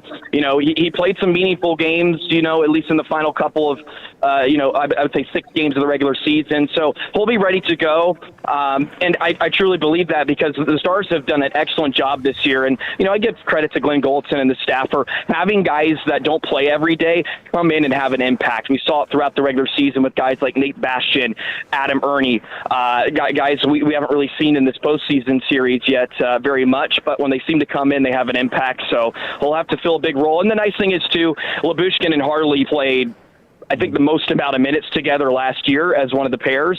So there is some chemistry there that will not have to be figured out necessarily here in this one. Joey, what are the big differences between this team led by goalie compared to the DeBoer Stars teams? Yeah, there's quite a few. The Stars like to hang on to pucks more. They're not as much of a north-south team. Under DeBoer, it was sort of kind of a run and gun. Like once you get the puck, flip it out of the zone, and wingers would fly the zone. You would see Dodonov, Mason Marchment, and guys of that nature. They would kind of fly the zone, and the Stars are really good off the rush. That's where they kind of generated a lot of their looks. Now, they like to be a bit more patient. They have really changed their structure defensively. They're more of sort of like a box team, more of a zone instead of a man defense, if you will, to make it simple. So they're really more worried about condensing, keeping the middle of the rink kind of shut down, sort of like a Vegas team, if you recall that series from a few years ago. They kind of packed the middle. And that's really helped. The Stars have sort of gotten back to more of their defensive identity, which has kind of always been their calling card since they've kind of turned into a contender every year now over the last 5 years or so. But I think their cycle game's a bit better. They can rely more on wearing teams down. And certainly, I think, guys like, I would say, Zach, you've always been on Dallas the last couple of years to be more physical. Right. And they've certainly turned that up. They have been a much more physical team, especially in the regular season. And that from day one is what Glenn Goldson mentioned in his press conference. Can they bump up that physicality 1%? Can everybody bring that? And we saw that from guys even like Wyatt Johnston, Jason Robertson, players you wouldn't necessarily think of that style of play. They've kind of added that to their game, and it's allowed them to get through the regular season with all the injuries they've had. It's been sort of unfortunate the amount of injuries they've had, and they've been able to get through it with sort of that mentality. And look, I mean, they won 50 games again, and it was a real debate whether they should have fired DeBoer or not. But it's looked good so far, at least in year one under goalie. Joey, we've seen some crazy bounces in this playoffs that have ended in goals for teams in the playoffs. What? Give me your crystal ball. Does a crazy bounce affect this one tonight? I would probably say no. I think at this point in the series, of course, I wouldn't say there's going to be like the Foligno type goal, like that type of bounce. And what was it? The Wyatt Johnston goal in Game 2 was really, really funky. We just fired it off the inboards and it beat Volstad. I think at this point in the series, kind of some of the flukes have kind of evened out for both sides. And at least I think as a hockey fan and as an optimist, I think it's going to be clean, good hockey. And it may be a dirty goal, but I don't know if there's going to be a really fluky bounce one way or the other. And as we saw that, I'm sure many of you saw the Anaheim goal. Yeah. That was kind of controversial. That just barely slid across the line. Hopefully the series doesn't come down to that. Joey, it's two good teams. No, absolutely. Amen. Is there, Joey, is there anything you worry about with ice when we start to move through these playoff series, and especially in Dallas with the humidity and all that? Is that a concern at all for these teams as they skate tonight? I'm sure it is. To answer your question truthfully, Brian, I was almost a bit shocked when I heard that. I think early in the series, I think it was an ESPN commentator kind of mentioned that. And to be fair, I don't know if I've ever thought about that, just because this is Stars or an NHL team. You would think they would be able to handle the ice conditions, but obviously in the great Lone Star State, it gets hot this time of year, and I'm sure it's going to be a factor. I think the good thing is you're not hearing that after games. You're not hearing excuses from both teams. And as you probably hear in every other sport, both teams have to play on the same surface. So they have to figure it out. Now, you look with different boards and stuff, like boards are bouncier in some buildings, glasses, partitions, sometimes there's weird angles and stuff. So hopefully the Stars can use that to their advantage. Specifically at the AAC, you always see the Zamboni doors. I think it's where the Stars actually defend twice, kind of to the right of Jake Ottinger. Could be wrong on this, but there's that Zamboni door. Sometimes when pucks are fired around that wall, you can get some weird, funky bounces coming out of that corner. So always something to keep an eye on when you get to certain buildings. Yeah, maybe, but the fact that the Mavericks not in the playoffs, you're keeping the ice down the whole time, or you're at least it's not switching off and on every other night. Maybe you get some consistency there. Absolutely. It's Joey the Jet Erickson with us here on 105.3 The Fan, Locked On Stars. I do have to apologize to 972 because we don't have your hair being showcased right now, Joey, on the fan cam, and that's on me. I should have tried to reach out to you and say, like, hey, do you want to come on video? Unfortunately, we don't get to see the dazzling hair of Joey. Figure it out, Wolchuk. Michael Bunting, though, healthy scratch. I mean, is that a guy that you think could make an impact in this series, or do you think Gully's doing the right thing by not having him ready?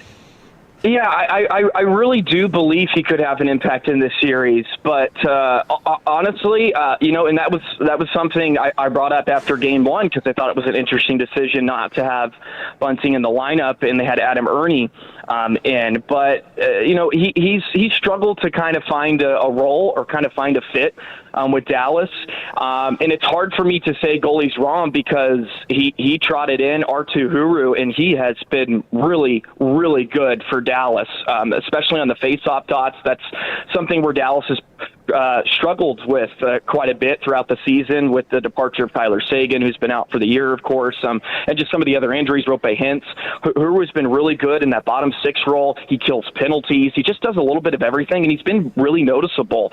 So it's hard for me to say Goldson has made a wrong decision there because Huber's had a big impact, but as Goldson has mentioned multiple times, in order to get where the Stars want to go, you're going to have to use everybody. And at some point, they're going to run into injuries. They've already run into one with the Niels Lundqvist. Of course, Rope Hintz has been out. If the Stars get to the next round, I would probably foresee more injuries occurring, and Bunting's going to have to step in and be ready, which Goldson has said he's kept in good spirits. There's been good attitude there. So I would not be shocked, though, if this series goes to 7 and he checks in, and maybe he has a big impact. We see that all the time. Well, you're the man, Joey. Thanks so much for your Dallas Stars insights. Enjoy the game. We'll catch up with you real soon. Appreciate you guys. Enjoy the game as well. Go Stars.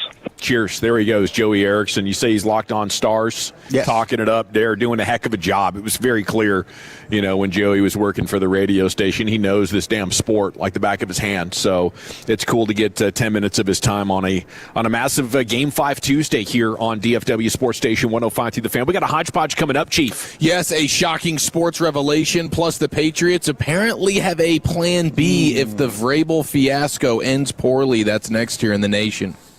When your friends say, hey, did you hear? You can proudly say, I heard it on The Fan. Keeping you sports informed with some quality laughs along the way. Turn it on and leave it on. 105.3 The Fan, the Odyssey app, iHeartRadio app, and TuneIn app. This is an Odyssey Sports Minute. The Oklahoma City Thunder beat the Phoenix Suns last night 131-122 to sweep in the first round series. SGA is averaging 33 points in his last 12 playoff games. He's also likely to win the MVP in back-to-back seasons. The Thunder now get a chance to rest up as they await the winner of the Rockets and the Lakers series. Game 5 of that series is Wednesday night. I'm Chris Flagg.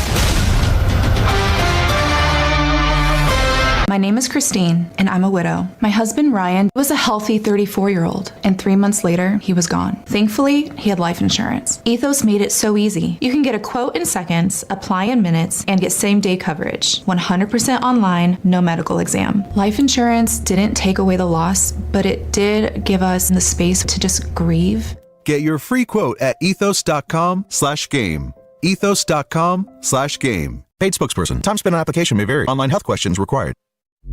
Now that Wendy's has these new biggie deals, everyone in the family can get what they're craving, from nugs to JBCs.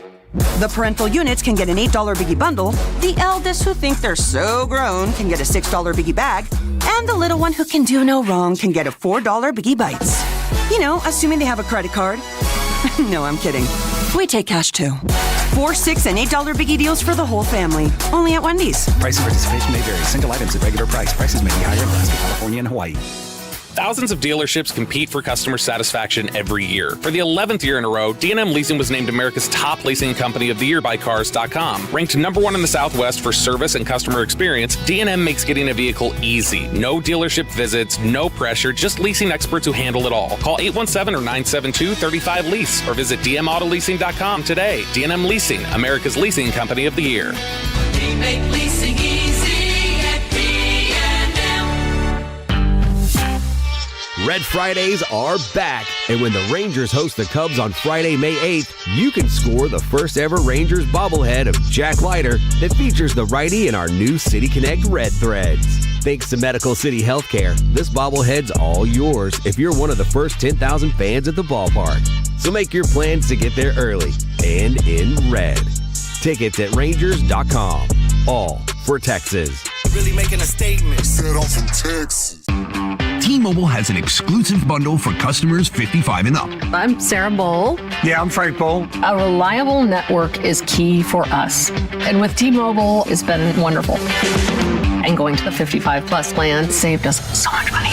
A lot. And that's important. Trying to keep costs down. The home internet's been perfect. It's fast, it's quick. The setup was so easy, it took less than 15 minutes. It was like, ta-da! If you want simplicity, coverage, reliability, you want the whole package, T-Mobile has it. Right now, T-Mobile customers 55 and up can get 2 phone lines on America's best network, plus America's fastest 5G home internet for just $30 each.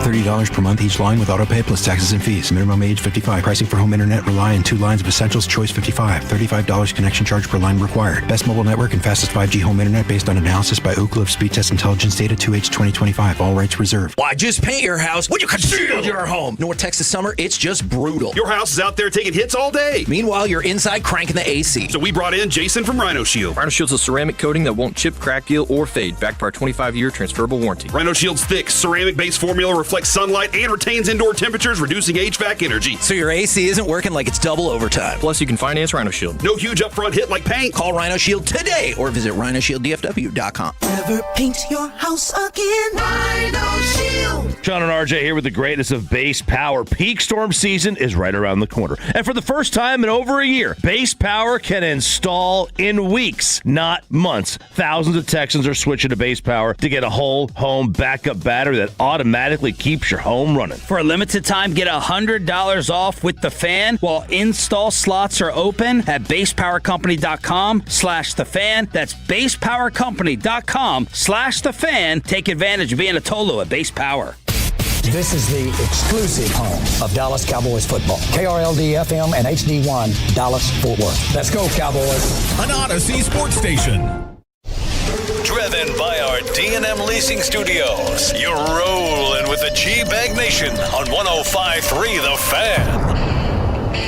Hour 2 of the G-Bag Nation here on 105.3 The Fan, home of the Rangers. And we're at the Yard. Matter of fact, we had Josh Young on the broadcast back there at 2:20.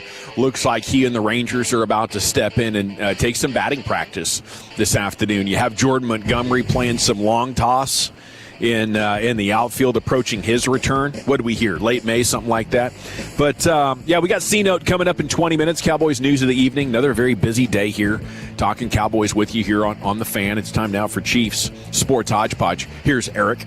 Yes, sir. Thank you very much. Okay, will we ever look at professional coaches the same way?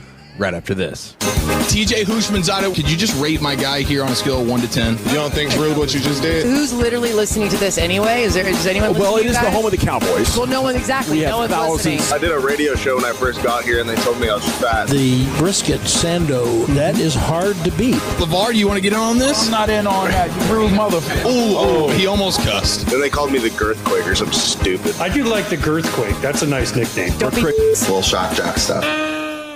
Okay, I do have some once-in-a-lifetime culinary news, good news, to bring you all here in the next few minutes. We will hear from Le'Veon Bell, who has a wild sports revelation. But I do want to start with the latest and greatest in the Rossini-Vrabel scandal. So did you guys see the Spotify playlist stuff? Yeah. Okay. Yes. So, yeah. She made him a losing streak playlist. Rossini tried to help Mike Vrabel get over a 4-game losing streak with what the internet is calling a very mediocre Spotify playlist. And it was basically the Rossini's streaming activity. And you could see that she sent somebody named Mike a particular playlist, and it was right a few years ago, back in 2022, the day after the Titans had lost their 4th game in a row. And then they've dug up where Vrabel was talking about certain artists that were being played at practice, and all those artists that he mentioned were on this particular playlist. Whoa. So, and she's removed, just like she deleted her Twitter, like she deleted her Spotify. So that's slightly better. one wrinkle. See, I thought this was like Love Puppy playlist, and I was like, man, Rossini's head over heels for this dude, like a college sophomore who's hot to trot, obsessing about some. It seems like maybe it's a pep talk playlist for the team. I think so, but it also, I think your point still stands where it was like, man, this was like a real relationship. I saw somebody on the internet was basically saying like, oh, the affair she was having was actually with her husband. Mm-hmm. Her and Vrabel were they were the real couple. And their marriages were the affairs. But do they have how often she was in Nashville? Or how it's often? Pretty rampant. Yeah, is it really? Pretty Okay. rampant. Yeah. And people are tying it back to the birth of her son as well, and going back 9 months and seeing, he just had the side piece sitting in a hotel in town, basically. Yeah. Just covering the Titans. Prepping for the game. That should have been suspicious when anybody was covering the Titans that much. Although I guess they did have a couple of years there where they were a number 1 seed, weren't they? Yeah, they were legit. They went to an AFC championship game. She had pretty good cover. They've even linked it back to the second child. The what? The 9-month thing with the second kid. The second kid? Oh, my God. It's not just little Mikey? It might be both. They might both be? It might be the other one, People too. are doing crazy work on the internet, man. It's really insane. Who knows what to believe?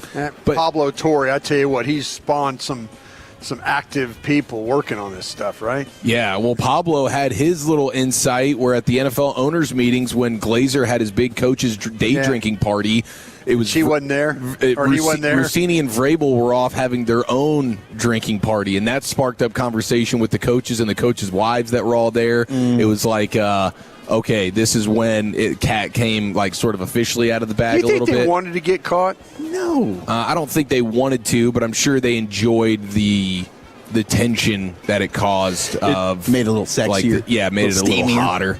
It seemed like probably Rossini wanted him to leave the wife. You know? What was the name of the playlist? Turn the page Jack. Or something like that. Yeah. Turn the page on to the next chapter. Turning the page. Turning the page. Yeah, turning the page. See, I think she was mistress that wanted to be wife. Highway east of Omaha. Well, he knew better though. He knew Rossini is side piece gal. It's not marriage gal. Yeah. You know, like what kind of a mark is husband? I just got to know. You know, I need to see. You got to punt on her, don't you? With this door. Yeah, I think so. But who knows? Maybe he's into it. So now you have the latest update from the Daily Mail, who apparently is all over this story. And in there, it's behind a paywall, but if you can be granted access to it, this is how it would read. However, Robert Kraft, the owner of the Patriots. Hands-on owner. He is eyeing up potential replacements should the situation become untenable. That Gerard Mayo wasn't bad. If I don't know. I'm telling you, that Mayo guy could coach a little bit. I don't know that Kraft and the Patriots would force Vrabel out necessarily unless things get They're too just insane. as terrible as he is. But would Vrabel maybe resign? Yeah. Just because everything's getting overwhelming on his side. So the quotes here: the Krafts are extremely loyal and have no intention of firing Mike, nor do they want to see him quit over all of this drama. Right. But if these upcoming few months go haywire, and if they are put in a situation of no return, either with the team not doing well or the drama of Vrabel's family issues taking over and forcing a decision on Mike's coaching future, the one person that they would seek to replace him would be NBC's own Mike Tomlin. Dun, dun, dun. They're going from Mike to Mike, okay? A lot of Mikes Mike and Mike in the morning. How do we know Tomlin wasn't involved? However, if Tomlin... How do we know Tomlin doesn't have the same history? We don't. There's a lot of allegations out here. There's a lot of unknowns. That was going part on. of the rumors when he left the Steelers. Yeah. You know? He was, but not with a reporter, right? With just just some kind just a of rando, extra. Just a jag. Yeah. However, if Tomlin did not, if Tomlin just a girl. If Tomlin did not want to return to coaching after his TV stint, the source continued, the Patriots might consider Coach Josh McDaniels to be Vrabel's replacement. Okay. The Krafts, This is great. The Krafts will ride it out with Vrabel till the wheels fall off. They are very much interested in putting all of this in the rear view. No kidding. Yeah. Okay. Yeah, if he hadn't made the Super Bowl or had such a great turnaround, I could see him being out already. But this is just a horrible situation because you're maybe of the belief that not only did we luck into our next Brady, but we lucked into our next Belichick here. We want to lock this in for 2 decades. Can we weather this freaking storm? Yeah. Yeah, there's no doubt that that's how they want this to ultimately play out. But Mike Tomlin, would they have to trade for Tomlin? Because do the Steelers still have technically his contractual rights? Let's ask. He hung him up with like a year left on his contract, if I remember correctly. Yeah. So I wonder, like, would the Steelers even be willing to dance with the Patriots here? As that's somewhat of a rival, at least it used to be. It would make most sense to maybe spend your year doing TV like Tomlin just announced over the weekend. He's replacing Sims, I think, at NBC. And Dungy. I don't know. It seems like a lot of those, Yeah. they're revamping that whole crew. I guess they're taking that thing on the road every week, too. No more studio stuff. No more studio. They're going to be going from If you're asking stadium to Steelers stadium. people, can you find out what the hell's going on with Aaron Rodgers? This thing is weird, isn't it? Oh, it's bizarre. I'll ask that, too. Do they think he's leaving? He's they still put under on. contract. I've never seen this. What is it? It's an exclusive negotiating tag. For Rodgers. It's the rare tender, the rare UFA tender on Rodgers, meaning that he can accept a 10% raise off last year's salary, which would pay him about $15 million this season. Another condition of the tender would Rodgers would only be able to sign with the Steelers once training camp begins. Albert Breer noted this gives, of course, Steelers control with the matching rights. It allows for Pittsburgh to get a comp pick for him if he leaves. It makes it so if Rodgers wants to return in season with another team, Steelers would have to sign and trade him. So I don't know. It's kind of perfect for Rodgers because he probably doesn't want to show up till training camp anyway. Yeah, so it kind of seems like they hit him with a franchise tag, but it's not a franchise tag. I know. I've never I'm seen here this. thinking, why don't teams use this all the time? We get to UFA tag you, and you get a 10% raise. We could match anything. Yeah. Is there something in his contract? No, it's some kind of he's a free agent. Yeah, but how do they get these rights? I don't know. It's a rare. I've never seen it before. So even Schefter says this is a rare, unrestricted free agent tender of some kind that might be the first. That's what of I'm its saying. kind. Did he put something in his contract that allowed for them to make this maneuver? I don't know. I don't know if this is a maneuver that they could just do with anyone. Or if there was something about his previous contract that allows them to do it. I don't know. It's a weird deal. But that is your Vrabel Rossini update. Now, I wanted to give you, I don't know if you guys saw this. This is some sound of another former Steeler and former New York Jet, Le'Veon Bell. He was on a podcast, and he was asked basically, like, who's the worst teammate, coach, whatever. And listen to the revelation he gives about old Crazy Eyes Gase, who is the butt of almost every coaching joke over the last decade for being truly god-awful. Listen to Le'Veon Bell tell you about the Adam Gase experience with the Jets. I don't even know if I want to say that because he did a lot of shit in that office that coaches ain't supposed to be doing. But that's why he ain't no coach. But he should never even be in the. Hold on, what he was doing in the office? Bro, y'all know that. Bro, y'all know that white girl. Yeah, he. Bro, hey, bro, yo, bro. Bro, I'm like, bro, I ain't just walking in the office and see my coach. We might go to practice, bro. We got practice in 28 minutes. We got walkthrough, bro. This is what you doing in here? Yeah. You ain't seen him sniff coke, bro. My own too. My own too. Wow. Well, my own too. My own too. Hey, not just once though. It ain't just one time. That's what he did though. Everybody know that. That's what he did. But it was just crazy to me to actually see him doing it. I heard all the stories. Yeah, that Adam Gase is on that cocaina. What an epic story. Unbelievable, dude.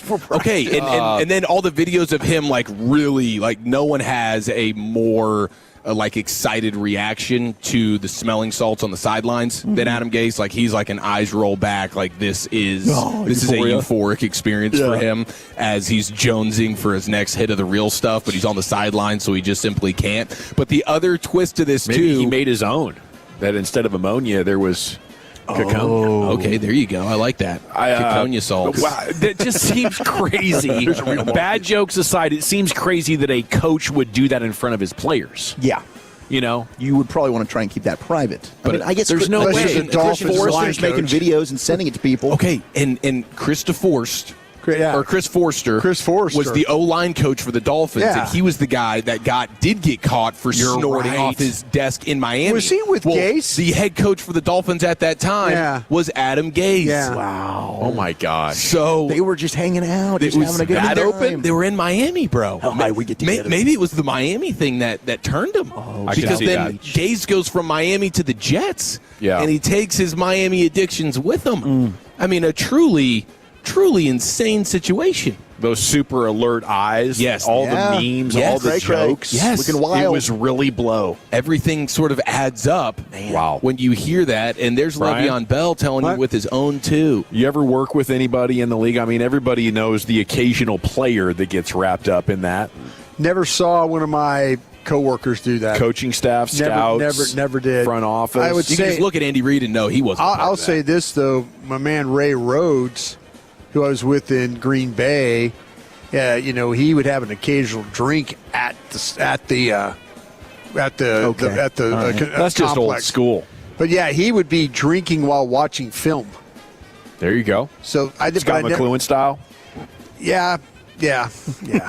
But more between business hours. No, I'd walk in there and Ray, I'd ask him questions, and he'd had a big old Jack and Coke sitting there watching film. That's the best word. And then I had to, when I was in Philadelphia running the draft, I had to go to the off-track betting site with my draft notes to tell him what players we were working on.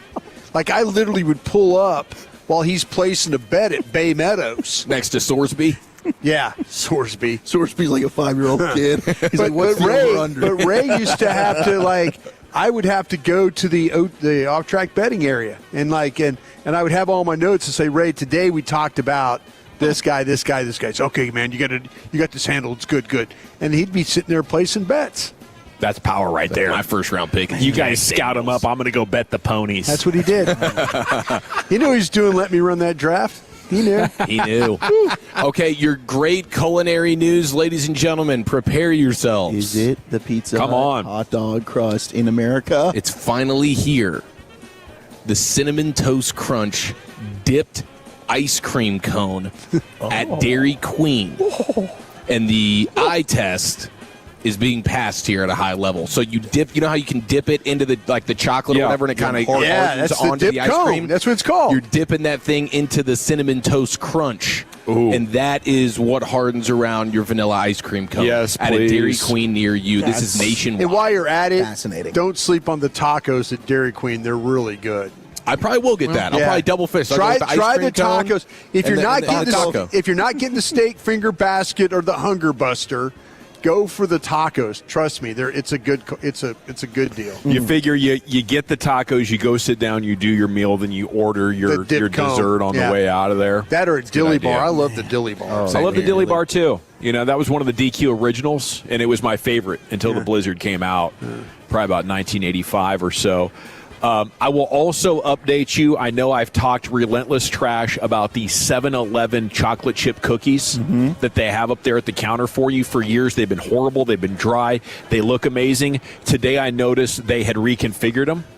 Really good. Kind of a Mrs. Fields kind of a deal? Were they really good? Yeah. Did you give them a little squeeze to just feel how that's what I did, actually. They're not puckish? I poked down on them, and I could tell that they were very moist. A better consistency. Yeah. He's a push test guy. Don't mind me. I'm going to touch all the cookies here. Hey, real quick, just some clarification on the UFA thing. Yeah. So the reason teams wait to do this is it's only if the top-tier free agents, they usually sign early. So this is viewed as a second tag to protect the team from late season departure. So usually it's around May when teams would do this. The only other two that have been done within the last 6 years, Marcus Golden with the Giants in 2020, Justin Houston in 2022. So it's just kind of a way to self-protect. If you think a veteran's going to go sign elsewhere, we've got a little bit of insurance. If he's a late ad somewhere, we'll get a comp pick back. But it's seldom used, and I guess after May is really when teams are going to do this. So can you see why teams don't do this with key free agents more often? Well, it seems like a real Richard move to do. If I'm Aaron Rodgers, I'm like, what have you done? Well, I think that's why the top-tier free agents are going to go out and they'll get scooped up early. If you were to do that early, it's kind of viewed as like you're being a bleep hole, and why are players going to want to sign with you if you're treating other players this way? So it's kind of like, all right, you've had time. If you wanted to go sign somewhere by now, you could have. You haven't. So we're going to circle back, and this is kind of viewed as a second tender later on to kind of give us some insurance. I wonder if Rodgers decided I really don't want to play for Mike McCarthy, or I didn't like how your draft went. I mean, they added 2 offensive linemen. They get you Michael Pittman. They get you Jeremy Bernard. Like, the situation is better in Pittsburgh. What other team out there would you be more interested in? Arizona's the only team that kind of needs a quarterback, but they drafted Beck. They got Brissett. Is there any team out there right now that could use Aaron Rodgers? No, I think the only thinking would be, let me just wait for an in-season injury, and I'll just hop on with a ready-made team. He might not do that, huh? He didn't seem like a hop-on team guy. He seems like a full pull guy. Okay. Doesn't he? Doesn't seem like I'm not showing up in week 8, and playing football. I don't know. He seems like a kind of guy that needs to be there the whole time. He loves skipping camp. Well, you might be right then. Yeah, who knows? I mean, he might have already gone and tripped balls or gone on a darkness retreat and had some sort of awakening that's put him on a path that we're not even aware of. But you get out of the draft with still no decision. You are flying a finger at the organization. Okay, we got to run, Nation. He's we got already gone and tripped balls. He might have, and he didn't get the answer he wanted. Who knows what kind of inertia that might have created in his life? His wife said, "Don't do it." We got to run. We're back with the C Note here. It's the G-Bag Nation on 105.3 The Fan. I want to chat with you about a different nation altogether, though. That would be my friends at Window Nation. Go to windownation.com. They have a heck of a deal for you right now. It's spring, and you might be looking forward. Maybe not today because the storms and the humidity and everything, but one of these days recently you might have tried to open up your windows and notice they're sticky, maybe they're cracked, they're not the same, and you thought, wow, are these old? If you're having that thought, they probably are. It's time to have the Window Nation guys out to the house. They'll do a free evaluation of your existing windows. Are they still energy efficient, or have they lost their ability to insulate your home? If that's the case, they are not only sticky and difficult to maneuver and stuff like this, but the other thing about them is it's costing you hundreds, if not thousands every year on your energy bills. That's That's what old windows will do to you. You know, they're our number one line of defense against the elements. And here you can feel it in the great state of Texas. It's too hot, it's too cold, and the entire time your heat and your AC are running overtime trying to keep it at a good temperature. Help your home stay at a great temperature through new windows at Window Nation. Right now, up to 50% off. The more you buy, the more you save sale. Up to 50% off all the new windows in your home. Make that home energy efficient. You're going to love them. These guys are great. Proud partner of the Dallas Cowboys. You'll have them out to the house just like I did. You'll see their customer service and professionalism is second to none. And on top of that, you can get 0% interest for 5 years. No interest for 5 years. Up to 50% off all your new windows. Go to windownation.com. Salute. Sean and RJ, the KNC Masterpiece, G-Bag Nation, and Fan After Dark. Live and local. Turn it on and leave it on. 105.3 The Fan and our Odyssey, iHeartRadio, and TuneIn apps. Hey, Tolo's Choppy here. When you think about barcodes, the first thing to hit you is labels. You see them everywhere. Every box, every pallet, every product in the warehouse. So who do you call for the labels and ribbons that actually work? Texas Barcode Systems. Picking the right combo of labels and ribbons can be confusing, but don't sweat it. With over 30 years as the industry leader, these guys are the barcode experts. They've got over 80,000 rolls of labels and ribbons in stock right now, so they got you covered for any application. Reach out. Texas Barcode Systems. TexasBarcode.com. That's TexasBarcode.com. You have IRS problems, you have legal problems, and you need an attorney. Hi, I'm tax attorney Nick Namath. And I'm Jamie Flores, the managing partner at the law offices of Namath and Flores, located right here in Dallas. So many of our clients routinely reach out to us after they have already spent thousands of dollars with some out-of-state tax resolution company, and they still have IRS problems. An IRS problem is a legal problem and deserves the attention of a lawyer. The IRS coming after you is a serious legal matter. National tax resolution companies with a 1-800 number do a lot of talking, but if you're facing IRS wage levies, bank levies, or tax liens, you need the law offices of Namath and Flores behind you. We have been helping Texans resolve their IRS issues for more than 25 years. Call us today at 972-484-0TAX. That's 972-484-0829, or go to myirsteam.com.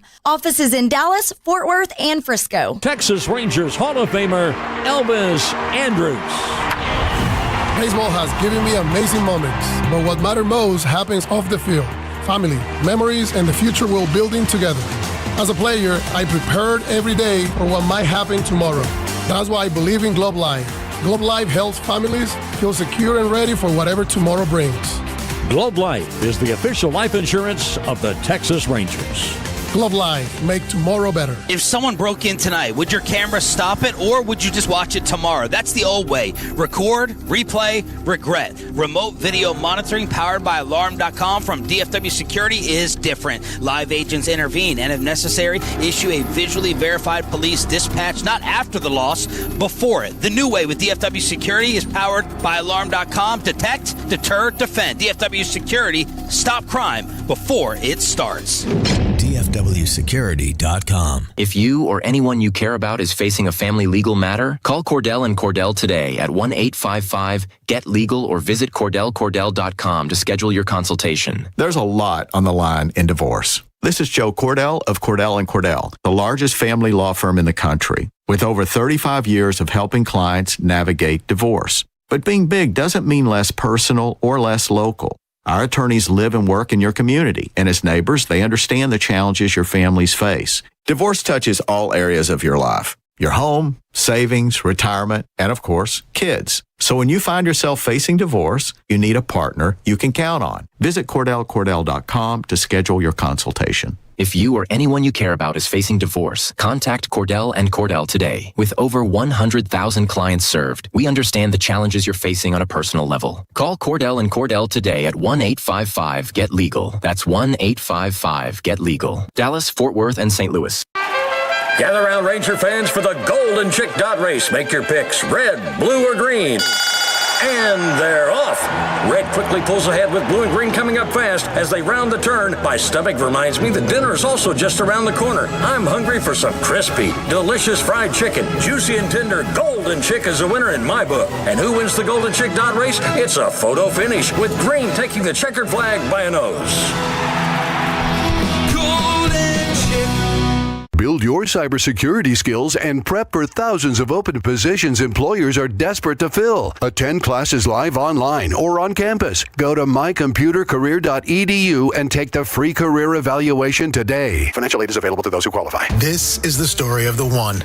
As a maintenance tech at a university, he knows ordering from multiple suppliers takes time away from keeping their arena up and running. That's why he counts on Grainger to get everything he needs, from lighting and HVAC parts to plumbing supplies, all in one place. And with fast, dependable delivery, he's stocked and ready for the next tip-off. Call 1-800-GRAINGER, click Grainger.com, or just stop by. Grainger, for the ones who get it done.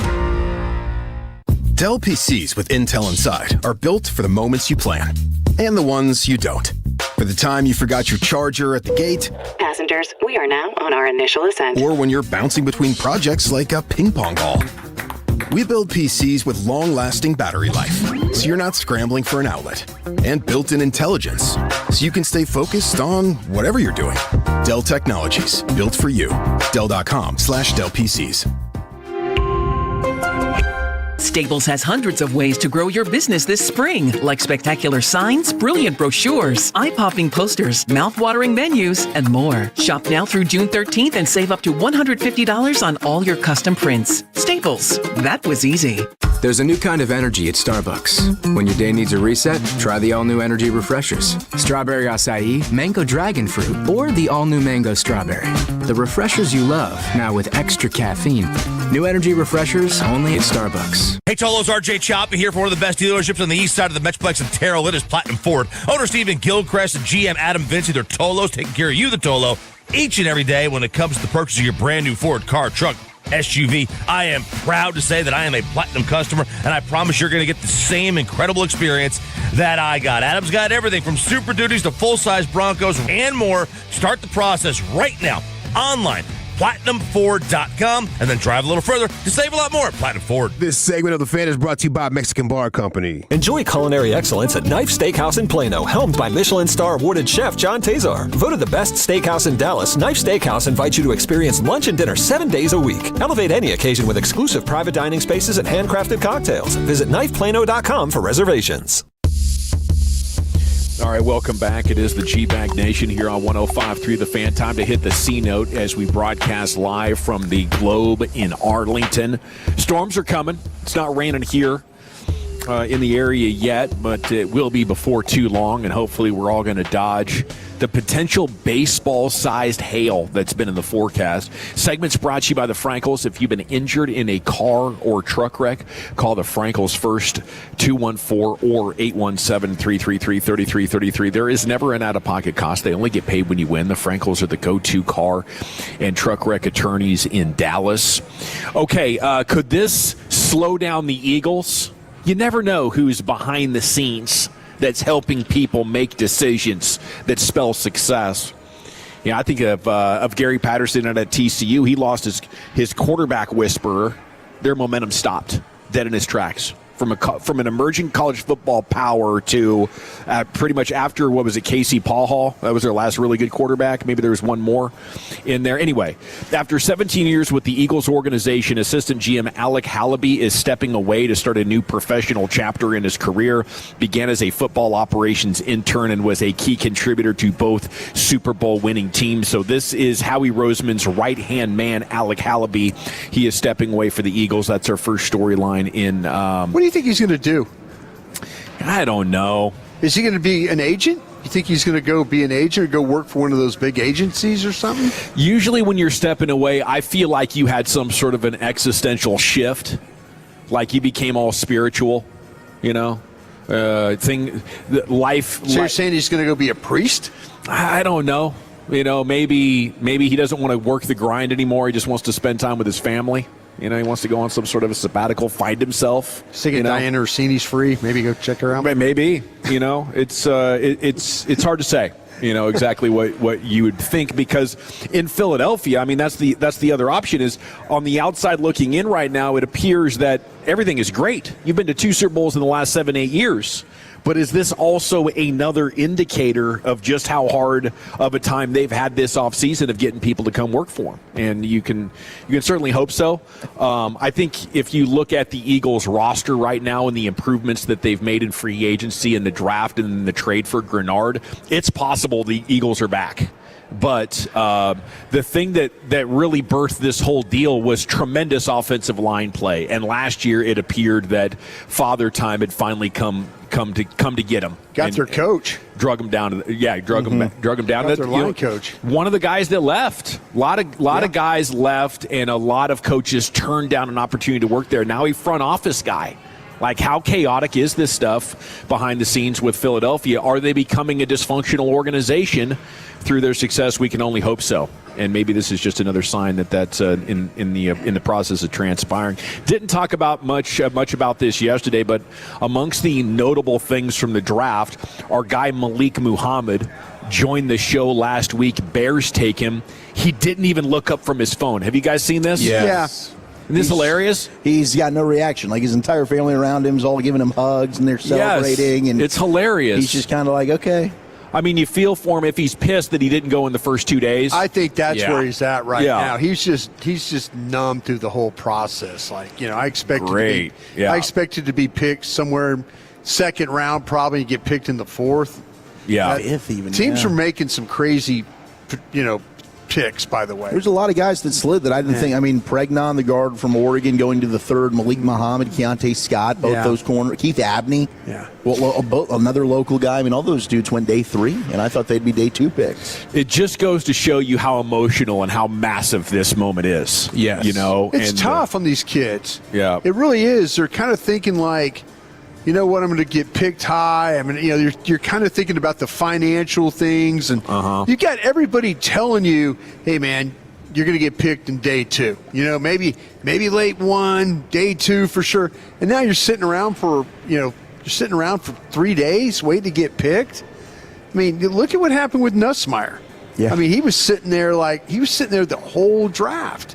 He should have gone golfing. Yeah. I mean, I would have. Played 72 holes. I would have gone out. I would have, I'm going fishing. You can find me on the boat. Just call me and when I get picked. I'm not going to sit around and wait for you to pick me. I think Muhammad was probably just so overstimulated that it just, I think numb's the right word for it. But, man, 45 seconds afterwards, the camera's panning all around, and then it comes back to Muhammad, and he's still just stone face. Just what the hell, man? But I think maybe some shock. Got a good opportunity. Probably. Yes, from some shock for sure. He got a good opportunity though. Al Harris had tremendous success last year in Chicago, coaching these guys to go get the football. Yeah. I would like to play in that style. It could end up being a blessing. I mean, he might end up going to. I mean, that's a team that clearly has big time aspirations. They were just in the playoffs. Defense was good, very opportunistic, and I do think Al Harris is a hell of a DB coach. Dennis Allen's a good coach too. Yeah. When you talk about defensive coordinator. I mean, even for Nuss, you go to Kansas City in the 7th round. Yeah. That's a pretty nice place to be. Learning behind Andy Reid and Pat Mahomes. It could be far worse. Yeah. You could have got picked. You could get picked in the 2nd round by the Jets or somebody like that. Yeah, that would suck. And now your career's just totally in the tank. Okay, I got Dane Brugler's 2027 mock draft. Is that okay if I do that here? You guys aren't planning to do it, are you? Yeah, give it to us. Okay, I don't want to spoil anybody's plan. We got a March for Arch. It's underway today. Number 1 overall to the Arizona Cardinals, Arch Manning. Cardinals. Yeah, had he been in the 2026 class, the Manning versus Mendoza debates would have commanded all the pre-draft attention. If the Texas star continues to build off his improvements from the second half of the last season, he'll be the clear favorite to be the top pick. I might have taken Mendoza. I'd have taken Mendoza over Arch today. Yeah, absolutely. I think Arch is going to have a really strong year, but today I'd have gone with Mendoza. Yeah. He's proven. Yeah, what do you think the chances are right now that if Arch comes out next year that he will be a first-round pick? We saw how all these guys fell. Oh, he'll be a first-round pick. For sure. 100%. I don't know if he'll be the first overall pick. I think it's probably, I'd say 85% he's a first-round pick. I think it's going to have to take, he falls flat on his face and he's healthy and is just absolutely awful. It's like a Cade Klubnik kind of season, and things just go awry. But he showed enough improvement towards the back half of last season and in the bowl game against Michigan. I think he's going to. They added a lot of talent around him that they lacked last year. Getting Cam Coleman's big. He'll get picked in the first round just on name. Right. I think he's a surefire top 10, and if I was betting today, I would bet that he is a top 3 pick in the draft. Call that Tech quarterback and see what kind of bet he wants to place on this. Hey, source me.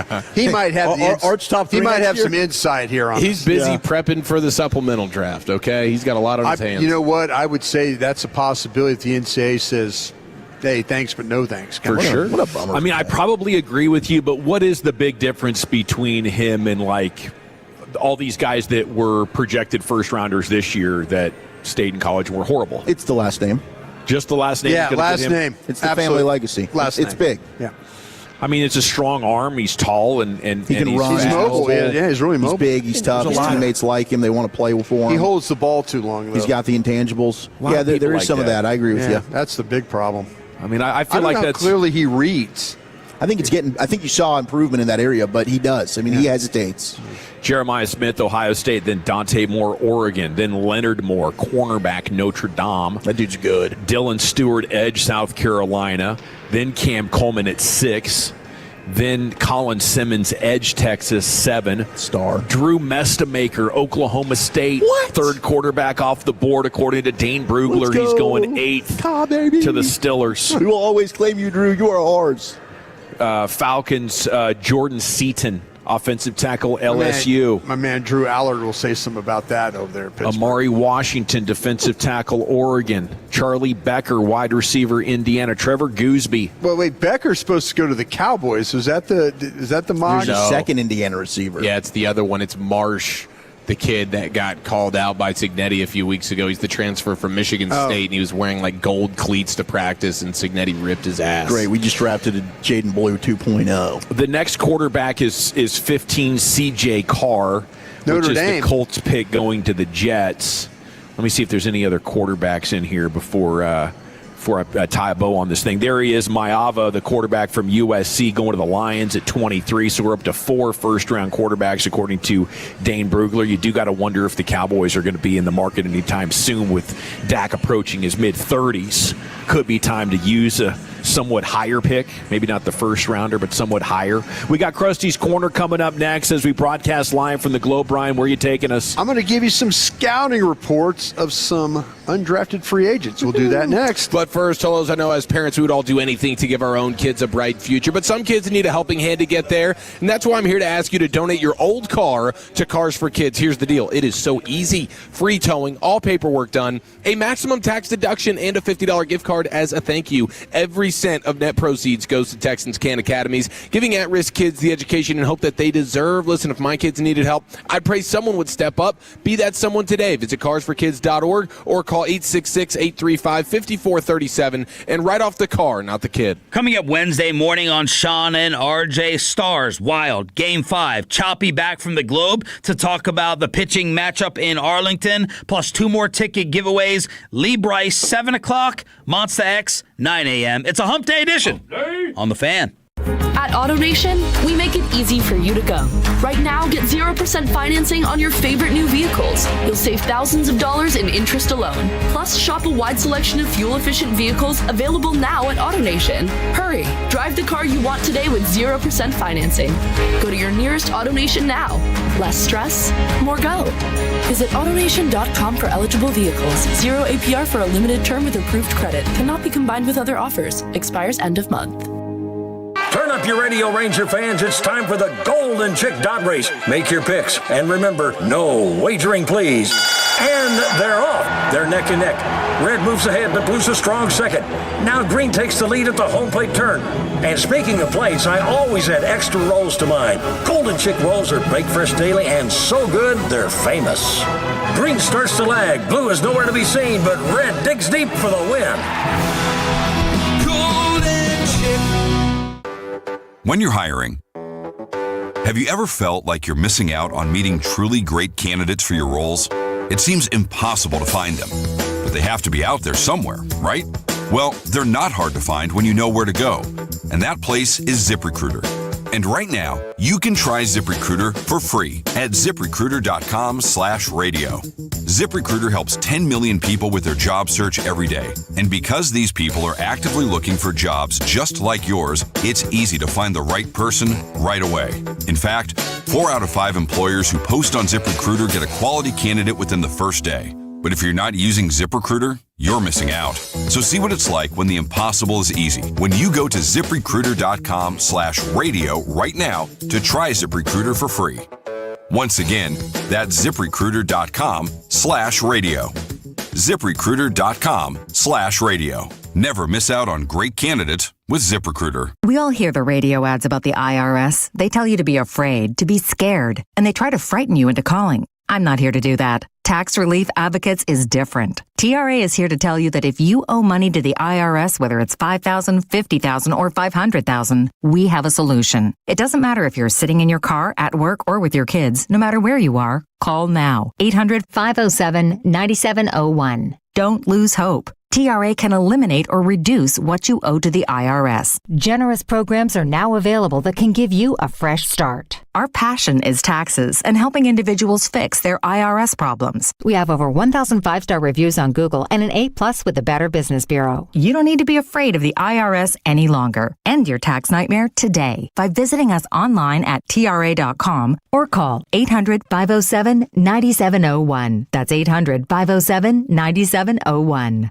Tax Relief Advocates, real solutions for real people. I'm Piera Palazzolo, VP of Digital Marketing for the American Management Association, a company focused on the management training skills needed to enhance the careers of business professionals. We did our research when it came to the best companies for website development and chose AmericanEagle.com. And we couldn't be happier. AmericanEagle.com worked closely with us to understand the front and back end requirements needed to launch an e-commerce website that could handle the complexities of running thousands of seminars nationwide. Our robust new website and improved SEO saw immediate increases in site traffic and web revenue. If you're in need of managerial effectiveness and success, visit our website at amanet.org. If you're in need of a website that provides an unparalleled consumer experience, I highly recommend AmericanEagle.com. Transform your business today. Dial 877-WebNow1 for a free digital consultation with AmericanEagle.com. Texas Rangers Hall of Famer Elvis Andrus. Baseball has given me amazing moments, but what matters most happens off the field. Family, memories, and the future we're building together. As a player, I prepared every day for what might happen tomorrow. That's why I believe in Globe Life. Globe Life helps families feel secure and ready for whatever tomorrow brings. Globe Life is the official life insurance of the Texas Rangers.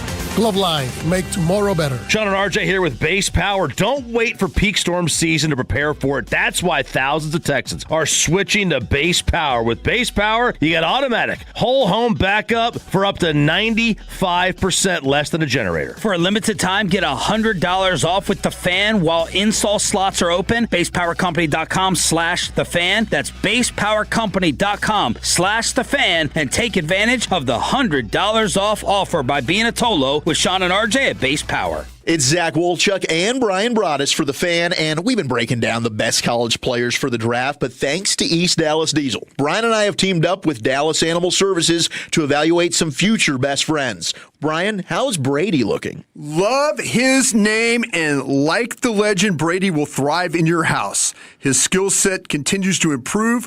Great energy, but also a calmness. Easy to care for, fun to train, and will bond with you quickly. If you're interested in Brady, get more information today at 1053thefan.com/adopt. If you're in the market to upgrade your vehicle, get to Classic Chevrolet in Grapevine. Back-to-back #1 Chevy dealership 3 years straight. And they've got more new Chevys than anyone in the all-prices sale. Silverados, Tahoes, Blazers, Malibus, Equinox, and more. Visit ClassicChevrolet.com. This is Texas. This is Classic Chevrolet. Together, let's drive, relax, and enjoy the difference. Based on new Chevrolet registrations 2023 through 2025. Thank you very much, Lucius. It is the G-Back Nation here on 105.3 The Fan. We are live at the Yard. Rangers Yankees tonight. AZ Fudd throwing out the first pitch. Dollar Dog Day tomorrow, 1:30 first pitch, presented by the Texas Chili Company. Jack Leiter's City Connect bobblehead night. That's Friday, May 8th. If you're looking for something to put on your radar, it's time now for Krusty's Corner, brought to you by Greystone Roofing. Go to greystone-roofing.com. Hey, kids! Your old pal Krusty's gonna teach you 5 new words. You're not wrong about that. From Dallas, Texas, number 55, Brian Waters. Thank you very much, Lucius. Always appreciate you playing that. And thank you to Greystone for being a part of this as well. Eric, did you say Greystone having some activity? Oh, yeah. Yeah, they're running all around the Metroplex right now, handling business and fixing roofs and everything else, because the hail that hit last night in the east part of town was devastating. Fate. Yeah. Wow. Damn near tornadic last night. Could be this afternoon. Yep. I know my daughter's preschool's closing early. I think all Plano ISD said they're closing down by 4. There won't be an extra. Well, folks, be safe out there. Yeah. Please. Google's telling me 6 p.m. right now. 6 to about 8:30. Do you feel a little bit safer, Dawson, that we're parked a little closer to the door? I did appreciate that. That was a nice upgrade. Salute to the Rangers. Yeah, Rangers. Getting a little closer. Thank you. A little Appreciate less that. sweaty by the time we made it through that meaty entrance. But no, earlier I was looking at the clock, and it was projected to be over by the time our show was over. Sure. Now it looks like... Oh, we got a view of it. It starts. We've got glass all around us here. The storm's showing up a little bit later, and we might have an overhang. I don't know if we're going to be able to get to our cars at 6:30, boys. Hey, I'll just sit here and watch the ground for a little while. You know what I'm saying? It's a hell of a pitching matchup. Sorry, kids, can't make it home tonight. Sleep tight. I'm at the ballpark having some cocktails. Stars on the phone and the Rangers right in front of me. There you go. All right. Hey, the next few days, I want to take the opportunity to break down the undrafted free agents. I know we've talked a lot about the drafted guys, but I want to do the undrafted one. Wolchuk, I'll solicit your opinion as well if you'd like to help along with some of these guys. Have you done? There's 2 for sure I got down. So you got the tight end and then the receiver. And the receiver. Okay, I've just kind of been going through them, but I'll start. You want to start with Jordan Hudson then? Yeah, I love Jordan Hudson. I mean, honestly, he's SMU wide receiver. Hudson to me, and it's different. Him and Anthony Smith are kind of different types. I think Hudson's a guy that could give you in and outside versatility. I think Smith is clearly an outside wide receiver. But Jordan Hudson, he transferred from TCU. He's got really strong hands, smooth change of direction. He attacks the football. He can make plays in traffic. He's physical after the catch. He's got burst, acceleration, works back to the football. They'll do a lot of scramble drills there with Kevin Jennings. He's kind of running out, trying to get by time. He does a great job working back into the sight line of the quarterback, body control along the sideline. He's got some home run speed, I think, to win downfield. He can run away from the defense. He can win over the middle, chain type of mover. His game against Miami is incredible. If you just want to watch him against one of the top defenses, 11 catches, 136. Yeah, I mean, that's the game to watch if you want to sell yourself on Jordan Hudson. Kind of feel like that he's kind of a 4th or 5th wide receiver option. Yeah. I had him in the 5th round on my board, and I guarantee a lot of these guys at the Cowboys, I need to circle back with them, but you're usually, when they're dealing with these free agents, they're going off the draft board. So, but yeah, this is one of those guys I feel like that it's got a little bit of some elusiveness to him, and then the physicality with the run after catch. He is definitely a yak threat with screens, the hitches. I think the thing I really appreciate about him is the way he tracks the ball. I think also the way he extends his hands for the ball. I mean, this guy is a hands catcher, and he's got sudden hands. You don't see his hands late. Mm-hmm. When the ball goes up, he's got his hands in position. So I kind of feel like, though, to me, when he is really good at those 50-50 balls and being able to adjust to him, and then the high rate of contested tries, he's really, really good at as well. And I mentioned he is a guy that I had in the 5th round on my board. Okay, the next receiver, and I'm kind of breaking these down to how they were listed on the order of. And so the next guy I'm going to do is Camden Brown. And this is a receiver that was from Georgia Southern. And Camden Brown is 6'2", he's 204. He's a transfer from Auburn. So as we go through all this, in our lives now, we're going to talking about probably a lot of guys that were transfers, double transfers. In the case of some of these guys, 4 times transfers, with Mellow height. Yeah, so he went Auburn to Georgia Southern. Yeah, there's got to be a reason why. Yeah, he went. He was not as good at Auburn. Yeah. Than he was when he got to Georgia Southern. I mean, it was clear. Now you could watch games where you're thinking, well, Broadus, it's Georgia Southern. Well, you can watch games against Fresno and you can watch games against USC, you will see some production. He's got a very good initial burst, and when he gets started, he plays with really good physicality when he needs to be. You can see him when he's coming off the line. He's swatting hands and getting up into routes and stuff like that. He looks like a running back playing wide receiver. I mean, a big running back with the body type. Just strong? There's some just strong Would you consider playing him at running back? No, you know what? Is that a crazy thought? Yeah, I think it's a crazy thought. Okay. But to me, I think it's insane, Wolchuk. No, Thanks for your thoughts. Hey, I think crazy thought is me trying to play more from Florida at safety. I don't think it is. I mean, that's kind of what I would do. I'm just supportive of you. Hooker off the field if it was me. But the adjustment, the focus for the deep passes, the catch radius I think is good. But, man, there'll be some body catching going on here for some of him. You watch him, and he'll, cradle some balls.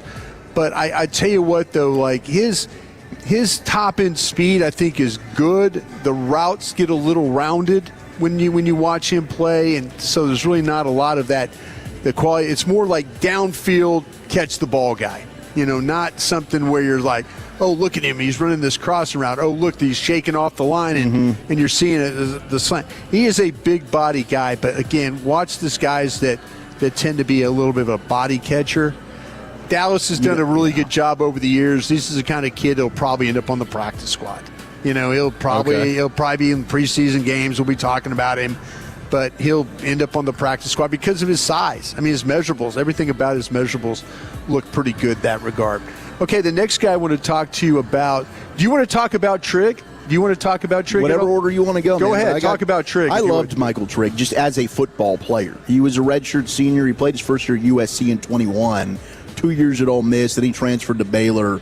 He broke out in 2024. Second team All Big 12. This past season, he missed his final game due to injury, but I love the way he attacks the football in the air. That dude's going to go up and get it, plays with a ton of energy. I think you can see that he does love the game when he's playing. He's a certified bad ball catcher. He adjusts to the ball really well in the air. He had an unreal one-handed catch against Kansas State along the sideline, and he was going up against one of my favorite safeties in VJ Payne, who slid late in the draft, and he did a good job That's against Kansas State. Kansas State. Loved his body control. He's got speed after the catch. He can work the seam, stretch the field. He's a guy that doesn't really create a ton of natural separation, but he's got that basketball background, so he's really good at kind of using that body control, boxing people out, tremendous red zone threat, solid route runner. I think he's got wide receiver skills as a tight end. I absolutely love him. The problem's going to be some of the whispers that I was told, because I highlighted him on the stack. Sure. And then I had some people at Baylor that are fans of the show reach out to me and say, all right, there's some things you need to know about him. Mm-hmm. So I think there's just some things. And look, getting into a building, but nothing terminal, right? No, it's just some character issues. Okay, it's just maturity stuff. Okay, maturity stuff. It's not legal things whatsoever. Okay. It's just personal maturity things, and maybe being more of a team guy than a me guy, right? Yeah. And we can grow out of that. So I think hopefully Dak Prescott and being surrounded by other professionals, if this is a guy that really could be a diamond that they find as an undrafted free agent. Dane Brugler had him going in the 5th round. I had him in the 4. Michigan had that tight end Klein go early to Houston, like in the 2nd round. I'm like, are you kidding me? No. I mean, I would rather have guys like Trigg and others that were ahead. But you're right about this guy. It's 6'4", 240. He is a matchup problem. He does a really fine job of tracking the ball, securing the catch. He'll extend his hands in order to make the reception. He does a really good job of using his length in order to make those receptions. He can make the contested catches that tight ends are required to do. He's got enough speed to threaten seams. He can be a problem with run after catch. He shows a willingness to fight for those extra yards on the receptions. I did not think he was the best blocker off the line. I think he's really going to need to improve his technique here. I would not call him reliable at all in that area. His pads tend to get a little high, and he'll lose control, and he'll struggle some in that area. But could he take Princeton Fant's job? Is that what we're looking at? Probably. Yeah, I think. See, I think they look at Princeton Fant as a backup or guy that the Hunter Lipke guy, fullback, that he could do all the Hunter Lipke stuff. So I don't know if this guy does all the Hunter Lipke stuff. He's the guy that actually can give you some explosiveness that you're down the lacking field. right now Absolutely. at tight end. He could be that guy down the field. So I think you'll see him being like a flex guy, a wing guy, slot guy, more than you will in line. So those are the kinds of things that so he'll just need to be more consistent as a blocker. But, man, he's got a chance. Just because of his athletic ability and his ability to catch the football, hopefully the things that Wolchuk brought up about the maturity things and all that kind of get put in the background there for him. Exciting player. We'll do some more tomorrow and the next day after that. Thanks you guys. Thanks for learning this up there on the UDFAs there. Krusty's Corner every afternoon, 3:40. We got the football fix coming up next. Wolchuk, where are you taking it? The greatest NFL draft streak is still intact. And what Anonymous Scout said about the Cowboys draft, that's next. I'll tell you about the Frankels right now, though. Look, life's unpredictable. You never know when you or a loved one could be injured in a car or a truck wreck due to somebody's negligence. And if it happens to you, we just highly recommend that you call the Frankels, 214 or 817-333-3333. Jump online at frankelfirm.com. These guys are great. They make sure you don't settle for less. And that's the most important thing on the other end of one of these, accidents out there on the highways and byways. 18-wheeler clips you, commercial vehicle, rideshare company, or just a regular negligent driver. They completely turn your life upside down. They try to blame it on you. When that doesn't work, they really get after it, trying to get you to settle for less. They will get the best possible lawyers they can to try to make that happen for them. It only makes sense you should get the best possible lawyers you can. The Frankels, not only are they the best, but they only get paid when you win. There's no out-of-pocket costs. So hurt not your fault. Hopefully everybody's paying attention. They're about to be 10-2 defensive driving out here in these storms that are coming this afternoon and this evening. You better be extra careful. And if somebody's negligence finds you, call the Frankels immediately. Right there roadside. Make sure you don't settle for less. Get what's owed to you. 214 or 817-333-3333. Jump online, frankelfirm.com. Principal office, Dallas, Texas. Tolo means turn it on and leave it on. Thank you for making 105.3 The Fan and the Odyssey app part of your day every day. This is an Odyssey Sports Minute. The Nuggets and Nikola Jokic responded last night, beating the Timberwolves 125-113 to avoid elimination.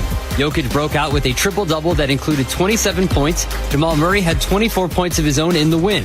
With Anthony Edwards out indefinitely and Dante DiVincenzo having surgery, it'll be up to Rudy Gobert and the others to respond in Game 6 and eliminate the Nuggets.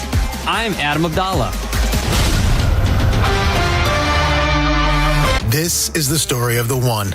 As a maintenance tech at a university, he knows ordering from multiple suppliers takes time away from keeping their arena up and running. That's why he counts on Grainger to get everything he needs, from lighting and HVAC parts to plumbing supplies, all in one place. And with fast, dependable delivery, he's stocked and ready for the next tip-off. Call 1-800-GRAINGER, click Grainger.com, or just stop by. Grainger, for the ones who get it done. If the world were like a Sleep Number mattress, everything would adapt for your comfort. Because as your life changes and your body changes, Sleep Number mattresses adapt and shift to give you personalized comfort night after night. And now everything's on sale during our Memorial Day event. Save up to $1,200 on mattresses for a limited time. To experience a whole new world of comfort, visit a Sleep Number store or go to sleepnumber.com. Sleep Number, to a good life sleep. Many people are looking to buy a home, wonder about down payment assistance programs. Well, TexasLending.com has down payment assistance programs, and there are great deals for you. When you're trying to buy that home, you're looking for the lowest out-of-pocket, with the lowest payment possible, and that's what TexasLending.com is here for. We have loan officers who care, and they close your loans fast. Call TexasLending.com, 972-387-4600. We got them. 4201 Spring Valley Road, Suite 1150, Dallas, Texas, 75244. NMLS number 2297. Equal housing lender. Golden Chicks 2 new $6 golden deals are here. $6. Everybody's clucking about these 2 new deals for just $6 each. $6. $6. Choose Golden Chicks 3-piece golden tenders or 2-piece dark with mashed potatoes and a fresh baked roll. Just $6 each. $6. Golden Chick is an official partner of your Texas Rangers. Golden Chick. 1-877 Cars for Kids. KARS Cars for Kids. 1-877 Cars for Kids. Donate your car today. Call 877 Cars for Kids to reach a friendly live agent. Donation is super easy, and your car can be picked up as soon as tomorrow. Call us now or go to carsforkids.org. Donate your car today. Did you know you can donate real estate too? Texas Rangers Hall of Famer Elvis Andrus. Baseball has given me amazing moments, but what matters most happens off the field. Family, memories, and the future we're building together. As a player, I prepared every day for what might happen tomorrow. That's why I believe in Globe Life. Globe Life helps families feel secure and ready for whatever tomorrow brings. Globe Life is the official life insurance of the Texas Rangers. Globe Life, make tomorrow better. Why just paint your house? Would you conceal your home? Every time you paint, you're dropping thousands over and over. Yeah, and paint doesn't last, and you can't even finance it. So we brought in Jason from Rhino Shield. Rhino Shield's a ceramic coating. Won't chip, crack, peel, or fade, backed by our 25-year transferable warranty. Okay, but here's the difference. You can actually finance this, right? Yes, plus right now we're offering 20% off. So instead of a huge upfront hit, this could be less per month than your daily coffee habit. And we can help lower energy bills. Call Rhino Shield today or visit rhinoshielddfw.com. Never paint your house again. Rhino Shield. Hi, my name is Lloyd Lockridge, and I'm the host of a new podcast from Odyssey called Family Lore. In this podcast, I'm going to have people on to tell unusual and sometimes far-fetched stories about their families. I've heard my whole life that she invented the margarita. And then we're going to investigate those stories and find out how much of it is true. He gets a patent 1 month before the Wright brothers. Oh my God. Please follow and listen to Family Lore, an Odyssey podcast, available now on Apple Podcasts, Spotify, or wherever you get your shows. Sean and RJ here with the greatness of base power. Peak storm season is right around the corner. And for the first time in over a year, base power can install in weeks, not months. Thousands of Texans are switching to base power to get a whole home backup battery that automatically keeps your home running. For a limited time, get $100 off with the fan while install slots are open at basepowercompany.com/thefan. That's basepowercompany.com/thefan. Take advantage of being a Tolo at Base Power. You're turn it on, leave it on. Home of America's team is 105.3 The Fan. Tolo, baby. KRLD-FM and HD1, Dallas-Fort Worth. An Odyssey sports station. Driven by our D&M Leasing Studios, you're rolling with the G-Bag Nation on 105.3 The Fan. Here we go. It's hour number 3 of the G-Bag Nation on 105.3 The Fan. We are live at the Globe. Rangers, Yankees tonight, 6:30. Might want to get out here early. You know, make sure that you bypass the storm, get in. You know, if you're showing up in the heart of that storm, it might be an umbrella night. You know, the rare umbrella night or raincoat, actually poncho. One of those disposable ponchos might be super clutch right now. Yeah. If you got one of those in your garage or your craft closet or something like that, tuck that in your pocket, might pay off big time this evening as we got the Yankees in town. Poncho? I wear poncho shirts every day, but yeah, about a year and a half ago, I was coaching a soccer game. Oh, really? You got your poncho on? And usually they called the game off, but it was just drizzly enough that they weren't stopping the game. So I went poncho, and within 2 minutes it stopped raining. Was it like one of those things? Was the poncho just blowing all over the place? It was a mess. I probably should have just accepted my fate and been drenched. Here's Wolchuk with your football fix. All right, let's get our fix right after this. You think football is still fun? Yes. Sir. Wrong side! Left side! Wrong side! Left side! I use these for acid indigestion. So what are we going to use these for? Intimidation. You know I got to get my fix, man. Diego Pavia's got a home, and it's not just an invite. It's a contract, boys. Diego Pavia signing a 3-year deal with the Baltimore Ravens. So he was supposed to just have a tryout this weekend, according to Shefty. The Ravens decided to just sign him in advance. Don't even need to see the tryout. We're good. We're going to lock him in for 3 years. We're just going to bring him in here. They also agreed to a 3-year deal with quarterback Joe Fagano from UConn. Okay, nice. So they've brought in 2 undrafted rookie free agents as depth insurance behind Lamar Jackson. Were you leaking confidence in the name? He was just scared of the it. way that it is spelled. There is a reason to be a little bit nervous, Brian. So yes, I think I nailed it. I think that we've done this, and we're going to move on seamlessly. I think it's pronounced Fig. Fignano. Fignano? Yeah. Okay, I like that. I like Fignano more than the other version. Wouldn't you do some adjustments to the spelling of that? Yeah, I would probably change that. I'd ask my ancestors, like my great-grandpa, could we not have done this? Let's just put an I in When we there. came over from Italy, at Ellis Island, could we not have just changed the It's a big opportunity the ABI? there. Yeah, I mean, come on. Can Everyone I buy else a different vowel, please? Yeah, please. One of the stupidest things they do on that show. Yeah, well, they waste a lot of money, don't they? They do. 49ers free agent wide receiver Juwan Change it to a Jennings. U. Yeah, I like that. That'd be even better. Is visiting with the Minnesota Vikings tonight, per Adam Schefter as well. So Juwan Jennings, who was one of the top free agent wide receivers during the opening of free agency, still on the market. Somebody might be able to land him post-draft. It's crazy. David Njoku as well? He's still on the open market? Yeah. Njoku and Juwan Jennings, those are 2 guys that could come in and be starters for a team right now. Definitely. If you didn't get a tight end or a receiver, I'd bring those guys in. I don't know what's going on with Njoku. I just draft some guy like, the Texans did. Draft him in the 2nd round when he should be a priority free agent. Go ahead and reach on these guys. By the way, Michael Trigg, I think, got a $200,000 signing bonus, according to Spotrac. The Is Cowboys, it better to be undrafted? Some of those, sometimes it can be. You can make more money. You get to choose where you're going to go, and you can get more in a signing Dallas will give some money to some tight ends off the street, won't they? Yeah. They did it with Brandon Spanford, yeah, and he made the roster. Usually that's an indication they like you and you have a good chance to stay. You'll end up making the 53. Jonathan Brooks, former Texas Longhorn, Carolina Panther. We loved him. He was our top back several years ago. Unfortunately, back-to-back years, he tears his ACL. Is he retiring? Fully cleared. No, he's fully cleared. Okay. So he should be ready to go, hopefully, for all of the, the OTAs and training camp. And I hope that Jonathan Brooks can get back to the type of player that we thought that he would. Because that's they lose Rico Dowdle. Now Jonathan Brooks can slide in there along with Chuba Hubbard. That could be a nice 1-2. Nice 1-2 punch. A little 1-2 punch action. Is he the Pollard in this scenario? I guess he would be the Pollard, right? I guess, even though I don't think he's that speedy of a guy. Chuba's the Zeke. But sure, yeah. The Jets are hosting Russell Wilson for a visit. They're considering him as an option to be Geno Smith's number 2 quarterback. He's got that place in New Jersey. He needs to kind of stay around, right? Wife doesn't want to leave. Would that be the most veteran quarterback room ever, Geno and Russ? It would be up there. That's pretty incredible. Just seeing Russell Wilson in a Jets uniform would be funny. Did you see him hit for the Savannah Bananas the other day? Yeah. Did.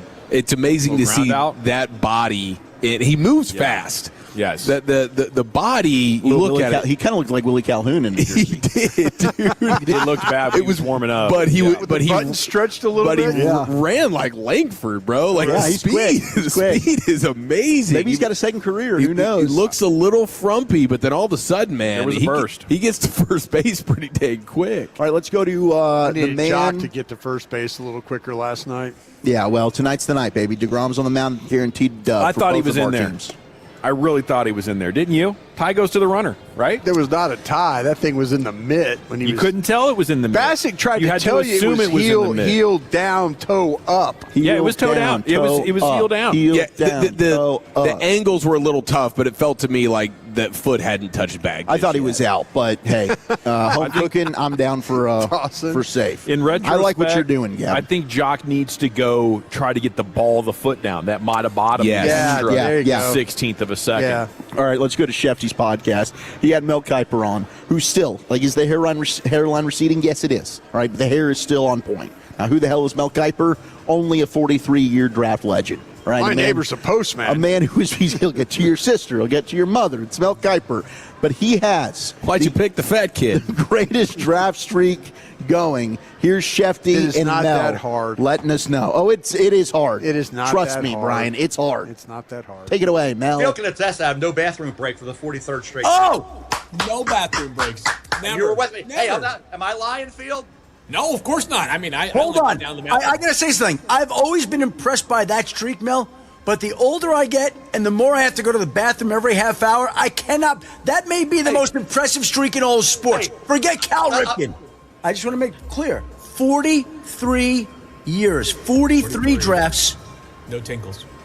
Not one tinkle ever, Mel? Never. Field, you're 39. I'm 59. When you're my age, you'll have an even greater appreciation for what Mel Kiper Jr. has done, not going to the bathroom. I'm gonna be 66. I'm nearing 70. I'll be 66. I don't know how you do that. Maybe when I'm 78, if I'm still around, maybe I'll still be. I don't know what the future holds, but I just go year to year, guys, at this stage of the game. So year to year, I got through 43rd year at ESPN without ever having a bathroom break. It's amazing. I think it's incredible. It is, but I think it's also just like not hydrating. Yeah. Yeah, he's just simply... He knows his routine, and he just doesn't drink any water. I don't think it's a problem. I've done that a lot of years, too. Okay, but he is not wearing a diaper, Brian. That's the difference. He's said, you know what, screw it. Depends. I'm not going to sit in my own sewage. Yeah. I'm just not going to go to the bathroom. I'm just telling you, it's honestly, you don't think about it. You don't think about it until the bubble guts hit you. Because you're not drinking water. Yeah, that's what I'm saying. Yeah. Honestly, I think if you were I need to be caffeinated guy, then everything would change. You'd have a coffee. That's you'd true, have a because Coke. you don't have any coffee. I just don't want to miss anything. I just don't want to. When I was in the room, I never wanted to miss any. I get that. I didn't want to miss any picks. You know, just FOMO at the urinals, not a fun place to be. No, you don't want to miss Now, afterwards, you go in there. Unleash the beast. It's one of the best ever. Oh, it's like, man, I've been holding this for 8 hours. I think it's really the day 3 factor. That's what it is. Nights 1 and 2, not as impressive, whatever. It's 4 hours. Day 3, you're on the air from, 9 a.m. to 7 p.m.? Yeah. It's a grind. Yeah, that's a lot, dude. I wonder how much he's really fighting through that. Not at all. Like, is he in a battle with his own body at any point during that? The fact that he's done it 43 years, he doesn't battle. No, he doesn't think about it. He just got it down. Yeah. The crazy thing, though, is, and I think Brian is looking at this now as well, maybe not as a team drafter, but as a media drafter, you're talking almost constantly. Constantly. How could you not need to go through at least 30 ounces of water? This is the thing that we have at DallasCowboys.com and 105.3 The Fan is we have 5 people sitting in there. So you can. There's a lot of housekeeping stuff. Like I'm doing my board, moving, coloring the board, making sure. I mean, that's the thing that's kind of cool. If it was just 2 or 3 of you, you couldn't do all the things. But that we kind of take breaks while it's going on. I mean, we take breaks where we're not in there, but like when you're actually working on the draft, people are giving you a little break. Well, if you were wondering, and I know that the Colts organization's not. Duke Tobin, is that who that guy was, the GM of the Colts back in the day? That was Bill Tobin. Bill? Duke's his son. Okay. He did not care about Mel's thoughts, but he did have high praise for the Cowboys draft. Here's Mel. Drafts, winners, and losers. Mel, in your mind, who's a winner? A lot of teams had great drafts based on what we had in this draft class and what they were able to come away with. Cleveland, Dallas, the Raiders, the Jets, the Eagles, Giants. You can go on and on. There's so many teams that had A's or B pluses that it was really might have been a record for me. The most A's and B plus I gave out. Could have given out 7, 8 A's if I wanted to. So it felt right for a lot of teams. The team that I think really did what they needed to do was the Dallas Cowboys. Somehow try to figure out this defense and get this defense better. 5 of 7 picks were on the defensive side. And we had talked about Caleb Downs as a culture changer. I thought the Jets could use. I thought the Giants. I thought all these teams could look at Caleb Downs. He ends up with Dallas. We said, would 12 get you a great defensive player? That got 11, right? They went to 11. They went to 11 with Miami and got Caleb Downs. 1 pick after the Giants took C.C. Malinois, the tackle out of Miami. And there was reports that we had teams trying to jump the Giants. 2 teams were calling to try and get ahead of that Giants pick. The Browns had an opportunity to piggyback and move back again. Teams, I think, wanted to go up. Maybe it was for Downs. Maybe it was for Malinois. But the Browns, they stood in. They took Fano. And thank goodness, because if they didn't, then who knows if Caleb Downs is a Dallas Cowboy. But he is. And we party and we celebrate. Now, Blogging the Boys put out some scouts. They talked with 3 different scouts per player for the Cowboys draft. I was not one of them. No. These were, one of them said on Caleb Downs. You take him, you're going to hit. He'd be up there with the best safeties that he scouted. Ed Reed broke the mold. Sean Taylor is up in there. Eric Berry was a big-timer. The Troy Polamalu's and Ed Reeds of the world, they're all his size. Brian Dawkins was his size. Really balanced as a tackler, doesn't miss many, not a killer, more of a wrap you up, get you down tackler. He's a much better Brian Branch. He's got incredible instincts. He's fast to the ball. He's physical as hell. He can cover receivers. He's in the 4-4s. He's a do-it-all impact player. High praise. Why do you think he didn't Downs. run? He didn't need to. I mean, one scout was asked about that, like, why didn't he do anything at the combine? He said he didn't need to do anything. Because he's going to run 4.46. That's okay. It doesn't matter to me. Yeah. He didn't play.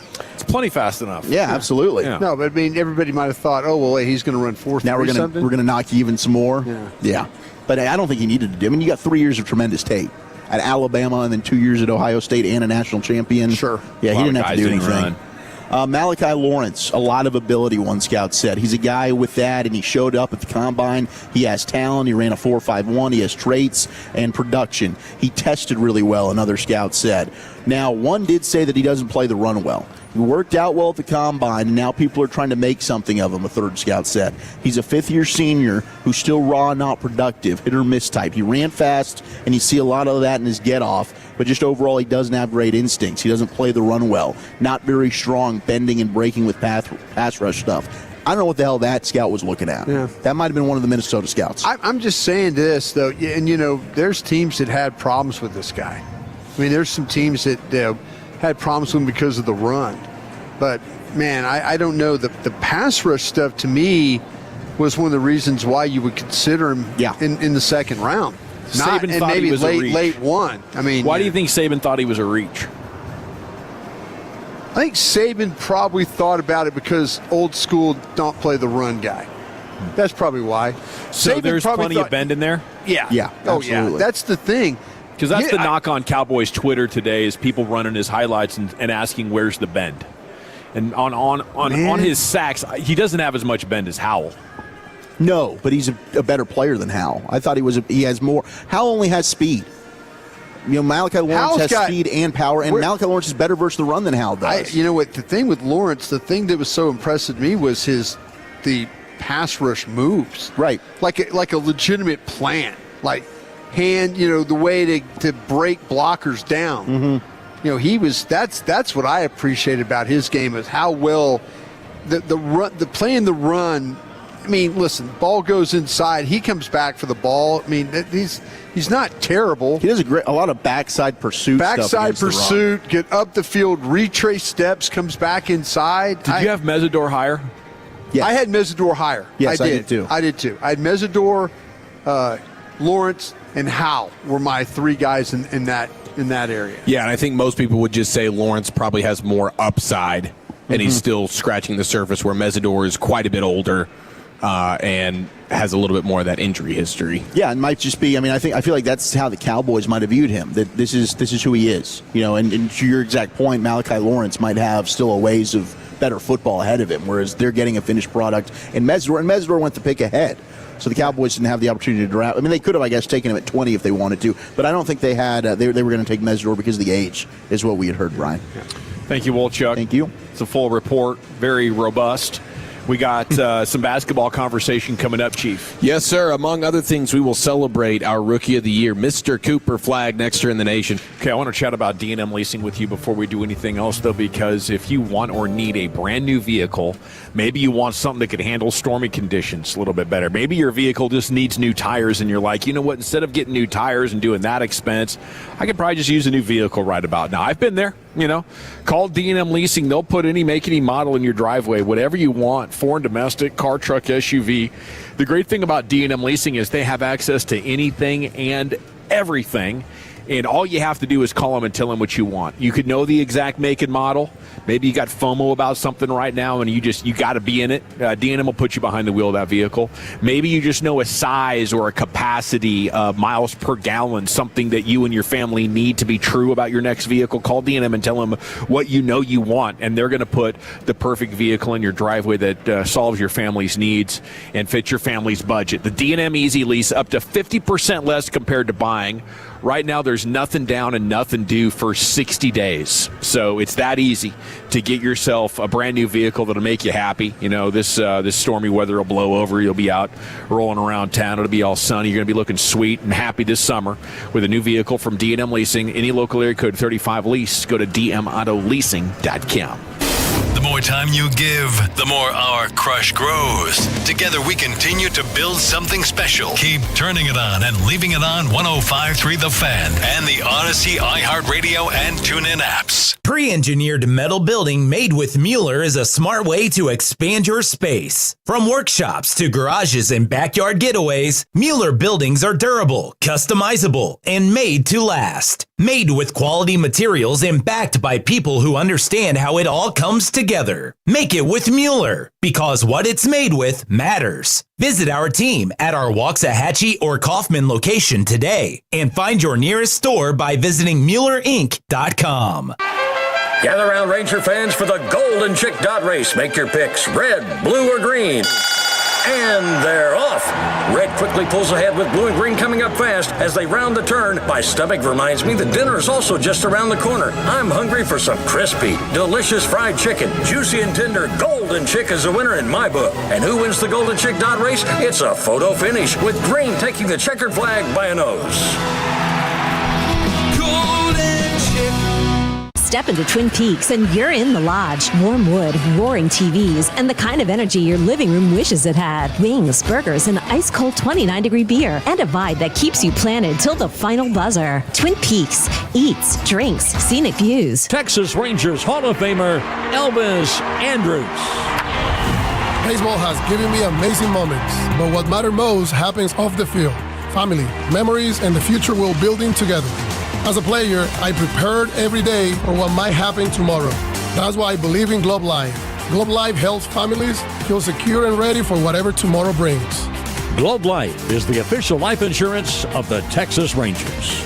Globe Life, make tomorrow better. Platinum Chevrolet has become an all-in-the-family business for the KNC Masterpiece. Corey told me to go there to buy my brand new car. 5 years later and 4 new cars later, I love Platinum Chevrolet. And now we've got our producer Alec in on the Platinum Chevrolet business as well. You walk in and you gently ask for GM Justin Rudd. He's going to be happy to see you and take care of you because he loves the Tolos. And the price you see online is the price you're going to pay. Visit PlatinumChevyTexas.com. Drive a little further to save a lot more. Chevrolet, together let's drive.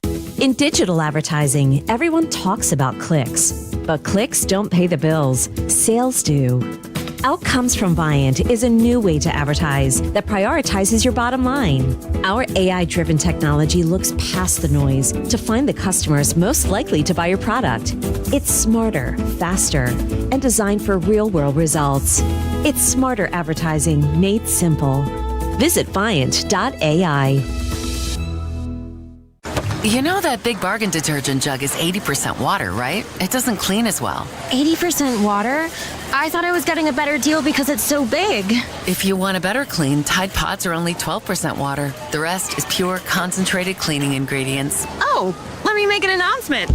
Attention shoppers, if you want a real deal, try Tide Pods. Stop paying for watered-down detergents. Pay for clean. If it's got to be clean, it's got to be Tide Pods. Water content based on the leading bargain liquid detergent. If you have IRS problems, you have legal problems, and you need an attorney. Hi, I'm Dallas tax attorney Nick Namath. And I'm Jamie Flores, the managing partner at the law offices of Namath and Flores. So many of our clients routinely reach out to us after they have already unsuccessfully spent thousands of dollars with some out-of-state tax resolution company. National tax resolution companies do a lot of talking, but if you're facing IRS wage levies, bank levies, or tax liens, you should have the law offices of Namath and Flores behind you. Call us today at 972-484-0-TAX, offices in Dallas, Fort Worth, and Frisco.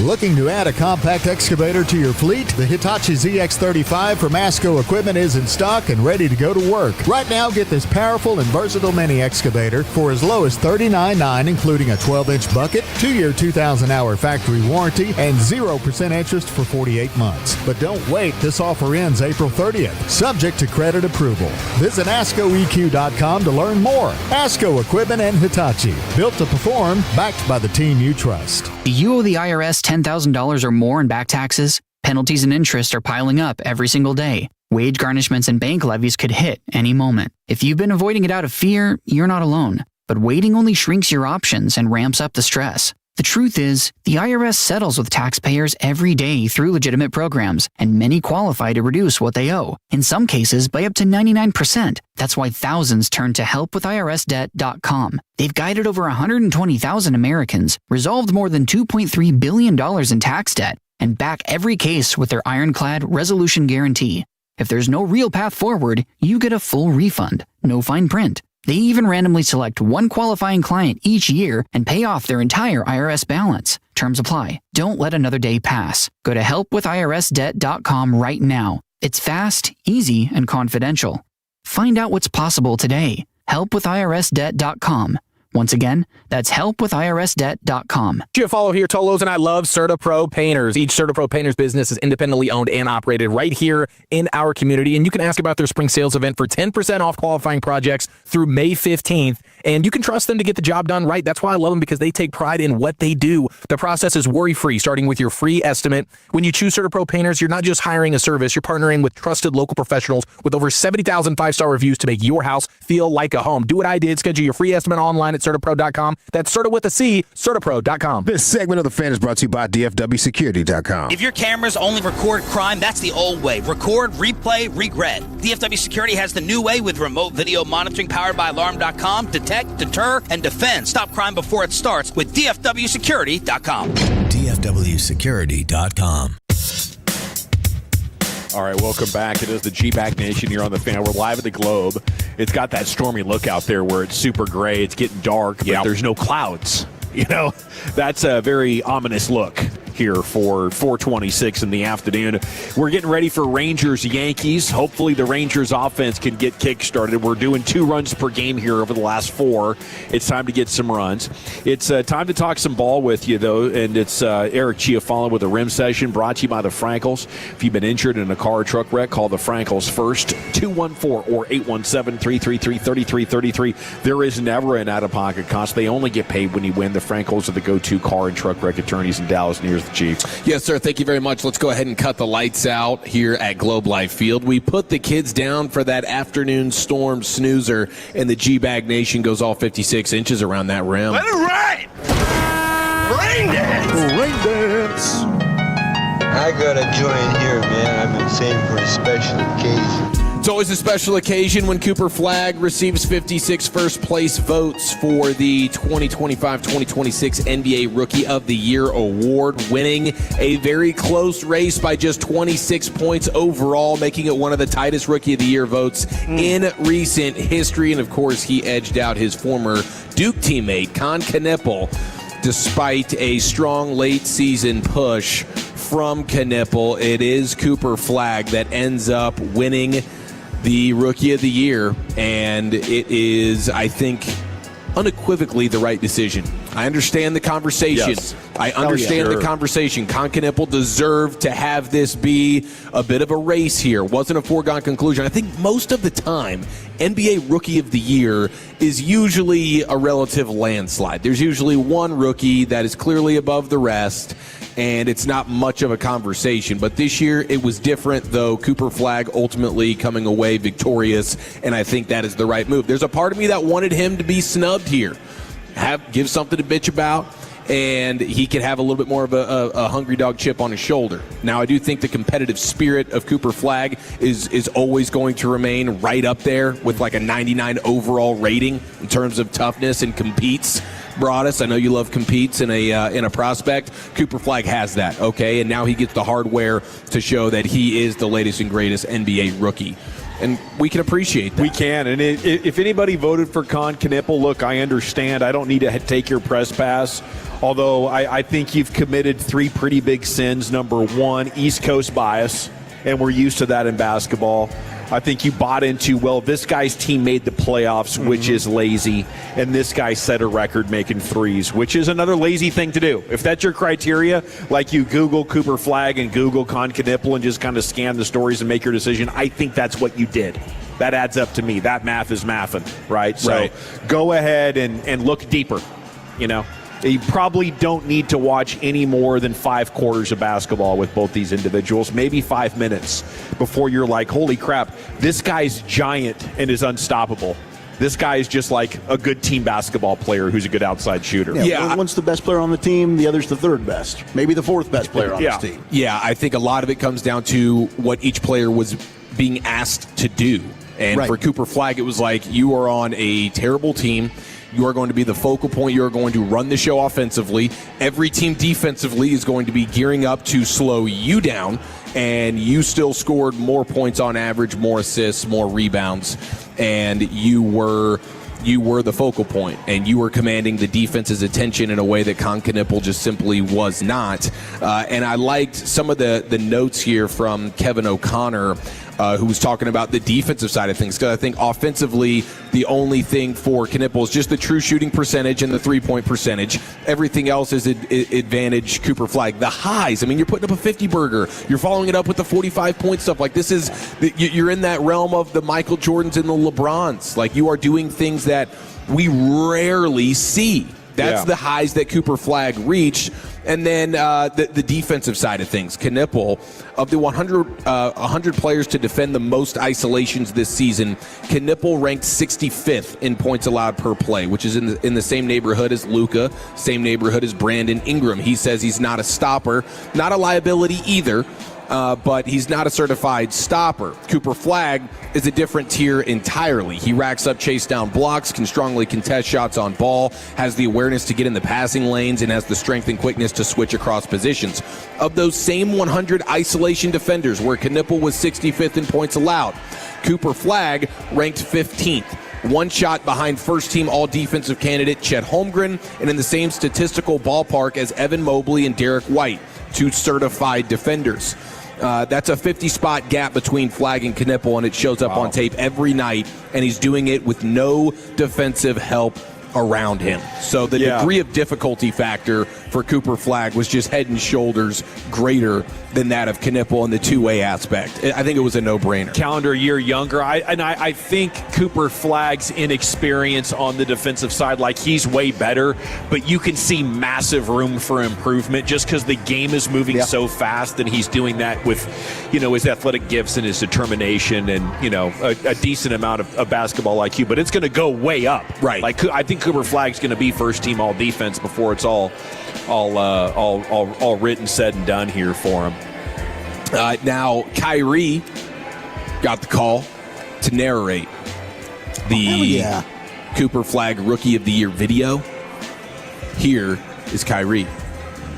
The Dallas Mavericks select Cooper Flagg.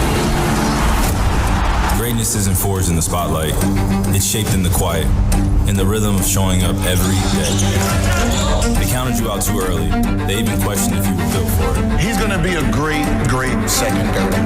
Cooper Flagg has some holes in his game.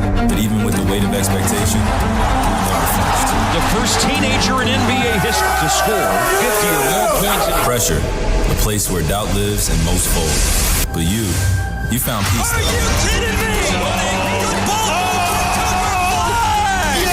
He's got 41. He's got 49. 51 is what he scores tonight. Ain't no pressure. Thank you, Kyrie. That was well produced and well executed. Now, the downside of Cooper Flagg winning the Rookie of the Year award, because there is a downside, and that is in the form of takes like this from one Carmelo Anthony. We had something special in Cooper Flagg, and we're starting to see that. Shout out to Nico Harrison, man. It's for seeing this right here, for understanding this vision. Whatever happened, how it happened, Dallas got something back, in that. They got the #1 pick. They got a rookie who led the squad in points, rebounds, assists, and steals. Yeah. Like you said, MJ is the only person to ever do that. So you start talking about Cooper's ceiling and a young face of this league in this NBA, it's Cooper Flagg. So congratulations to Cooper.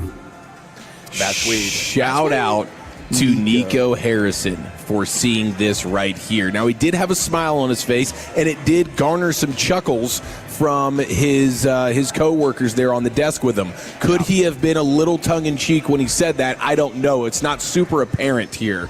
But if he is crediting Nico for the vision, then that is as misguided a sports take as we've heard in quite some time.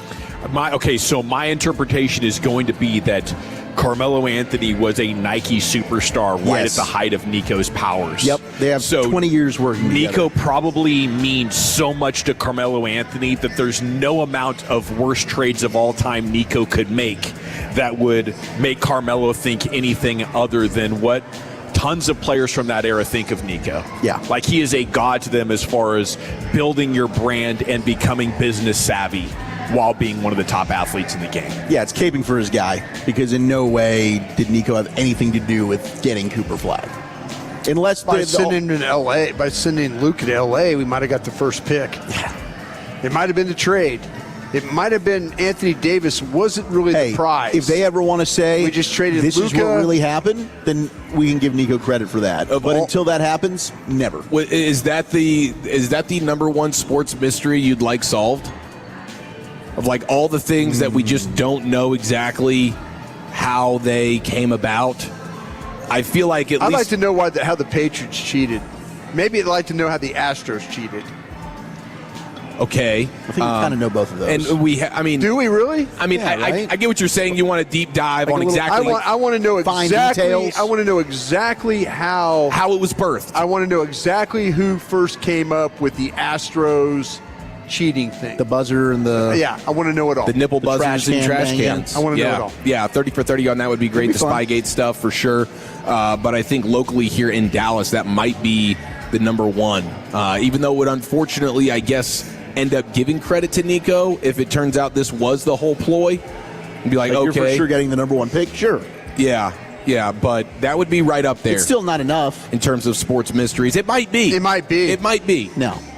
Listen, you can say that now, having seen Cooper Flagg for a year play. You wouldn't have had that take a year ago without seeing him play. He might have. When you look at the return, Brian. When you look at the return that Rudy Gobert got, Luka. He might have had enough you of get Luka. one first-round pick for Luka. Stop. No. Well, maybe a generational player for a generational player. In hindsight, after we've seen him, what he's done, when you don't know what that player is going to be and you're making the trade, you get one first-round pick and you've got guys like Rudy Gobert getting 5. Maybe Luka, in no world would the return ever be enough. But you were also defending it when they made the trade. Me? So I get why you'll defend it now. Yeah. Tear him up, old Chuck. I wasn't like you were caping for Nico and the GM side of it. No, I was trying to tell you who the hell was on Nico's side and who wasn't. And how that's you what I'm saying. I had insight why to what they the would hell was going on. Why they would make the deal. Yeah, I was trying to help you understand why they did this. By the way, my buddy New Bear, I was talking to him about Nico. Do a podcast with him about the Cowboys and Steelers. He told me, so he was working at Nike in 2004 when he was working at the Fan in Portland with me. And he said, you met Nico Harrison. I don't remember it. But he was like, I introduced you to him. You were too hammered to remember? I mean, maybe. I don't think so because I think I was working. Okay. But that doesn't rule that out. And I think it just didn't impress me. I was like, well, whatever. It's a Nike executive. Right. Who really gives a crap? You would have no idea what he was going to become. But if I would have known what I know today, maybe I could have intervened in somewhere in the space-time continuum. Everything could have changed. So I feel like I let you guys down. What an alternate world. I want to forgive you right now, but I can't. Thank you. Yeah. Well, I would have done my best. Trust me, my heart would have been in the right place had I known. Who won the trade? Let's talk about that. You seen the discussion? You know the trade I'm talking about. Oh, the Micah trade? Yeah, who won it? Okay, we have the full report cards on what transpired. And we'll be heading towards the top of the hour, football's finest. Jared Sandler will join us coming up at 5:20 as we continue live here at the Globe on your home of the Rangers and Cowboys 105.3 The Fan. Coming up on the next KNC Masterpiece, we'll be live from Globe Life Field. And at 10:20, we'll talk with Texas Rangers manager Skip Schumacher. Also, plenty about Stars Wild Game 5. Join the show or come and see us at the Globe, 10 a.m. to 1 p.m. right here on 105.3 The Fan. Hey, Tolos, RJ Choppy here for one of the best dealerships on the east side of the Metroplex in Terrell. It is Platinum Ford. Owner Stephen Gilchrist and GM Adam Vinci, they're Tolos, taking care of you, the Tolo, each and every day when it comes to the purchase of your brand new Ford car, truck, SUV. I am proud to say that I am a Platinum customer, and I promise you're going to get the same incredible experience that I got. Adam's got everything from Super Duties to full-size Broncos and more. Start the process right now online. PlatinumFord.com, and then drive a little further to save a lot more at Platinum Ford. Hi, welcome to Sprouts Farmers Market, where we guarantee none of our products have AI in them. AI? How would food have artificial intelligence in it? Oh no, I meant AI like artificial ingredients. Isn't that what AI stands for? Guess I've been spending too much time with local organic produce, 100% grass-fed beef, gluten-free snacks, dairy-free milks, surrounded by ingredients with nothing artificial in them. Oh, that sounds nice. With zero AI and healthy choices at prices you'll love, every aisle's a healthy aisle at Sprouts Farmers Market. It's Mac here to help you beat the books with Just Word 1 Sports. The Celtics looking to close out the Sixers tonight, and I'm going to ride the hot hand in Game 5. Peyton Pritchard, 11 of 22 from beyond the arc in the last 2 games. It's not like Philly can just choose to lock down on him instead of Jason Tatum and Jaylen Brown, so he'll continue to get open looks. I'm riding the hot hand, taking Peyton Pritchard 3+ threes at better than even money tonight at BetMGM. Bet smarter and beat the books. Download the BetMGM app today. Straight Talk Wireless presents Pickup Truck Wisdom. Turns out, talk isn't cheap. Just talking about affordability doesn't make things affordable. Straight Talk's had the same price since 2009. Plus, their Gold plan includes a Walmart Plus membership and $20 in Walmart cash when you activate. That's more than just talk. Find us at straighttalk.com and Walmart. Straightforward, always. Valid through May 17, 2026. $20 in Walmart cash for Straight Talk Gold or Platinum plan customers newly enrolling in Walmart Plus. Limit 1 per enrollment and account. Same price claim applies only to base monthly price of the $45 Straight Talk plan beginning October 2009. Warning to all sports fans. If you're still using a sportsbook, you're getting robbed blind. Here are the facts. Sportsbooks skim your payout for profit. On a $100 position, they take around $9 just to let you play. It's theft in broad daylight. On that same $100 position, sportsbooks pay out $500. Polymarket pays $650. That's because Polymarket is a prediction market, not a sportsbook. You trade against other people, not the house. That means more money for you and less for those greedy sportsbooks. Even better, it's available in all 50 states. Polymarket is so confident you'll never go back to those thieving sportsbooks that they're giving you $20 free for your first trade. Just download Polymarket in the App Store and use promo code JUICE20 to unlock your $20 free trade. That's promo code JUICE20 for a free $20 trade. It's time to stop letting sportsbooks steal from you. Delete that app and join the millions using Polymarket. Download Polymarket and use code JUICE20 for $20 free. Trading not available in all jurisdictions. Check local regulations before trading. Restrictions and eligibility requirements apply. Is your financial advisor managing your risk or just a spreadsheet? Hi, I'm Jeff Jr., founder of Trajan Wealth. Many financial advisors rely on target date funds, which are one-size-fits-all portfolios that don't know your name, your family, or your goals. And that passive management can leave you dangerously exposed. At Trajan, we look at the whole picture, not just the stocks everyone else buys, but the private market opportunities most advisors ignore. And as fiduciaries, we build a strategy around you, coordinating your investments, tax strategy, and estate into one cohesive plan. Your financial life deserves more than just a generic portfolio. Real planning isn't a stack of statements. It's the confidence of knowing where your income will come from for the next 30 years. Good enough isn't good enough for your family. It's time for a change. Schedule your complimentary consultation today. Call 855-TRAJAN-1. That's 855-TRAJAN-1. Advisory services through Trajan Wealth, LLC, an SEC registered investment advisor. Private equity investments require accreditation. Other services through Trajan Estate and Trajan Tax. Additional disclosures at TrajanWealth.com. During Window Nation's The More You Buy, The More You Save sale, you could save up to 50% off new windows for your home. Plus, you could get them with 0% interest financing for 5 years. Sale ends soon. Visit WindowNation.com now to book a consultation. In a world in need of a hero, one man rises to the challenge in style. He is... just driving the kids to soccer practice. Make every day feel epic in the all-new Hyundai Palisade Hybrid with up to an EPA-estimated 619 miles of range on select trims, advanced tech, and class-leading interior space. Visit HyundaiUSA.com or call 562-314-4603 for more details. And hey, come on, no cleats on the seats. My dad passed away unexpectedly. Of course, it was awful in every way, but we are very grateful that he had life insurance. So even after he was gone, he was still able to provide for us. And that's why I have life insurance for my family. Ethos.com. They make it fast and easy to get covered. It's 100% online. You get a quote in seconds, and you can apply in minutes. You get covered the same day. Get your free quote at ethos.com/protect. That's ethos.com/protect. Paid spokesperson. Time spent on application may vary. Online health questions. Doug. There's nowhere I wouldn't go to help someone customize and save on car insurance with Liberty Mutual, even if it means sitting front row at a comedy show. Hey, everyone, check out this guy and his bird. What is this, your first date? Oh, no. We help people customize and save on car insurance with Liberty Mutual together. We're married. Me to a human, him to a bird. Yeah, the bird looks out of your league anyways. Get a quote at libertymutual.com or with your local agent. Liberty, liberty, liberty, liberty. Hey, Tolos, it's RJ Choppy here, and it's that time of year. Time to plan that summer golf getaway. Every year for the last 15 years, I've made the trip to Gaylord, Michigan in the middle of summer, and every year I'm like, man, this is amazing. 72 degrees in July and August. It's a great place for a guy's trip. It's the ultimate guy's trip. It's a great place to bring your lady. My wife and I have gone up there for the last few years. We absolutely love it. If you're a golfer, if you love the outdoors, if you love 70-degree weather in July and August, Gaylord, Michigan. 16 championship golf courses, all available online, GaylordGolfMecca.com. This segment of The Fan is brought to you by Wild Fork Foods. Create your meals with Wild Fork savings that satisfy. Score incredible deals on New York strip steaks or boneless bacon wrap pork fillets. Visit any of our 9 DFW locations or wildforkfoods.com for convenient delivery. High quality meat and seafood where frozen is fresher. Wild Fork savings that satisfy. Thanks for making The Fan DFW's #1 rated sports station so far in 2026. To those of you that Tolo, which means turn it on and leave it on The Fan, you're appreciated.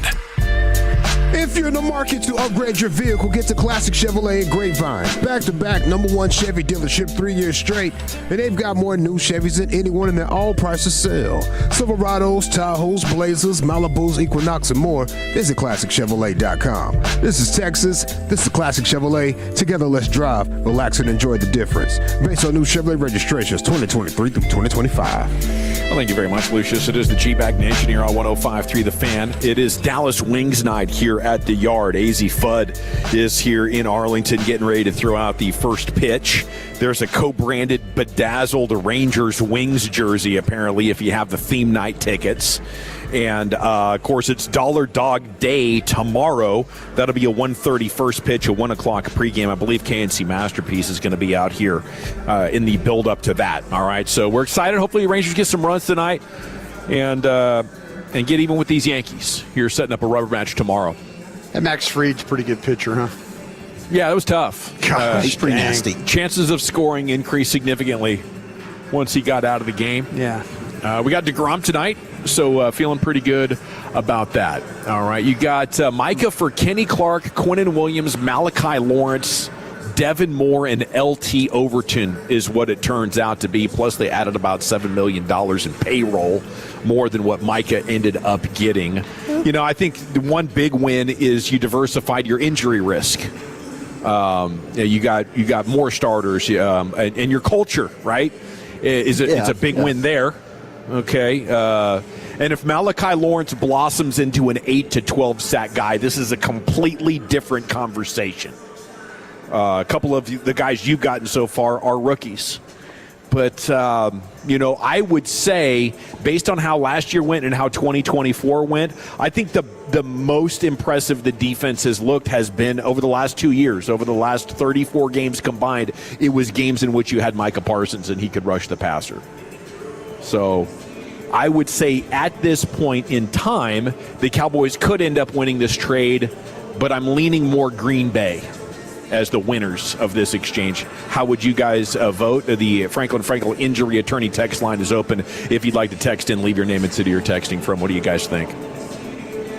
I mean, look, you didn't pay a player $47 million. I think that's a big win, especially. I mean, I don't think any of these defensive players, even Myles Garrett, I don't think you can pay that amount of money to.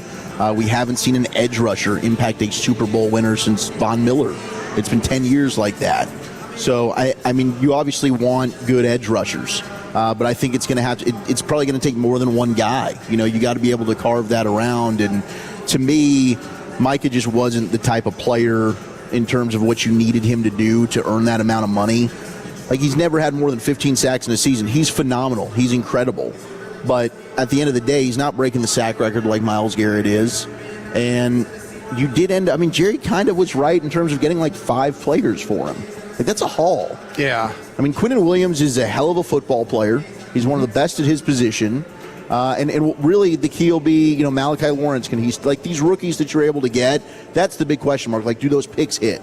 But getting Quinnen Williams, that's a big step. Like to land Quinnen Williams with one of those assets is huge. How do the picks end up delivering for you? All right, let me ask you this, Wolchuk and crew. If Micah was leader like Dak, yeah, would we feel differently about this? Yes, I would. I mean, right now we're kind of like, hey, glad we didn't give you $47 million because you're not the leader guy. Yeah. Or you're not the guy, the great teammate that everybody loves and follows. Are we kind of being critical of him because he wasn't that guy? I think so. I think right now the Packers have won the trade. We saw Quinnen Williams come in, and there were a couple of games against the Raiders, the Eagles, and the Chiefs where it looked like Quinnen Williams was having a Micah-like impact. Sure. But round came the Detroit game. Everything pivoted back. Yeah. We had the stat all last year about how important Micah Parsons was in the build-up and the offseason, the holdout. When the Cowboys didn't have Micah Parsons on the field in 2024, they were one of the worst defenses in all of the NFL, just as they were in 2025. When Micah played, there were some weird stats that said they were the best. Do you like having George Pickens on the franchise tag and on your team this year? Yes. You'd add George Pickens into this? Well, you're not able to do that if you had to pay. No, Micah. I like what you're doing. Like, there's other elements to this team. It's not just all of this that they're able to do. I was just wondering if are we. But yeah, no, 100%. I mean, if Micah Parsons was Dak, would we be killing the Cowboys like we kill the Mavericks? If he has the locker room impact that I believe Caleb Downs is the type of player that he will, where guys want to follow him. You don't have a divide where some are Team Tank, some are Team Micah. Yeah. You don't have the quarterback who might not have been a fan, right? The leader of your team. If you don't have all that stuff and people in the organization just second year into it and his agent has to go to him and say, like, dude, you got to kind of wise up or the NFL is going to get rid of you. Like, you can be a great player on the field. You got to also play ball. That's what George Pickens is running into now. Sure. Like, there's part of being a pro. There's other things to being an NFL player that's not just catching passes and touchdowns on Sunday. It's about showing up to team functions. It's about having to do things that maybe you don't want to do. All of that is being a professional. And there were elements of that we had heard Micah didn't do. And to me, I think the Cowboys are still going to end out winning this. I don't think Green Bay is going to be getting a Super Bowl with Micah. Hell, he tore his ACL, which is a huge bummer. He's going to miss the first month of this season.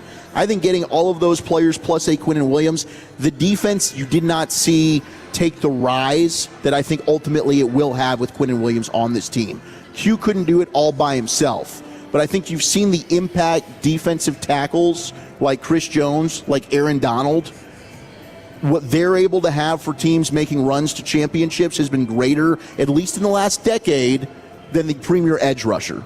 And now you're surrounding that guy with other talent that can help him not have to be double-teamed and triple-teamed and get singled. I think Quinnen Williams is going to end up having a massive season this year, and I think Malachi Lawrence is going to hit for you. And I think you're going to see Donovan, the entire defense, based on last year's production right now, totally fair to say, no. But I think you're going to see this defense take a big step and be better. And we reflect on it this time last year, we'll probably be like, yeah, the Cowboys are fine. They did win that Micah trade. And Quinnen has said in all of his public appearances, he can't wait to get a full off season of work with these Cowboys and see what else, they can add to what they're bringing to the table. I don't think you can add George Pickens to the list of things that you have instead of Micah Parsons. Well, he wouldn't be here. I mean, you wouldn't have had the financial ability to put that franchise tag on. Everybody they're paying between Clark and Quinnen and Lawrence and Moore, that totals $54 million. So we're already over Micah's 47. Right. There's a limit to what you wouldn't have had. Yeah, so you wouldn't have had Kenny Clark either. Yeah, you would not have had Kenny Clark. But you definitely wouldn't be able to put that franchise tag on George Pickens. I just think last year was very educational for me in the fact that we'd been talking about how they couldn't stop the run for a long time. Last year they could stop the run, and it really wasn't jack squat if you were too busy giving up big plays because you couldn't pressure the quarterback. That was a big problem. Yeah. And I think if you got to pick one, you want to go get the quarterback. You can run against me, and I can still win 12 games. But if we're giving up big plays like that, we're probably going to have the worst defense in the league. I think it's great to say, but what are the reasons why you lost in the playoffs? You couldn't stop the run. In 2018, the Rams ran all over you. You had C.J. Anderson and Todd Gurley both have 100 yards on the ground. Yeah, I don't want to give up the run. I don't want to give up either. You've got to be a balanced defense. Yeah. And unfortunately, that was one way teams neutralized your best defensive player. Yeah, rock bottom for a defense is so much lower when you can't get after the quarterback and you're giving up huge plays compared to, it's like, okay, you're going to be the 12th pick in the draft because you're giving up huge plays, whereas if you have a good pass rush and you're not giving up huge plays but they can run on you, maybe you're a playoff team and you're one round and you're out. Right? Like just the difference in terms of how bad you are. But I think it takes more time to probably build a team that can stop the run than it does to finally get that impact player that can help the pass rush. And I expect the pass rush to be better this year because I think you got guys that should hopefully I'm going to throw an step. opinion out there. I don't think Aaron Whitecotton did a very good job coaching these guys. No, I mean, that's the other factor in all this. I think Aaron Whitecotton, I think there was a lot of buildup about Aaron Whitecotton and what he can do and all that. But I kind of feel like, I feel like that was a big, big letdown right there. We got 3 down, 1.5 to go. G-Bag Nation live at the Globe, getting ready for Rangers, Yankees. Football's finest coming up next, Chief. We have a former Cowboy singing the praises of a new Cowboy rookie, plus more insight on the Ty Simpson saga with the Rams next in the nation. All right, let's give you some insight on Trajan Wealth. That's Trajan. Yes, Trajan Wealth. Go ahead, call them now. Set up that absolutely free consultation. Eric and I are clients, and it's one thing to save for retirement. It's another to feel ready for it. Trajan Wealth has helped us build that plan. They've done it with less guesswork, and now we've got way more peace of mind. You can give them a call right now. Number to call, 1-855-TRAJAN-1. That's 1-855-TRAJAN-1. They got a variety of offices across the Metroplex. I love that Frisco spot. Say hey to my guy Steve over there, but they're also right here in Arlington. They're in Fort Worth. They're in McKinney. And that spot for you in South Lake, Eric, sounds pretty badass. Yeah, that's my spot. Shout out to Trajan Wealth, getting me taken care of at the highest level. Now I, too, have the confidence and peace of mind that retirement is actually a possibility for me. And I would encourage you to check them out at TRAJANwealth.com. Schedule that free, no-obligation consultation because at Trajan Wealth, your needs come first. They're a fiduciary firm, so they're going to be prioritizing your financial well-being above all else. And the more money you make, the more money they make. So trust me, they want to see you win, and they are in this with you. Now, Trajan Wealth is also family-owned. They're veteran-led. They've brought decades of experience to the table, and their team of advisors actually specialize in helping individuals in or nearing retirement. I mean, my goodness, trying to navigate the complexities of today's financial landscape, we all know that can be extremely challenging, but great news for all of us. Trajan Wealth is here to help. 1-855-TRAJAN-1. That's 1-855-TRAJAN-1. Advisory services through Trajan Wealth, LLC. SEC registered investment advisor. Additional services through Trajan Estate and Trajan Tax. Actual client, paid advertisement. Additional disclosures at TrajanWealth.com. Take us with you wherever you go. Now heard on the iHeartRadio app, YouTube, Twitch, the TuneIn app, our Odyssey app, and of course with the biggest mother of a radio signal in DFW. Thanks for making your favorite travel buddy 105.3 The Fan. This is an Odyssey Sports Minute. Last night, the Orlando Magic won Game 4 against the Detroit Pistons 94-88 to take a 3-1 lead in the series and push the Pistons to the brink of elimination. Desmond Bane led the Magic with 22 points and Wendell Carter Jr. grabbed 11 rebounds. For the Pistons, Cade Cunningham led the way with 25 points, but Jalen Duren only managed 12 points. The Pistons will try to stave off elimination Wednesday night in Detroit. I'm Adam Abdallah. Get 5 quarts of Syntec Full Synthetic and a MicroGuard Select Oil Filter for just $32.99 now at O'Reilly Auto Parts. Limit supply. O'Reilly Auto Parts. This is the story of the one. As a procurement manager for a hospital system, she keeps every facility in her network stocked and ready. That's why she counts on Grainger to be her single source for thousands of products, from disinfectants to lighting, air filters, and more. And with fast, dependable delivery, Grainger helps her keep every facility stocked, safe, and running smoothly. Call 1-800-GRAINGER, click Grainger.com, or just stop by. Grainger, for the ones who get it done. Check engine or ABS light on? Take the guesswork out of your warning lights with O'Reilly Veriscan. It's free. Ask for O'Reilly Veriscan. O'Reilly Auto Parts. Running a business means wearing multiple hats. So if you're like me, you probably started out using your personal phone, taking client calls and texts nonstop. As my business grew, I needed something smarter. That's when I switched to Quo, the #1 business phone system. Quo works right on your phone or computer. No carrying 2 phones, no clunky landline, just one easy app you can try for free. Your team can share one number and handle calls and texts together like a shared inbox. Any teammate can jump into the conversation so customers get faster responses. And Quo's AI assistant summarizes your calls and responds to customers 24/7, so you never miss a lead or opportunity. All this starts at just $15 a month. That's basically 2 coffees. You can even keep your current business phone number. Find out why 90,000 businesses trust Quo. Money is on the line. Always say hello with Quo. Try Quo for free at quo.com/sports. That's quo.com/sports to try Quo free. QUO.com/SPORTS. At AutoNation, we make it easy for you to go. Right now, get 0% financing on your favorite new vehicles. You'll save thousands of dollars in interest alone. Plus, shop a wide selection of fuel-efficient vehicles available now at AutoNation. Hurry, drive the car you want today with 0% financing. Go to your nearest AutoNation now. Less stress, more go. Visit AutoNation.com for eligible vehicles. 0 APR for a limited term with approved credit. Cannot be combined with other offers. Expires end of month. Follow here, Tolos, and I am a proud CertaPro Painters customer because they really are the best in the business. Each CertaPro Painters business is independently owned and operated right here in our community. And you can ask about their spring sales event for 10% off qualifying projects through May 15th. And now's the time to complete that painting project you've been putting off. CertaPro Painters provides a free estimate quickly and at the right price. CertaPro Painters knows how important your home is to you, and now is the time to capitalize. Schedule your free estimate online, CertaPro.com. That's Certa with a C, CertaPro.com. This is the exclusive home of Dallas Cowboys football. KRLD-FM and HD1, Dallas-Fort Worth. Let's go, Cowboys. An Odyssey sports station. Driven by our D&M Leasing Studios. You're rolling with the G-Bag Nation on 105.3 The Fan. Welcome to the nation. Hour 4 G-Bag Nation here on 105.3 The Fan. Thanks for making this part of your day. We are live at the Globe as Rangers are getting set to host the Yankees in the second of 3. The finale tomorrow at 1:35 right here on The Fan. It's time for football's finest, and here's Eric Giafalo.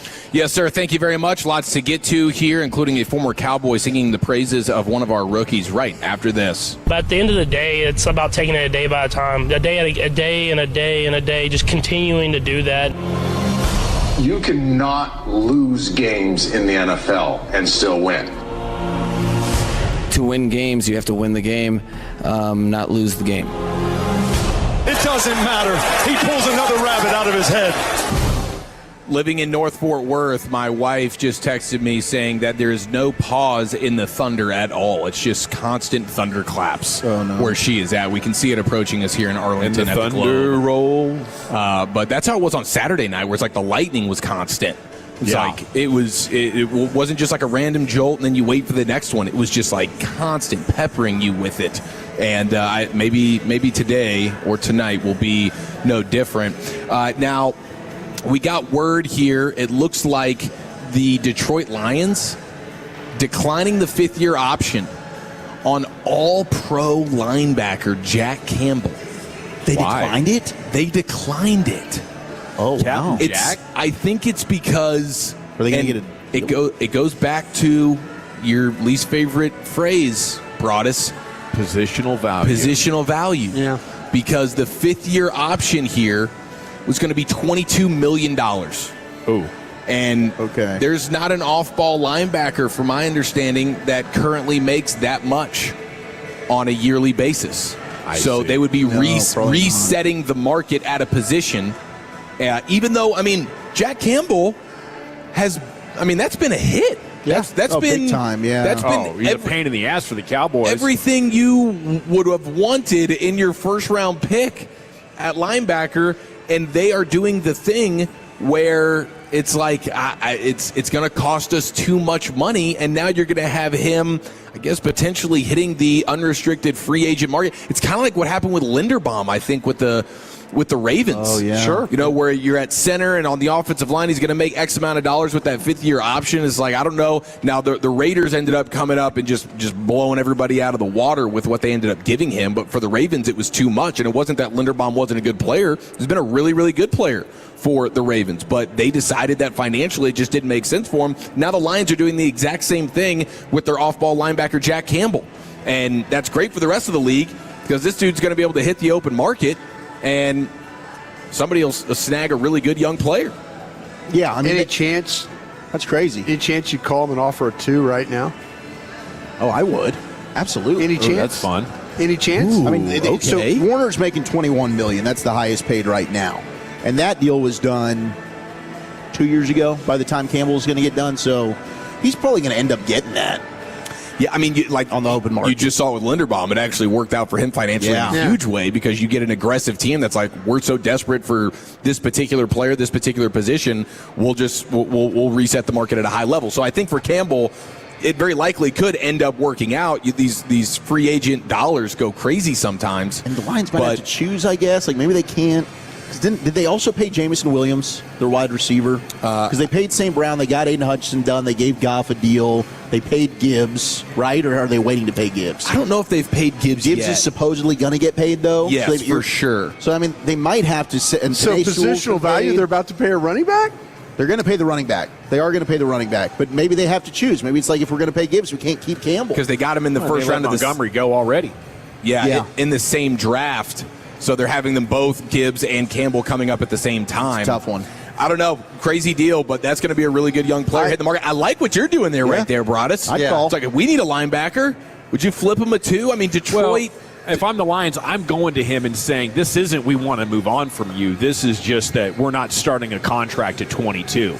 We want to use our exclusive bargaining window and whatever rights we have to hammer something out with you. Yes. We're just not going to reset the market. You know, that's bad business for us. It's no disrespect to you. Because the franchise tag might end up being less than that. It will be, yeah. Yeah, the tag would be less. So that's probably the smarter play. So they could end up just tagging him or working out a deal with him. I'd trade for him right now. And I get that. You'd have to be aggressive, though, because the Lions aren't in like a state of, we're kind of rebuilding. Like, they are clearly trying to win right now, and Jack Campbell helps them do that. So to pry Jack Campbell out of Detroit right now would probably take a huge swing in terms of draft assets, but I would at least be kicking around the conversation at the Star right now. Just, I mean, do you pick up the phone? I'm sure there's somebody right now hearing my voice going, there's no way in hell that they would do that. He's not a fit, da-da-da-da-da, you know. A lot of complicating factors when you take tacklers in the top 15. Yeah, it can get away from you. Out of the Hall of Fame. Yeah. Okay. Good old Sando. So let's go ahead and let's hear from Gerald McCoy, okay? Cup of coffee with the Cowboys. Did you call this a former Cowboy? Is this what do you make it one OTA practice? Is he calling himself? He probably does call himself former Cowboy. Well, I was calling him a former. I take ownership of that. But he was. I am factually correct when I say it. You thought I was going Darren Woodson talking about Caleb Downs. Damn right I did. That's a tease. Oh, look at that. No. I was sitting there going, he is about to use Darren Woodson. Yeah. Instead, he uses McCoy. All right. Well, not your mod, Gerald. And when it comes to Downs, though, I do think one of my favorite quotes, because you guys got to interview. Did you guys interview Brett Maxey? We did. Okay. When he said the line, as the game goes on, we need to play more of that stuff. By the way, if we could. All right. I have a bunch. I don't know how to pull stuff, so I shouldn't. No, Bobby we have a bunch of it. Yeah. I should shut up. Yeah. But you did have Brett Maxey, one of the college scouts for the Cowboys, said with you guys in regards to Caleb Downs, as the game goes on, he's just downloading what the offense is doing.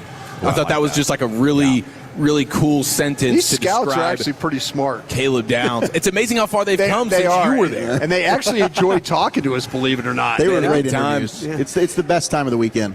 So it's incredible content. It really is. You know, they tell you stuff that I think we'll be referring to for the rest of the year and beyond.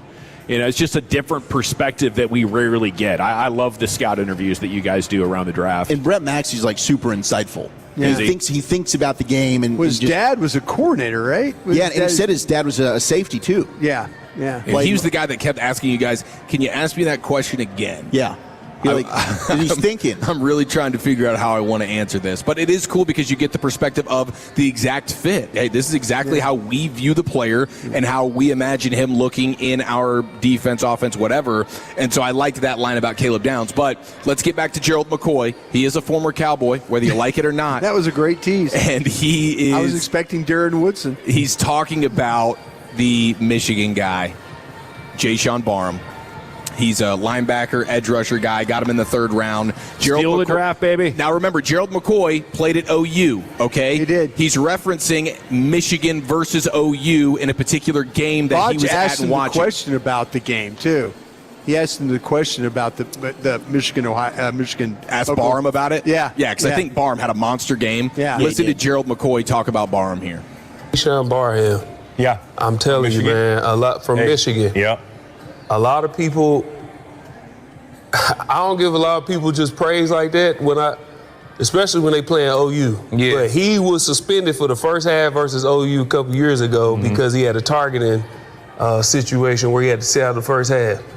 And their defense just didn't look like the whole team. That one guy came in the game in the second half and the whole energy shifted. His ability to be able to run sideline to sideline, he'll hit anything moving, he can cover, he can rush, he can do it all. I believe he honestly is going to be a steal, and if they use him right, he can really be a piece for this defense. So I agree. That guy right there, man, that was a really good draft. Michigan. That was a really good draft pick, bro. Mm-hmm.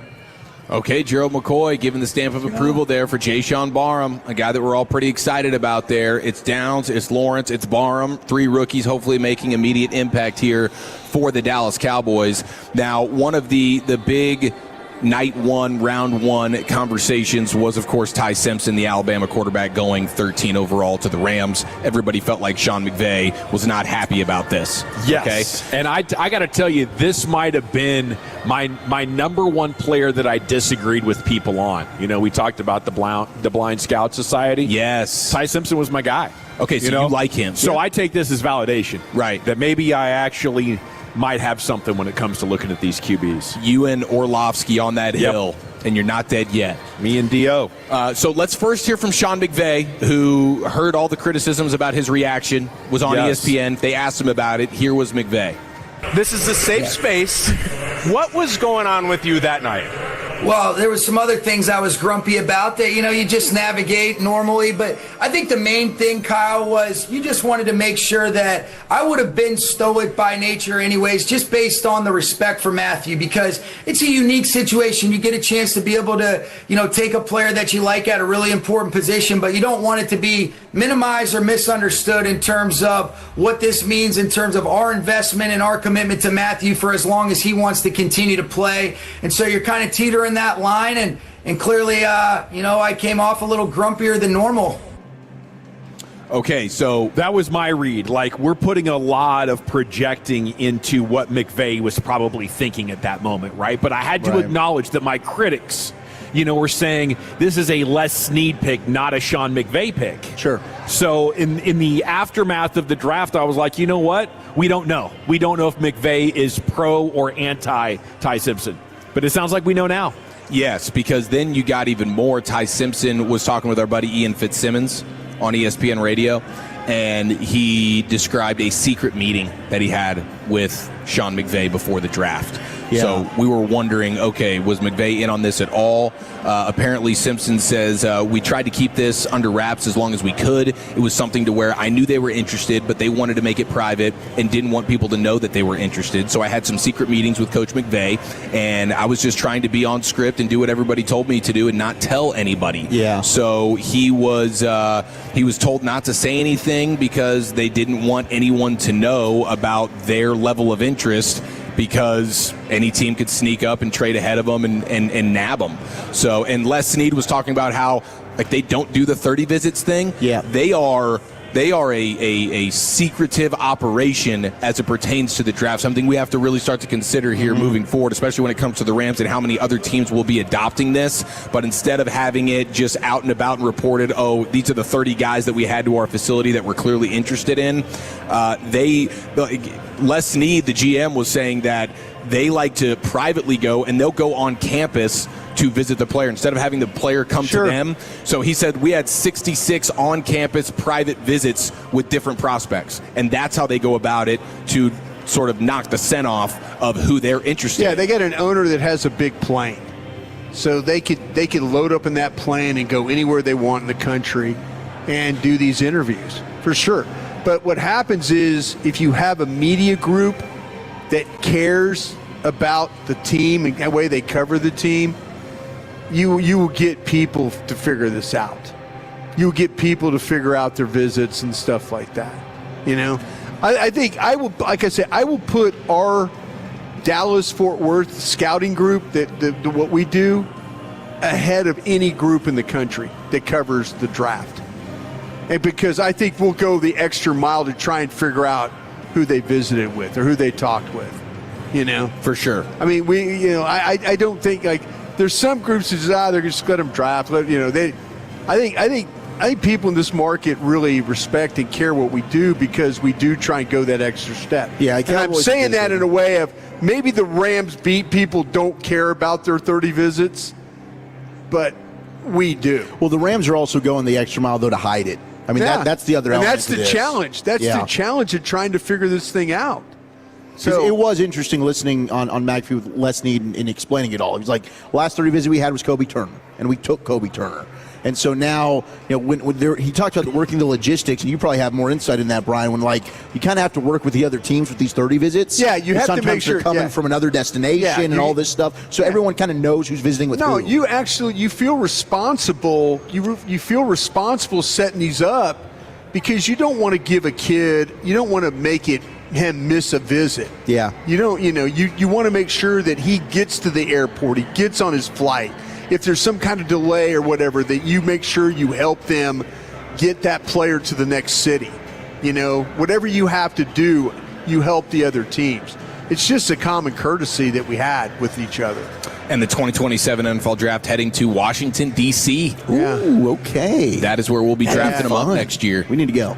Yeah, I do think we need to go. I'd love to go to DC. I've heard nothing but great things. Let's put some plans together. There it is, football's finest. I love it. Thank you, Chief. We're live at the Globe here. It's the G-Bag Nation on 105.3 The Fan. We're coming back to chat baseball with Jared Sandler. Rangers-Yankees pregame is coming up at 6:30, and we're back with Sands here on The Fan. What a glorious time it is in sports, and the best place to go to check out all your sports action with wall-to-wall TVs. Every game, every big moment, it is Twin Peaks 29-degree draft beer served in that frosted mug. They got the happy hour deals rolling right now. They got massive screens, perfect sight lines, and that menu. There's something for everybody. Delicious burgers. They're made to order, packed high. They got the wings. You get them smoked, put in whatever your favorite flavor is. The apps are great. The salads are great. Heck, Gavin's been talking to you for years about that outstanding salad dressing. There will be the perfect spot there for guys' night, afternoon hangs. You want a little escape on the weekend, boom. Go ahead and find your local Twin Peaks. Set up dinner reservations.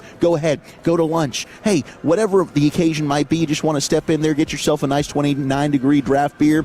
It's always a good time at Twin Peaks. Check them out right now. Twin Peaks. Eats, drinks, scenic views. When you think mortgage, think TexasLending.com. How many of you want a home equity loan, but you want to close fast? With TexasLending.com, we can close fast for many reasons. One of them, we do automated appraisals on many of our home equity loans. That means you can get an appraisal done for a fraction of the cost at twice the speed, closing your loan when you need it. Fast. Call TexasLending.com for your home equity loan today. We got them. 4201 Spring Valley Road, Suite 1150, Dallas, Texas, 75244. NMLS number 2297. Equal housing lender. Hello? Hey, sis. Got a sec? Yeah, what's up? Take a look at the picture I just sent you. I'm walking into Hellsburg and want to get Mom something special for Mother's Day. Yeah, she's done so much for us this year. Let's see. Diamond pendant. Oh, she'd love this. Great. I'll get this, which means you're in charge of flowers. Okay, deal. This Mother's Day, save up to 50% on timeless gifts for Mom. Shop at a store near you or at Hellsburg.com. At Alliance Hyundai, you can shop the all-new 2026 Hyundai Palisade today. Every new Hyundai comes with America's best warranty. 10-year, 100,000-mile limited powertrain warranty and owner's assurance. Plus, you don't need an appointment for service. Come see us today in person or visit us online at AllianceHyundai.net. Carpal tunnel syndrome. Heart failure that doesn't improve with common medicines. These are some signs and symptoms associated with ATTR-CM, or the cardiomyopathy of ATTR amyloidosis, a serious heart condition with symptoms that get worse over time. Amvuttra, vutrisiran, is a prescription medicine given by a healthcare provider that treats ATTR-CM in adults to reduce heart-related death, hospital stays, and urgent visits. In a clinical study, Amvuttra was proven to help people live longer and have fewer heart-related hospital stays and urgent visits over 3 years compared to placebo. Amvuttra lowers the amount of vitamin A in your blood, which can affect vision. Other side effects include pain in the arms or legs, pain in the joints, and shortness of breath. These are not all the possible side effects of Amvuttra. For prescribing information, call 1-833-256-2748 or learn more at amvuttra.com. Ask your doctor about Amvuttra for ATTR-CM. You finally plan that family vacation and you renew your passport only to find out your passport has been denied by the IRS. I'm Dallas tax attorney Nick Namath. And I'm Jamie Flores, the managing partner at the law offices of Namath and Flores. If you thought the IRS can't affect your passport or ability to travel, guess again. The IRS can and will prevent the issuance or renewal of a passport for certain delinquent taxpayers. Call the law offices of Namath and Flores today at 972-484-0-TAX, offices in Dallas, Fort Worth, and Frisco. You know that Big Bargain detergent jug is 80% water, right? It doesn't clean as well. 80% water? I thought I was getting a better deal because it's so big.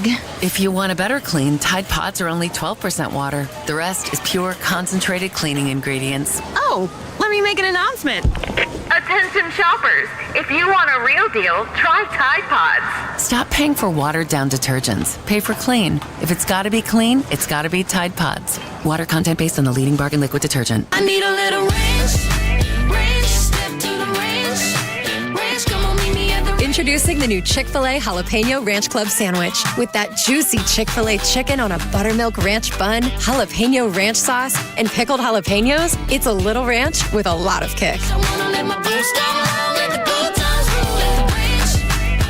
The new Chick-fil-A Jalapeno Ranch Club with original spicy or grilled filet. Available for a limited time only. Order ahead on the Chick-fil-A app. Well, good morning, kiddo. I love that you're home from college. I've missed you. Still taking your Nature-Made vitamins? Every day. A multivitamin and a probiotic.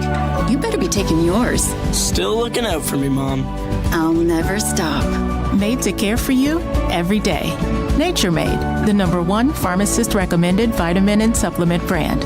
Find us in the vitamin aisle, based on a survey of pharmacists who recommend branded vitamins and supplements. It's home selling season, and what's the biggest mistake you can make when selling your home? Settling for less money. Not with Orchard. First, Orchard gives you cash up front to buy and move into your new home first. Then, your local Orchard agent helps you sell your home on market for top dollar. One customer said, I went under contract within 24 hours of my home listing. Amazing! Don't settle for less. Buy before you sell and get top dollar with Orchard. Get your free home valuation at Orchard.com. Orchard.com. Sean and RJ here with Base Power. Don't wait for peak storm season to prepare for it. That's why thousands of Texans are switching to Base Power. With Base Power, you get automatic whole home backup for up to 95% less than a generator. For a limited time, get $100 off with the fan while install slots are open. BasePowerCompany.com/thefan. That's BasePowerCompany.com/thefan, and take advantage of the $100 off offer by being a Tolo with Sean and RJ at Base Power. This segment of The Fan is brought to you by Window Nation. During Window Nation's The More You Buy, The More You Save sale, you could save up to 50% off new windows for your home. Plus, you could get them with 0% interest financing for 5 years. Sale ends soon. Visit windownation.com now to book a consultation. All right, welcome back. It is the G-Bag Nation here on 105.3 The Fan. We're just a minute away from Jared Sandler sitting down with us here. We are live at the Globe. He's going to tell you about Rangers, Yankees. Pre-game coming up at 6:30. First pitch at 7:05 here on The Fan. This segment of the Nation, the Expressway, is brought to you by the On-Time Experts. We got G-Bag of the Day and LA Live now right around the corner. You feeling pretty good about your Stars tonight, Wolchuk? Our Stars? I am. Yeah, I'm feeling really, really good about the Stars' chances tonight. I think at home, I think Otter's going to be vintage tonight. And I think I'm calling the Mikko Rantanen game pretty much the entire series. A lot of averages I got to be right with sometime. And I think Moose gets at least a point tonight. I think it'll be a goal. I think he gets off the schneid. Robo's on a hell of a streak when he's got a goal in every single game. Jason Robinson seems like a guy that you can count on every night in these games. Did they make the right decision in Lyubushkin or Petrovic? I think so. I think Lyubushkin was playing better. But I will say last year they found a little something with Petrovic working alongside Bischel. So, I mean, I guess if it's Harley and Lyubushkin, they've got more, as Joey talked about, experience working together. So I'd lean yes. Look, I'm not going to doubt Gully. I mean, he made a great decision game 2 putting Huru in there. And I think that, tonight hopefully it works out too with Lyubushkin. Yeah, I mean, we need it. Both games are going to be underway at 7 o'clock. You're going to have Rangers and Stars in action at the same time. And, hopefully we'll be heading in the direction of being up 3-2. Really should be in a position, Stars-wise, that you'd be looking to advance and put this team away. But, Brian, as we talked about a couple of days ago, it can be very difficult to essentially eliminate a team on their home ice. Yeah, that's what the Stars were trying to do Saturday. Yeah, I was just so locked in that Dallas was going to find a way to win those games in Minnesota and then come home and just finish this thing off. And they were 8 minutes away from doing just that. They have got to play. They've got to find a way to match Minnesota's intensity. You can feel when Minnesota, when they ramp it up in a game, you could just tell. And Dallas needs to kind of find a way to get that done. And allow that to be able to take place. Good looking hat. Jared took care of me, man. I appreciate that. Love him like a brother. He always takes care of me. Whataburger Rangers hat. Yeah. Congrats to Cooper. Flagg broke late in our show last night. He has won Rookie of the Year. We'll be into that conversation a little bit more later on. Jared Sandler sitting down now with us here on your home of the Rangers, buddy. How you doing? I'm great. Hey, Brian, I have a question for you. Do you have any way? Sure. Anything you need. Your gang of 7 to find out what number Mackay Lemon is going to wear with the Eagles, like in the next couple days? Let me get on that right now. If you can, it's totally okay. I can absolutely do that for you. Is this a USC tie-in? Yes. So Aaron Boone, USC guy. Yeah. Also we're doing it for Eagles, Coach? Also a huge Eagles fan. All right, I'm doing it right now. If you don't mind me not asking you a question. I don't mind you got at all. Right. But you're trying to flex for Aaron Boone? No, we were tight. So I'm not positive he knows my name. Okay. But 10 years ago. Fix that. Yeah, well, 10 years ago. You guys are fight on guys. Yeah, 10 years ago I interviewed him, and we have a mutual friend, and he tipped Aaron off. The guy that's interviewing you is a USC guy. He worked for the baseball program. And we talked for like 30 minutes, and every time we see each other, we'll always like kind of break away from whatever he's doing, come say hi, we'll talk USC football. He is like a legitimately huge USC football fan. He'll tell you about like the recruiting battles that are going on. Like, he's not just like, I know what happens on Saturdays, I know if they're a favor to win. And but we were just talking, and it's like, what a cool, it's like the opposite of Caleb Williams going to the Bears for me. It's awesome that Mackay Lemon's going to the Eagles for him. And we were just talking about, getting, he was going to get a Mackay Lemon jersey, but he, doesn't know his number yet. So I'm just going to see if, I could that'd be fun. Help out a fellow USC I'm working guy. on it right now. I appreciate it, Broadus. Do we have a starting pitcher advantage tonight in this game? This Schlittler guy's pretty good, isn't he? Yeah, he's pretty awesome. It was a pretty cool comparison, actually. First, X amount of starts. For DeGrom and Schlittler, the numbers are pretty comparable. Schlittler actually a little bit better, different climate, more strikeouts these days than when DeGrom first debuted.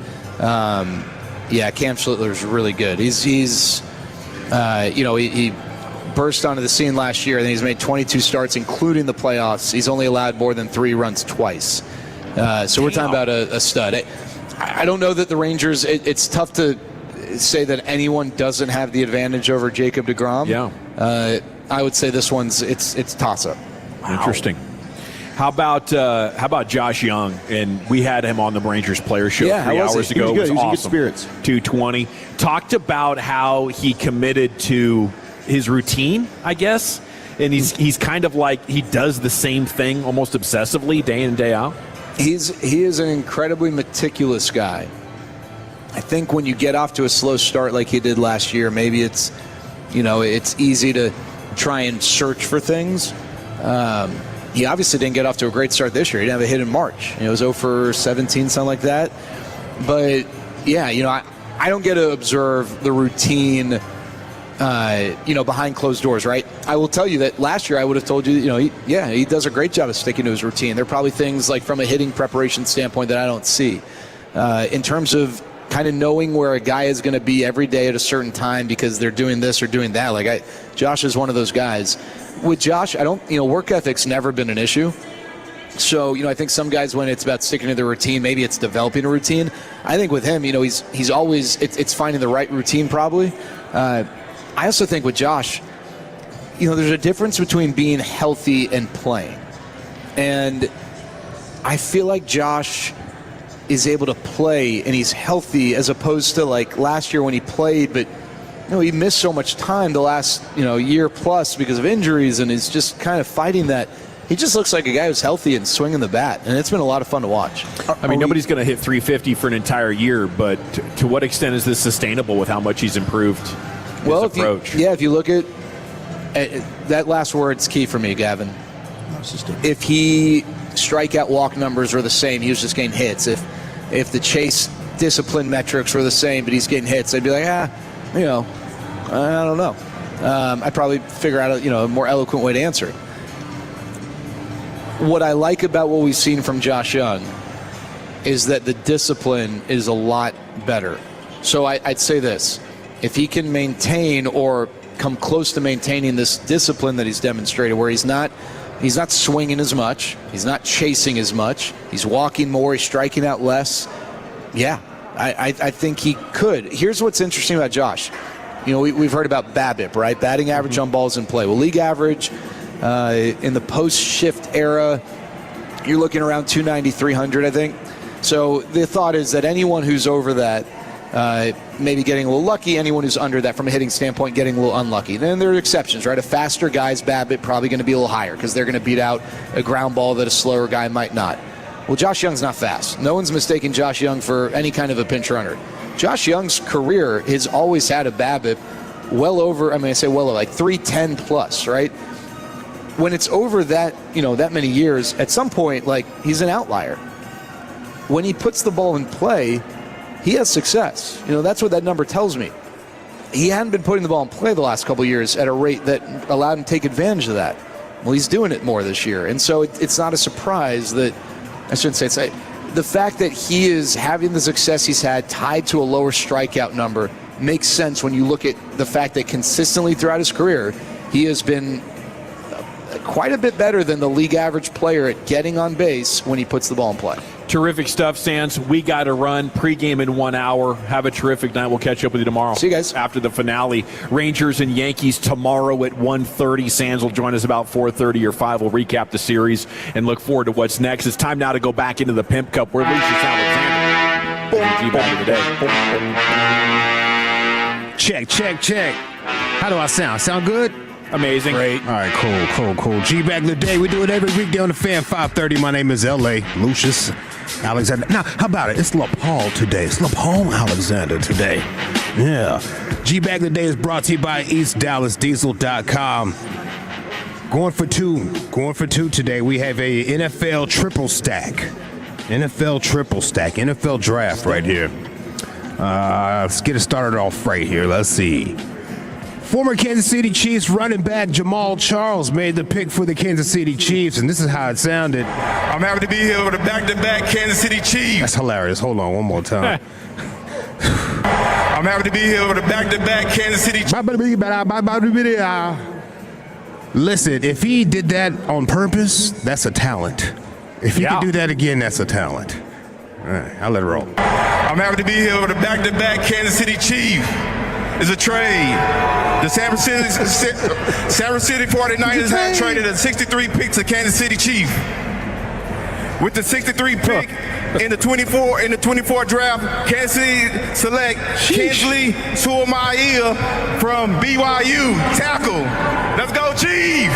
Let's go Chiefs! Let's go Chiefs! Wow! Let's go Chiefs! Wow. Chief Kingdom. There is just so much mailing in going in with booking these guys.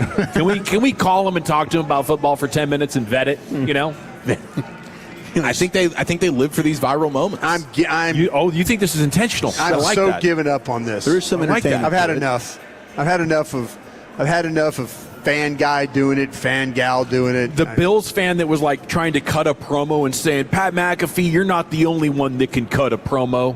Then he announced the player and kept doing more shout outs. He was like, oh yeah, I forgot, Yeah, it was bad. Shout out to, John Cena or something. I'm happy to be here with a back-to-back. Missing both Thugs in Harmony guy. I almost got it, yeah. Let's see what else we got right here. Houston Texans. I think they just got like a drunk fan to do theirs. Announced their pick. Hello, Pittsburgh! Wow, he ate the worm. Beautiful city! What? Viva Mexico! I'm sorry. I'm sorry. With the 141 pick. Slow it down. In the 2026 NFL Draft, the Houston Texans select Kamari Renser, DBUSC. Go Texas! Viva Mexico! Let's go, Chief. Wow. Let's go, Chief. And, okay, I think you guys decided this is a former Bills player, maybe, that made the Bills pick for him? Yeah. Okay. Definitely a linebacker. Shane Conlon. Definitely a linebacker. Yeah, Shane Conlon. Yeah, played without a helmet for a couple games. With the 35th pick in the 2016 draft, the Buffalo Bills select linebacker T.J. Parker from Clemson. It's the clearing of the throat before making another mistake for me, bro. Jeez. Please. I want to get away. Not going to hear the end of this. 2016 draft. Still got it wrong. Golly, man. Well, that's fun. That's fun stuff. Okay, let's see here. Triple stack. Going for two. What do we got for day? How Making about Chief hungry with all this talk of triple stacks. No kidding, bro. Yeah. Hey, if you get the triple stack reference, you need to be hollering at your primary care provider. Yeah. About this time. Just letting you know. I'm on hold with him right now. Just letting you know if you get that reference. It's about that time. Mr. Broadus doing crosstalk. There was a whole lot of cussing and fussing today on the Toxic Tuesday. I'm sorry. Toxic Tuesday. Here goes Mr. Broadus. Crosstalk with KNC talking about wanting to fight out there at Kyle Field one time. I was in the stands for the Texas A&M game there at Kyle Field. We lost in 7 overtimes. Oh, yeah. I wanted to fight coming down the ramp. Hellman was with me again, and I'm like, Dave, we might have to take a few of these jarheads out, And he's like, I'm with you, man, whatever we have to do. Are you two bad influences on one another at games? Yeah, I feel like this is big. No, it's just being LSU assholes. I think we got to dump that. And Hellman's not even out there. Dawson in the background talking about, I think we got to dump that. I think. I'm not sure. Who told you that? Sorry about that, Lucius. I need to brush off my ham radio operator's license. Yeah. Oopsies. Okay, what else we got right here? Glad I got my own company. Maybe I have to go to work there. It's a good Your fallback. HR file gets a little deeper. Yeah. Sticking with the KNC masterpiece, they had Jordan Schultz on. Now, I think he either said he has a bad back or a bad connection. Either way, he's cussing and fussing. I know you posed this question as well. Also, I have to know, is there a wheel spinning in the background, or what is that noise? Yeah, you guys caught me during PC. Okay. I hope it's not too loud. No. Have fun with it, yeah. I was just hoping, in my mind, there was some kind of fun game happening in the background and a wheel was spinning. Unfortunately, I have a horrible back connection situation going on, so that's what I'm dealing with right now. Sorry about that, man. Yeah. Okay. Sorry about that, man. My bad. It's broing down That's here. how bad it is, huh? It's really bad. Just wanted to let you know.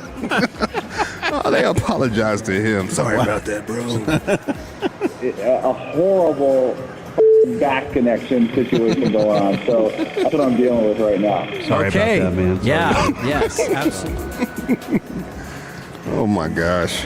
Oh, becoming too difficult for these people who do podcasts and radio to keep it straight. Yeah. FCC.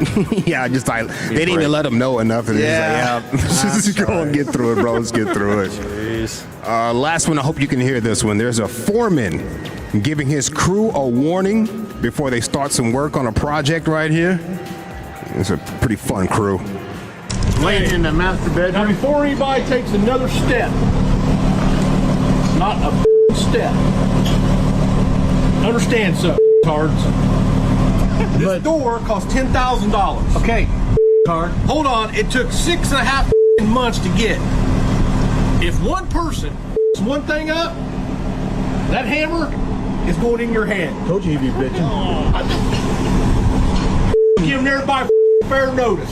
Well, you're standing close to him because he's going to be the one. No, he's not. I got a funny feeling it's probably going to be you, Foster. Yeah.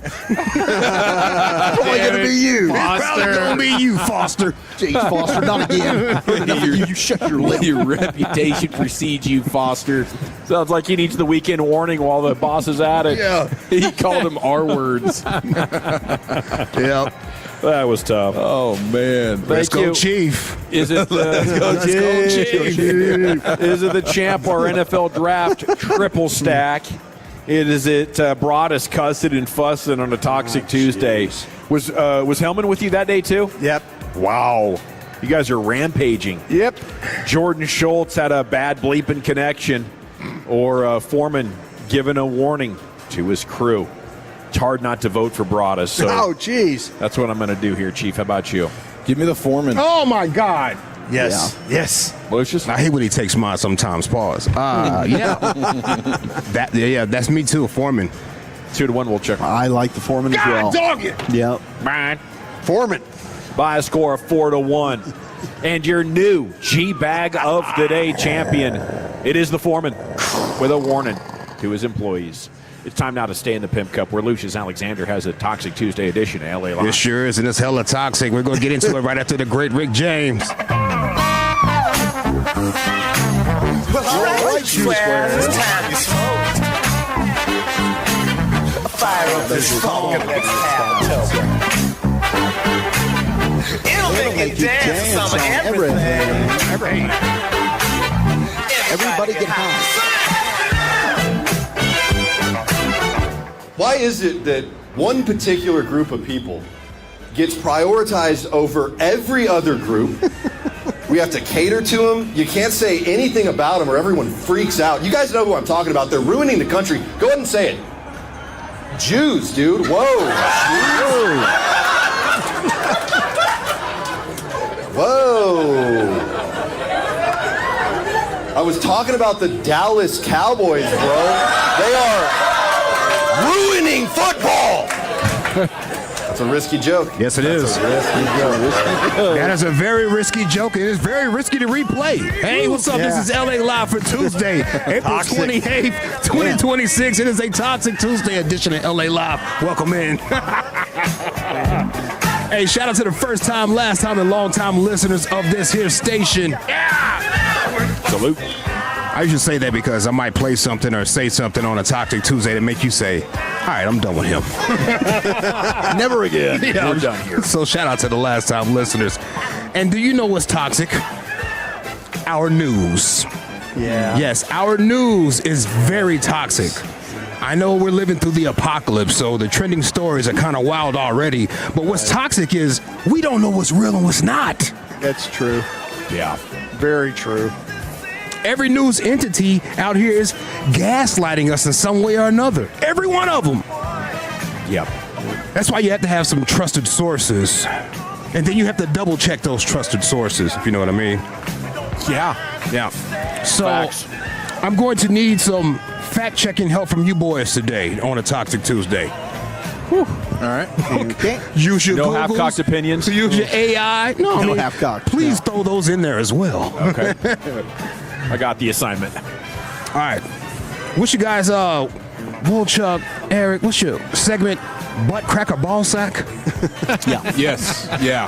Football or ball sack? Football or ball sack? Basketball or butt crack?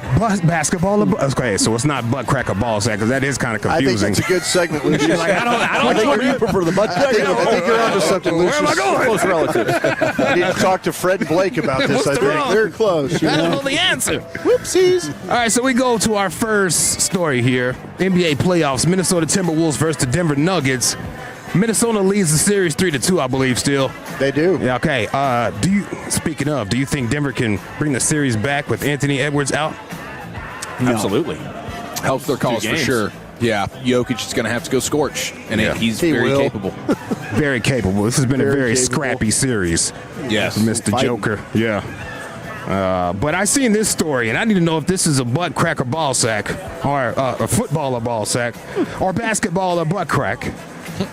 Did someone steal the Joker's underwear while he showered after the Nuggets' Game 4 loss to the Timberwolves?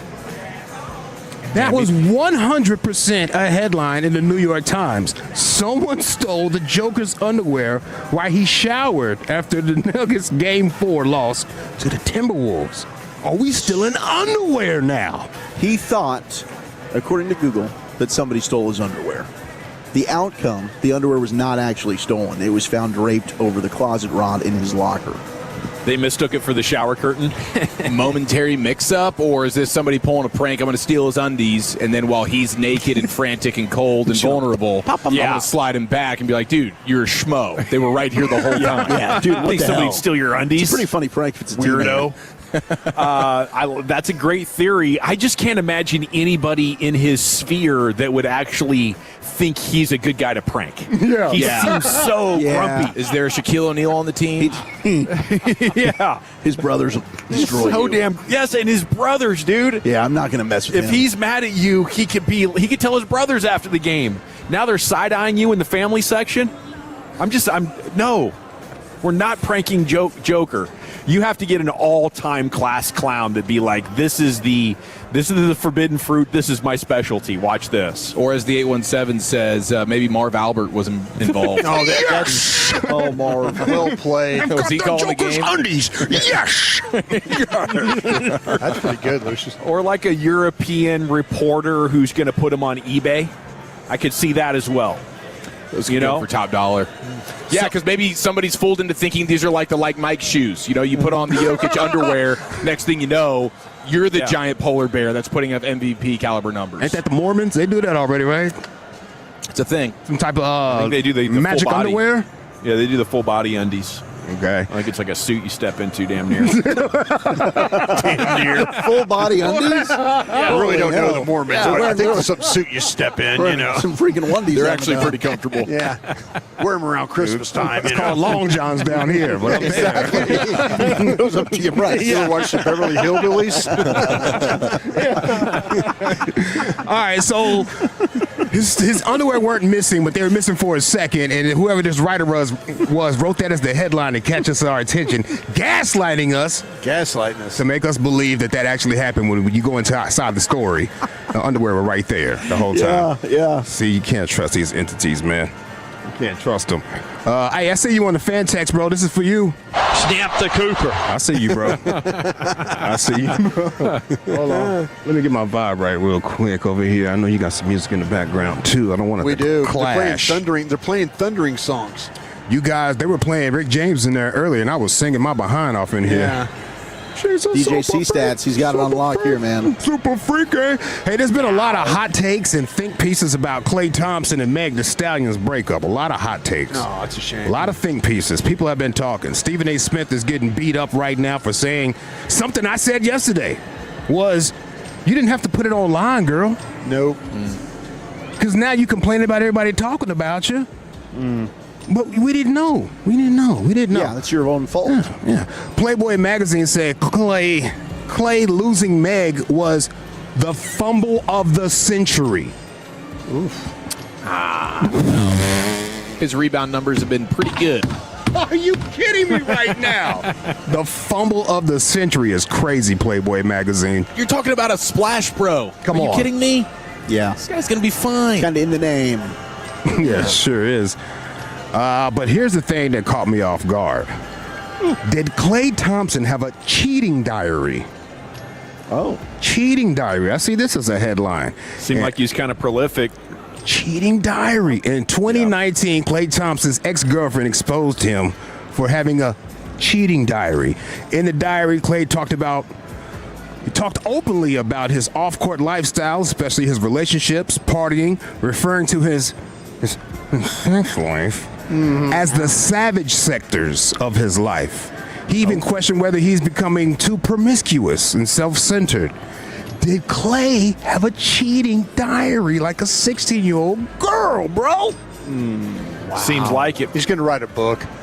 I think I saw over the weekend that RFK had a cheating diary too. I didn't even know that was a thing. Why would you want documented evidence of that anywhere? What are we saying? Reddit's got proof. Really? There's pictures of it.